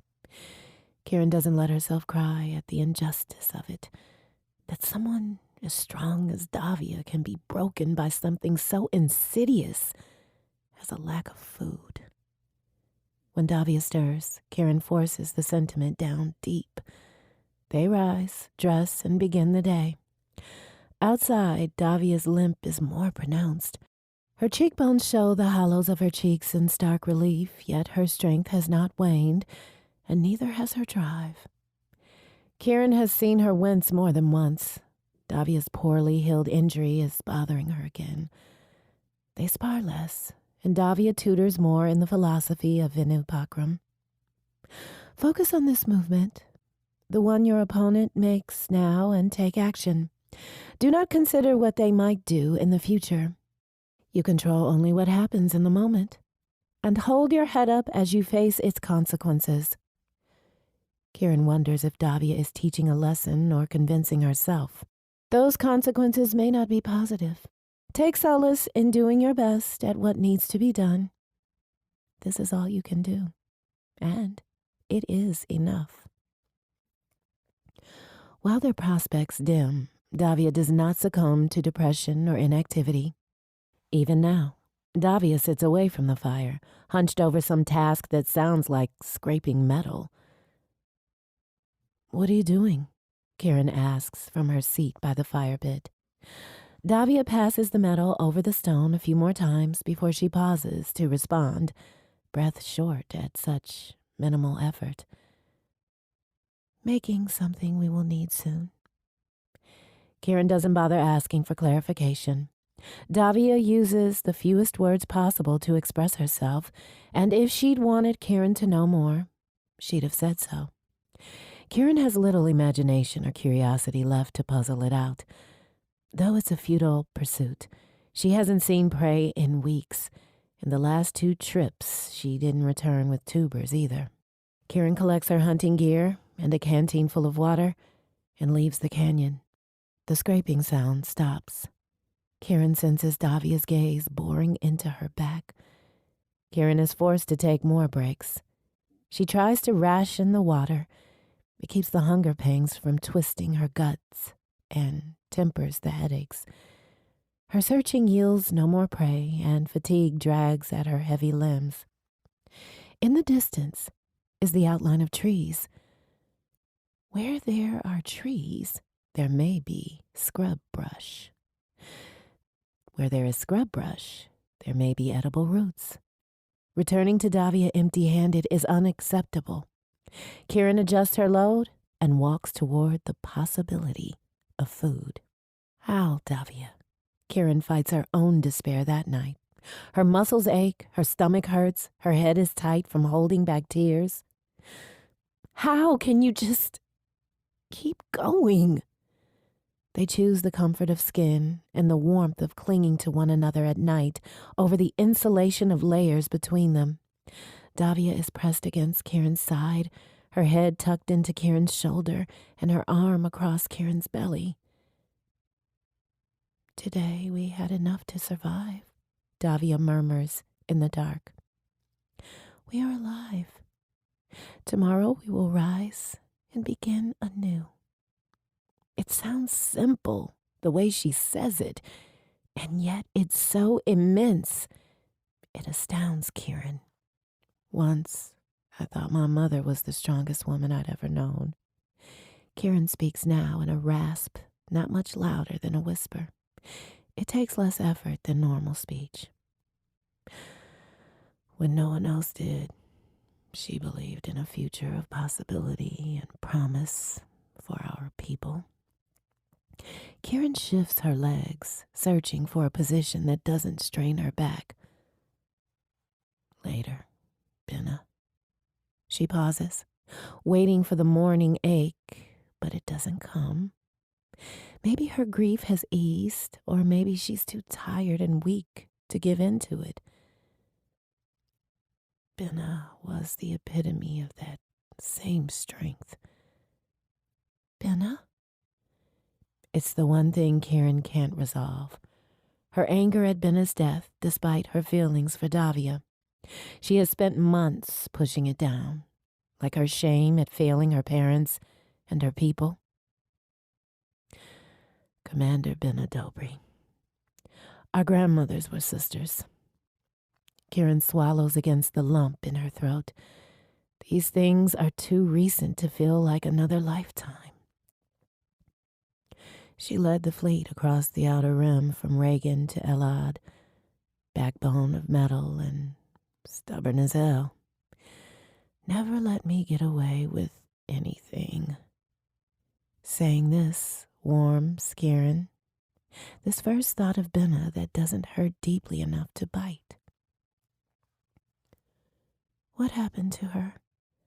Karen doesn't want to say. Doesn't want to bring one more painful thing between them that she cannot change. As the days pass, as Davia becomes more a part of her, withholding anything, even the things she doesn't want to talk about, is much harder. She was on the bridge of Althea when the missile from your ship destroyed it. A gasp in the dark, a clenching of the hand at her waist. Davia starts to pull away. Kieran holds her in place, refusing to let her go, and kisses Davia's temple. You would not have been allies, but you are similar in so many ways. The silence stretches until Davia speaks in a pained whisper. How can you not hate me for this? For what I have taken from you? For what has become of you? Minimizing her response or muttering platitudes would not be honest, and Davia would sense it. Forgiveness isn't possible for either of them. If it weren't for Kieran's attack, Davia might not have fired that shot. If it weren't for Davia's attack, Benna might still be alive. She weighs her words, stroking her hand down Davia's back to ask for patience while she untangles her thoughts and feelings. The truth surprises her with its power. I'm not sure I'd trade where I am now for my old life. Of course, I'd want Benna back, but I am. She doesn't want to say she's happy, because she's not. She's terrified and empty, and all that is left is a newfound core, unwilling to concede. Some cold, dark part of her is secretly grateful she doesn't have to choose. This time and place with Davia have more value to her than anything she's ever held before. She is too hungry and tired and despondent to think about how that betrays Benna's memory. And what does it matter when it's all impossible? Her anger and grief change nothing, but also, I belong here, she says. It's nowhere near enough and will have to suffice. With you. When Davia turns her head to bring them face to face, tears glint in Davia's eyes.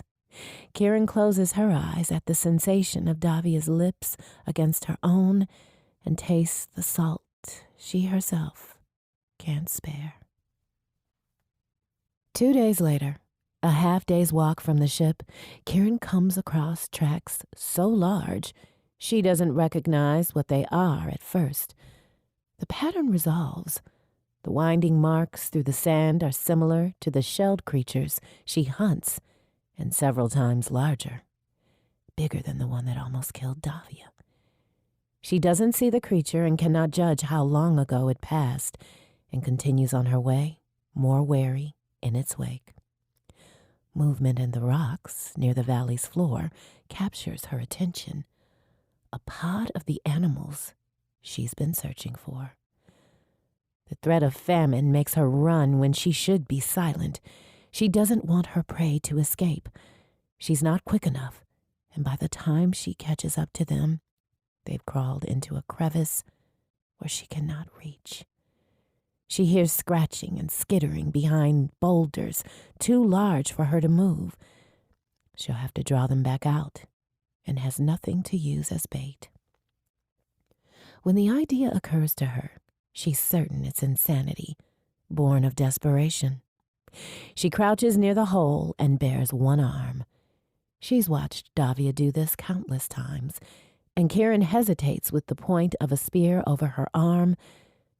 It's not easy, and takes several painful tries, made somehow more difficult by the thinness of her skin. She finally cuts well enough for the blood to bead. She hisses at the pain of tearing her own skin to make the cut deeper. Kieran leans her bleeding arm over the ground in front of the hole, squeezing a fist to encourage more blood to flow down her arm and into the sand. The scratching gets louder. Forced to decide to commit or give up, she stretches herself across the ground. Any creature will have to reveal itself if it wants what it senses. Finally, one appears. Kieran fights against her urge to move. She must wait for the creature to clear the opening entirely before she attacks, or it will skitter back inside. She lies still until one pincer grabs at her arm. Before it clamps, she raises her spear and stabs at its unprotected face, blinking at the blood and whatever else squirting out when she pulls the spear back and stabs again. Her weakness makes for a messy kill. She jabs at it until it's too wounded to retreat, then shoves herself to her knees. She drags the thing further away from its hiding place, flipping it over and stabbing it again. She stops when she's spent, hoping it's close enough to death that she doesn't have to stab it anymore. When it stills, she guts it where it lies, letting the blood pool while she gathers her strength. By the time she's prepared the kill for travel, the sun is setting. She hangs her head, exhausted, and begins walking toward the distant pile of stones, marking the path home. She pays more attention to the shadows on the way. They force themselves to ration their bounty. The soup they make in the middle of the night is almost too much. Karen sits, clutching her belly, willing herself to keep the food down. Davia is so unsteady. Once she eats, she doesn't leave their bunk for most of the next day. Neither of them is able to eat solid meat at first, and not much beyond the Kim Venu gets done around the canyon. Karen is diligent about preserving and making sure none of it goes to waste. If her hunting yields no results for a few more weeks, they'll survive until then. The looming threat of starvation has been averted for now, and they slowly recover. Many days later, when they've regained their strength well enough to spar again, Karen resumes her suffering at Davia's more skilled hands. The time it takes Davia to get the best of her, however, grows. Karen still finds herself in the dirt more than once, but with increasing frequency, they break away from each other and regroup, Davia unable to press her advantage. One afternoon, the bout is more evenly matched than usual. Drenched in sweat and focused on Davia's movements, Karen no longer thinks. She parries one of Davia's combination attacks, spins as she lowers to the ground, and sweeps Davia's legs out from under her. Davia stops her fall from doing any damage to the back of her head, and her surprise is audible. Karen stands and steps back, breathing heavily, blows a few strands of her hair from her eyes, and grins. Davia arches an eyebrow in acknowledgement and begins to rise. Karen stretches out a hand to help her up. They both take their positions for the next engagement, and Davia nods her head at the achievement. "Do it again," she says, "and I'll cook dinner." Chapter 20. After dinner, Davia says words Karen doesn't understand. "Your Hallam venue begins at noon tomorrow." Karen waits for an explanation. Waiting is still painful. She endures it as required. "You will travel into the wilderness alone for 3 nights and return to this fire at sunset on the last day." When Davia says nothing more, Karen bursts. "Do I need to bring something back?" "No." Davia checks the boiling pot of sinew from Karen's latest kill. "Do I need to go somewhere in particular?" "The goal is to be unassisted. I doubt the terrain will make it any easier for you." "What can I take with me?" "Rations, water, and your spears. Or the pistol if you wish." Karen waits for some added challenge or complication. Judging by the way Davia is acting, there isn't one. On her knees in the sand, a day's walk from the canyon, Karen performs the Kim Venu alone for the first time. She faces the sunset, her eyes on the first stars twinkling beyond the cloudless purple sky. For the first time, too, Karen gazes upon Elad without grief or anger. Despite everything, maybe she is still in Elad's embrace. She finds a near-perfect location for the night, one with a nook where she can rest beside a clearing for a small fire. Falling asleep takes a while, mostly because of boredom. No solar panels to clean. No filtration catches to inspect. She misses books, not that her days in the fleet provided much time to read for pleasure. She stares at the stars as she lies warmed by the fire and eventually closes her eyes. Late in the morning on the second day, she finds another set of larger tracks. These are headed in a direction away from the canyon, which is good. The creature who made them is nowhere in sight, and following something so big alone is too much of a risk. She must remember to talk to Davia about their fortifications in case this thing returns. That night, she chooses to sleep in a crevice of a bluff. The night is cold, and she shivers as she visualizes her forms until her breathing settles. Eventually, she sleeps. As the hours pass on her journey, Kieran chooses to focus on only the present moment and now understands its value. The path through the rocks, the sand shifting in the wind, the passing of clouds overhead. She looks forward to seeing Davia, enjoying the anticipation, and it doesn't change the fact that all she can affect right now is the pace of her stride. The last day, she travels to the lake. Wading in the shallow water feels like a cleansing of more than her body. She fears predators, especially the larger ones somewhere in the region, but none are attacking her now. Vigilance is within her circle, and that is all that's required. When Kieran returns to the canyon's fire at sunset after 3 nights in the wild, Davia waits in the ritual space and has not yet drawn her circle. Kieran starts to kneel in what is now her usual space behind Davia. "Stand here." Davia points to a spot a few steps to the side and 1 step behind where she stands. Kieran does as she's told. Though she's curious about this change, she keeps her questions to herself. Davia comes to stand before Kieran and looks into her eyes for a long time. Kieran is not discomfited and meets the gaze steadily.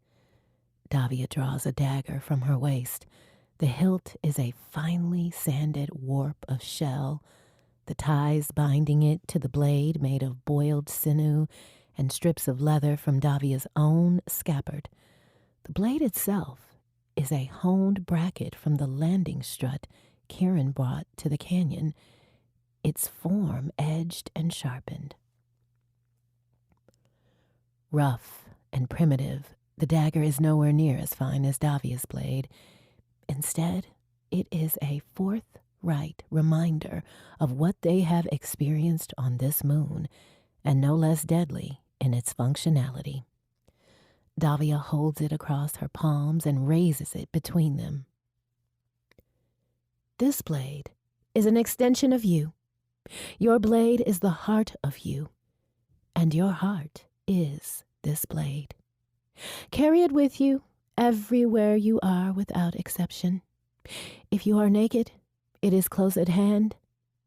So all these months of Davia sleeping with hers close by have been more from training than vigilance. Davia places the blade in Kieran's hands. "I thought my trials difficult at the time, and they were. What you have accomplished here, you must never question what you have done to earn this blade or what it represents." Kieran understands Davia's true meaning. She holds this blade with an esteem similar to the way she carries her own. Davia begins to mark her circle.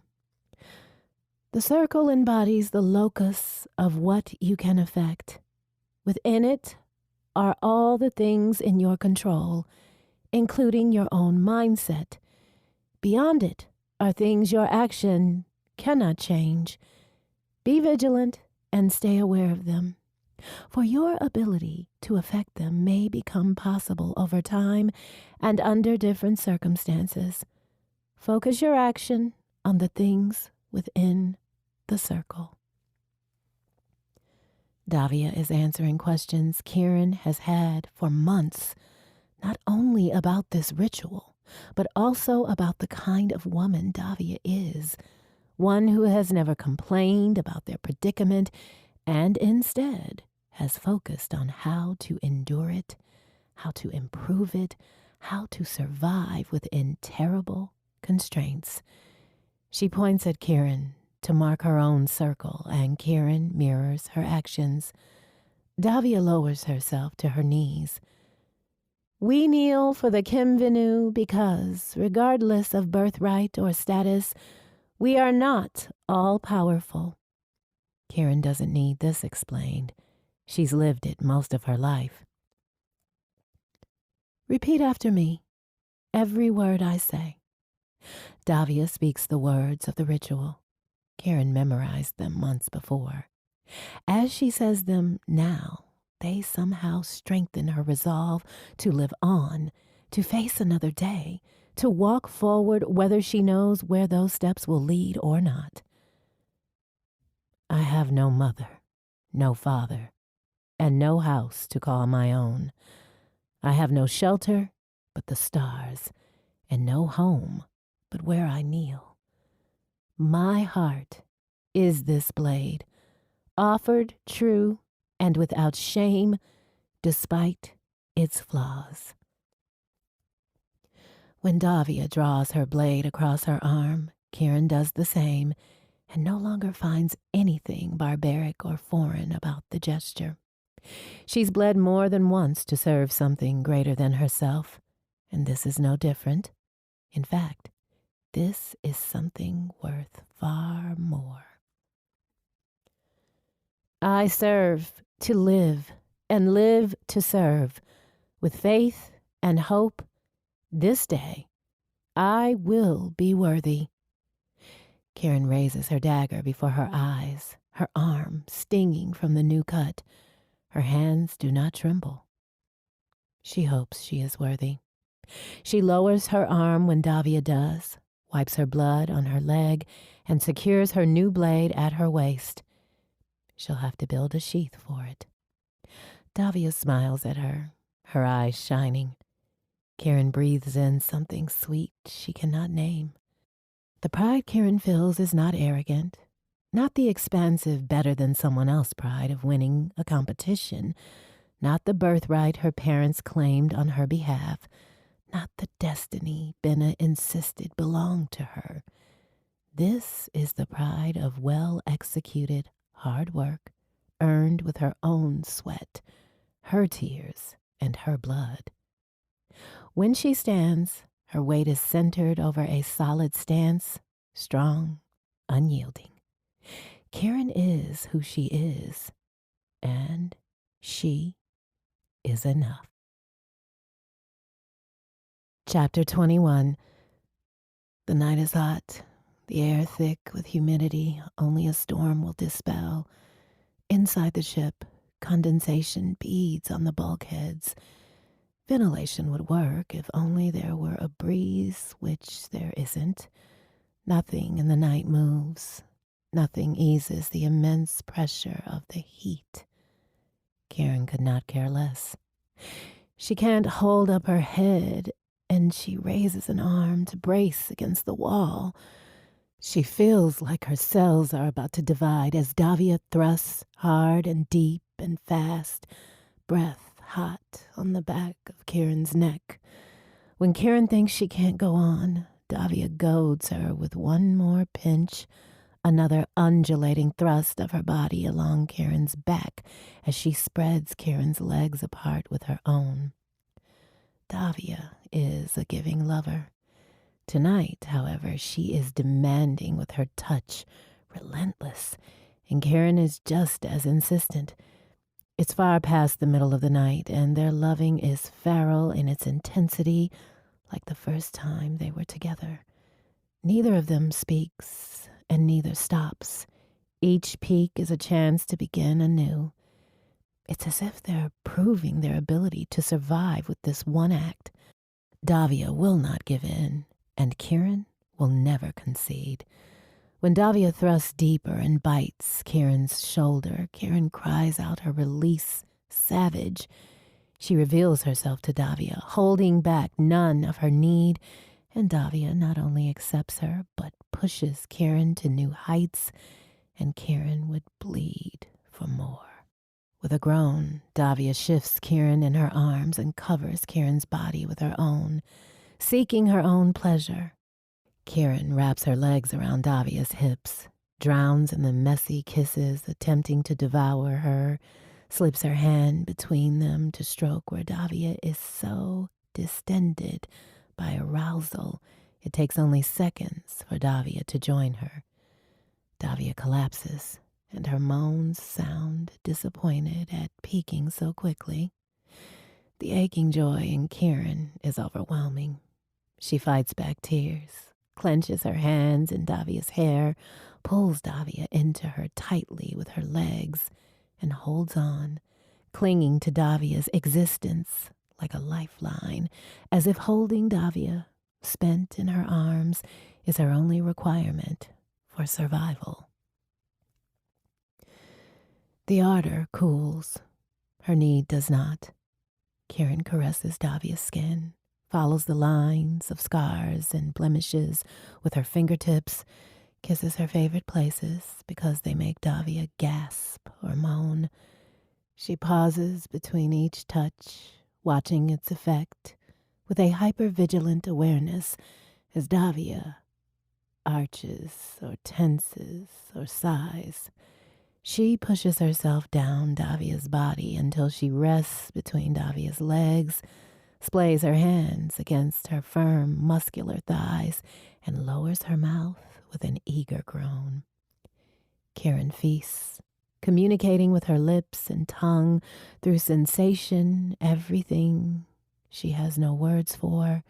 She takes her time, unsatisfied, until Davia sinks her hands into Kieran's hair and pulls none too gently.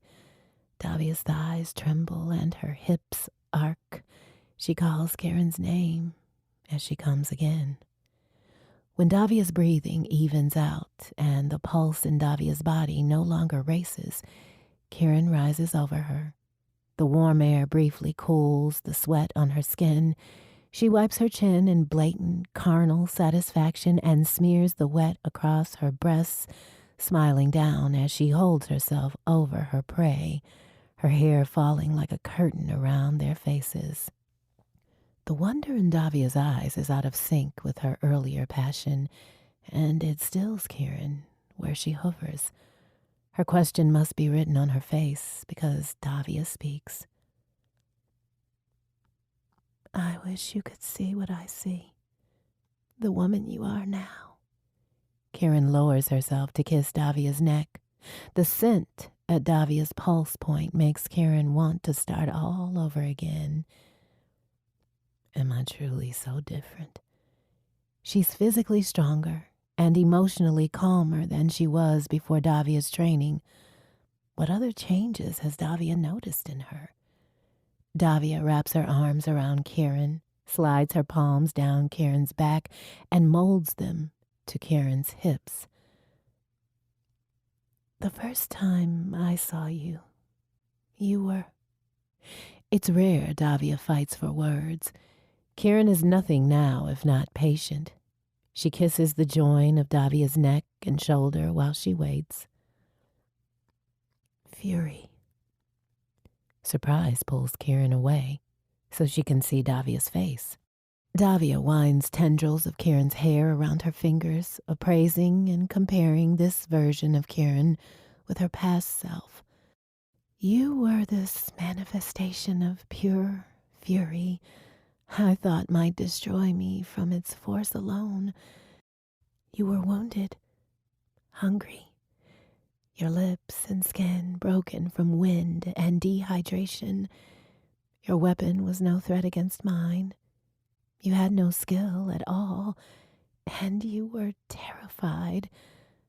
But had you tried to kill me then, I suspect we might have been evenly matched, will for will. Kieran remembers it differently. She'd been angry, yes, and so weak she doubts she'd have been able to raise a hand for anything past a first blow. And Davia had been the epitome of an undefeatable foe, Fierce yet placid, deadly yet serene, untouchable.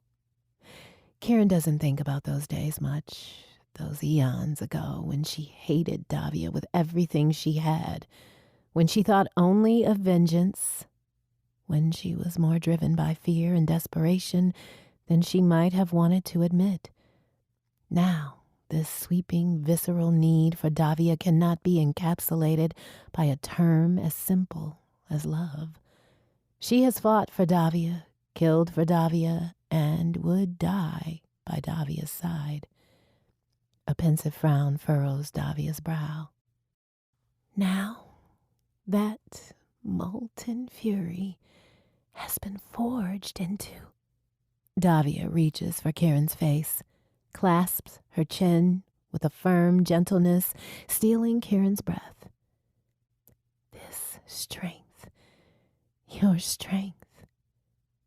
your power, Kieran. She shakes her head in disbelief. You shine with it. It pulses through you, and sometimes it burns me. She sighs as if her words have failed, and Kieran thinks she understands.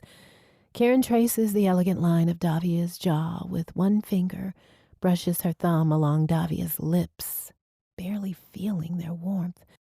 She keeps her touch light, trying to memorize the precise curve of their bow until she can't resist them. The kiss is as measuring and deep as every one prior, a slow call and response. Their hips soon match. Davia flips them over, clenches their hands together, and pushes Kieran's arms overhead until they lie flat behind her head. And then Davia takes her turn. Kieran can't keep her eyes open against the onslaught. When she opens them again, much later, a new expression radiates from Davia's face. It's like the earlier wonder with something else. Something like admiration. Something not demanding, but pleading and raw. And whatever it is renders an invisible blow wide in Kieran's chest, every part of her exposed, fraught yet jubilant and wild. Her breath comes faster. The sensations grow, drawing through the muscles in her thighs, a screaming, intense wave crashing into her and rushing deep inside her.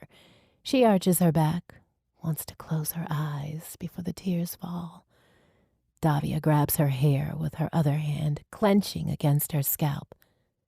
Stay with me, holding Kieran's head in place, and Kieran forces her eyes open as she cries out, as the pleasure fails to crest and expands until all of her is aflame and weightless, pulsing in time, with the contractions pounding inside her. The moment it begins to wane, Davia kisses her, tongue and teeth, claiming what little Kieran has left to give. Pale light bends through the holes in the ship when Kieran wakes the next morning. Beside her, Davia is dressed against the chill and pulling on boots. Kieran grunts as she stretches and starts to lift herself from where she lies on her stomach. Davia stops her with a touch to her shoulder. Rest. After the Harlem venue, you are allowed 3 days of rest without ritual observation.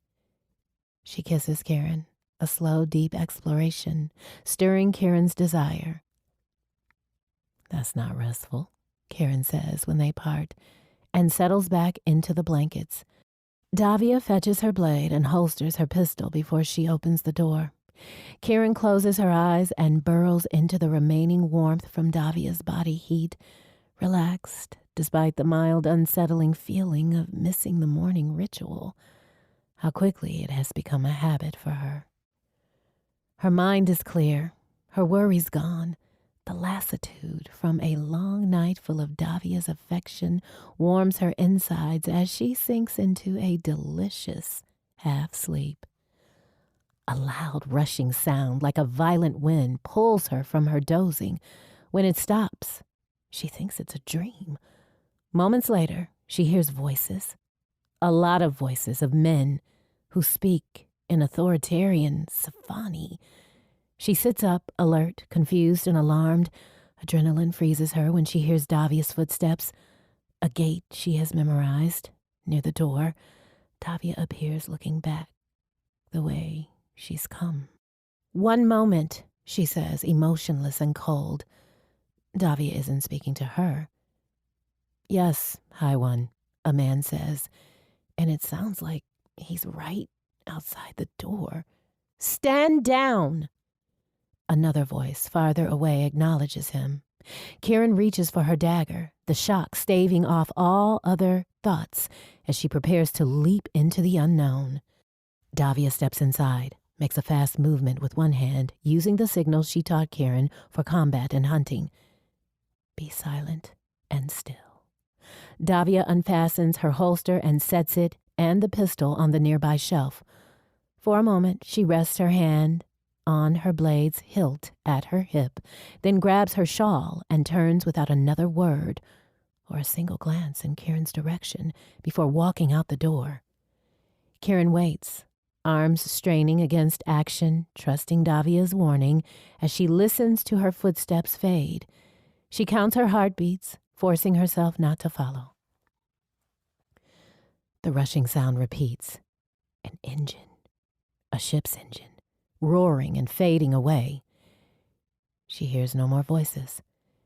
Kieran dresses, clutches her blade, and leaps barefoot for the door. When she steps outside, nothing is amiss, nothing is different, not the fire pit or the work area under the wing or the boundary wall at the edge of the canyon. A shocking number of boot prints mark the dirt and sand. The men who made them and their ship are nowhere in sight. A circle in the sand lies undisturbed and empty. Davia is gone. Part 3.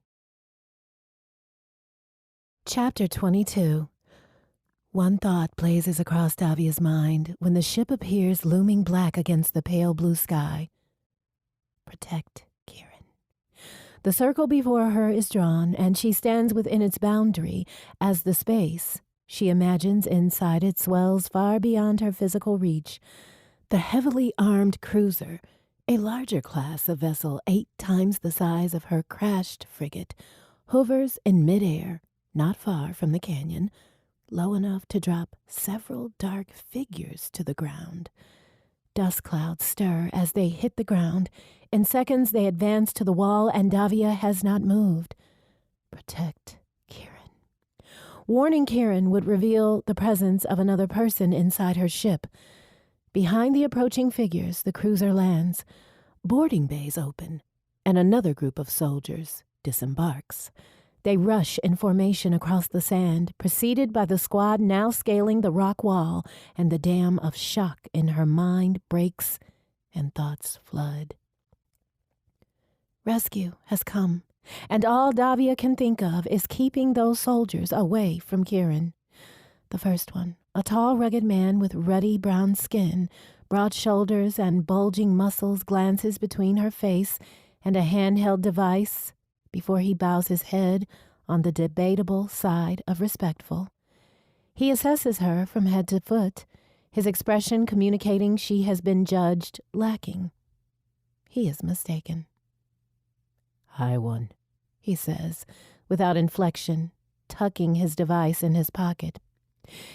"His Illuminance Prince Anine has sent us to retrieve you and return you safely to Savani forces for transport to Medius." So much information. His eyes say he had expected a fight and will follow orders even if it means forcing her to obey. Anine has sent them. Not the Jeweled Circle or the High Queen, which is no real surprise. Most importantly, he has not called her Min Davia, instead referring to her by the generic title of courtier. He does not know who she is, which means she has little leverage with him. If they see Kieran, they might shoot her before her presence can be explained. Worse, they might execute Kieran and assume Davia is compromised. The only plan she can set in motion in the next 30 seconds is to steer these men off this moon, thereby assuring Kieran's safety. The first step is the hardest. She holds her hand up in a waiting gesture and turns to the ship. The soldier is close behind her, the other 5 closing in. "One moment," she says, and steps inside the still open boarding door. "Yes, High One." He tells the others to stand down while he lingers. If he leans forward and tips his head inside, he will see Karen. Davia will be out of his line of sight only for seconds. Her quick hand motion warns Karen not to move, and Davia prays Karen will obey without asking questions.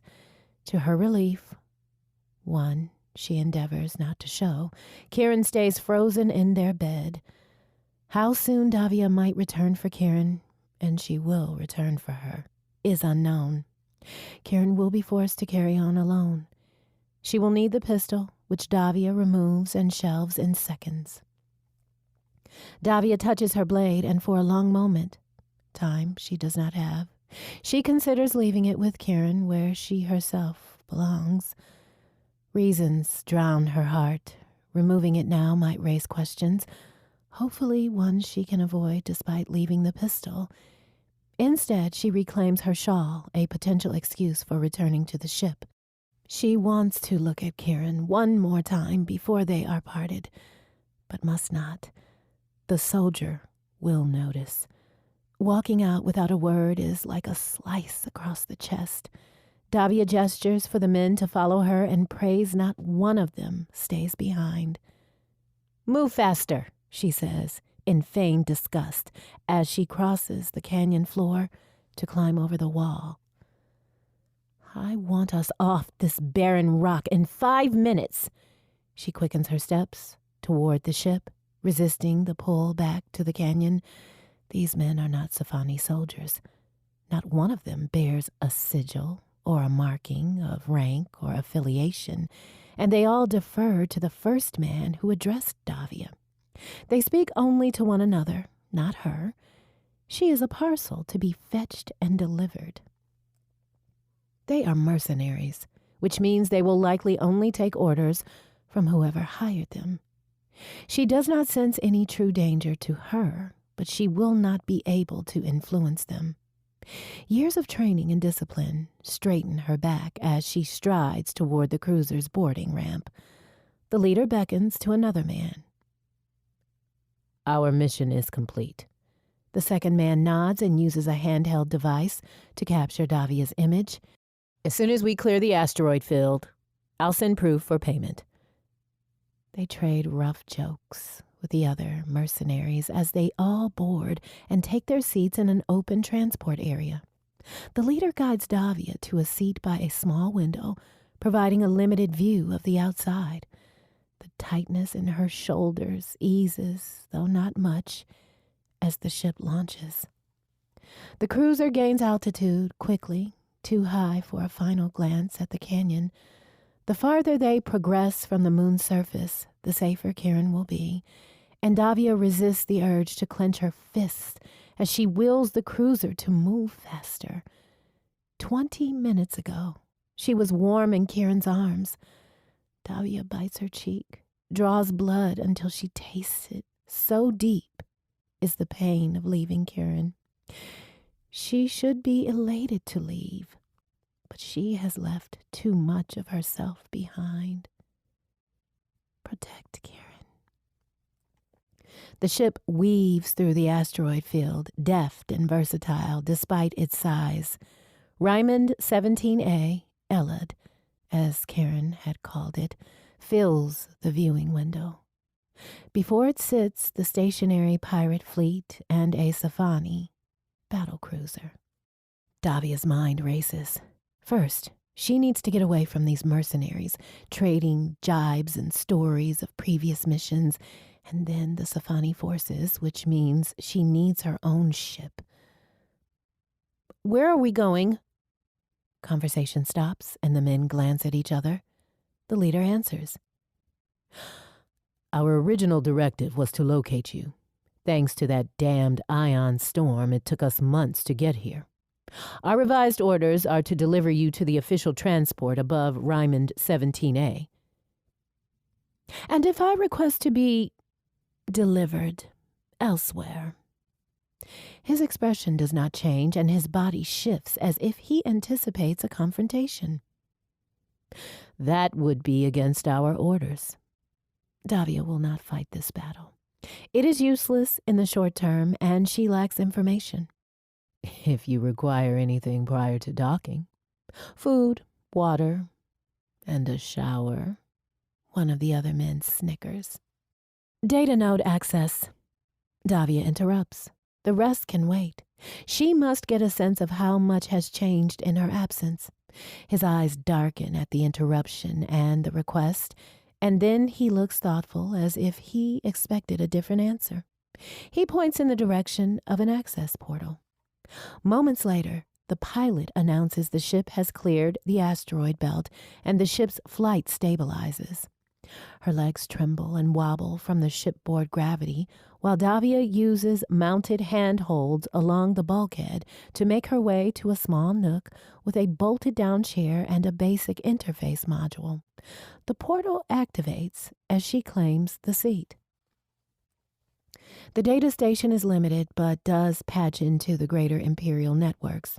She does not attempt to connect to any of her own systems, which are most likely still active, for fear of leaving a path for unsolicited access. By the time they dock with the other ship, Davia has determined how uphill the battle ahead will be and how long it might take to acquire a ship of her own. She has been presumed dead. Her personal funds are inaccessible, and many of her accounts are locked. The mercenary leader is the first to rise from his seat. Set a course for the wormhole generation coordinates. We'll launch when I return. He approaches Davia's compartment. Shall we? A small contingent awaits them in the docking platform's receiving area. The battle cruiser's commander stands before 6 other men, all of them in black and gray, Safani Armed Forces uniforms. The mercenary extends a palm-sized tablet as soon as he is close enough to present it. Please confirm the personnel transfer, the mercenary says without introducing himself. Davia's arrival is nothing more than a transaction. The commander's demeanor is cool with the mercenary, implying the man's existence offends him. He makes his note and hands back the tablet. We'll detach immediately, the mercenary says, imparting to the commander, nods at Davia, and returns to the boarding doors. Once the platform doors close behind him, the commander nods at his staff, and all but one of them leave through 2 other doors. Hi, one, the commander says. I am Commander Bruce. He bows his head in respect. I can only imagine what you have endured. Please allow me to offer you every accommodation I am able to provide this far into the outer systems. Rest assured, we'll be leaving for Medius shortly. The thought of returning to Medius so soon after all she has been through is too much and requires preparation. He continues. Our best private quarters await you, and His Illuminance requests your immediate contact. He extends an arm toward one door. This way, please. They navigate the decks and corridors through the ship, Davia wordlessly accompanying the commander. Ship's officers and soldiers stare at her as if she is a malnourished refugee, not a formidable min, an odd circumstance Davia cannot yet process, and salute the commander as they pass. Bruce returns each one in a manner reflecting his assurance in his position, a man used to being in charge. A long viewing window in one of the corridors reveals the iridescent greens, blues, and browns of the planet below, the immense cloud formations and what can only be oceans. A shuttle launches from the battlecruiser's bay and tilts toward Elid. What is the current situation on Raymond 17A? Bruce frowns. You're in no danger aboard this vessel. The insurgent vermin are being tended to. he misunderstands. And what does this tending involve? That's beyond my purview. I will obtain a summary for your review while we travel to Medius. Davia stops walking. I will not leave this system until these details have been communicated to my satisfaction. The corners of his eyes crease as he assesses her, perhaps judging her seriousness and what it might cost him to deny her request. I'm sure the internment director would be happy to apprise you. Internment implies incarceration. Unease twists Davia's already unsettled stomach. They arrive in a quiet corridor and stop before a nondescript door. Bruce keys an access code into an entry pad. Your quarters. He extends one arm through the door, and after she passes through, he stands beside the communication station near the door. And the means to contact his illuminance, the prince. With another bow, deeper this time, the commander strides through the door as if his attention is better served elsewhere. Lights blink on the comm station, awaiting instructions. What can she say to Anine? How can she tell him what has happened to her? How and with whom she has spent these lost months? Fatigue wears at her limbs. Though little time has passed, she cannot speak to Anine, looking as she does, and visits the ensuite to clean herself. By the time she has dressed in the only clean, non-military clothes available, her sense of time is distorted.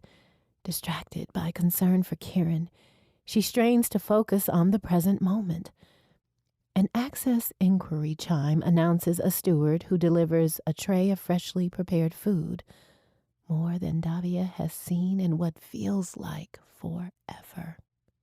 Her mouth waters, but after the steward departs, Davia settles for some weak tea. Another chime announces a new visitor. When she opens the door, a man of average height and build with forgettable features bows low. She forgets his name as soon as he introduces himself. It is an honor to meet you, he says. Davia has never met an internment director, a softer title than prison warden, and is not sure what to make of this one. His eyes light up at the prospect of interacting with her. He does not yet know he has no hope of making a good impression. I was told you could provide the most information about the activity on the planet. Ah, yes, of course. You'll want to update the Imperial Council upon your return. His bearing is confident without being haughty. I was transferred at their behest to the director position here 4 months ago. The Imperial Council is the political arm of the High Queen. The prickle of unease down Davia's spine intensifies. And the parameters and scope of this installation? Davia does not suppress the disapproval in her tone, not that he appears to notice. His back straightens with professional pride, and he smiles at her. What she learns is alarming. The Safani forces impounded the enemy ships on arrival. My understanding is the subversives wouldn't talk until extreme measures were taken, and I'm not privy to those details. I'm sure Commander Bruce can provide them if you wish. That's more his area of expertise. Torture. Bruce, or perhaps the mercenaries, had tortured the Elodians for information. The director continues, oblivious to her horror. Once they'd captured and incarcerated the planet-side terrorists, my presence was requested based on the standard protocol. All this in the name of the Empire and common enough for established procedures to exist. He gestures toward a larger display on the far side of her temporary quarters, little more than a viewing lounge outside her sleeping room. When she nods, he bends over the keyboard and enters a string of commands. All of the stolen ships have been confiscated. The remaining pirates on board were taken into custody and incarcerated planetside in internment centers for reconditioning. With your permission, Davia steps to one side, not to give way, but to keep herself away from him, apart from him, as if the work he has done for Sci-Fi Prime is a disease, a virus that might spread to her via contact. The display changes from a hemispheric map to a series of regional feeds, sequential images of various locations. The pictures of the people nearly undo her.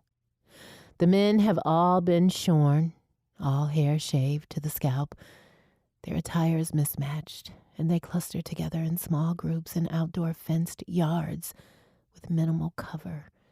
Figures huddled on the ground in the background demonstrate the lack of separate sleeping quarters. Another image reveals a similar compound for women. With limited personnel at my disposal, I've been forced to relegate all my staff to guard duty, and we've enough of the riffraff to tend to basic tasks. He laughs to himself. I'll say this for these vermin. They scouted fertile terrain. Before we arrived, they'd begun farming. The early crops are coming in now, and we'll be able to harvest the bounty at the end of the season for shipment back to the core systems. She does not want to ask. She does not want to know, but she must have all the information available to her. She will not hide from the truth. And the children? He straightens and frowns, linking his hands behind his back. I must apologize. The limited staffing and resources here have led to delays in reconditioning. We will soon begin to process adoptions for the younger children, as required, and the older ones will progress into the existing infrastructure as they come of age. Davia clenches a fist until her nails bite into her skin. She had thought Kieran's mention of abducted children to be the hyperbole of an isolated case, or an exaggeration twisted by limited language skills. In the name of Sci-Fi Prime, families have been divided and children systematically stripped from their parents. The director misunderstands her irritation and attempts to placate her. Please understand, this installation is not as well entrenched as some of the others. A population of this magnitude usually merits a staff 6 times the one I was assigned, and I was given this project on short notice. His spine returns. I assure you, I have extensive experience. I directed the installation on Nuris Cardinal and the 3 installations across the Apori Alpha system. We will take longer than usual, I'll admit, but we will meet our targets. Even if she were to shut down this instance of horrid barbarism, countless more of these abominations exist across Sci-Fi Prime. Even if she rescues Kieran, how can she justify what has been done to Kieran's people? What are the specific charges against the subversives? The word feels wrong on her tongue. The ships were all stolen from reclamation depots along the Outer Rim, and we have no details of who stole what. As for the subversives themselves, if they're evading Imperial forces, they're guilty of something. Guilty of returning to a place once theirs, before the Sci-Fi Prime claimed it as a prize, and now they are treated as dangerous criminals as a result. Is it a crime to be affected by circumstances outside one's control? He grows nervous at her lengthy silence. Are there any other questions I can answer? Davia cannot speak. She shakes her head, and the man bows his head in confusion and exits. Saving Kieran is not enough. The misfortune that has befallen Kieran's people is undeserved and their piracy is at least understandable, if not to be condoned. Their fate demonstrates the treatment awaiting those who dare disagree with the High Queen and her policies. These are the expressions of Queen Ethelyn's directives. Those who stand against her must be subjugated, even to the point of penalizing their children.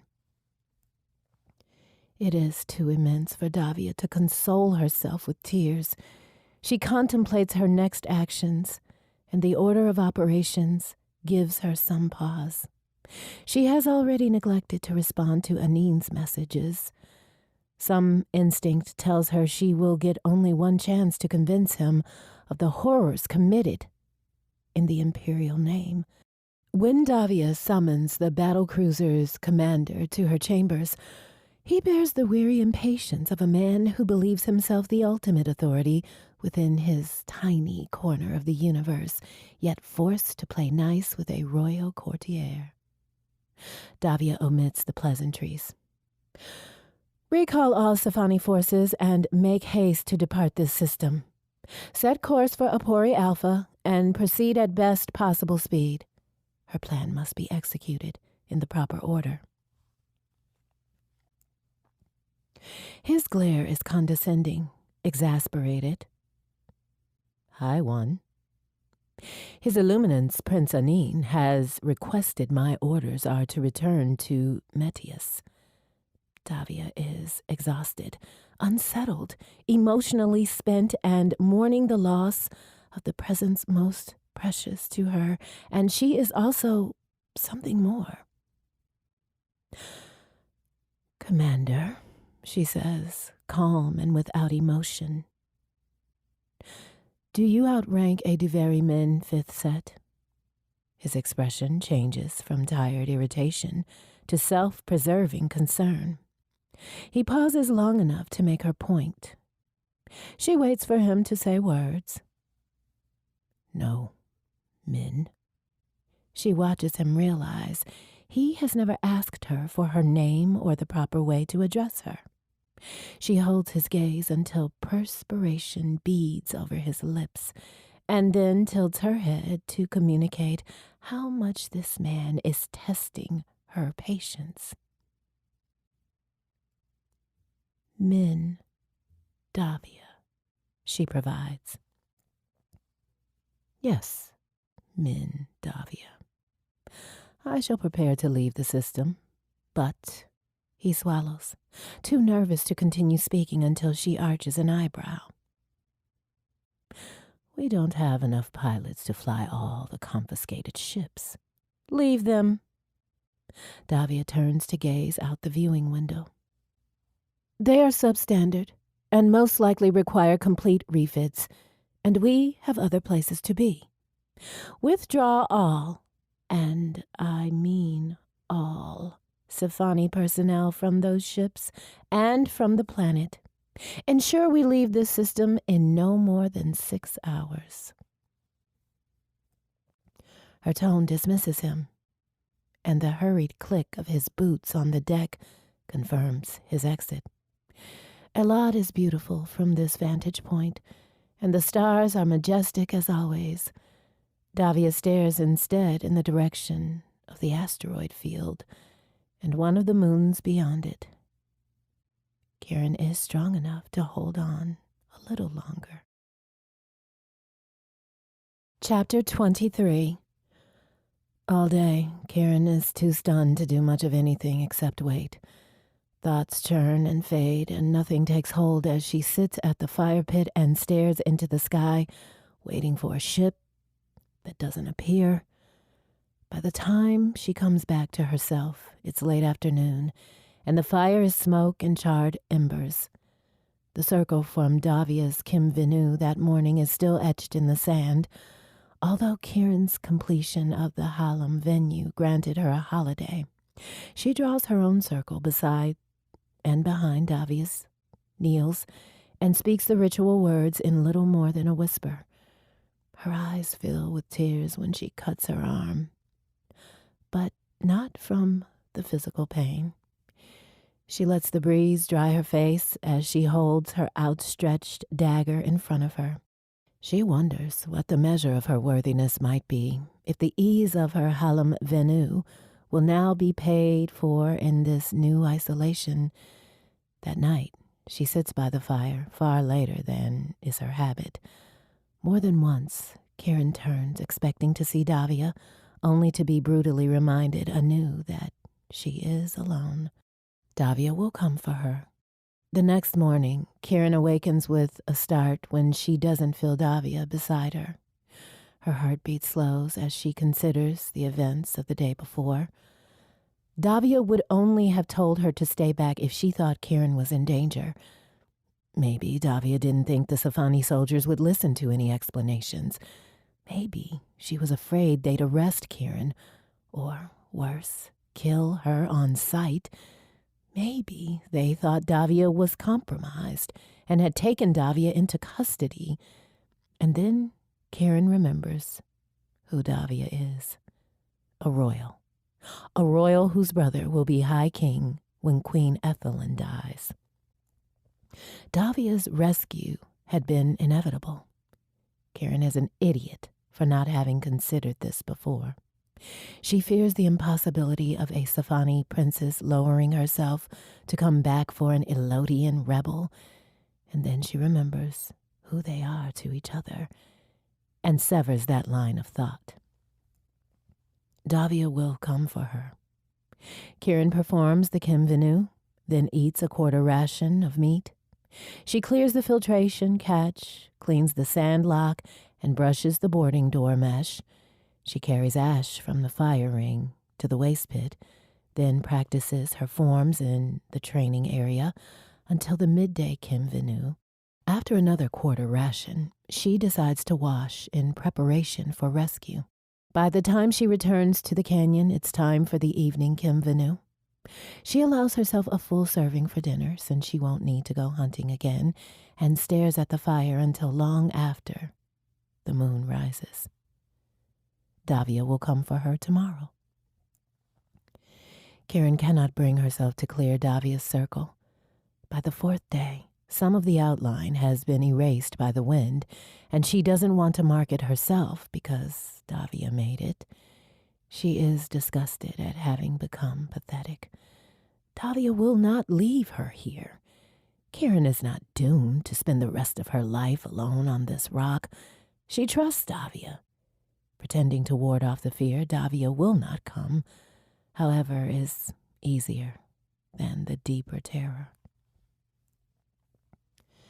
As a Safani royal, Davia may ensure that Kieran is rescued, but is most likely bound for the core systems of Safani Prime. What Kieran buries deeper than anything that's ever hurt her before, including being marooned, Benna's death, the death of her own parents, deeper than all those marrow-deep pains, is the terrifying thought she may never see Davia again. Kieran bites her lip hard enough to cut skin, hoping the pain will keep her tears from falling. If she starts crying, she'll never be able to stop, and resisting hurts. Trying to do anything at all hurts. She surrenders to the sobs. If it's weakness, so be it. No one is here to see. At sundown, she marks what remains of Davia's circle with stones. Each night, she practices Venupakram forms by firelight until she can't raise her arms and her legs tremble from exertion. It doesn't make her fall asleep any faster, but the exhaustion keeps her from tossing and turning as she lies in the dark, and the wind lulls her into a daze. Something thumps the overhead hull of the ship. Something big and not a meteor, because the next sounds are heavy sliding and scratching noises, followed by another thump. Kieran clenches her fingers against the pistol she doesn't remember drawing. Whatever it is moves over the top of the ship from the direction of the aft bay doors. Barefoot and half-dressed, Kieran skulks toward the boarding door, held open by the makeshift screen, and sinks to the deck to peer through the mesh. A shadow blocks the moonlight. Karen holds her breath as it passes over the canyon while another thump reverberates through the ship. The shadow resolves itself into a familiar shape. It's a sheller, far bigger than the one in the pit. Its pincers are as long as Karen is tall, and the length of its body stretches longer than the overturned wing, its size slowing its gait. Karen stays in her uncomfortable crouch, watching its every movement. The ship is too well buried to be moved by the sheller's side-to-side winding crawl, and Karen is likely safe inside the ship. Her heart races.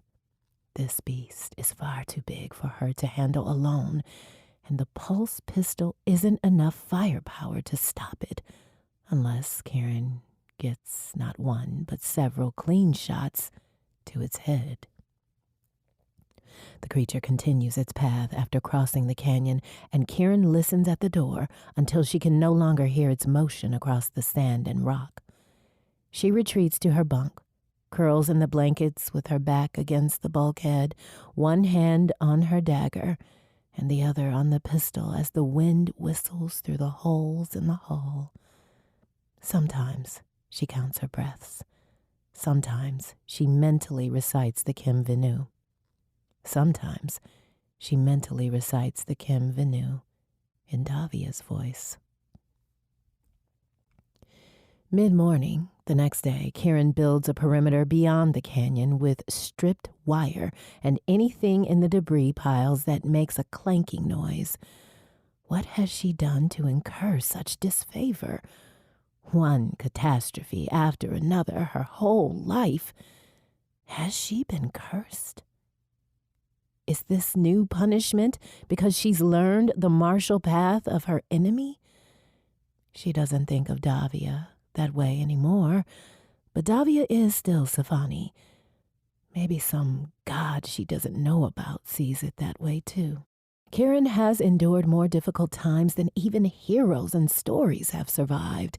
Has she done something to merit this endless suffering after years of countless trials? Something about her warranting the absence of joy? If so, how can she repent and redeem herself if she doesn't know how she has sinned?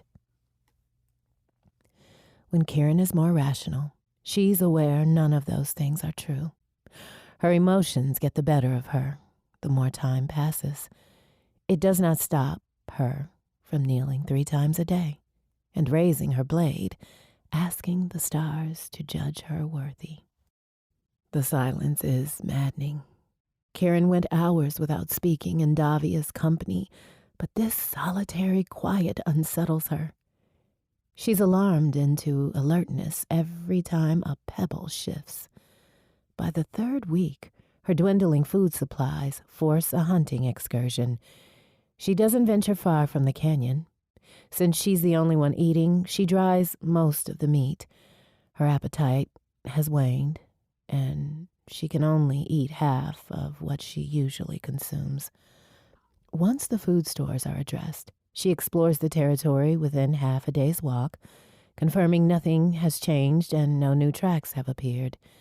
After she trips and falls flat on her face from moving too quickly in one direction without checking first for obstacles, she slows down. She's uninjured, and remembering no one can help her if something more serious happens dampens her mood further. She returns to the canyon and takes her old position on the wing of the ship with a plan to sit and attempt to meditate until it's time for the Kim Venu. The sadness creeps in again, the ache for the sound of Davia working at the table below, and she pushes the pain down deep. Nothing can be done. She must focus on something else. Instead of closing her eyes, Karen watches the clouds form and dissipate in the mid-afternoon sky and contemplates the puzzle of fetching more firewood from the nearby forest, considering she must complete the task with extra caution. A fast-moving, hazy cloud turns into a slow-moving rock before sunlight glints off it and reveals it to be a ship. Karen leaps to her feet and stares at it long enough to convince herself it's not her imagination. The ship adjusts trajectory and veers toward her position. She knows who it is, who it has to be, and blinks away tears as her hope swells. Davia has come for her. Right after that thought comes another. Davia may not be alone. Karen takes precautions. She checks the charge on the pulse pistol, cinches the loose straps and connectors on her flight suit, and makes sure her dagger is cocked for easy draw. She fetches her spears, though they likely won't do her much good. It feels better to have them close by. By the time the craft lands in a clearing not far from the canyon, Karen has identified the markings, classifying it as a Sci-Fi transit shuttle with only enough capacity for a small squad. Karen crouches behind a boulder in a defensible position. The ship with door at the stern disengages with a loud clang and a hiss. As it lowers, a single female figure is revealed, dressed not in the dark Sci-Fi garb Davia wears, but in a spotless white version of Karen's own filthy flight suit. Karen forgets about her cover and stands dropping her spears in shock as the woman removes her helmet. Benna stares back, eyes wide. Chapter 24. By the time Karen convinces herself this isn't some kind of fever dream, Benna has crossed the distance between them, her eyes shiny with tears. It's true. You're alive. Benna drops her helmet and crashes into Karen. She wraps her arms around Karen so tightly, Karen can't do the same. Benna pulls away and clutches her shoulders. We couldn't find any wreckage after the battle, and we searched, but your trail was lost, and... The words speed up, and Karen doesn't catch them all. Benna is alive and breathing right in front of her, and must be real because she looks so different. Her hair is shorter, roughly cut and more red than brown. Her skin is darker than the pale Karen remembers, with freckles across her nose and cheeks. She is leaner and so far from dead. Karen can't speak until she can. I thought the command deck was destroyed.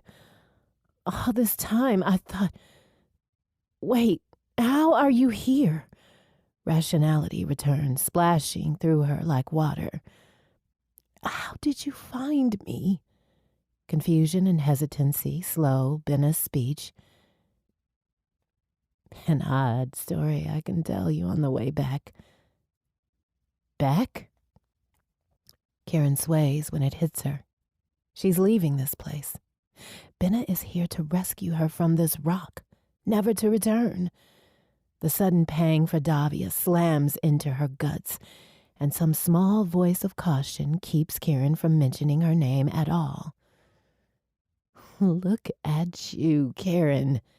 Benna's horror and pity add to the unease growing in Karen's belly. I can't imagine what you've been through. With Benna's pristine appearance as comparison, Karen scrutinizes her clothes with new perspective. Davia had offered her spares more than once, but their different dimensions made wearing them more of a hindrance than a help. Though Karen has done her best to keep the tattered flight suit clean, the many bloodstains are permanent, as are some of the deeper stains of dirt. Punctures and tears, both accidental and deliberate, have torn away sections of the arms and legs. Karen appears as if she's been through a war, and she has. She is also stronger and more capable than she's ever been. Each scar demonstrates her will to survive. How does Benna compare her to the memory she has of Karen from all those months ago? Well, let's go. I want to show you our new home. Benna pulls Karen by the hand toward the shuttle. Wait. Karen can't leave. Not yet. I need to... What word can possibly describe what she has to do? I need to prepare. Benna's expression is indecipherable as she releases Kieran's hand. Kieran retrieves her spears and turns back toward the canyon. Benna's foreign presence is like an itch in the small of her back. They're side by side when Benna stops at the boundary wall and gawks. This is where you've been living all this time? Not at first, but yes. Discomfited, Kieran waits for the obvious question. What happened to the pilot of the crashed ship? Benna doesn't ask. The first thing Kieran does is cover the fire pit's coals with sand. They would burn out on their own, so the gesture is symbolic. And then her steps slow as she evaluates everything, all the collected shells, the carefully crafted tools, and the makeshift inventions she and Davia have constructed over the last several months that have saved or improved their lives and won't be needed elsewhere. Either all of it is valuable enough to come with her, or all of it should be left behind. Is that a Sci-Fi frigate? Yes. My fighter crashed a few days' walk from here, and there was no salvage. I followed the smoke to this ship. The disquiet inside her worsens. She wants to be happier about Benna's arrival, about the fact that she is alive, but her cousin is a stranger. Maybe later Kieran will fill in the details she's omitting. Her emotions are too close to the surface with the potential to shake her apart. She rests her spears by the ship's door and climbs inside, eyes adjusting to the lack of light. What is all this? Benna's disdain gives Kieran pause. She leans out the door to see Benna peering at the meat drying rack, at the rudimentary tools on the workbench, and the broken components awaiting repair. Benna turns her head, wrinkling her nose at whatever she smells. It's a wonder you survived like this at all. Considering the many ways I could have died, this place has been a haven. Benna is chagrined. I am grateful you're alive, Princess. Yet another jolt hits Kieran, and for a long moment she considers the life she left behind and what it will mean to return to it. She has to focus on what she can control now, not what might occur later. Back inside the ship, Kieran reassesses its familiar contents, searching for some token or memento of her time in Davia's arms, something she can take with her. She contemplates the threadbare blankets of a bed she'll never share with Davia again. Nothing here will suffice. That's not true. She has Davia's pulse pistol in a holster strapped to her thigh, and she has the knife Davia made for her. She draws the blade and holds it in her hands. Do you really need that thing anymore? Disapproval drips from Benna's lips where she stands at the door. Anger surges through Kieran, though she doesn't speak or move. Benna takes a full step back, one arm raised in defense. Sorry, it looks like, well, where you're going doesn't require that kind of weapon. Her tone is more polite, but the damage is done. Kieran slides her knife back into place and rests her hand on the hilt for a moment before letting her hand fall. Yes, she says, because explaining will take hours. The more she thinks about it, the more she wants to keep her life with Davia to herself. Benna nods, her brow furrowed. When Kieran shuts the door of the ship, the finality of it shatters something inside her. Kieran gazes around one more time, delaying the inevitable. She can't leave without stopping at the ritual space one more time. What she did on this span of dirt built her into who she is now. Davia healed her, helped Kieran become someone new. Someone who can face the uncertainty of returning to her old life. Benna is probably wondering why she's staring at the ground. Kieran drops down to one knee, touches the stones as she searches for any faint marks remaining from the circle Davia drew. She needs to go. She wants to go, to not be here anymore, but she doesn't want to leave. Leaving means putting everything she shared here with Davia behind her, and she doesn't think she'll ever be ready. "What are you doing?" Benna asks, hesitant and not unkind. Kieran closes her eyes.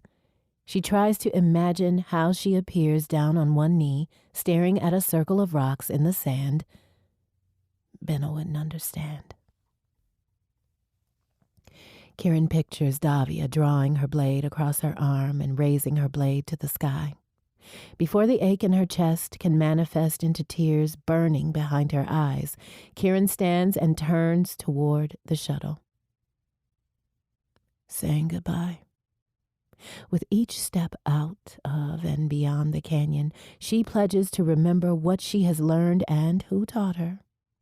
As she approaches the shuttle, she wonders how she ever thought Davia would appear in such a ship. It's a basic unarmed transport, the kind Elodians often use to move personnel and goods. It occurs to Kieran as they're boarding. Benna never answered her question. "How did you find me?" Benna claims the command seat and engages the engines. The shuttle hums and Kieran flinches at the vibration. Nothing is wrong.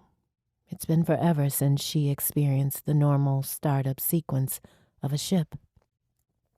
Benna begins the pre-flight check and dances her fingers with familiarity over the various buttons and switches. 4 days ago, we received an anonymous relay from the core systems containing only your name and these coordinates. Davia. Kieran swallows and her heart feels like it's pounding a path out of her chest. 4 days? I thought it was a trap. The Savani occupation ended 3 weeks ago, and we argued about it until I decided to take the risk myself. Occupation? Kieran is aware she's repeating words back to Benna. Let me get us in the black, and I'll tell you from the beginning. The ground pulls away as Benna flies from the canyon. Kieran clenches a fist in her lap, and the tears come. She wipes them away. How much of herself is she leaving behind? Then again, getting off this moon is the first step in a path leading back to Davia. Once they've ascended above the lower atmosphere, the weightlessness that used to be so common is foreign. Benna settles in behind the controls. After the battle, where I thought I lost you. How did you survive, Benna? Kieran can't help interrupting. I saw the explosions on the bridge. When the attack came, I was so worried about you being exposed in open space, I'd gone down to the flight deck to meet you. Afterward, we scanned for remnants of your ship. We didn't find anything. Kieran relives her side of the events Benna describes. When no additional Safani troops appeared after the first squadron, we thought it was a random patrol. We hoped we'd covered our tracks well enough, so we proceeded with the colonization. Benna wipes a hand over her face, the gesture revealing her weariness. Things were going well until some Safani soldiers arrived 4 months ago. They interrogated some of us for information about the previous squadron. It was like they were looking for something important, and we couldn't figure out what it was. Not what. Who. The whole time the Safanis had been looking for Davia, so close and yet so very far. And then things got worse. More of the Safanis came and corralled us on the planet's surface. They imprisoned the men and women in separate sections and isolated all the children. Her eyes are shadowed by the horrors she must have seen. Then, 3 weeks ago, every single Safani loaded up and left. The planet? Kieran asks. The entire system. Benna doesn't sound happy about it. They even abandoned the ships they'd reclaimed.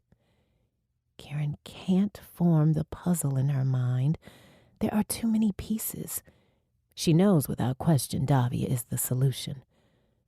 When we received the message about you, we couldn't trust it, since no one else had been in the system with us, besides the Safanis. But I had to know. The shuttle clears the asteroid belt, and Benna pivots toward the planet enveloping the view. Kieran is captivated by its brilliance. This is the world her parents used to say would someday be her home. I have no shelter but the stars, and no home but where I kneel. The words pass through her mind, and the feelings are overwhelming. Strap in, Benna says as she prepares for atmospheric entry. The silent vacuum of space gives way to the roar of thermosphere, followed by the placid calm of stratosphere. Kieran hasn't been on a world like this in what feels like half a lifetime. Before being marooned, it had been years since she'd stood planetside, and that distant world had been nothing like this one. Glorious colors stun Kieran the most. The greens and blues are different from the browns and reds she's been staring at for months. The mountains are purple and white. The lakes the shuttle flies over are as blue as the sky. The high-stretching trees are plentiful and have too many shades of green to count. A clump of white resolves into a small settlement as they approach. Colonization tents surround more permanent structures under construction. Nearby, a field of churned-up mud reveals the former landing spot of a large spaceship. People move between the tents and buildings with purpose, carrying supplies and operating machinery. It's all so much. Kieran finds it hard to breathe. These are her people, but... Benna, I can't. She's not sure what to say, and Benna nods. Why don't you clean up first, before you return to the masses? Yes, Kieran says, because that's part of what she wants and nowhere near what she needs. On the far edge of the settlement, another field is a designated landing area with more personal darting between several grounded transports. Though Kieran is unprepared, the shuttle is once again on the ground and powering down. Benna stands at the stern while the boarding door opens. Bright sunlight and temperate warmth await. Kieran takes her first breath of the clear and crisp air, and it stings in her nostrils with the scent of growing things. You first, Benna says, eyes full of questions. Welcome home, princess. No home but where I kneel. With one hand on the hilt of her dagger, to center herself, Kieran steps onto the green grass of Elad. Hot water sluices down Kieran's body. Dirty water swirls at her feet and disappears into the drain. She rinses everywhere before she reaches for the soap, and then the dirt removal starts anew. She fights the sobs for fear of the sound carrying past her stall, though Benna made sure the communal washroom was empty. She's back with her people, and Benna is alive, and still Kieran cries. It doesn't feel like relief. It feels like mourning. 2 full wash and rinse cycles later, she steps into the dressing area to dry herself and freezes at her reflection in the full-length mirror. Her naked body is all angles and strength as if chiseled from stone. Nothing but muscle and bone. Her hair, longer than it's ever been and so blonde it's white, falls halfway down her back. Her skin is tan in contrast and riddled with scars and scratches. The largest scars, the rough blemish of the burn on her arm from the crash of her fighter, the healed gash on her leg from the first shelled creature's bite, a few more bites on her other leg and her lower back, are darker than the rest and remind her how far she's come. Kieran is weary of crying. She wipes her face with a towel and eases into a clean, ill-fitting flight suit.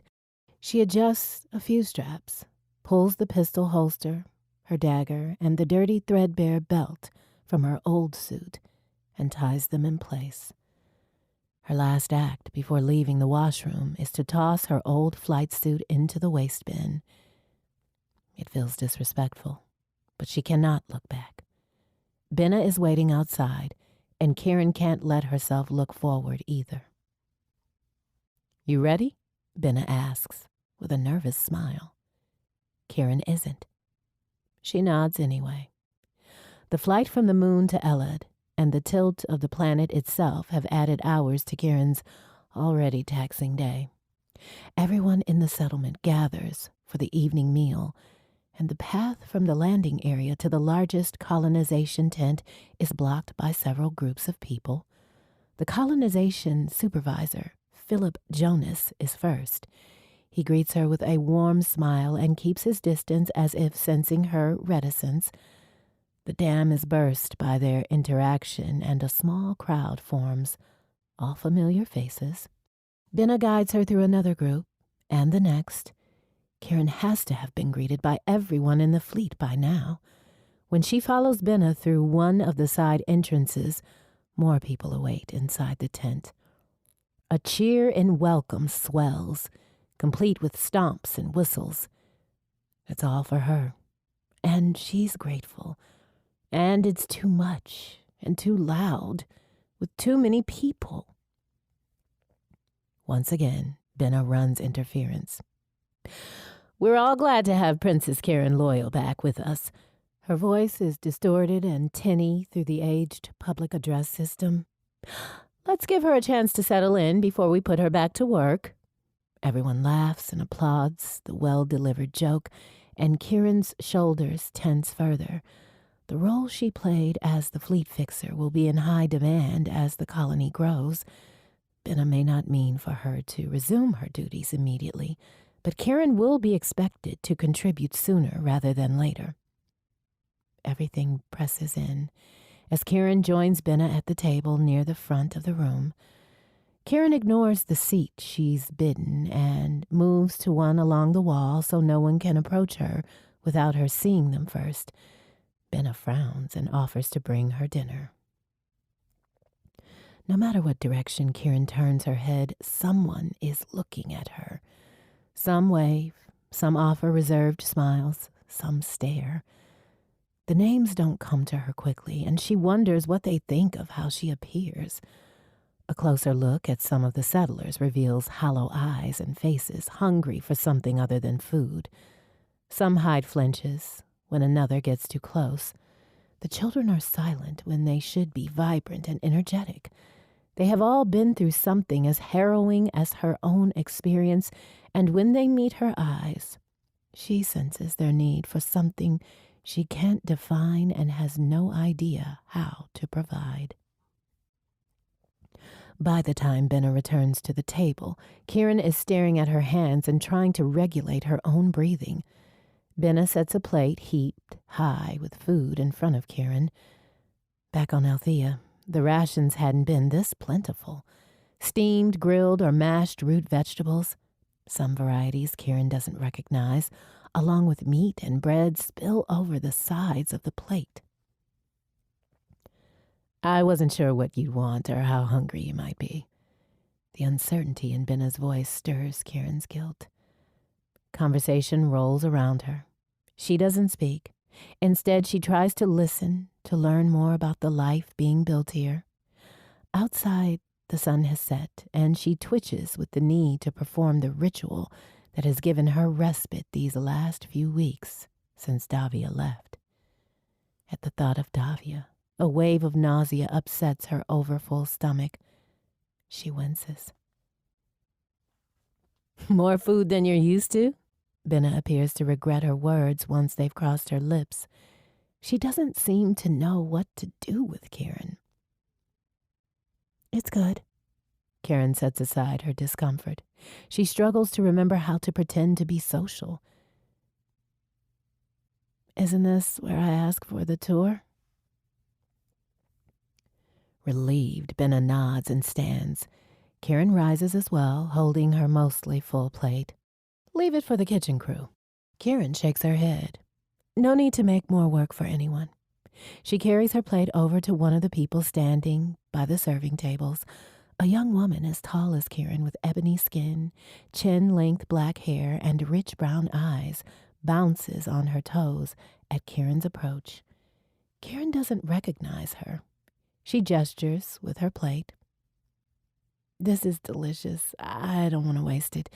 Can I store it somewhere for later? Surprise joins the eagerness on the woman's face. I can take care of it for you, Princess. Call me Karen. The woman takes the plate. Don't worry about this, Karen. When you want it, ask for me. Karen stares.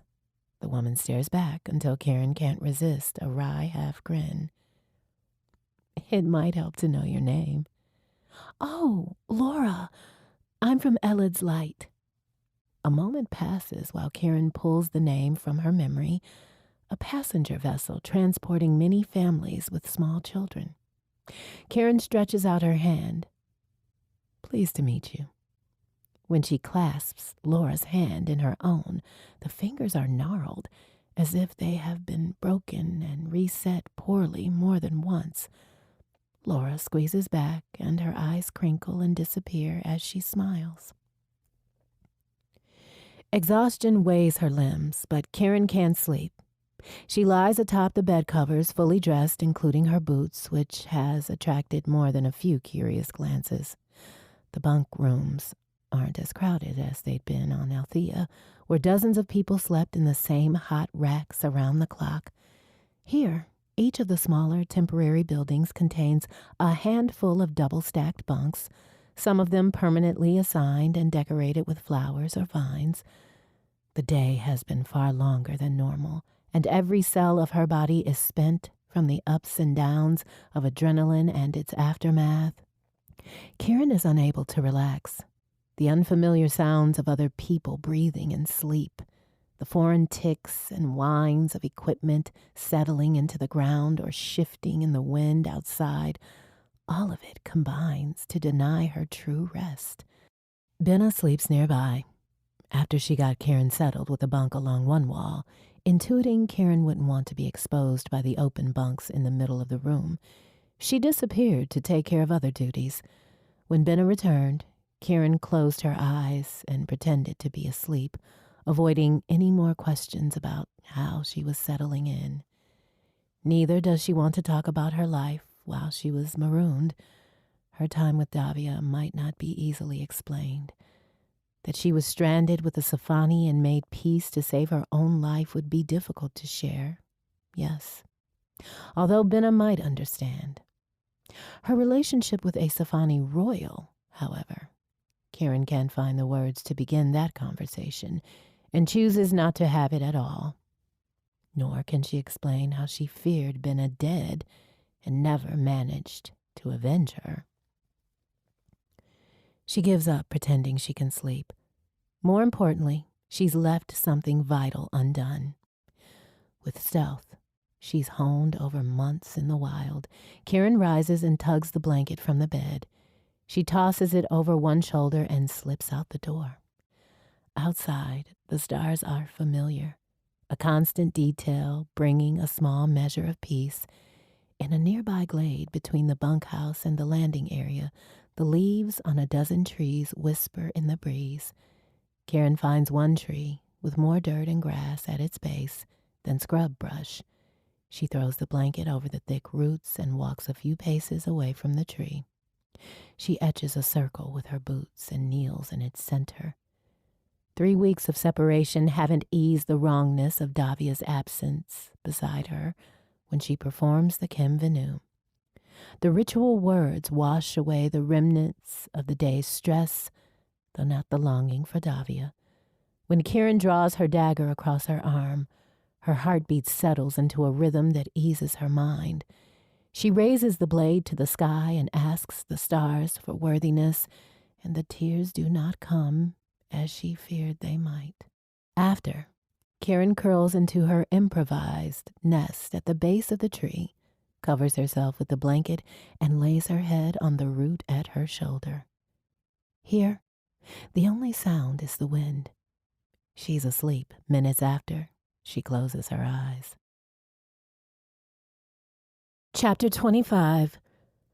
From Ella to Apori Alpha, from Nuris Cardinal to Reagan, and now on Forge 3, Davia demands the battlecruiser's commander escort her through several council-mandated installations in the realm. In transit, she relearns what she thought she understood about the governance of the Empire, and what she discovers changes everything. Across Safani Prime, 100,000 prisoners are incarcerated in these reconditioning or internment stations. Thousands of children have been separated from their parents. In addition, millions of people in the outer regions have lost livelihoods and resources in tithes to the Empire, and their worlds suffer the consequences of the core system's opulence.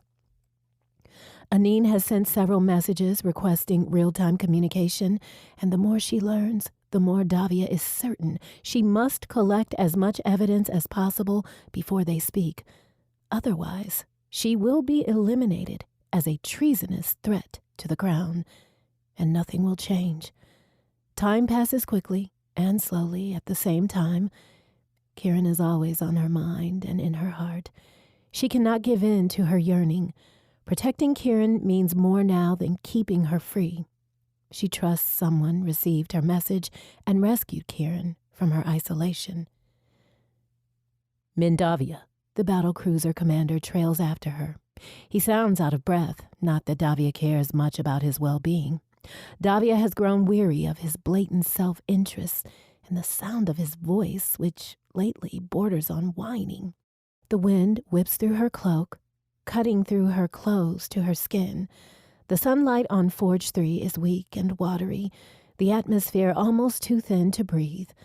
Davia is undeterred as she marches across the open loading platform between shipping bays. I have a tight schedule, Commander Bruce. Several shipping convoys converge on this production base, and Davia has been informally inspecting manifests. Acting in an unofficial capacity means no formal requests need to be filed, and the only way to obtain what she needs is to personally interject herself in the transport of freight from one connection to another. Face to face, no one will refuse a Min-5th set.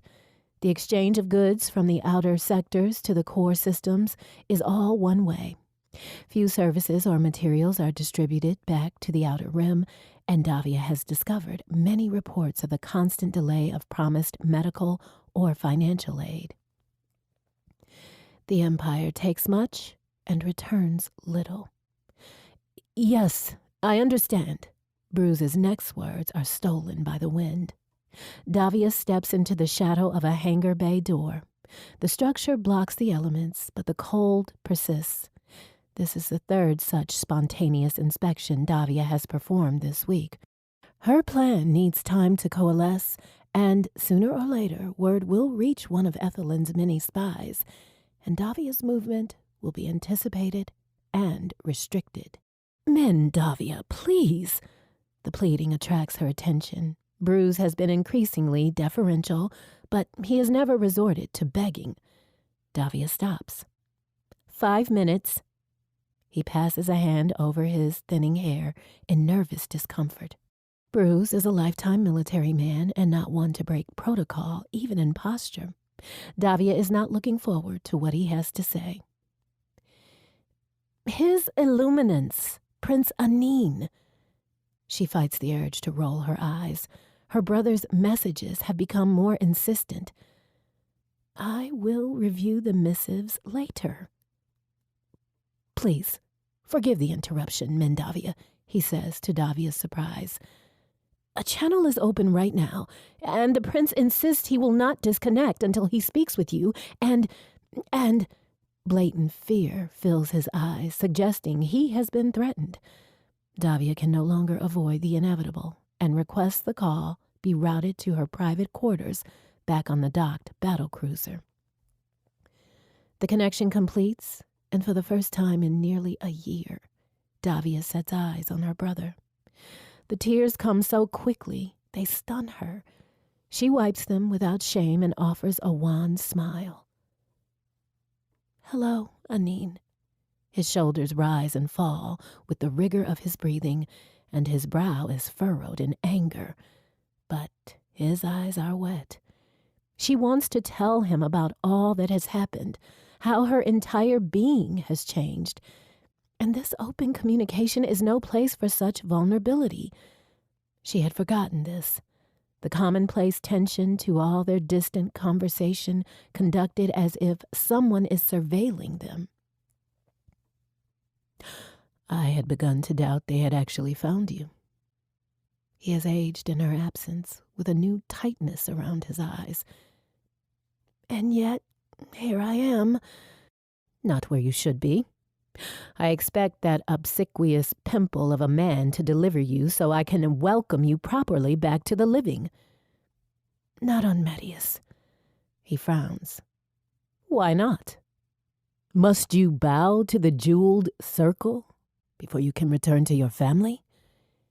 She cannot tell him yet. Not like this. "Proving I still live is taking longer than I anticipated. I am nearly finished." "I thought you were dead for months, Davia. Even when Mother tried to convince me otherwise, I persisted and paid for the search from my personal treasury." "Once I have access to my funds, I can reimburse you the cost of—" Anine explodes. "I do not care about the damned coin, Davia." He has not raised his voice to her in decades, and never in anger. She is not afraid of him, but it silences her because she has never seen her brother lose control like this. If anything, she worries about him and what her disappearance exacted from him.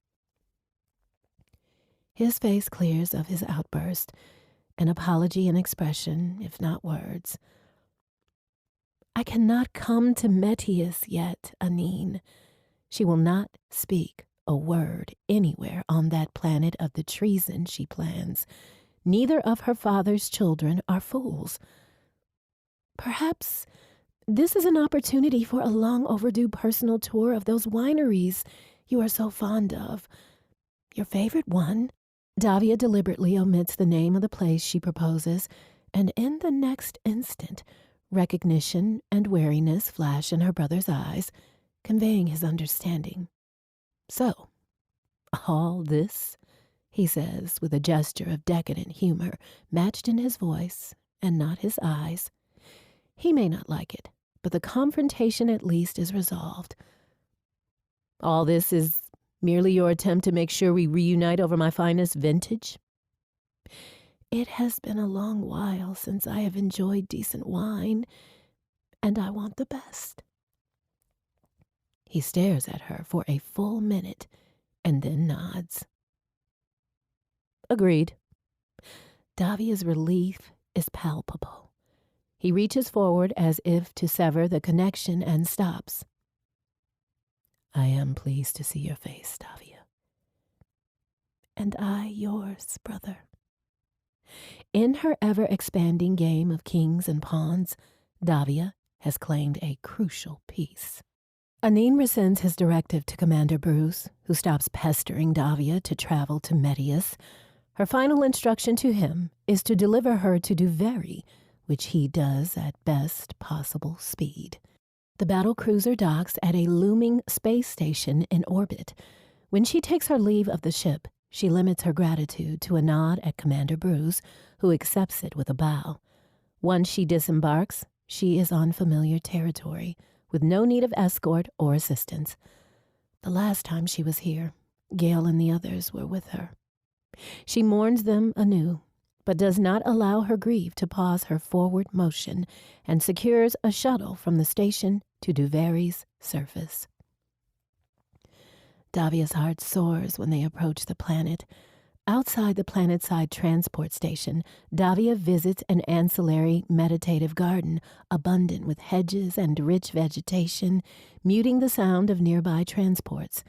She closes her eyes and breathes in thick, humid air, some part of her returning to its center.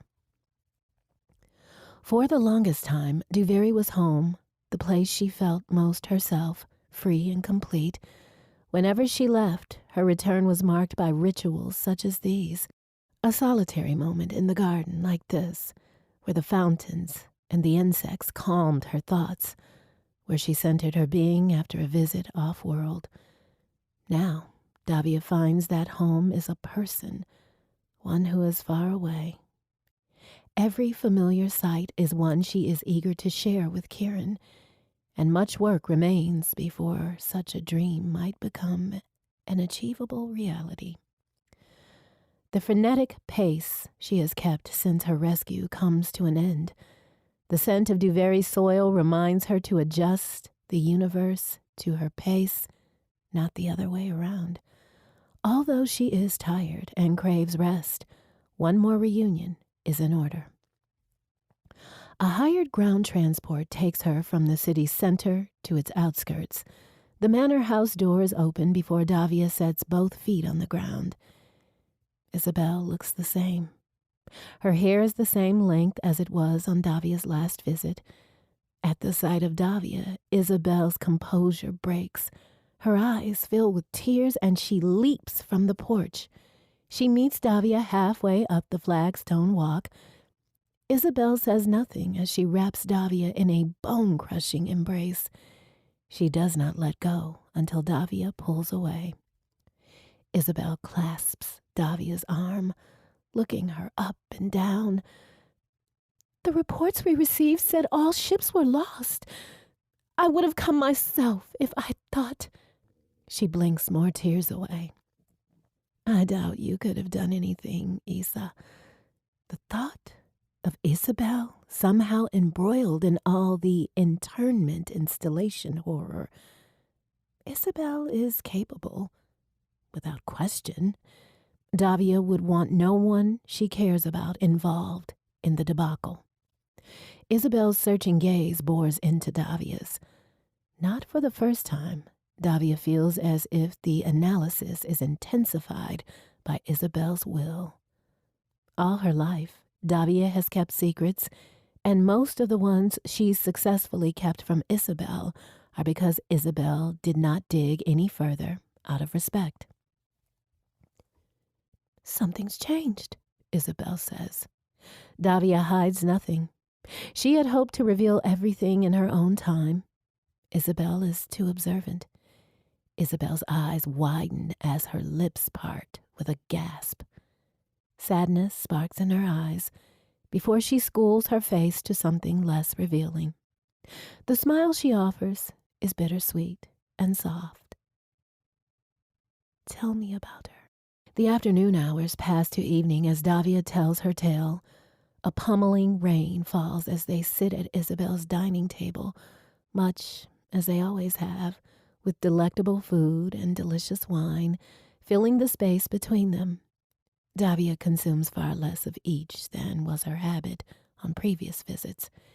She recounts the battle, the lives lost and the crash, the months on the moon, and the relationship that developed between her and Kieran. The memories sweep through her as she conveys the highlights.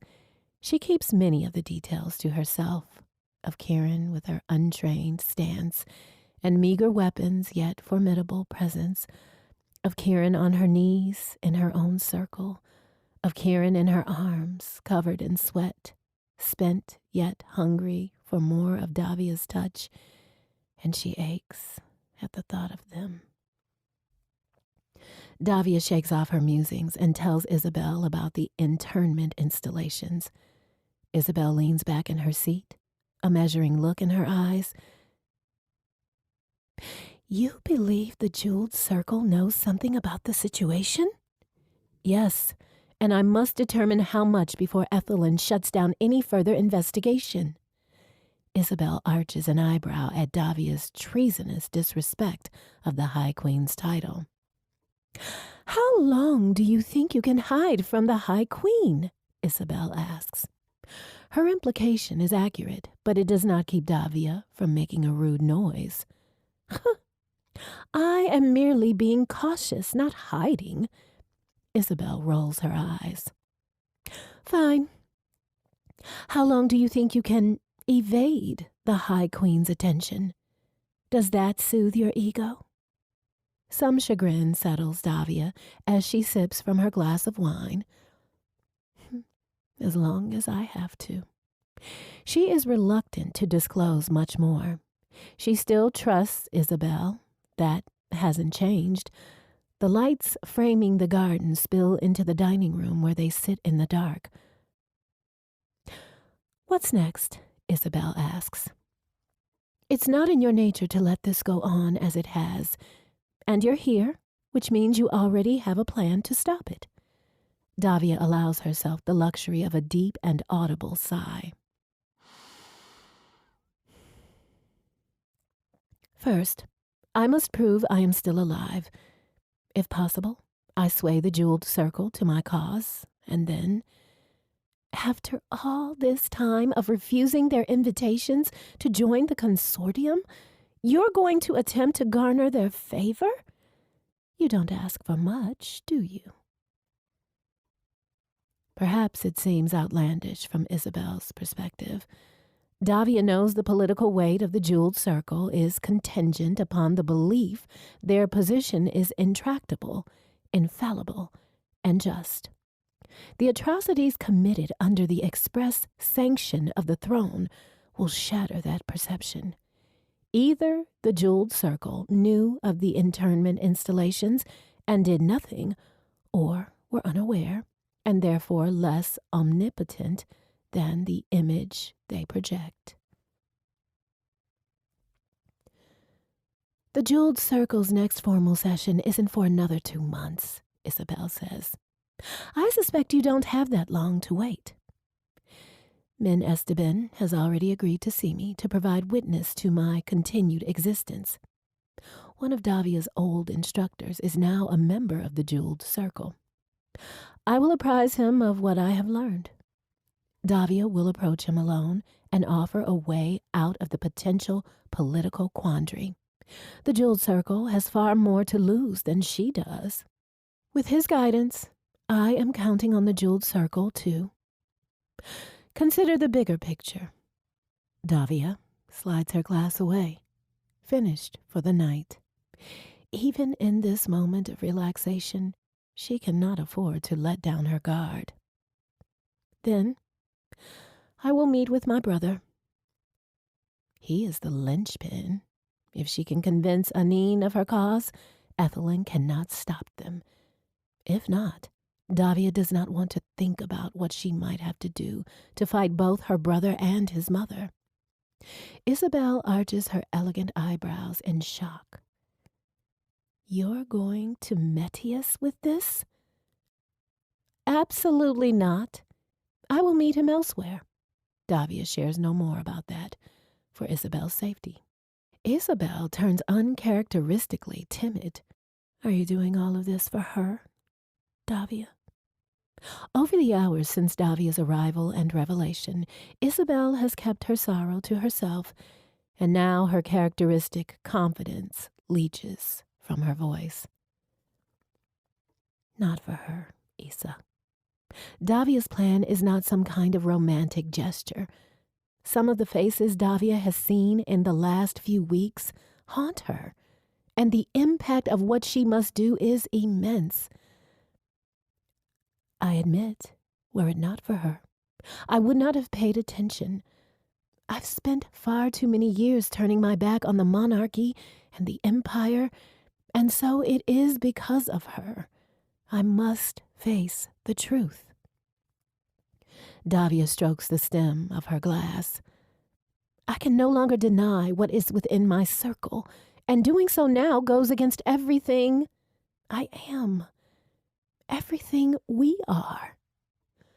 When the night comes to an end, Isabel offers Davia a guest room, and their parting is less tense than Davia might have imagined, considering who they used to be to each other.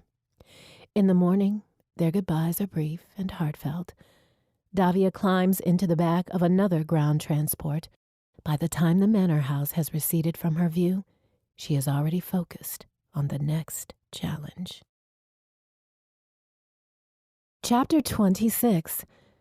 Kieran no longer has nightmares about shelled creatures finding her in the woods, though she often dreams of Davia.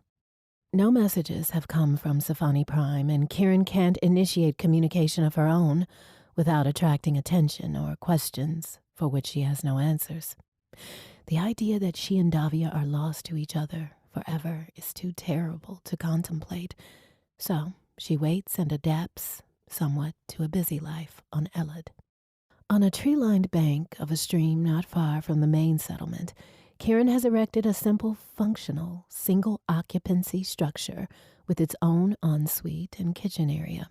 Her new home has more room than the overturned corridor on Davia's ship, where she lived for most of a year.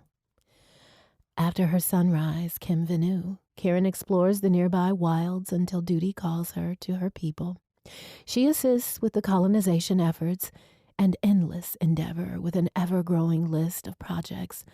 Sometimes Benna expects her to participate in sessions with the Elodian Council, former captains of the larger fleet vessels, elders, and leaders of various settlement task groups, all led by Benna. Kieran adds little to those sessions, and her time would be better served elsewhere. Benna, however, is insistent. When Kieran returns to her tent after a long morning of fishing, Benna is pacing in agitation. "You're late again." Benna follows her inside. "The council has a full docket today, not to mention Far's trial." Far was an old compatriot of Kieran's father, and after the Loyals were executed, he became one of the more militant members of their community. His ilk believe independence is worth any cost, no matter how bloody. Kieran puts her fishing gear away and washes her hands. "The council doesn't need me. They're smarter and more capable than you give them credit for." "Are you listening? Far's trial is today." During the Sci-Fi occupation, Far and his minions devised a plan to destroy the docked ship, serving as their enemy's command post. 4 Elodian children had been in the ship's medical bay, receiving treatment for some plant contagion, which hadn't stopped Far from attempting to execute his plan. 2 of the children were injured in the explosion. One lost an arm, and the other lies in a coma. The Sci-Fi's captured Far and his people. When the occupation ended, the council decided the militants would stand trial for their actions. Far had few supporters to begin with, and the handful of people who followed him have already been tried and penalized. Only his trial remains. Kieran sits on her pallet and swaps her hunting boots for a less rugged pair she wears when in the colony proper. "How could I not hear you? You're practically screaming." Benna crosses her arms over her chest, and Kieran readies herself for another lecture. She holds up a hand to try to stop it before Benna starts. "I understand you think I should be on the council meeting, but why should I be on the judgment panel for events that happened when I wasn't even here? After all everyone endured during the occupation, your presence will bolster morale. You need to be seen as part of the leadership." "Benna." "What is wrong with you?" Benna's frustration bleeds into anger. "It's like you don't care what everyone else has experienced around here. Every single person on this planet has been through some kind of trauma, and they still care for one another, support one another, contribute to this world we're trying to build together. You act like you're the only one who's been through something terrible." "No." Benna wards off any interruption. "No, I don't know what it was like there. And no, I don't know what you've been through. You won't tell me. You never talk about it and bite my head off when I ask. And not once, not a single time have you asked what I went through while you were lost. Not the torture I endured or the grief I felt when you—" Shame flares inside Kieran. Benna has always been strong, and the pain in her eyes demonstrates that sometimes strength isn't enough against the unfathomable. "Losing you felt like a knife in the guts," Benna says. I try to remember you've always closed yourself off when you're in pain. I don't like it, but I understand. What I don't understand is why you're not trying to fit in. This is our home now, Kieran. These are our people, and you hold yourself off from them like they're beneath you somehow. That's not true. You won't stay in the bunkhouse. You take most of your meals alone. You disappear for hours at a time, and no one has any idea where you are. I can take care of myself. Being alone helps Kieran with the loneliness, the ache of missing Davia. That's not the point. You're supposed to be preparing to lead these people, and instead, you're like a ghost. You practice some ritual no one has ever seen. You carry a Sci-Fi pistol and that ugly knife with you everywhere. Are you even Elodian anymore? Kieran is on her feet before Benna can finish her sentence. Benna stops talking in shock. The words have burned like acid. Kieran seethes, forcefully slowing her breaths until she can speak without raising her voice. Benna, you are the only family I have left. I can never thank you enough for all you've done for me, for us, and for Elad. And I am grateful. She tilts her head forward, undeterred by the fear in Benna's eyes. You speak of things you don't understand. Memories flicker through Kieran's mind of Davia speaking those same words, and where that moment has led them. The images squeeze her chest, as always. She straps her boots and leaves without another word. Benna follows silently behind her. Will they ever again feel at ease around each other? Or has another thing been lost? A long folding table acts as the council's panel. 12 others, one of them Benna, fill out the rest of the table while Kieran sits at the end. The afternoon is warm, and the air in the mess tent is close with too many bodies and not enough ventilation. Far stands defiant, several steps away from the table, hands bound before him. He is a tall and slender man with an unyielding temperament diminishing his good looks. Behind him and around the sides of the tent, most of the settlement's residents sit or stand in attendance. Were you aware children were on board? Benna asks. Yes, and I was saddened by that. Far doesn't look regretful at all. But it would have been foolish to waste the opportunity we had to rid Elad of those tyrants. So, he was willing to pay the price with the blood of children. Kieran wants to strike him where he stands. His meager defense is presented, much of it the usual diatribe against Sci-Fi rule and little about his actual crime. Kieran isn't bored, but she peers out a nearby window at the bright day outside because she isn't contributing either. Her vote is only necessary when the council's total results in a tie. This man is a threat to their future, and as the council deliberates, she hopes they will not be lenient. Benna clears her throat. Far, you have been found guilty of reckless endangerment, conspiracy, and acting against the authority of the council. We will now discuss your punishment. I choose the old law, Far says. Princess, I ask for your judgment. Kieran turns in surprise as he glares in challenge. Classic Elodian law states a citizen can ask the reigning monarch to deliver punishment, circumventing the traditional judgment by council or jury. What is implied is a request for clemency. Benna sputters. This is outrageous.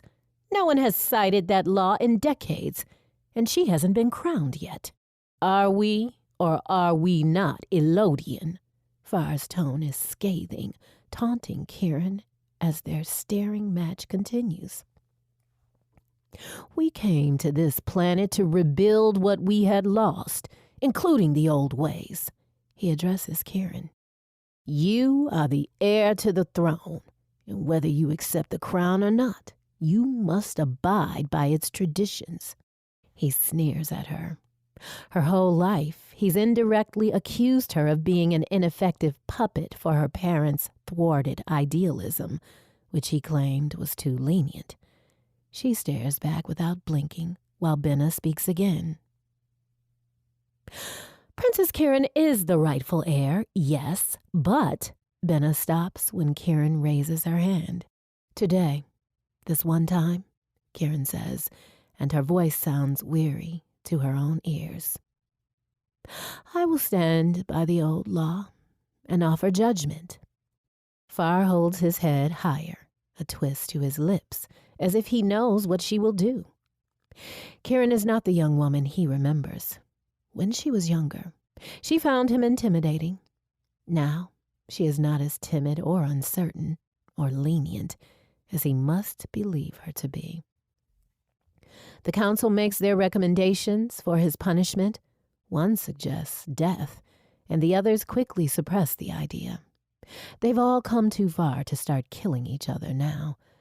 Benna says, and in some ways Kieran agrees, but a domineering coward like Far will never change.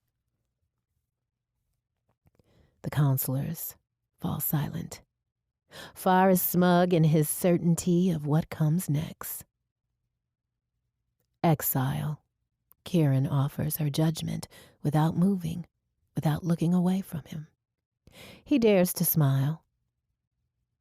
Elad is a big planet. Our paths will never cross again. Kieran shakes her head. You misunderstand. Elad has no place for you. Far's eyes widen, the only indication of his surprise. The silence in the room is heavy. Kieran can bear it. You will be given an unarmed transport shuttle, flight rations, and water, and you will leave this system. If you ever return, you will be shot down. Incredulous, he protests. You can't expect me to survive with one ship and limited supplies. I did. Kieran neglects to mention she wasn't alone. The restrictions were the same, and she owes him no justification for her decision. The law states. You cite the old laws, but you do not understand them. His true face, one of conceited self-righteousness, reveals itself. You presume to tell me? Protect Elad's future, Kieran interrupts without raising her voice. One of our greatest tenets. So our children, our hope, and light who shine as brightly as the stars are protected and given every opportunity.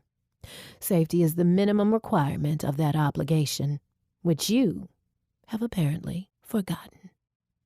He glares, persisting in what he must think is a battle of wills, except she isn't fighting. He has no leverage here and has asked for her absolute judgment. Kieran will give it to him. She leans forward and keeps her voice as calm as before. This betrayal of who we are will not be tolerated, from you or anyone else. Your name will be stricken from the records, and we will not speak it. All who remain will understand this can never happen again. Confusion and a small measure of fear finally appear in his expression. Kieran eases her shoulders and settles back in her chair. You asked for and have been given consideration by the old laws. My judgment is final. You can't do this, he says, though he's already lost. Rudd Loyal would not have gone this far. You call this mercy? Even Althea, the dam bursts, and she is on her feet. Do not invoke my mother's name. No one makes a sound. Kieran has never raised her voice like this to anyone in present company. You justify your blatant disregard for the well-being of our children, and you want my mercy? She clenches her fists at her sides to keep from coming around the table. Fine. Death on Elad today, or take your chances elsewhere. If you dare to set foot on Elad again, I will shoot you myself. Choose, and choose now. Either way, I'm glad this is the last time I'll see your face." She waves at the guards and refuses to look at Far anymore. Take him away. Whatever he decides, resolve it within the hour. He'll choose the ship. As far as she's concerned, the matter is complete. Benna stares at her like she's a stranger. Kieran wants out of this room, but more work remains to be done. Something always needs doing. She doesn't wait for the guards to remove their stammering charge before she reclaims her seat and speaks again. What's next on the council's docket? Chapter 27. Before her presumed death, Davia had acquired enough personal wealth in addition to her minuscule share of the family's expansive treasury, a provision of her father's, to fund 4 lifetimes. She has poured a quarter of her substantial gains into a vessel equipped to escape official detection if necessary. She christens the ship Fidelity. Davia could live the rest of her life on board. The amenities are standard, and the functionality includes advanced concealment technology, making her difficult to track, and extensive redundancy of shipboard systems. Fidelity is fast for its cruiser class size, and the trip to Baria is brief. Baria is a technologically reserved world with more rustic cities and infrastructures. Anin has many pet projects, and his holdings on this planet have received his favored patronage for over a decade. His private estates recognize her identification, and she docks without ceremony. By the time she reaches the adjoining bay, Anin is there to greet her. Davia cannot help her tears when she sees him in person. She had thought she might never see him again. "Hello, little sister," he says, an old joke since they were born less than a week apart. His eyes sparkle with his own tears, and he looks like he has aged several years in the past one. It is undignified for men to run when it is not necessary. She does not care. He wraps his arms around her, and another piece of Davia's self falls back into place. Autumn has come to the vineyards on Baria's northern continent. The rows are free of staff since all the grapes have been harvested. Dappled sunlight filters through trees stretching 4 or 5 stories tall, framing sections of the vineyard. Some are evergreen, and a few others have lost all their leaves. The rest are red and golden in the afternoon light. If Davia were not so focused on Anin, she might be captivated by it all. There's a weariness in his comportment that makes her feel guilty, as the news she brings will not lighten his load. If all goes according to her plan, his shoulders will soon bear the weight of the empire. Between the mansion and the rows of dying vines lies a garden full of late-blooming flowers. Knee-high hedge mazes weave around multi-layered water structures, the perfect place for an uninterrupted conversation, particularly one that should not be overheard. Anin has dismissed his personal guards, and none of them are within earshot. Steadfast and dedicated, they refuse to let him out of their sight. Davia trusts Anin, and if he disappoints her and betrays that trust, she has no hope for anything else anyway. Anin looks more like a successful vintner on holiday than a prince, dressed as he is in layered casual linens, in deference to the cooler air. He never lets Davia walk more than an arm's length away. She shares his need to be close. She has missed him, is grateful and glad to be with him. "Before you share your secrets," Anin begins, as insightful as ever. "Tell me the truth." He rests a hand on her shoulder and squeezes with affection. "Are you well, Davia? This isn't about some malady related to your ordeal." Her appearance must be as jarring for him as his is for her. "I am fine." And she is. Her body has settled somewhat into its more balanced diet after months of malnourishment. While her meditations and forms have not returned to their pre-crash strength and power, her overall condition has improved in recent weeks, at least physically. Her longing for Kieran has only intensified. Once he is convinced of her well-being, Davia begins her story. Her arrival in the system he knows as Ryman 17, the battle, the crash, and how she was marooned and managed to survive. He interrupts her so many times, she finds it difficult to sway the conversation in the direction she wants, no, needs for it to go. By the time she is explaining her delay in coming to him, the numerous visits to secret military installations on outer rim planets, he barely lets her finish her sentences. These are all confirmed Sifani colonies, Davia, and have been for decades, some for centuries. I failed to see how... Aneen, her interruption is not an admonition, more like a reminder to allow her to finish her tale. He visibly reins himself in. Why is all this secrecy necessary when you are telling me what I already know? Davia gestures to a nearby stone bench, and with an impatient sigh, Aneen joins her. When he does, she gazes at him with intensity. Listen to me carefully, brother. What I am about to tell you, I have corroborated from multiple sources with supporting data, so it is all complete truth without my own interpretation. Do you understand? A shadow flickers in his eyes, but he matches her intensity when he nods. Davia tells him of all the evidence she has collected, her sources, positions, if not their specific names, and the steps taken to verify what she has discovered.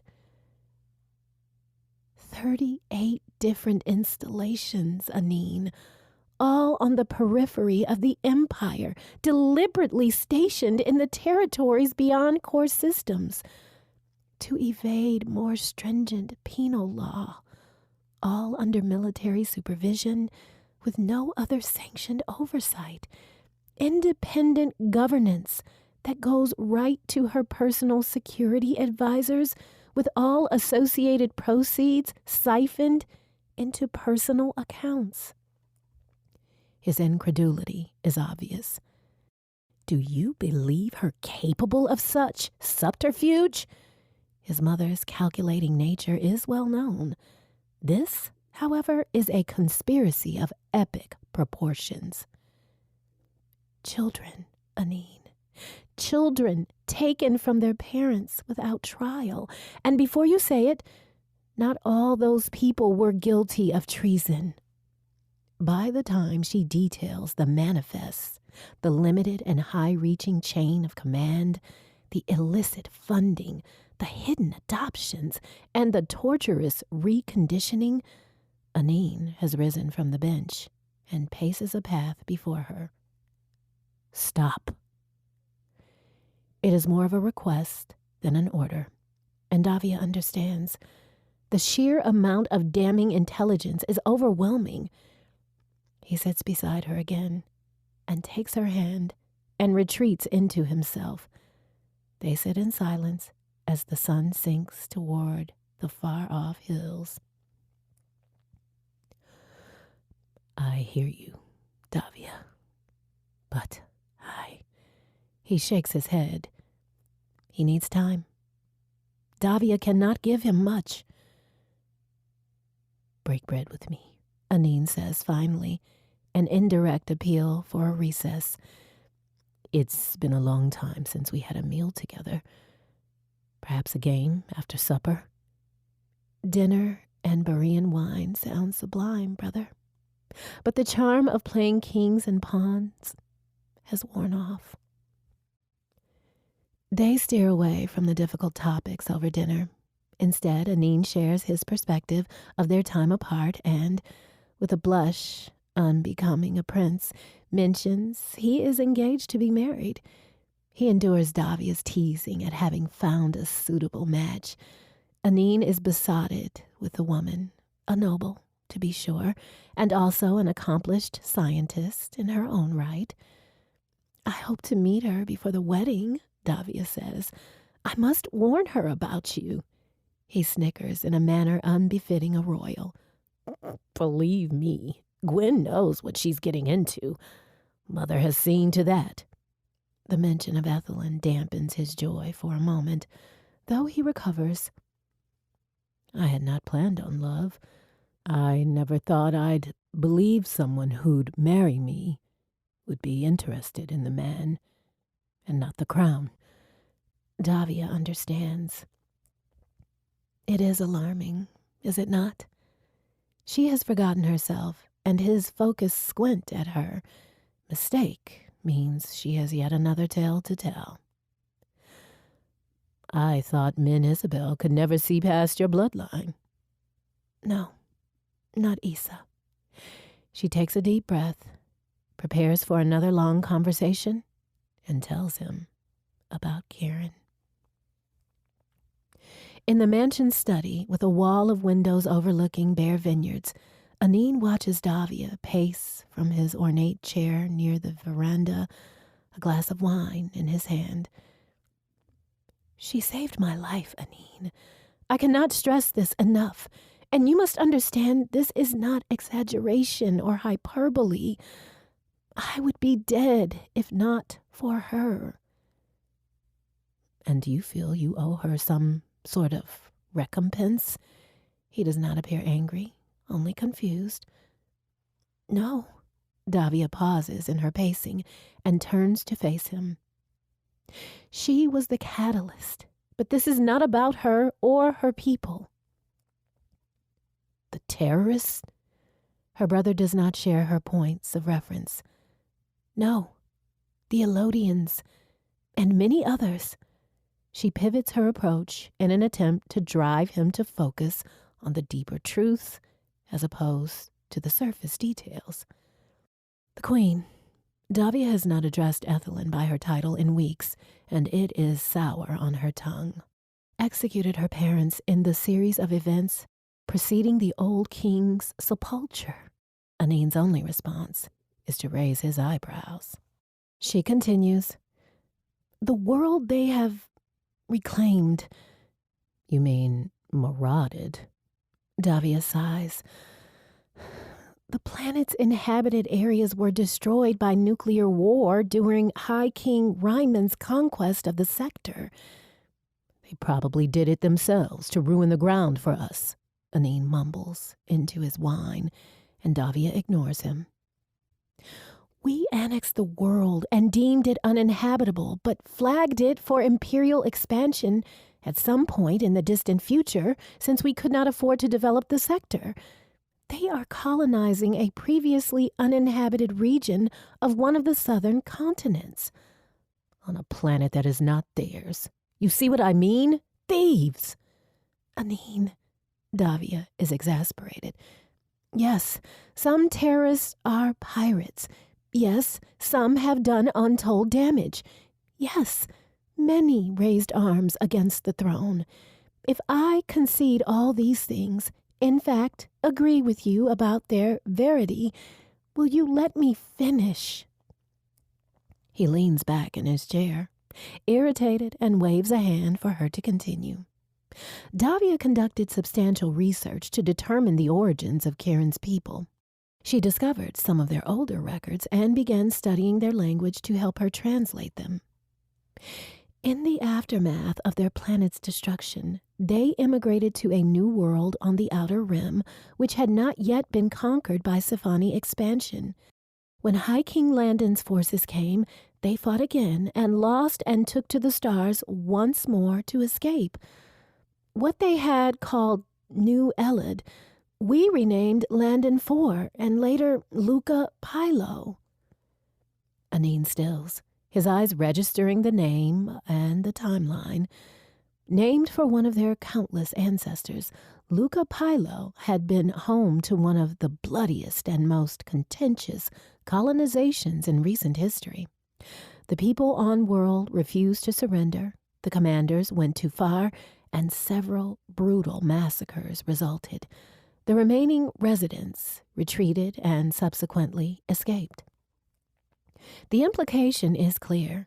The Elodians have cause to rebel against the throne. Anine does not concede the point. Is this some kind of vengeance, Davia?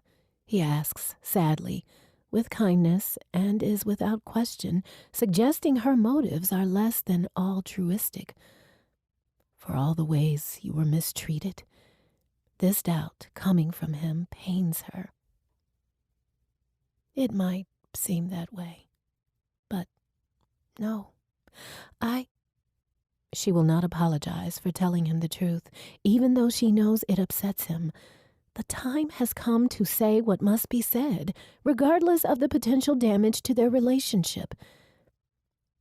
This situation is unsustainable. The extended territories are crumbling under the weight of her demands. The regional governors know she will not acknowledge any malfeasance. The courtiers profit, and her own council labels anyone who protests too loudly as a terrorist. She is no longer fit to be queen. Even the night goes quiet at her words. The earlier breeze through the windows gone. His face hardens. And do you think you would be better? Shocked, Davia stiffens in response. No matter what you may have been told, brother, I have no interest in your birthright. She softens her voice. I love you, Anine, so I will let pass how much your suspicion wounds me. I will also be clear. I do not want, and I have never wanted the crown, but the empire will fall if this continues. Davia. Anine washes a hand over his face, and though his eyes do not water, they are red with the depth of his frustration and sorrow. Please tell me you aren't asking for my permission to kill my mother. His breath hitches, and Davia is not sure if he laments the suggestion for his mother's sake or Davia's. She kneels beside him, a hand on the arm of his chair. No, Anine, she whispers, though there is no one to hear them. She stretches her hand to his arm, wary of pushing him too far, and pushing nonetheless. Sci-Fi Prime will not survive under her rule. Speak plainly, Davia. I am weary of shadows. The backbone in his request, the expectation that a royal will not endure dissembling, is exactly what she wants to see. Anine, the time has come for you to take your place as High King. Chapter 28. Service for the midday meal is almost finished when Kieran waves at Laura and fetches herself a plate. Her usual table near the kitchen and by an exit is empty, which means it's been designated as hers. She appreciates the gesture, yet resents the fact that her birthright grants her preferential treatment. Halfway through her meal, Benna joins her. A tension exists between them that wasn't there previously. Kieran is grateful for familiar company because Benna doesn't ask endless questions about her time on the moon, but she's also annoyed that Benna's presence hints at things Kieran is not yet ready to do. I heard you visited the eastern fields today, Benna says by way of greeting. The growing season is nearing its end, an abundant yield thanks to the fertile soil. Some members of the community have built permanent homes closer to the fields. Kieran has worked with the logistics team on an effective transport layout, encouraging growth while also optimizing travel from point to point. She spent most of the morning supervising the construction of a gravel and dirt road between the eastern farm and the central settlement. Someday far in the future, a city might stand here. Now, though, she feels like Benna is keeping tabs on her. You know I'm not going to suddenly disappear. Kieran aims for the heart of the issue. Benna lets her fork fall against her plate. I'm just making conversation, Kieran. You're keeping an eye on me under the guise of assuring my safety, and it's as unnecessary as it is insulting. Why are you so angry at me? Kieran pauses, utensil frozen in midair between her plate and her mouth. Is she angry at Benna? I'm not. It feels like a lie. Her appetite is lost, and the words won't come. Benna eats in silence, and when she's finished, Kieran hasn't resumed her meal. The exchange is typical of them now. Benna is either irritated or hesitant, as if Kieran is a bomb about to explode. Benna stands holding her empty plate. Will you be joining the afternoon council meeting, or do you have other plans? Her tone is tentative, for once asking what Kieran prefers. Kieran fights against the sigh swelling in her chest. I'm right behind you. The walk from the mess to the command tent is short. Summer temperatures make for warm air inside, even with the window flaps open. A light breeze does nothing to alleviate the closeness of too many people in limited space. What do you think, Princess? Since Fire's trial, Kieran has been pulled into every discussion. She has communicated to Benna that the council deferring to her input sets a poor precedent, since the others have more experience than she does. Benna perceives it as Kieran's perpetual resistance to claiming her birthright. So far, Kieran continues to refuse coronation. The people of Elad are in a perfect position to build a more egalitarian government. The council disagrees, and the cycle goes on. She cannot convince them to dissolve the monarchy unless she takes the throne and orders it, which defeats the purpose of her request. The sun crawls inexorably towards sunset. Kieran longs for the clearing near the stream, for the silence and peace, and the comfort drawing the circle offers. She clears her throat and speaks. Jivko, you're more familiar with the capabilities of the communication grid. How do you think we can improve its range? The technician in question nods in acknowledgement, and Kieran's encouragement makes her sit taller in her chair.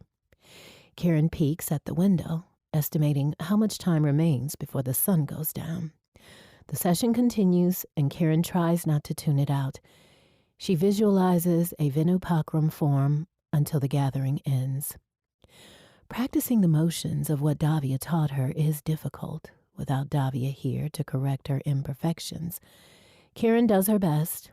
The gravity on Elad is less than on the moon, and she feels much stronger when she does her forms. A few fighters in the settlement have experience in various martial arts. None of them have the kind of training Davia passed on to her. Kieran spars with them, sometimes getting the better of her opponent, a few times not, all of it keeping her fit. She worries about her form slipping. She's cleared an area outside her dwelling, and she draws the circle within its borders at morning, midday, and sunset. It helps ease the aches in her heart and in the deepest part of her where she knows who she is but does not know her place. Though she gives to the community as best as she can, more so all the time if fewer arguments with Benna are any indication, it doesn't feel like home. That evening, a flat-topped boulder offers a comfortable perch beside the stream, and Kieran sits as she does most nights when the weather allows. Her need for Davia is more potent at night when she's alone with the stars and she gazes at the constellations in the direction of the core worlds. Every aching question of why she has not heard from Davia is answered by her own inability to send a message herself. What can she say? How does an Elodian rebel contact a member of the royal family to pledge her affection? Over 4 months have passed since her rescue, 5 since she last saw Davia's face.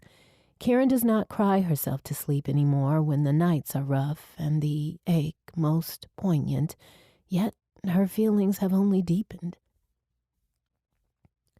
She never shared them with Davia, and Davia never spoke of her own heart, yet Kieran wants to believe Davia felt the same way about her, still feels the same way about her. She wants to believe that somewhere out in the stars, Davia aches for her in return. Elliot should be home, but it's not. Not when she yearns so much for one thing more. Karen adds another item to her first list. For the first time, she's taken someone with her on one of her fishing expeditions. Laura is a gentle companion and a force for positivity. Karen soaks in Laura's exuberance whenever they're near one another. Her temperament surprises Karen, considering the torture Laura endured at the hands of Sci-Fi soldiers. Karen has begun to think of her as a friend, a space only Benna has filled before now.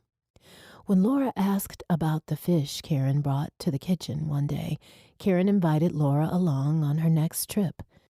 Karen often fishes with hook and line, a method she demonstrated to Laura today, and when she's restless, she switches to spearfishing.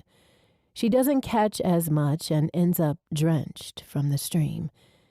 It's enjoyable on a hot day and keeps her spear skills sharp. Today, her competence yielded 6 fish, 3 of them as long as her leg.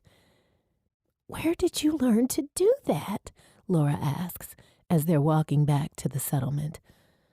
"A skill I picked up along the way," Karen says. "Was it on the damned rock?" Karen laughs, a rare thing. Laura makes her forget to be so serious. "On what?" Skipping down the path, Laura manages to touch half of the flowers as they pass. "You don't talk much about the time you were lost, and when you do, you call that place the Damned Rock. Maybe that should be its name." "Beware the perils of the Damned Rock." Karen throws her head back and laughs so hard she almost trips.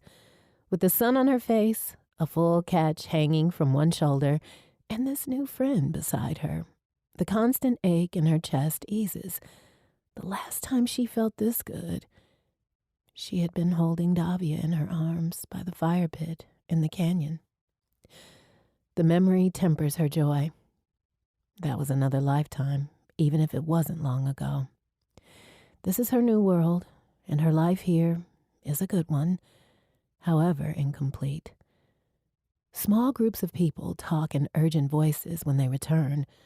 No one is bustling with action, so it's not an invasion, but it must be something equally important. Karen hands her catch to Laura with a promise to visit the kitchen for the yield from the river's bounty and goes in search of Benna. The command tent is full. Benna leans over the communications console with Philip and a few members of the council. Karen catches her eye, and Benna disengages from the discussion. With a nod, she calls Karen over to one corner of the tent, the only privacy they can manage in the crowded space. "Are we safe?" It's the most pressing question Karen has. "For the time being. I'm not sure how long it will stay that way. High Queen Ethelyn has been overthrown and taken into custody."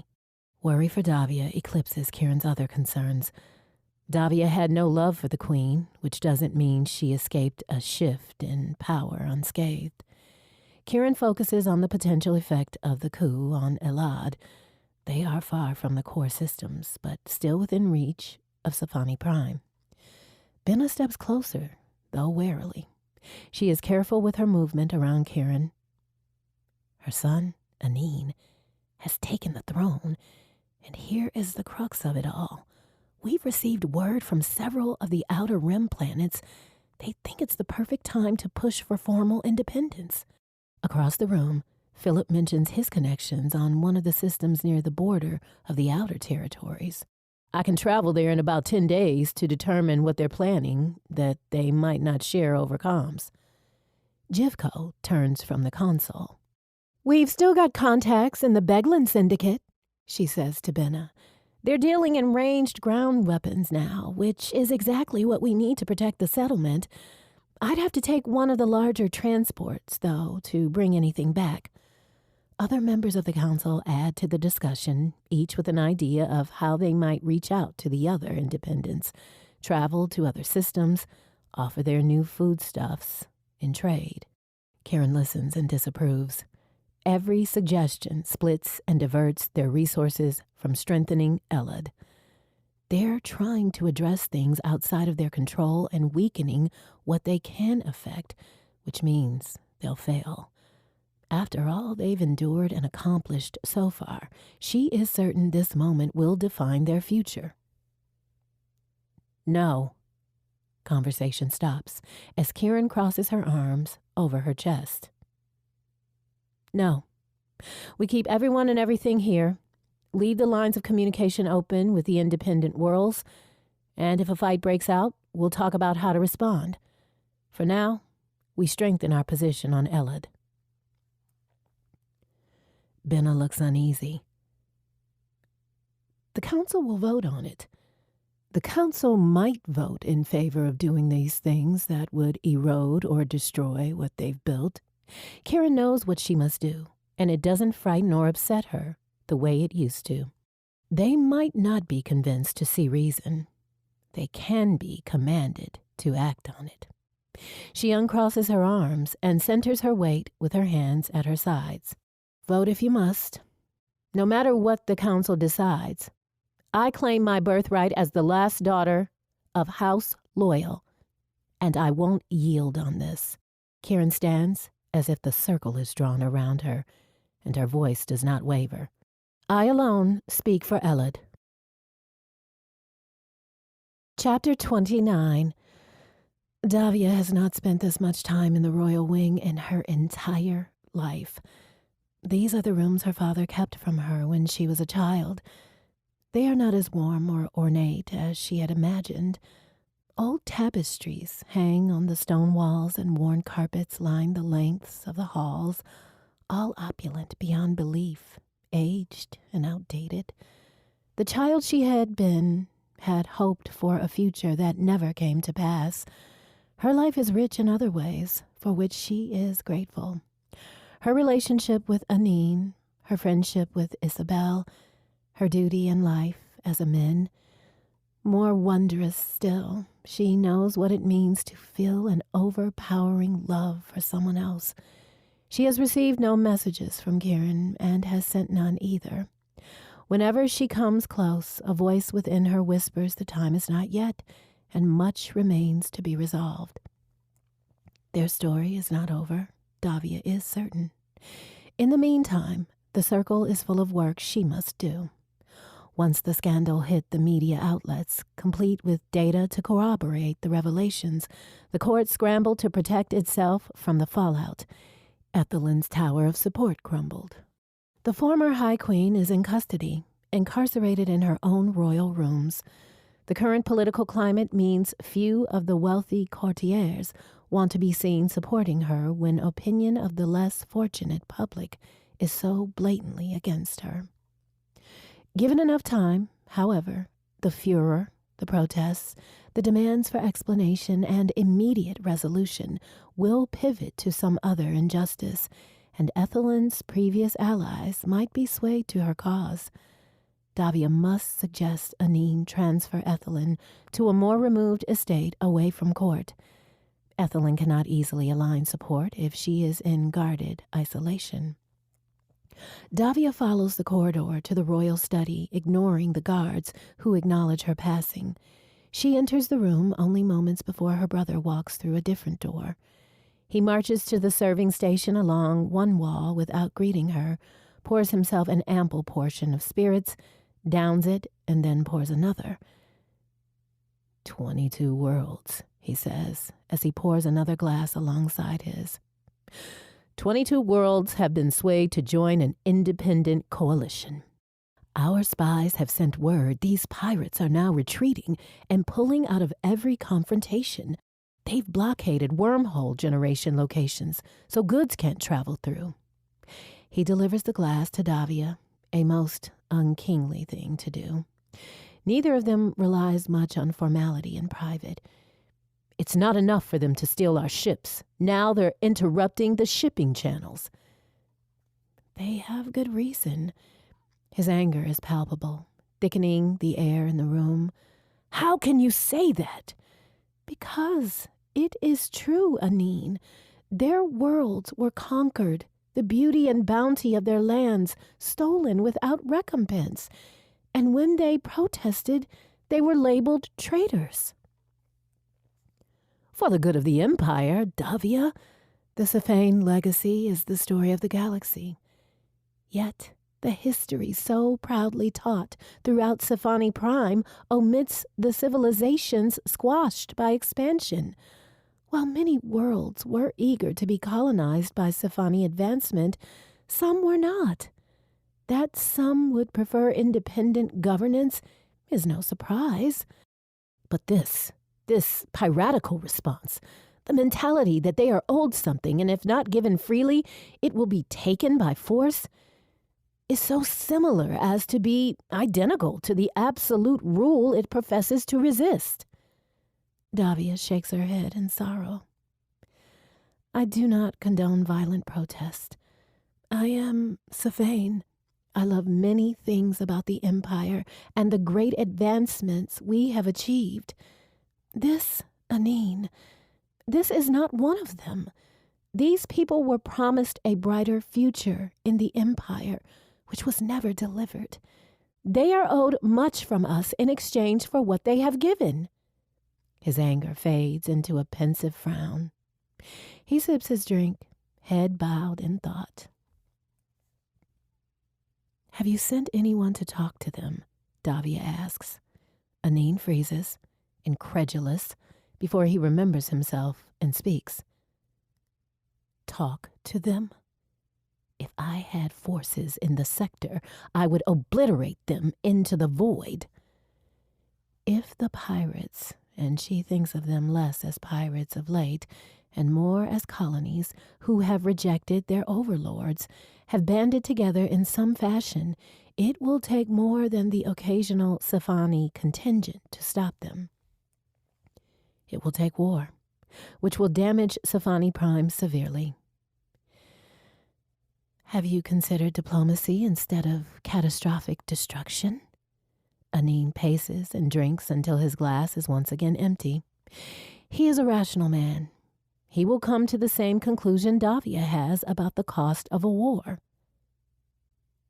Do you believe I can convince pirates, terrorists, Davia, who have spent decades in arms against the crown, to have an intelligent, productive conversation?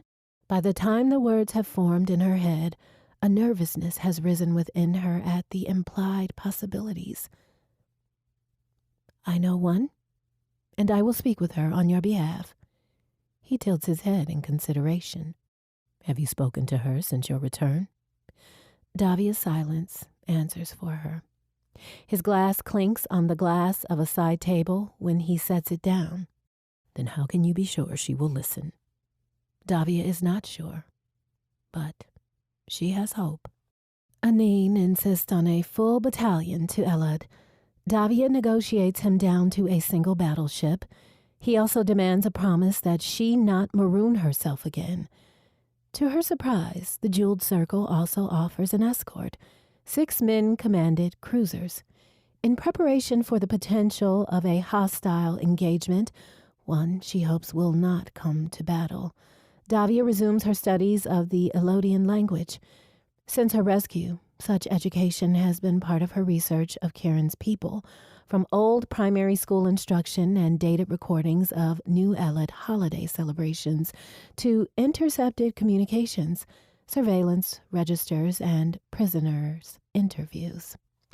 She discovers a reference to the Loyal family, one as royal to the Elodians as her own to the Empire. The shock takes some time to wear off.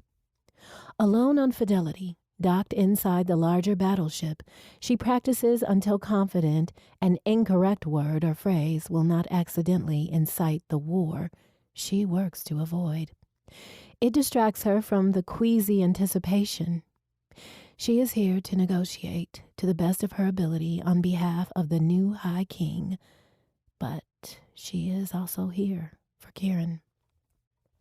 They have not seen or spoken to each other since the morning of her rescue, and Davia trembles with the need to see Kieran's face. A proximity alarm signals arrival at the last stop before entry into Elad's star system. Davia checks the logs and telemetric data, a precaution fed by her nerves. After a short meditation, she gives the order to advance. Chapter 30. How many? Kieran strides into the command center flanked by her council advisors. 2 months after assuming her role as the newly crowned head of Elad, with a symbolic coronation held during yet another council meeting, Kieran leaps into the first true test of her leadership. Safani ships have arrived, the first contact of the new regime. Jivko updates Kieran without looking away from the consoles she's monitoring. 24 fighters static before 6 cruisers and 1 battleship. They're not in any formation, I recognize. If the Safanis attack, all the Elodian ships will be destroyed, and most of the ground settlement as well. Kieran hopes no one dies today, but this show of force threatens imminent violence. Send the children with the key personnel to the sanctuary. A designated safe space has been built inside a nearby mountain and should survive any surface assaults that isn't biological or nuclear. Knowing this moment might come, Kieran had insisted they prioritize its construction soon after solidifying their informal alliance with the other independent worlds. Already done, Advocate. Jivko is nothing if not proactive. They're 10 minutes from the tunnels now. Fighters are scrambling and awaiting your orders. Kieran has never led a battle in her life. Protecting her people as best she can is now within her circle, one step at a time. How are the Safanis advancing? More people swell into the room behind her. Since Kieran invited other planets and systems to form a coalition against Safani rule, Elad has hosted numerous conclaves of personnel from off-world. The greater numbers of people forced them to move the command center into a corner of the mess tent. They're not. Jivko doesn't seem to like it either. She raises her hand to the sensor tucked into her ear. I've got a request for audio and visual communication. Kieran steadies herself for the engagement. Keep the fighters on the ground ready for launch and tell the ships in orbit to engage only if the Safanis shoot first. Anyone who lights this fire without my command answers to me. If any of us survive, she thinks. Understood, Advocate. Broadcast the feed. Whatever the Safanis say, Kieran wants witnesses. If the Safanis have come to destroy them, everyone in the coalition will know and take action. Jivko rapidly keys in several commands and points to a mounted device, signaling its activation to Kieran. I am Kieran Loyal, Advocate of Elad. Kieran stands before the relay, sending audio and video to the Safani contingent as well as the entire coalition. State your intentions. A screen beyond Jivko's station activates with an answering visual connection. Kieran gasps at the crisp, larger-than-life image and clenches her fists behind her back. It's Davia. Kieran's memories have done little justice to Davia's beauty. Her appearance is formal, with her hair swept back close to her head and her jawline emphasized by the high collar of her uniform. Davia is no longer hollow-cheeked. Her skin is flawless, her brows delicate, her lips perfectly bowed. The need spreading through Kieran overwhelms every other thought. Davia's official presentation bears no resemblance to the passionate woman Kieran held in her arms. Kieran sees wind-swept hair, flushed cheeks, and lips swollen from endless kisses. She vibrates with want for what she does not have and cannot reach. Kieran forces air into her lungs. Davia recovers first from her surprise. I am emissary of High King Anin, of the exalted realm of Safani Prime. I seek an audience with your envoys. Her voice is like a blow to Kieran's chest. Davia is here. Davia is here and speaking Elodian. Despite Kieran never teaching her a word, Davia speaks the language of Kieran's people. The swell in Kieran's heart at the knowledge Davia has learned Elodian in the time they've been apart swiftly contracts as the words spoken finally register. Davia has come, but not for her. Instead, she is an arm of her brother's empire. If the weapon of the king come to destroy them is wielded by the woman she loves, Kieran is doubly doomed. She swallows the ache and focuses on the matter at hand, which is keeping this pregnant conflict from becoming a war. It takes her another moment to notice Davia has not identified herself by name or by relation to the throne. As advocate, I speak for Elad. Kieran is shocked her voice doesn't shake.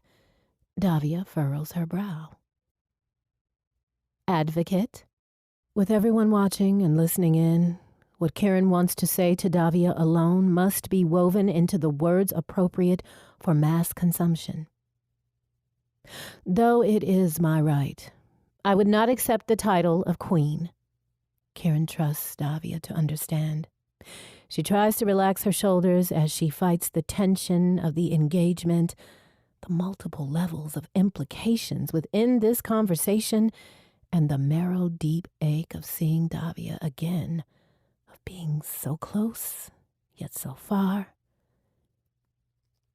Then, advocate of Elad, I will address you. Davia visibly draws her breath and exhales, and Kieran sees in that moment this exchange is equally difficult for Davia. Minute shifts of her expression reveal her distress, and her pause shows her discomfort. It is our understanding Elad was the instigator of a league of Sci-Fi domains intending to reject the rule of the High King. Her words are slow, measured even for Davia. Despite the elongated vowels and crisp consonants of Davia's enunciated and accented Elodian, Kieran senses she too is attempting to communicate without inciting violence. Relief mingles with her pain. Maybe their earlier connection will allow them to instill some peace between their peoples. Kieran will mourn the loss of the deeper relationship later, though she feels like she's bleeding. We were the first to suggest its formation. Yes, she centers herself and forcibly loosens her tightly clasped hands behind her back. It is no small irony that the skills Davia taught her are the ones helping her navigate this tense confrontation. The coalition contests the seizure of member lands, or in some cases, their complete destruction by the former High King and Queen and their predecessors. Singling out dead kings and the overthrown queen instead of the current monarch might give Davia room for compromise. Yet, Kieran is responsible for too much to yield even before Davia. I can only speak for what I know of the sentiments of the other members and can make no declarations on their behalf. As for Elad, we are no longer a territory of Sci-Fi Prime. We claim what is ours, no more and no less. It's a weak statement for the magnitude of what they're demanding. She can't think through the tension to phrase it better. In any case, the deed is done. Elad has excised itself from the empire. They will live or die as free Elodians. Davia arches an eyebrow. Previously, such insurrection would have been reason enough for immediate military engagement. Benna moves into Kieran's peripheral vision. Kieran can't divide her attention because she's caught the key word. Davia has hinted at the possibility of a different response from the Sci-Fi throne, and Kieran grabs it like a lifeline. We do not want war, She stops herself from saying Davia's name. It's too personal, less a matter of revealing they know each other, and more because it is a cherished treasure to be kept close. We want our freedom, and we're prepared to discuss trade, provided it's fair, and we'll work with the rest of the coalition to ensure these matters are concluded as peacefully as possible, unless your king decides to resist our independence. She will fight if she must.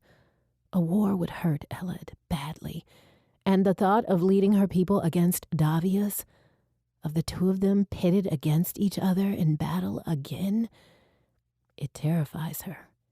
But Karen will do what has to be done.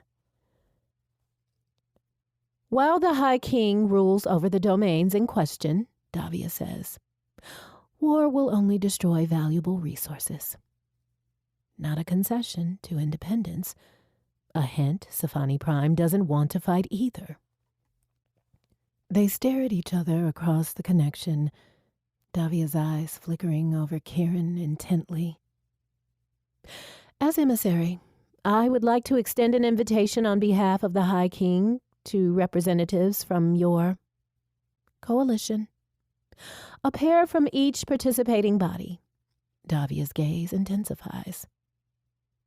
Should Eled agree to take part, perhaps you and another could accompany me now. Karen's knees tremble as she mentally translates the offer. By inviting two representatives, Davia has hidden her true intentions. After all this time, Davia has come for her. Karen cannot go.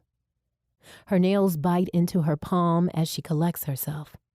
She is certain the king has made a legitimate invitation because she trusts Davia, even if they have not spoken in months. Davia, who had left without a word to hide Karen from Safani troops, who had sent a message to enable her rescue from the moon. Davia would not allow harm to come to Karen. No one would understand how or why Karen believes that to be true. I will not send potential hostages who might be slaughtered at the new king's whim. A flash of fire flares and disappears in Davia's eyes. Karen softens her tone, if not her words. My people did not fare so well in the former queen's custody. I cannot allow any of my people to be put in such a dangerous position. Understanding eases Davia's frown, and her sorrow matches Karen's. Diplomacy must override their personal desires, no matter how much it hurts. Davia's eyes glass over and clear so quickly, Karen wonders if it's a trick of the light. A steely countenance settles on Davia's face, and Karen desperately tries to match it. The memories of who they were to each other will be only that, and she feels Davia pulling away. A finality descends over their exchange, and Davia nods curtly. I will convey your message to the High King, and the pause stretches long enough. Karen hears the rustling of movement nearby. She does not look away from the face she might not see again. In the next breath, in slow, vivid, heart-stopping detail, Davia's jaw loosens. Her serious demeanor fades, and her shoulders relax. Davia's expression eases into her true self, the one Karen revered, the one Karen saw every morning on the moon when she woke with Davia beside her. The sentiments Davia cannot speak aloud brighten her eyes. You have my blade, Karen Loyal, Davia says, her voice gentle and warm as sunlight. Karen bites her cheek, lets the pain stop, the tears from forming. She can't speak. The screen darkens. The connection is terminated, Jivko says in confused surprise. Their fighters are docking. Karen can only breathe in gasps. Stay on high alert. Her voice cracks. No one comes back from the sanctuary until every last Safani ship is gone. Yes, Advocate. Jivko turns away from her systems to peer at Kieran with worry. Are you? Kieran doesn't stay to hear the question or wait for Benna, who is headed her way. Instead, Kieran flees. She pushes her way past the first few people in her path, and halfway to the entrance, the crowd parts for her to make her escape. Outside, her vision blurs, with the inevitable tears as she runs and no one stops her. Back by the stream, she throws herself down next to the clearing. Kieran wants to step into its center to draw the circle and find some measure of peace, but she can't. Davia came, and Kieran could not join her. The last remnant of her hope breaks like a shattered rock and grinds itself to dust. Chapter 31. After directing the accompanying ships to resume course for the core systems, Davia instructs the crew to leave her undisturbed and opens a communication channel to her brother. For now, she sets her personal feelings aside to convey an update to the High King. You're sure? Aneen's voice is tinny over the less than optimal connection. Aneen does not usually require assurance, and Davia is asking a lot of him. The first days of his realm have been tumultuous and unprecedented, and Davia cannot blame him for his caution. Aneen, I am certain. They do not want war. None of us do. They want their independence, but they would be foolish to sever themselves completely from the Empire. Not one of those worlds can sustain itself indefinitely. Elid will hit a plateau with its development soon and need to restore trade-off world. Acknowledge them as independents, Aneen, and offer amnesty for any previous damage to property or any non-violent protests. Remind them violence will be met in kind if they build any armed force of their own. How does any of that help me? Because you can also inform them they are now fiscally responsible for their own infrastructure, which means the royal coffers can stop bleeding. They do not have the technology we do, and will need resources only Safani Prime can provide. Trade with them at a fair price, and the supply delays throughout the realm will disappear. The margins will improve well enough to keep the court at bay, and everyone wins. Davia prepares the killing blow. This move will single-handedly halve the Empire's debt in 12 years. What you lose in territory, most of which you were never going to be able to expand and develop in the next 100 years, you will gain in financial stability. If the court is smart, they will be richer for it, sooner than they can imagine, and they will have their High King to thank. More importantly, the atrocities will end. The contention between the independent worlds and the crown will be reduced to trade negotiations, which will no doubt continue to be heated if less volatile. Davia, I know you've said it doesn't matter to you, but you are as much a Safane as I am. Perhaps we could share the throne. Imagine what we could accomplish together. We could transform the Empire. You have enough vision for both of us. Fear clouds his eyes, and she knows the heart of it. You are not like them, Aneen. Either of them. We are not our parents. Davia shakes her head, sad to refuse him and certain in her position. And my place is not on a throne. Resignation sets in his features. You must visit me more often. I have enjoyed the time with you in person and want it to be a more common occurrence. Davia nods her head. As my king requires.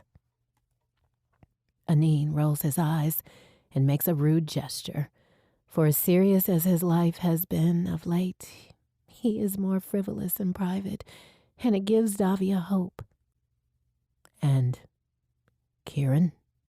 Davia shakes her head to stave off the conversation. She is not ready to speak of those details. What will you do now? Her circle has contracted now that the grand work is done. All the turmoil of the last year and a half has taken its toll. She needs to withdraw, to rejuvenate, to heal, to mourn what has been lost. For now, I'm headed back to where it all began. Please take care. I know you are fully capable of looking after yourself, but a brother worries. He offers a wan smile and severs the connection. Davia retreats into meditation until the tears take over. In private now, she lets them fall and does not fight the sobs when they come. The confidence in Kieran's voice had flowed across the communication relay between them, and this version of Kieran had been even more captivating than the woman in Davia's memories. Viewed through the display, her vitality had been astounding. Kieran has recovered well from her ordeal. Her features fuller, the lines of her muscles softer. Her life among her people is treating her well. Davia is both pleased and heartbroken that Kieran now leads the Elodians. Competence had flowed from Kieran in word and posture, even though Davia's pain had been mirrored in Kieran's eyes. Kieran is beyond reach for something as trivial as their previous relationship. Davia trained Kieran to stand firm, to yield to no one, to take solace in duty. For the price of Davia's heart, Kieran has learned the lesson. Chapter 32. Rapidly approaching footsteps are Kieran's only warning. Benna isn't one to waste time. What the hell just happened? Not now, Kieran stutters between sobs. Kieran! Kieran screams, though it comes out more like an angry wail. 5 minutes, Benna! She hangs her head, and her hair falls to cover her face, the only privacy she has to lament what she's lost. Go away and leave me alone! When the crying intensifies, she loses the ability to form words. Please, Kieran, I only want to help. The shoulder-shaking sobs ease after a few moments. Kieran wipes away some of the endless tears. You can't do anything. Kieran has made her choice. Her heart is with Davia, but she can't leave Eled now. Benna sits in the dirt beside her, close enough to touch Kieran, though she doesn't. Who was that woman? Her tentative question is laced with worry. If Kieran reveals all her truths, can Benna's judgment hurt much more than this? What's the point in keeping any of this to herself any longer? Would it make her feel better to say something out loud for once? Her name is Davia, Kieran says, before Benna's impatience becomes demanding. She's the half-sister of the High King. Benna gasps while Kieran stares into the blurry dirt. We were marooned together. It was her ship you saw when you rescued me. Such simple words to describe their time that in no way encapsulates its meaning. She's who they were searching for, Benna says. Because of her, all those months, the occupation. Kieran nods. None of that was Davia's fault. I know what you're going to say, Benna. And believe me, at first, all I wanted to do was kill her. But she saved my life. Several times, in fact. And gave her a purpose. I saved hers too. We only had each other to rely on as we fought against all the ways that place tried to kill us. Does she think you owe her something now? Kieran can't blame Benna for her suspicion. No, not at all. You're missing the point. Don't you see? I wouldn't be alive if it weren't for her. And she didn't just save my life. She saved me. She gave me hope Binna. So many broken places inside Karen had been healed while they lived and hunted and sparred and loved. Karen closes her eyes against the onslaught of memories. I do owe her something. It's not like you think. Binna will only ever care about one thing. She will not ask or expect me to do anything to betray Elad. You wondered why their people left and never came back? She's the one who ended the occupation. One detail comes to mind, and she raises her head to look Binna in the eye. She sent you the coordinates to find me. Binna frowns at this. She's looking for a trap when there isn't one. What did it mean when she said you had her blade? Binna's hesitant but urgent need for answers grates on Karen's already abraded emotions. She'll persist until Karen gives in. The tears quicken, constant in their flow. It means she... Karen rocks back and forth, the distraught energy within her screaming to be dispelled. Speaking it aloud feels wrong. The truth isn't for anyone's ears but hers. She loves you, Binna says, astonished.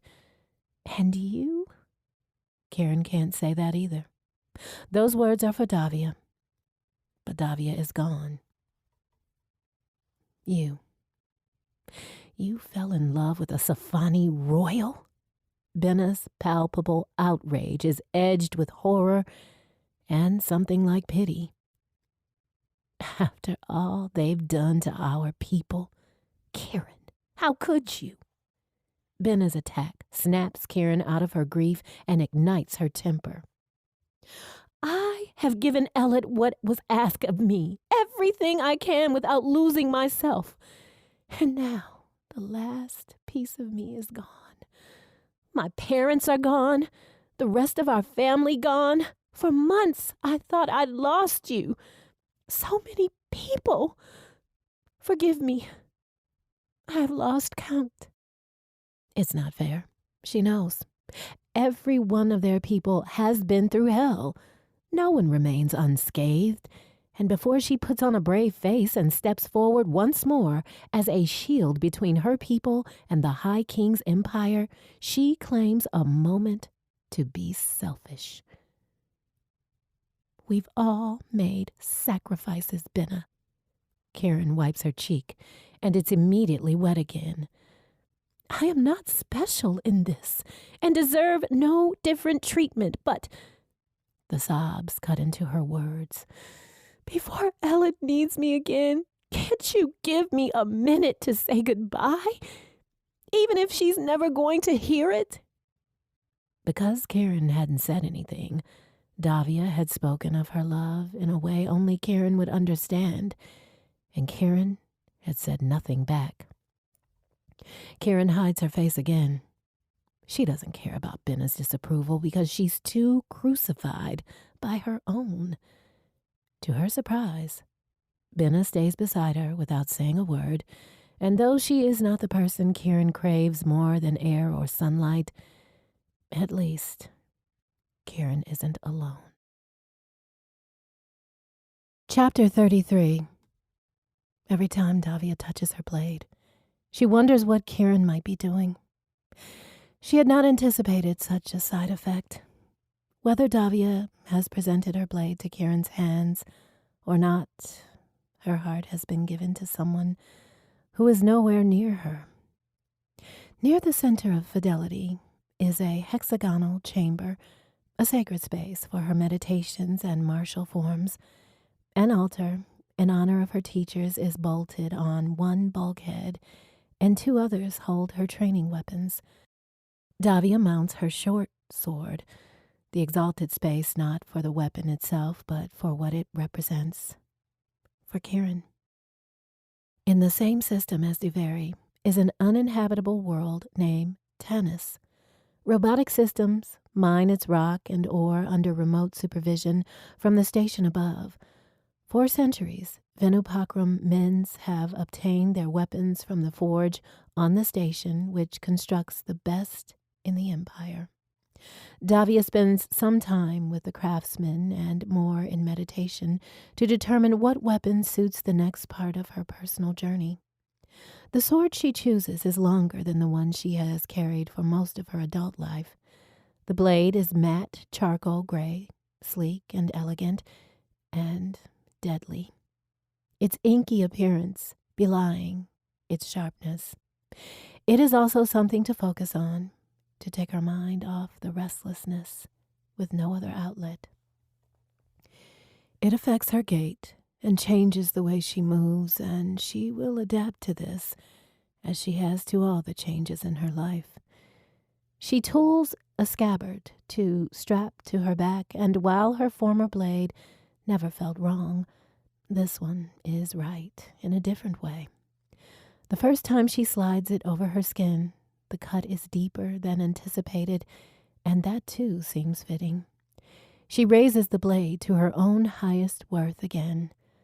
While Kieran has not been cast aside, Davia remembers who she is alone. Thank you for doing this, Issa. The men's assigned by the Jeweled Circle would do their duty, but you'll feel better if it's me. Isabel finishes Davia's sentence with a wry smile. Isabel now leads a collective of administrators untangling Ethelyn's web of clandestine adoptions. Through the window, afternoon storms pound rain onto Montalin's streets. Isabel gazes around the room as her smile fades. So many memories here. It will be strange to think of someone else living in this space. Davia has kept an apartment near the monastery for years, and today is her last day. She is leaving the furniture for the next tenant, and her other possessions have been transported to Fidelity. Isabel arches one eyebrow and sets aside her sentimentality to Davia's relief. I understand the Jeweled Circle has rescinded their offer of a seat on the consortium. My proximity to the throne is now an issue, as opposed to a benefit. Davia rolls her eyes and counts on her fingers in demonstration. I have repeatedly rejected their invitations, have proved how far I am willing to persevere in righting injustices, and would never make a proposal that did not benefit all involved.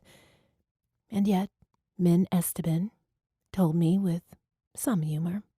Several of the other men's are actually concerned I might claim the crown and use the monastery as my personal army. How would that work? I have no idea, but it doesn't matter now. Rumors abound you've withdrawn your name from the lecture circuit postings, Isabel says. So what's next? Davia is weary of a question for which she has no answer. This is what I am doing today. Tomorrow is beyond the circle. When Isabel offers a parting embrace, she seems to understand. 2 days later, Davia undocks from the station above Duvary. Her only planned destination, the next set of wormhole coordinates. Chapter 34. While Elid and the rest of the coalition await the High King's response, Kieran turns to duty to save her sanity.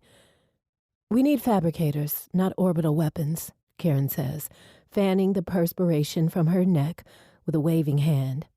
The day's heat is oppressive in the main tent. After we get the central power station up and running, we can utilize those same systems for weapons later.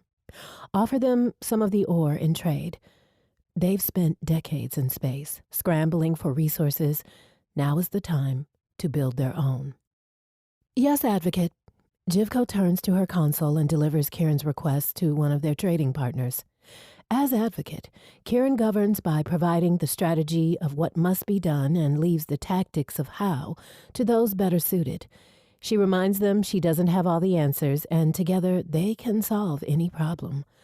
The colony on Elid has stabilized, and more of their people arrive weekly from across the Empire. The population has doubled, and at the current rate of arrivals, will double again before the end of the year. If Kieran is burying herself in work so she doesn't think about Davia, so be it. It is not simple, it is not easy, and when she lets down her guard, the pain scratches inside her like a wild thing trying to escape. Davia is outside of the circle, for now. Kieran will not accept the distance between them as permanent. If she's learned anything over the last year, it's how quickly her circumstances can change. She also refuses to believe she found such love only for it to be taken from her forever. Elliot, however, is within her circle of influence, and she devotes herself like never before. With so much to do, early mornings and late nights are guaranteed. Vinupakram keeps her centered, the work keeps her focused, and time passes faster when she doesn't stop to think. When she sleeps, she doesn't dream. If Binna notices any change, that the heart of Kieran is missing in all she does, she says nothing.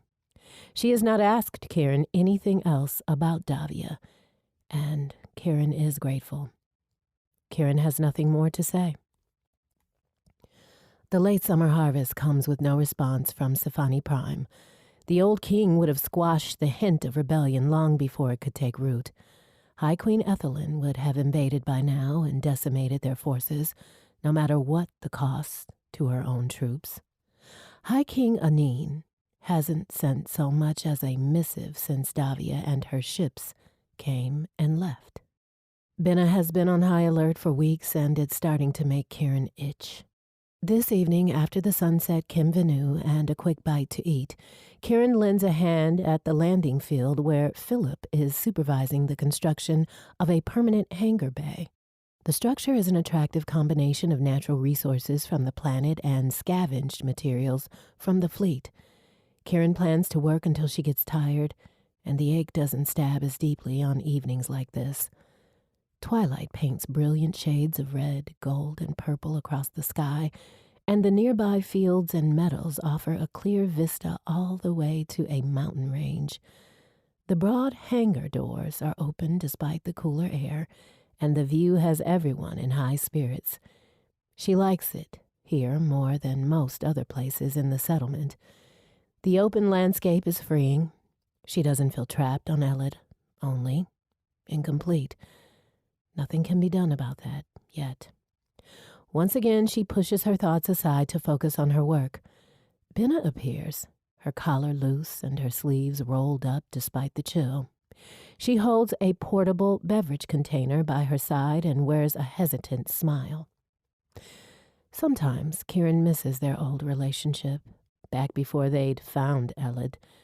This distance between them is unnatural and tense, and Kieran isn't sure how to change that without giving up personal ground or somehow insulting Binna's experience and leadership. The first barrel brewed on Elid was tapped today.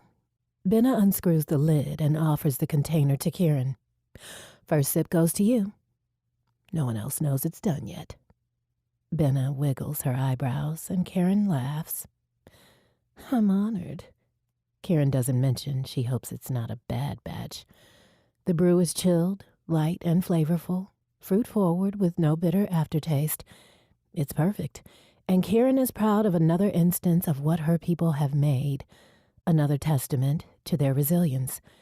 She passes the container back to Binna, who sips and hums in appreciation. They stand side by side, gazing at the sky while passing the ale back and forth. It's mild enough not to alter their sensibilities much, but Kieran drinks sparingly. Binna doesn't make conversation, and the silence isn't weighted by anything. It's a welcome change. Twilight turns to dusk, and Kieran debates returning to her work or ending the evening early for once. A new figure appears in the hangar door, one of the system's technicians, who searches around quickly. When he sees Kieran and Binna, he changes course and rushes towards them. Which of us do you think he wants? Binna asks. Definitely you. I'm busy. Kieran leans against a stack of crates and raises the container to her lips for another sip of cool ale. Advocate? When he comes to a stop in front of them, he tilts his head in deference. There's a private high-priority message for you. You must come to the command tent immediately. Karen squelches the thought of Davia when it forms. Hope is a difficult habit for her to break, and she has to remind herself constantly that it was her choice. Which member of the coalition is it? No. It's the High King. He's asking for you. Chapter 35.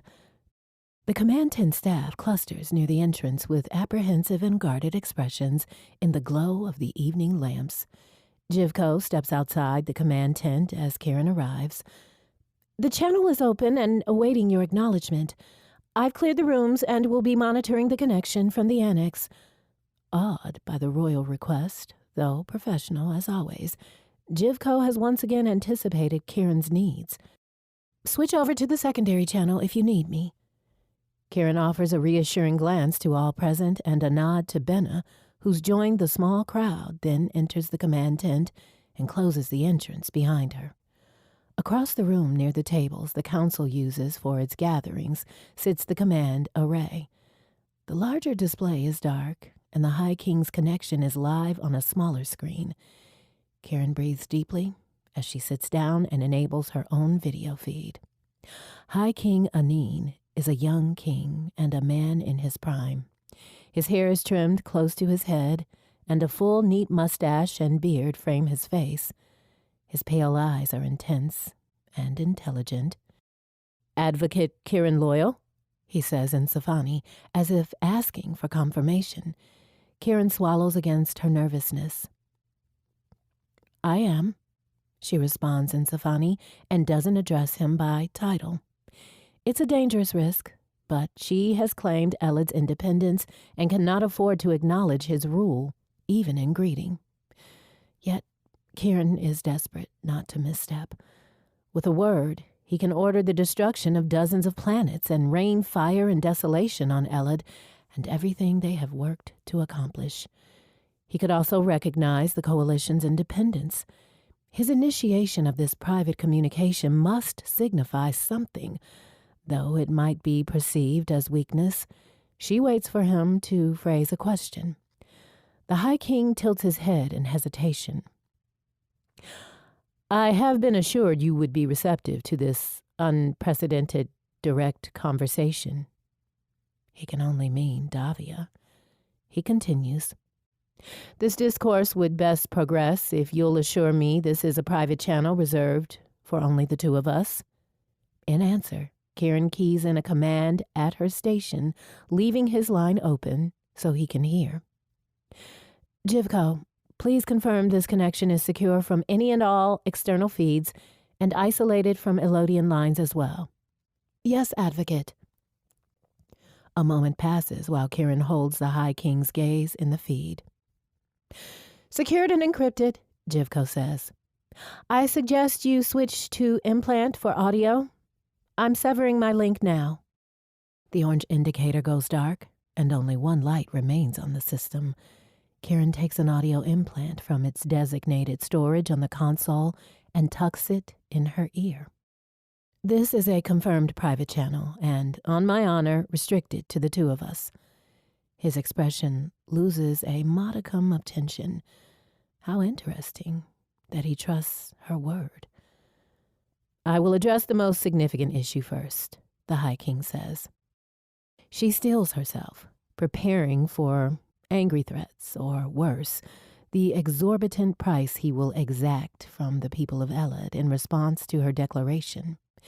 The distance between them shrinks with the severity of his gaze, as if they're both in the same room instead of light years apart. When he speaks again, his tone is grave. Allow me to convey my deepest sorrow and regret at the unjust execution of your father, Rudd Loyal, and your mother, Althea Loyal, along with their confederates. His words slam into her chest with explosive power, stealing her breath. No concession has ever been stated by Safani Prime. For their crimes, he says, they deserved a fair trial. I doubt you will be moved by the immeasurable depth of my mother's grief. It is the only explanation I can offer. The new king appears sincere. He might also be a good actor. Kieran chooses to believe him. He raises his head, his regard steady. As monarch of Sci-Fi Prime, I recognize both the injustice and the incalculable loss you have suffered. It's far too late, but it has been offered. If this is his way of leveling the field of their interaction, so be it.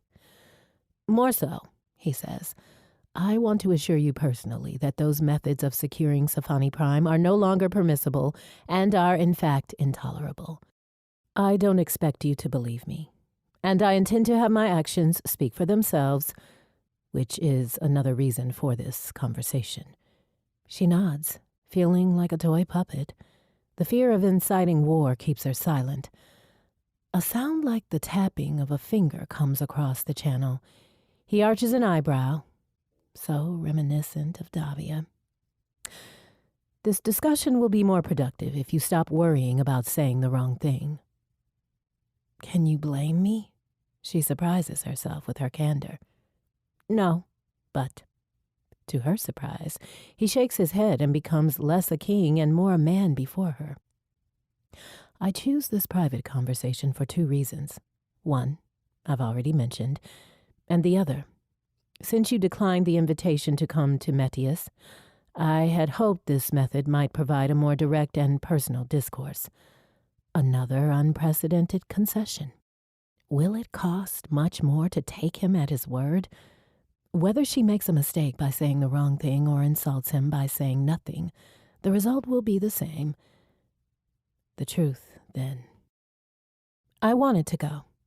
My role here necessitated a different approach. The pain of Davia's leaving washes over her again. Sometimes duty answers for us, and so you understand my position. As a new king, I must be seen to have steady hands and a firm grip, and rebellion has now grown to sedition. I sympathize with all you have endured, but if I publicly acknowledge your independence, I risk further insurrection in the Empire. Your empire has terrorized millions. She regrets her words. They're true, but Kieran wishes she'd found a less volatile way to state them. All for the misfortune of standing in its path. He frowns. I would have Sci-Fi Prime put its despotic rule in the past and move into a brighter future. I will not speak to the pending changes in policy after the previous monarchy's missteps, but I will ensure they are implemented. My most trusted advisor will no doubt ensure I suffer the consequences should I fail. Despite the private connection, they're dancing around the only common ground they might have.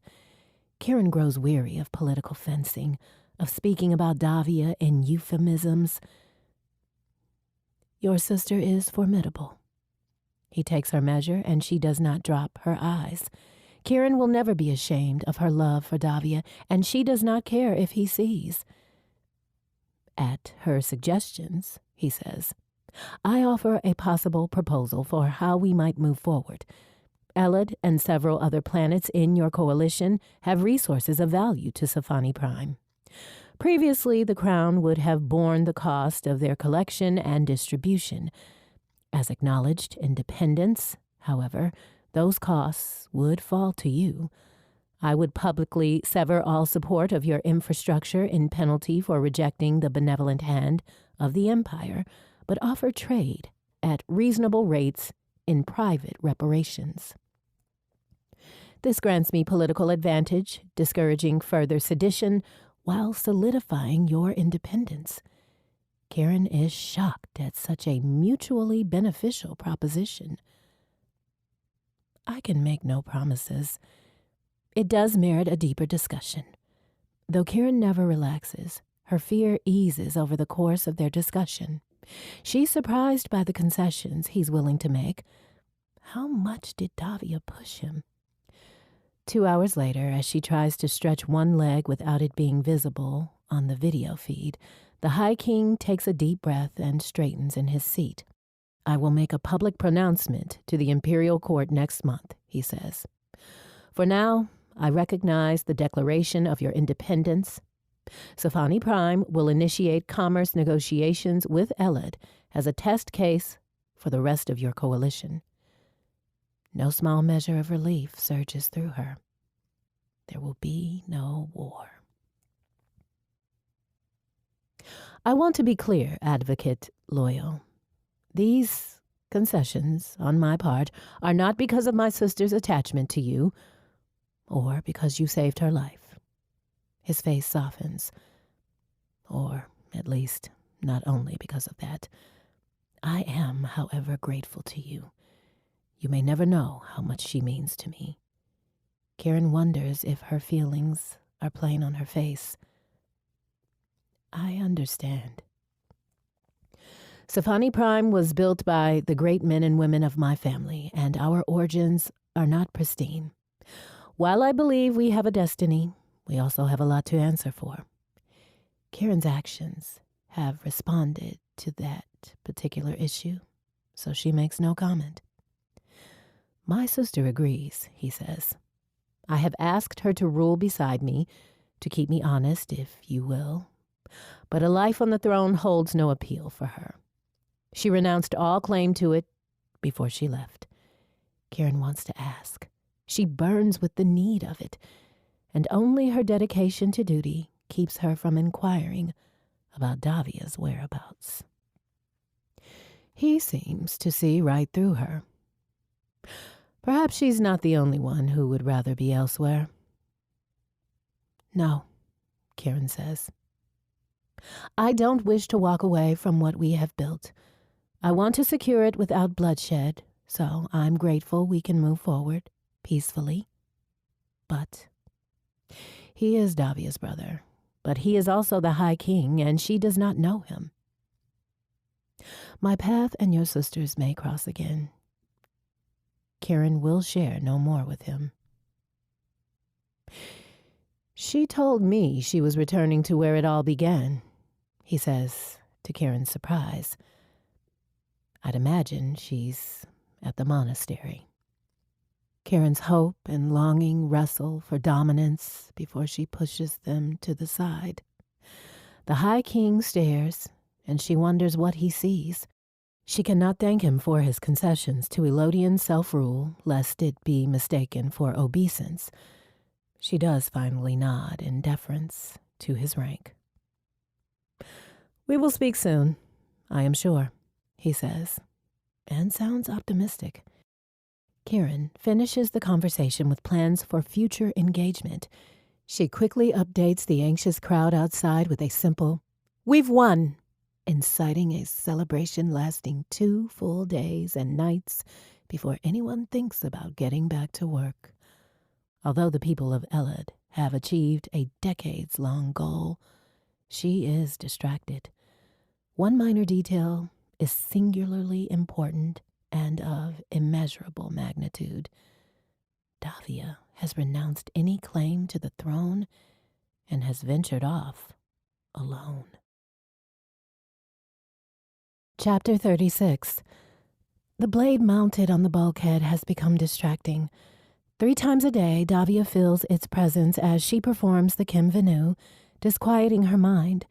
She has begun to use the excuse of being off-ship to perform the ritual elsewhere, which is foolish. The blade was hers for years, yet now it is a foreign entity. She must move beyond this diversion, and nowhere on the ship does the blade service. She refuses to put it in storage. The answer does not come until her travels lead her to Ineskepa, a world on the border between the core systems and the outer territories. She has spent several days exploring the planet, sampling the cuisine, and an abundance of new experiences. While she visits a mountain range along the planet's equator, Davia's interest is captured by a tourist advertisement of its impressive snow-covered crags. The mountain peaks extend far past the dark tree line, reaching for the sky, and adventurers require supplemental equipment to survive the climb. Davia chooses a lower altitude day hike through the trees, one taxing her endurance, The elevation gain is as refreshing as it is challenging, and the way the air clears her head is welcome. At the top of the trail sits a handful of stalls, offering simple fare and a few wares aiming to eke more coin from travelers. Tucked into a hollow between viewing platforms over a high mountain lake, one vendor's table draws her attention. The vendor is an older man, twice Davia's age if she were to guess. His hands are gnarled by a lifetime of craft, his skin aged by years in the elements. He stands when she approaches and greets her with a smile more from his eyes than his lips. "Welcome, very Min. I hope your day is a good one." "It is, thank you." Davia spares him a glance, and then her eyes are drawn back to his merchandise. He sells only staffs, each a different shade of gray or black, with some minor variation in length and thickness, and all exquisitely carved. She is gratified he allows her to shop without interruption. He makes no pitch and offers no information. She does not know exactly what will meet her needs and is glad to be left alone while she decides. The answer to her unspoken, unformed question is tucked inside one of the stands towards the back of his stall. The staff is as tall as Kieran in her memory, as thick as the wrists above the hands she can recall when she closes her eyes. It is dark gray, smooth as skin, unvarnished, and not as ornate as the others, but no less complete. "This one," she says, "and I will require a custom carving." Philip's normally reserved face breaks into a smile. "I motion we adjourn." Kieran stays silent as several other Elodian counselors sound their agreement. Over the comm relays, members of the newly formed Independent Planetary Parliament add their comments before the session ends. Embraces, handshakes, and backpats spread around the room. Benna's regency ended with Kieran claiming her birthright, and Kieran has now formally dissolved the monarchy. She remains advocate at Benna's insistence, retaining a permanent vote along with a singular veto right she intends to never use. Elad is officially governed by an elected council and in the hands of the people. "Kegs tapped," Laura calls from the kitchen area, and a small cheer answers in kind. After everyone has a full cup, Kieran excuses herself from a conversation with Benna and Philip about the latest trade proposals from the High King's court. She stands before the council table and raises one hand. The room quiets. "Let me say a few words, and you can get back to this fantastic Elodian ale." "Make them brief," Benna says, to good-natured laughter from several others. Kieran glares without true heat. She clears her throat more from nerves than need. "We've come so far, my friends. Let us not only celebrate what we've accomplished, but also offer veneration to what it cost us." She doesn't mention their names out loud, those who died before their people achieved this long, improbable reality. Around her, she sees the memories of others on the faces of everyone present, and amid the smiles are a few tears. "It was my parents' wish the throne of Elad would usher in an interplanetary alliance of independence." Kieran raises her eyebrows. "Of course, I made a few changes."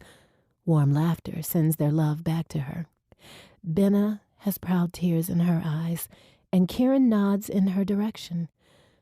"What we build will become the history of our people." Kieran lifts her cup of ale aloft, and everyone follows. "To Althea and Red Loyal, may we always remember them and keep them in our hearts." Elad is a beautiful planet, rich in resources and possibilities. For such opulence, Davia might forgive the piracy involved to claim it if doing so had not cost so many lives. After arriving in the system undetected, A deactivated transponder and hidden propulsion render her ship a ghost in the void. She hopes to present herself to the Elodian authorities and request an audience with their advocate. In preparation for such an appeal, she decides to first assess the likelihood of a nonviolent welcome. Surveilling the comms proves to be Davia's undoing. Kieran's voice on one of the open frequency bands fills the cargo bay. For your help, the new medical center is better equipped to support the settlement thanks to you. Maybe next time you can part with some Elodian ale and trade, a man says. He must be the operator of the transport leaving the planet. Davia is frozen, waiting for the response. I'm afraid we haven't brewed enough yet, Kieran says, a smile in her voice. Safe travels. The conversation ends when the transport operator signs off. Davia lingers in orbit and does not initiate a channel. Instead, she listens to the Elodian comms, hoping to hear Kieran's voice again. In time, she reaches a new conclusion. Davia loves Kieran too much to interfere in her new life, and her own inertia must stop. When her former path no longer felt complete, she had found the strength to resign her post, end the research suspended by her isolation, and put all those known yet unsatisfying aspects of her life behind her to venture alone back into the stars. Now, her nebulous path has led her to the elbow of this system, shadow stalking her former lover, a label piercing her heart anew, while she makes no progress. This is no longer about what is in or outside the circle. There is no circle here at all.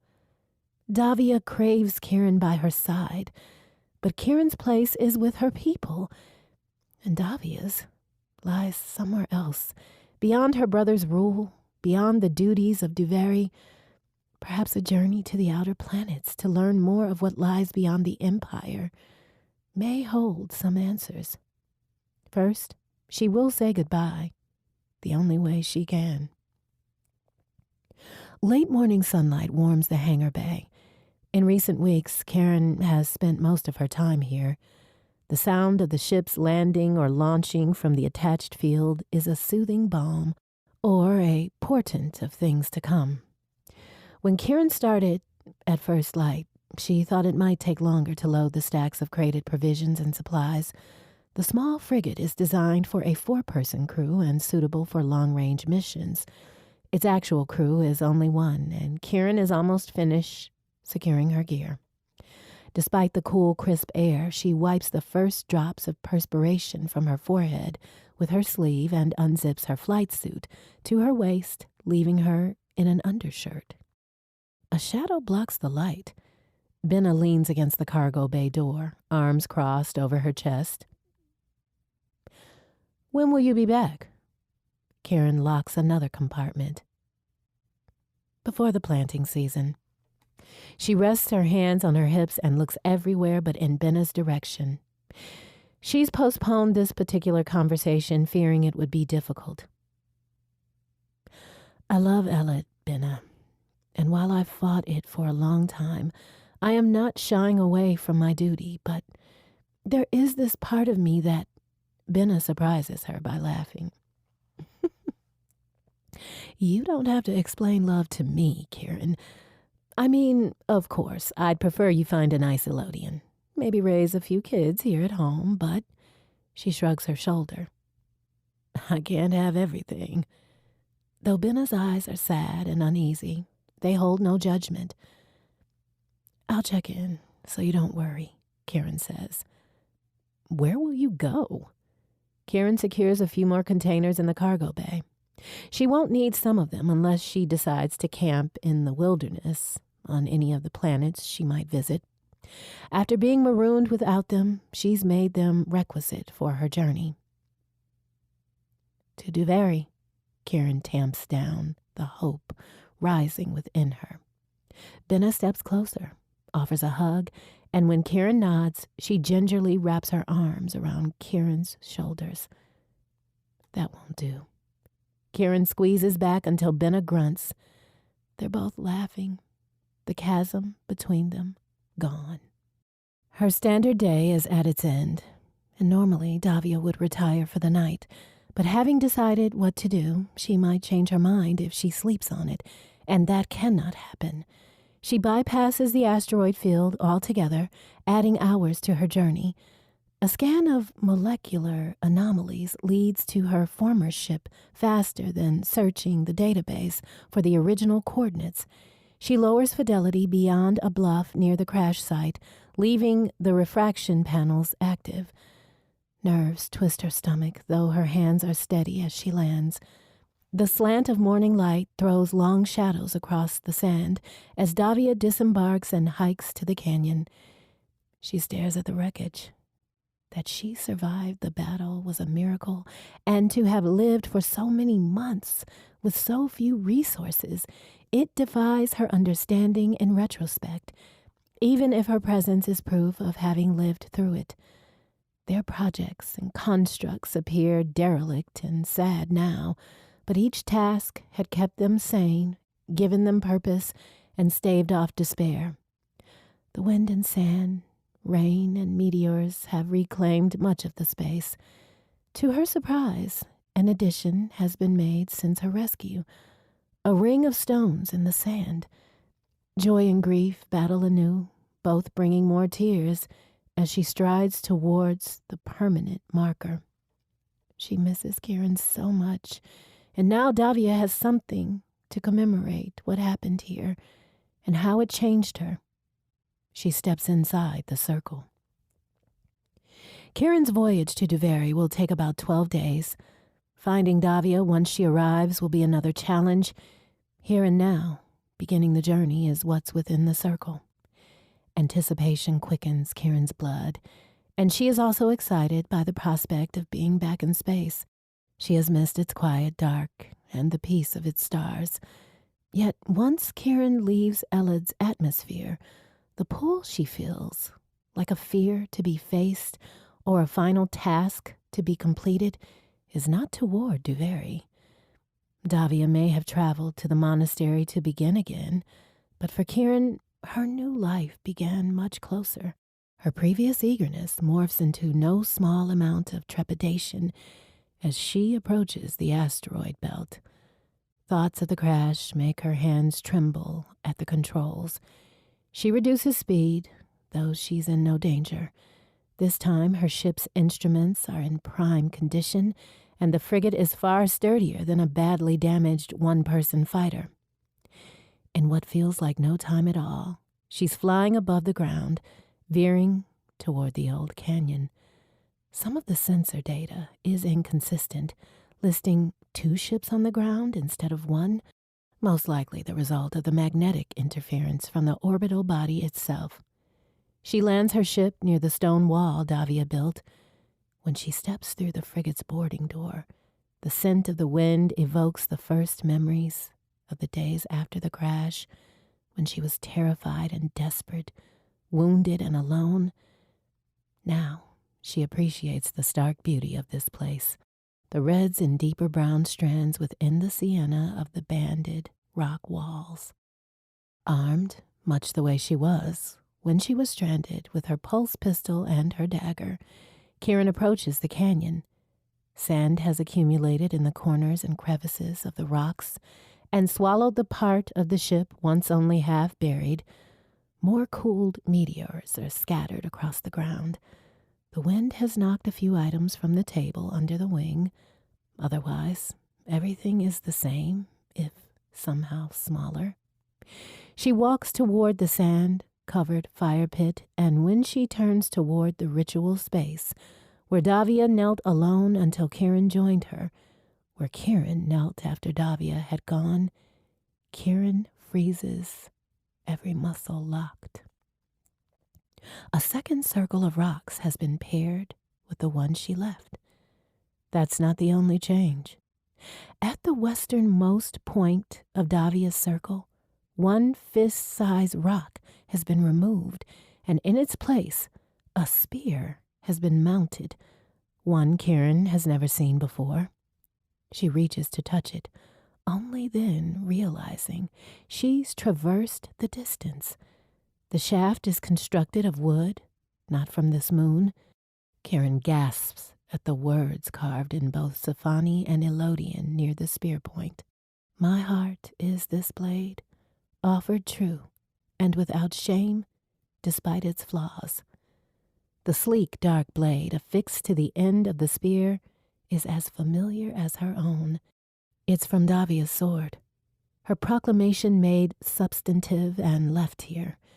Davia has been here, and judging by the state of the stones and the spear and the lack of sand near them, not that long ago. Why hadn't she contacted Kieran?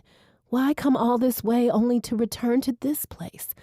The ache in Kieran's chest wars with anger at missed opportunity, at paths never crossing at the right time or under the right circumstances, and Kieran is tired of it. An itch between her shoulder blades crawls up the back of her neck until she interprets its meaning. Someone is watching her. She whirls around, hands falling to her weapons. On the bluff of the canyon wall, Davia stands, motionless, dressed in black, armed with a pulse pistol holstered outside one thigh and a new, longer sword rising from behind one shoulder. Davia exudes danger. Her long hair is tied back from her face and falls freely down her back, her arms bent, with her hands resting at her waist. Once, Kieran had thought such a presentation combative, ruthless, arrogant, and bloodthirsty. Now, she knows better. Davia is magnificent. The surroundings, or maybe Davia's attire, prompt Kieran to speak. Sci-Fi. I didn't see a ship, she says, by way of greeting. It's not at all what she wants to say. Davia's gaze is steady, her face blank as she responds in her own language. I have a cloaking feature. She jumps from the bluff onto the sand and walks toward Kieran. Benna, my cousin, Kieran speaks again without thought. She's alive. Davia stops, shocked. She recovers quickly. For your sake, more than my own, it is good to know she survived. They gaze at one another until Davia's earlier words get through Kieran's dazed state. Cloaking feature? How long have you been in this system? Kieran asks. At this, Davia's eyes drop for a moment as she takes another few steps forward. Not long. It is the first vague response Kieran has ever heard from Davia. Why didn't you send word? Kieran doesn't mean for it to sound like an accusation. Davia stops again, still too far away. I could ask the same of you, though I am certain of the answer. It wasn't time yet. There was work to be done. The challenging parts are finished now. Davia arches an eyebrow, and Kieran's heart stutters in response. It took far longer than I had hoped to convince my brother to accept the coalition of independence. Repeated appeals to the royal purse were required. Kieran wants to smile. She's hurt, yes, that Davia has been so close without her knowledge, but it feels too good to hear Davia's brevity and crisp wit. Davia frowns, trepidation all over her face when Kieran doesn't move. Is there something more you need to hear, Kieran Loyal? She asks in Sci-Fi accented Elodian. Hearing Davia speak her language and her name snaps Kieran from her stupor. The proof is all around her in so many ways. Davia is here. Davia stands waiting for Kieran to welcome her. Davia's blade has been offered to Kieran. Davia has given everything she is and all Kieran has to do. By the time she finally steps in Davia's direction, Davia has rushed forward and crashes into her arms. The strength Kieran remembers is there, and Davia feels more substantial now. This woman is like the one Kieran first saw in this very place and what seems so long ago. Strong, vibrant, powerful, and so different because this Davia is hers. When Kieran loosens her embrace, she can't wait anymore. Davia, she whispers before their lips touch. Davia's hand clutches the back of Kieran's neck and boldly holds her fast. Not that Kieran would go anywhere. Her kiss feels desperate, consuming, like she fears Kieran will float away if not held down. Kieran doesn't stop until she's had her fill. Finally, though, she has things to say.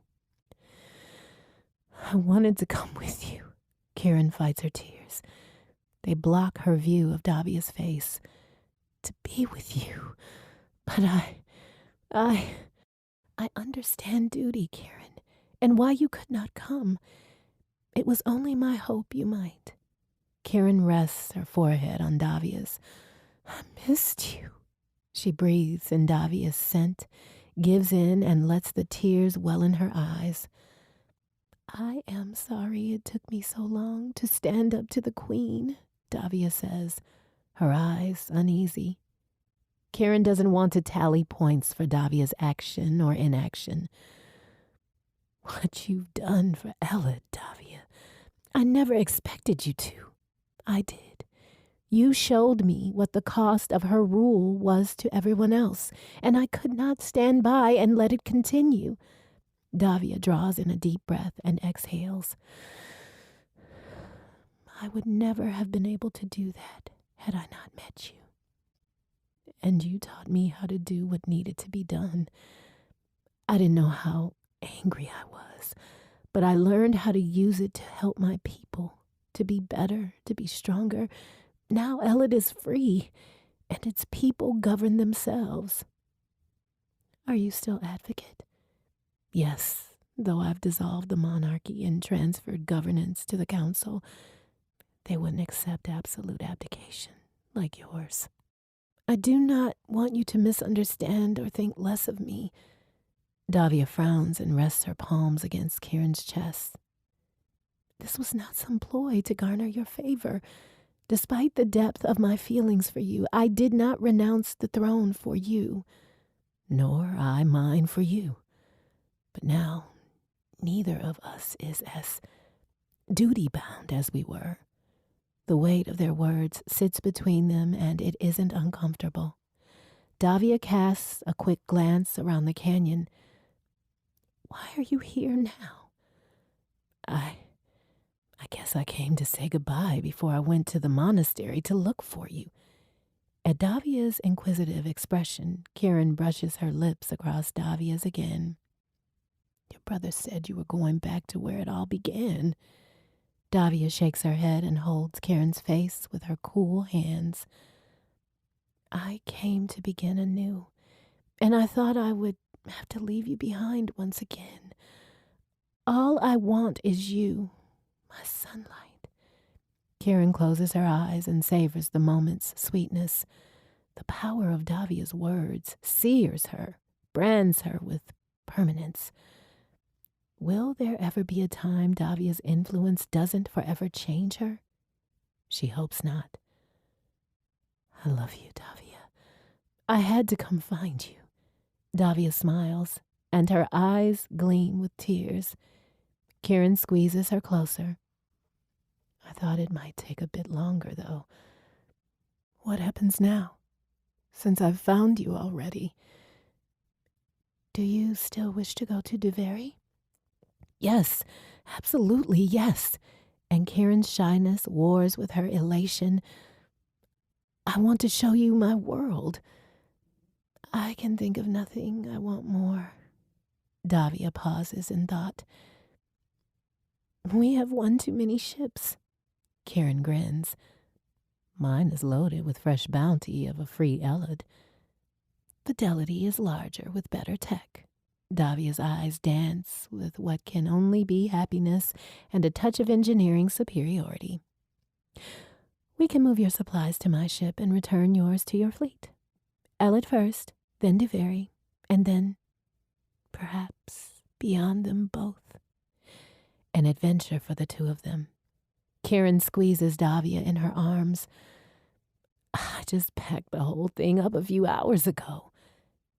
That sounds suspiciously like a complaint, Davia says, a wry twist to her lips. I wouldn't dream of it, min Davia. Kieran pulls away and lifts the spear from the circle, measuring its heft with a gentle shake. I will treasure this as much as I treasure what it represents, my love. Davia grasps her other hand and weaves their fingers together. Come. The stars are waiting for us. This concludes No Shelter But the Stars by Virginia Black, narrated by Tree Taylor. Copyright 2024 by Virginia Black. This unabridged audiobook is published by arrangement with Bywater Books, Incorporated, and was produced in the year 2000.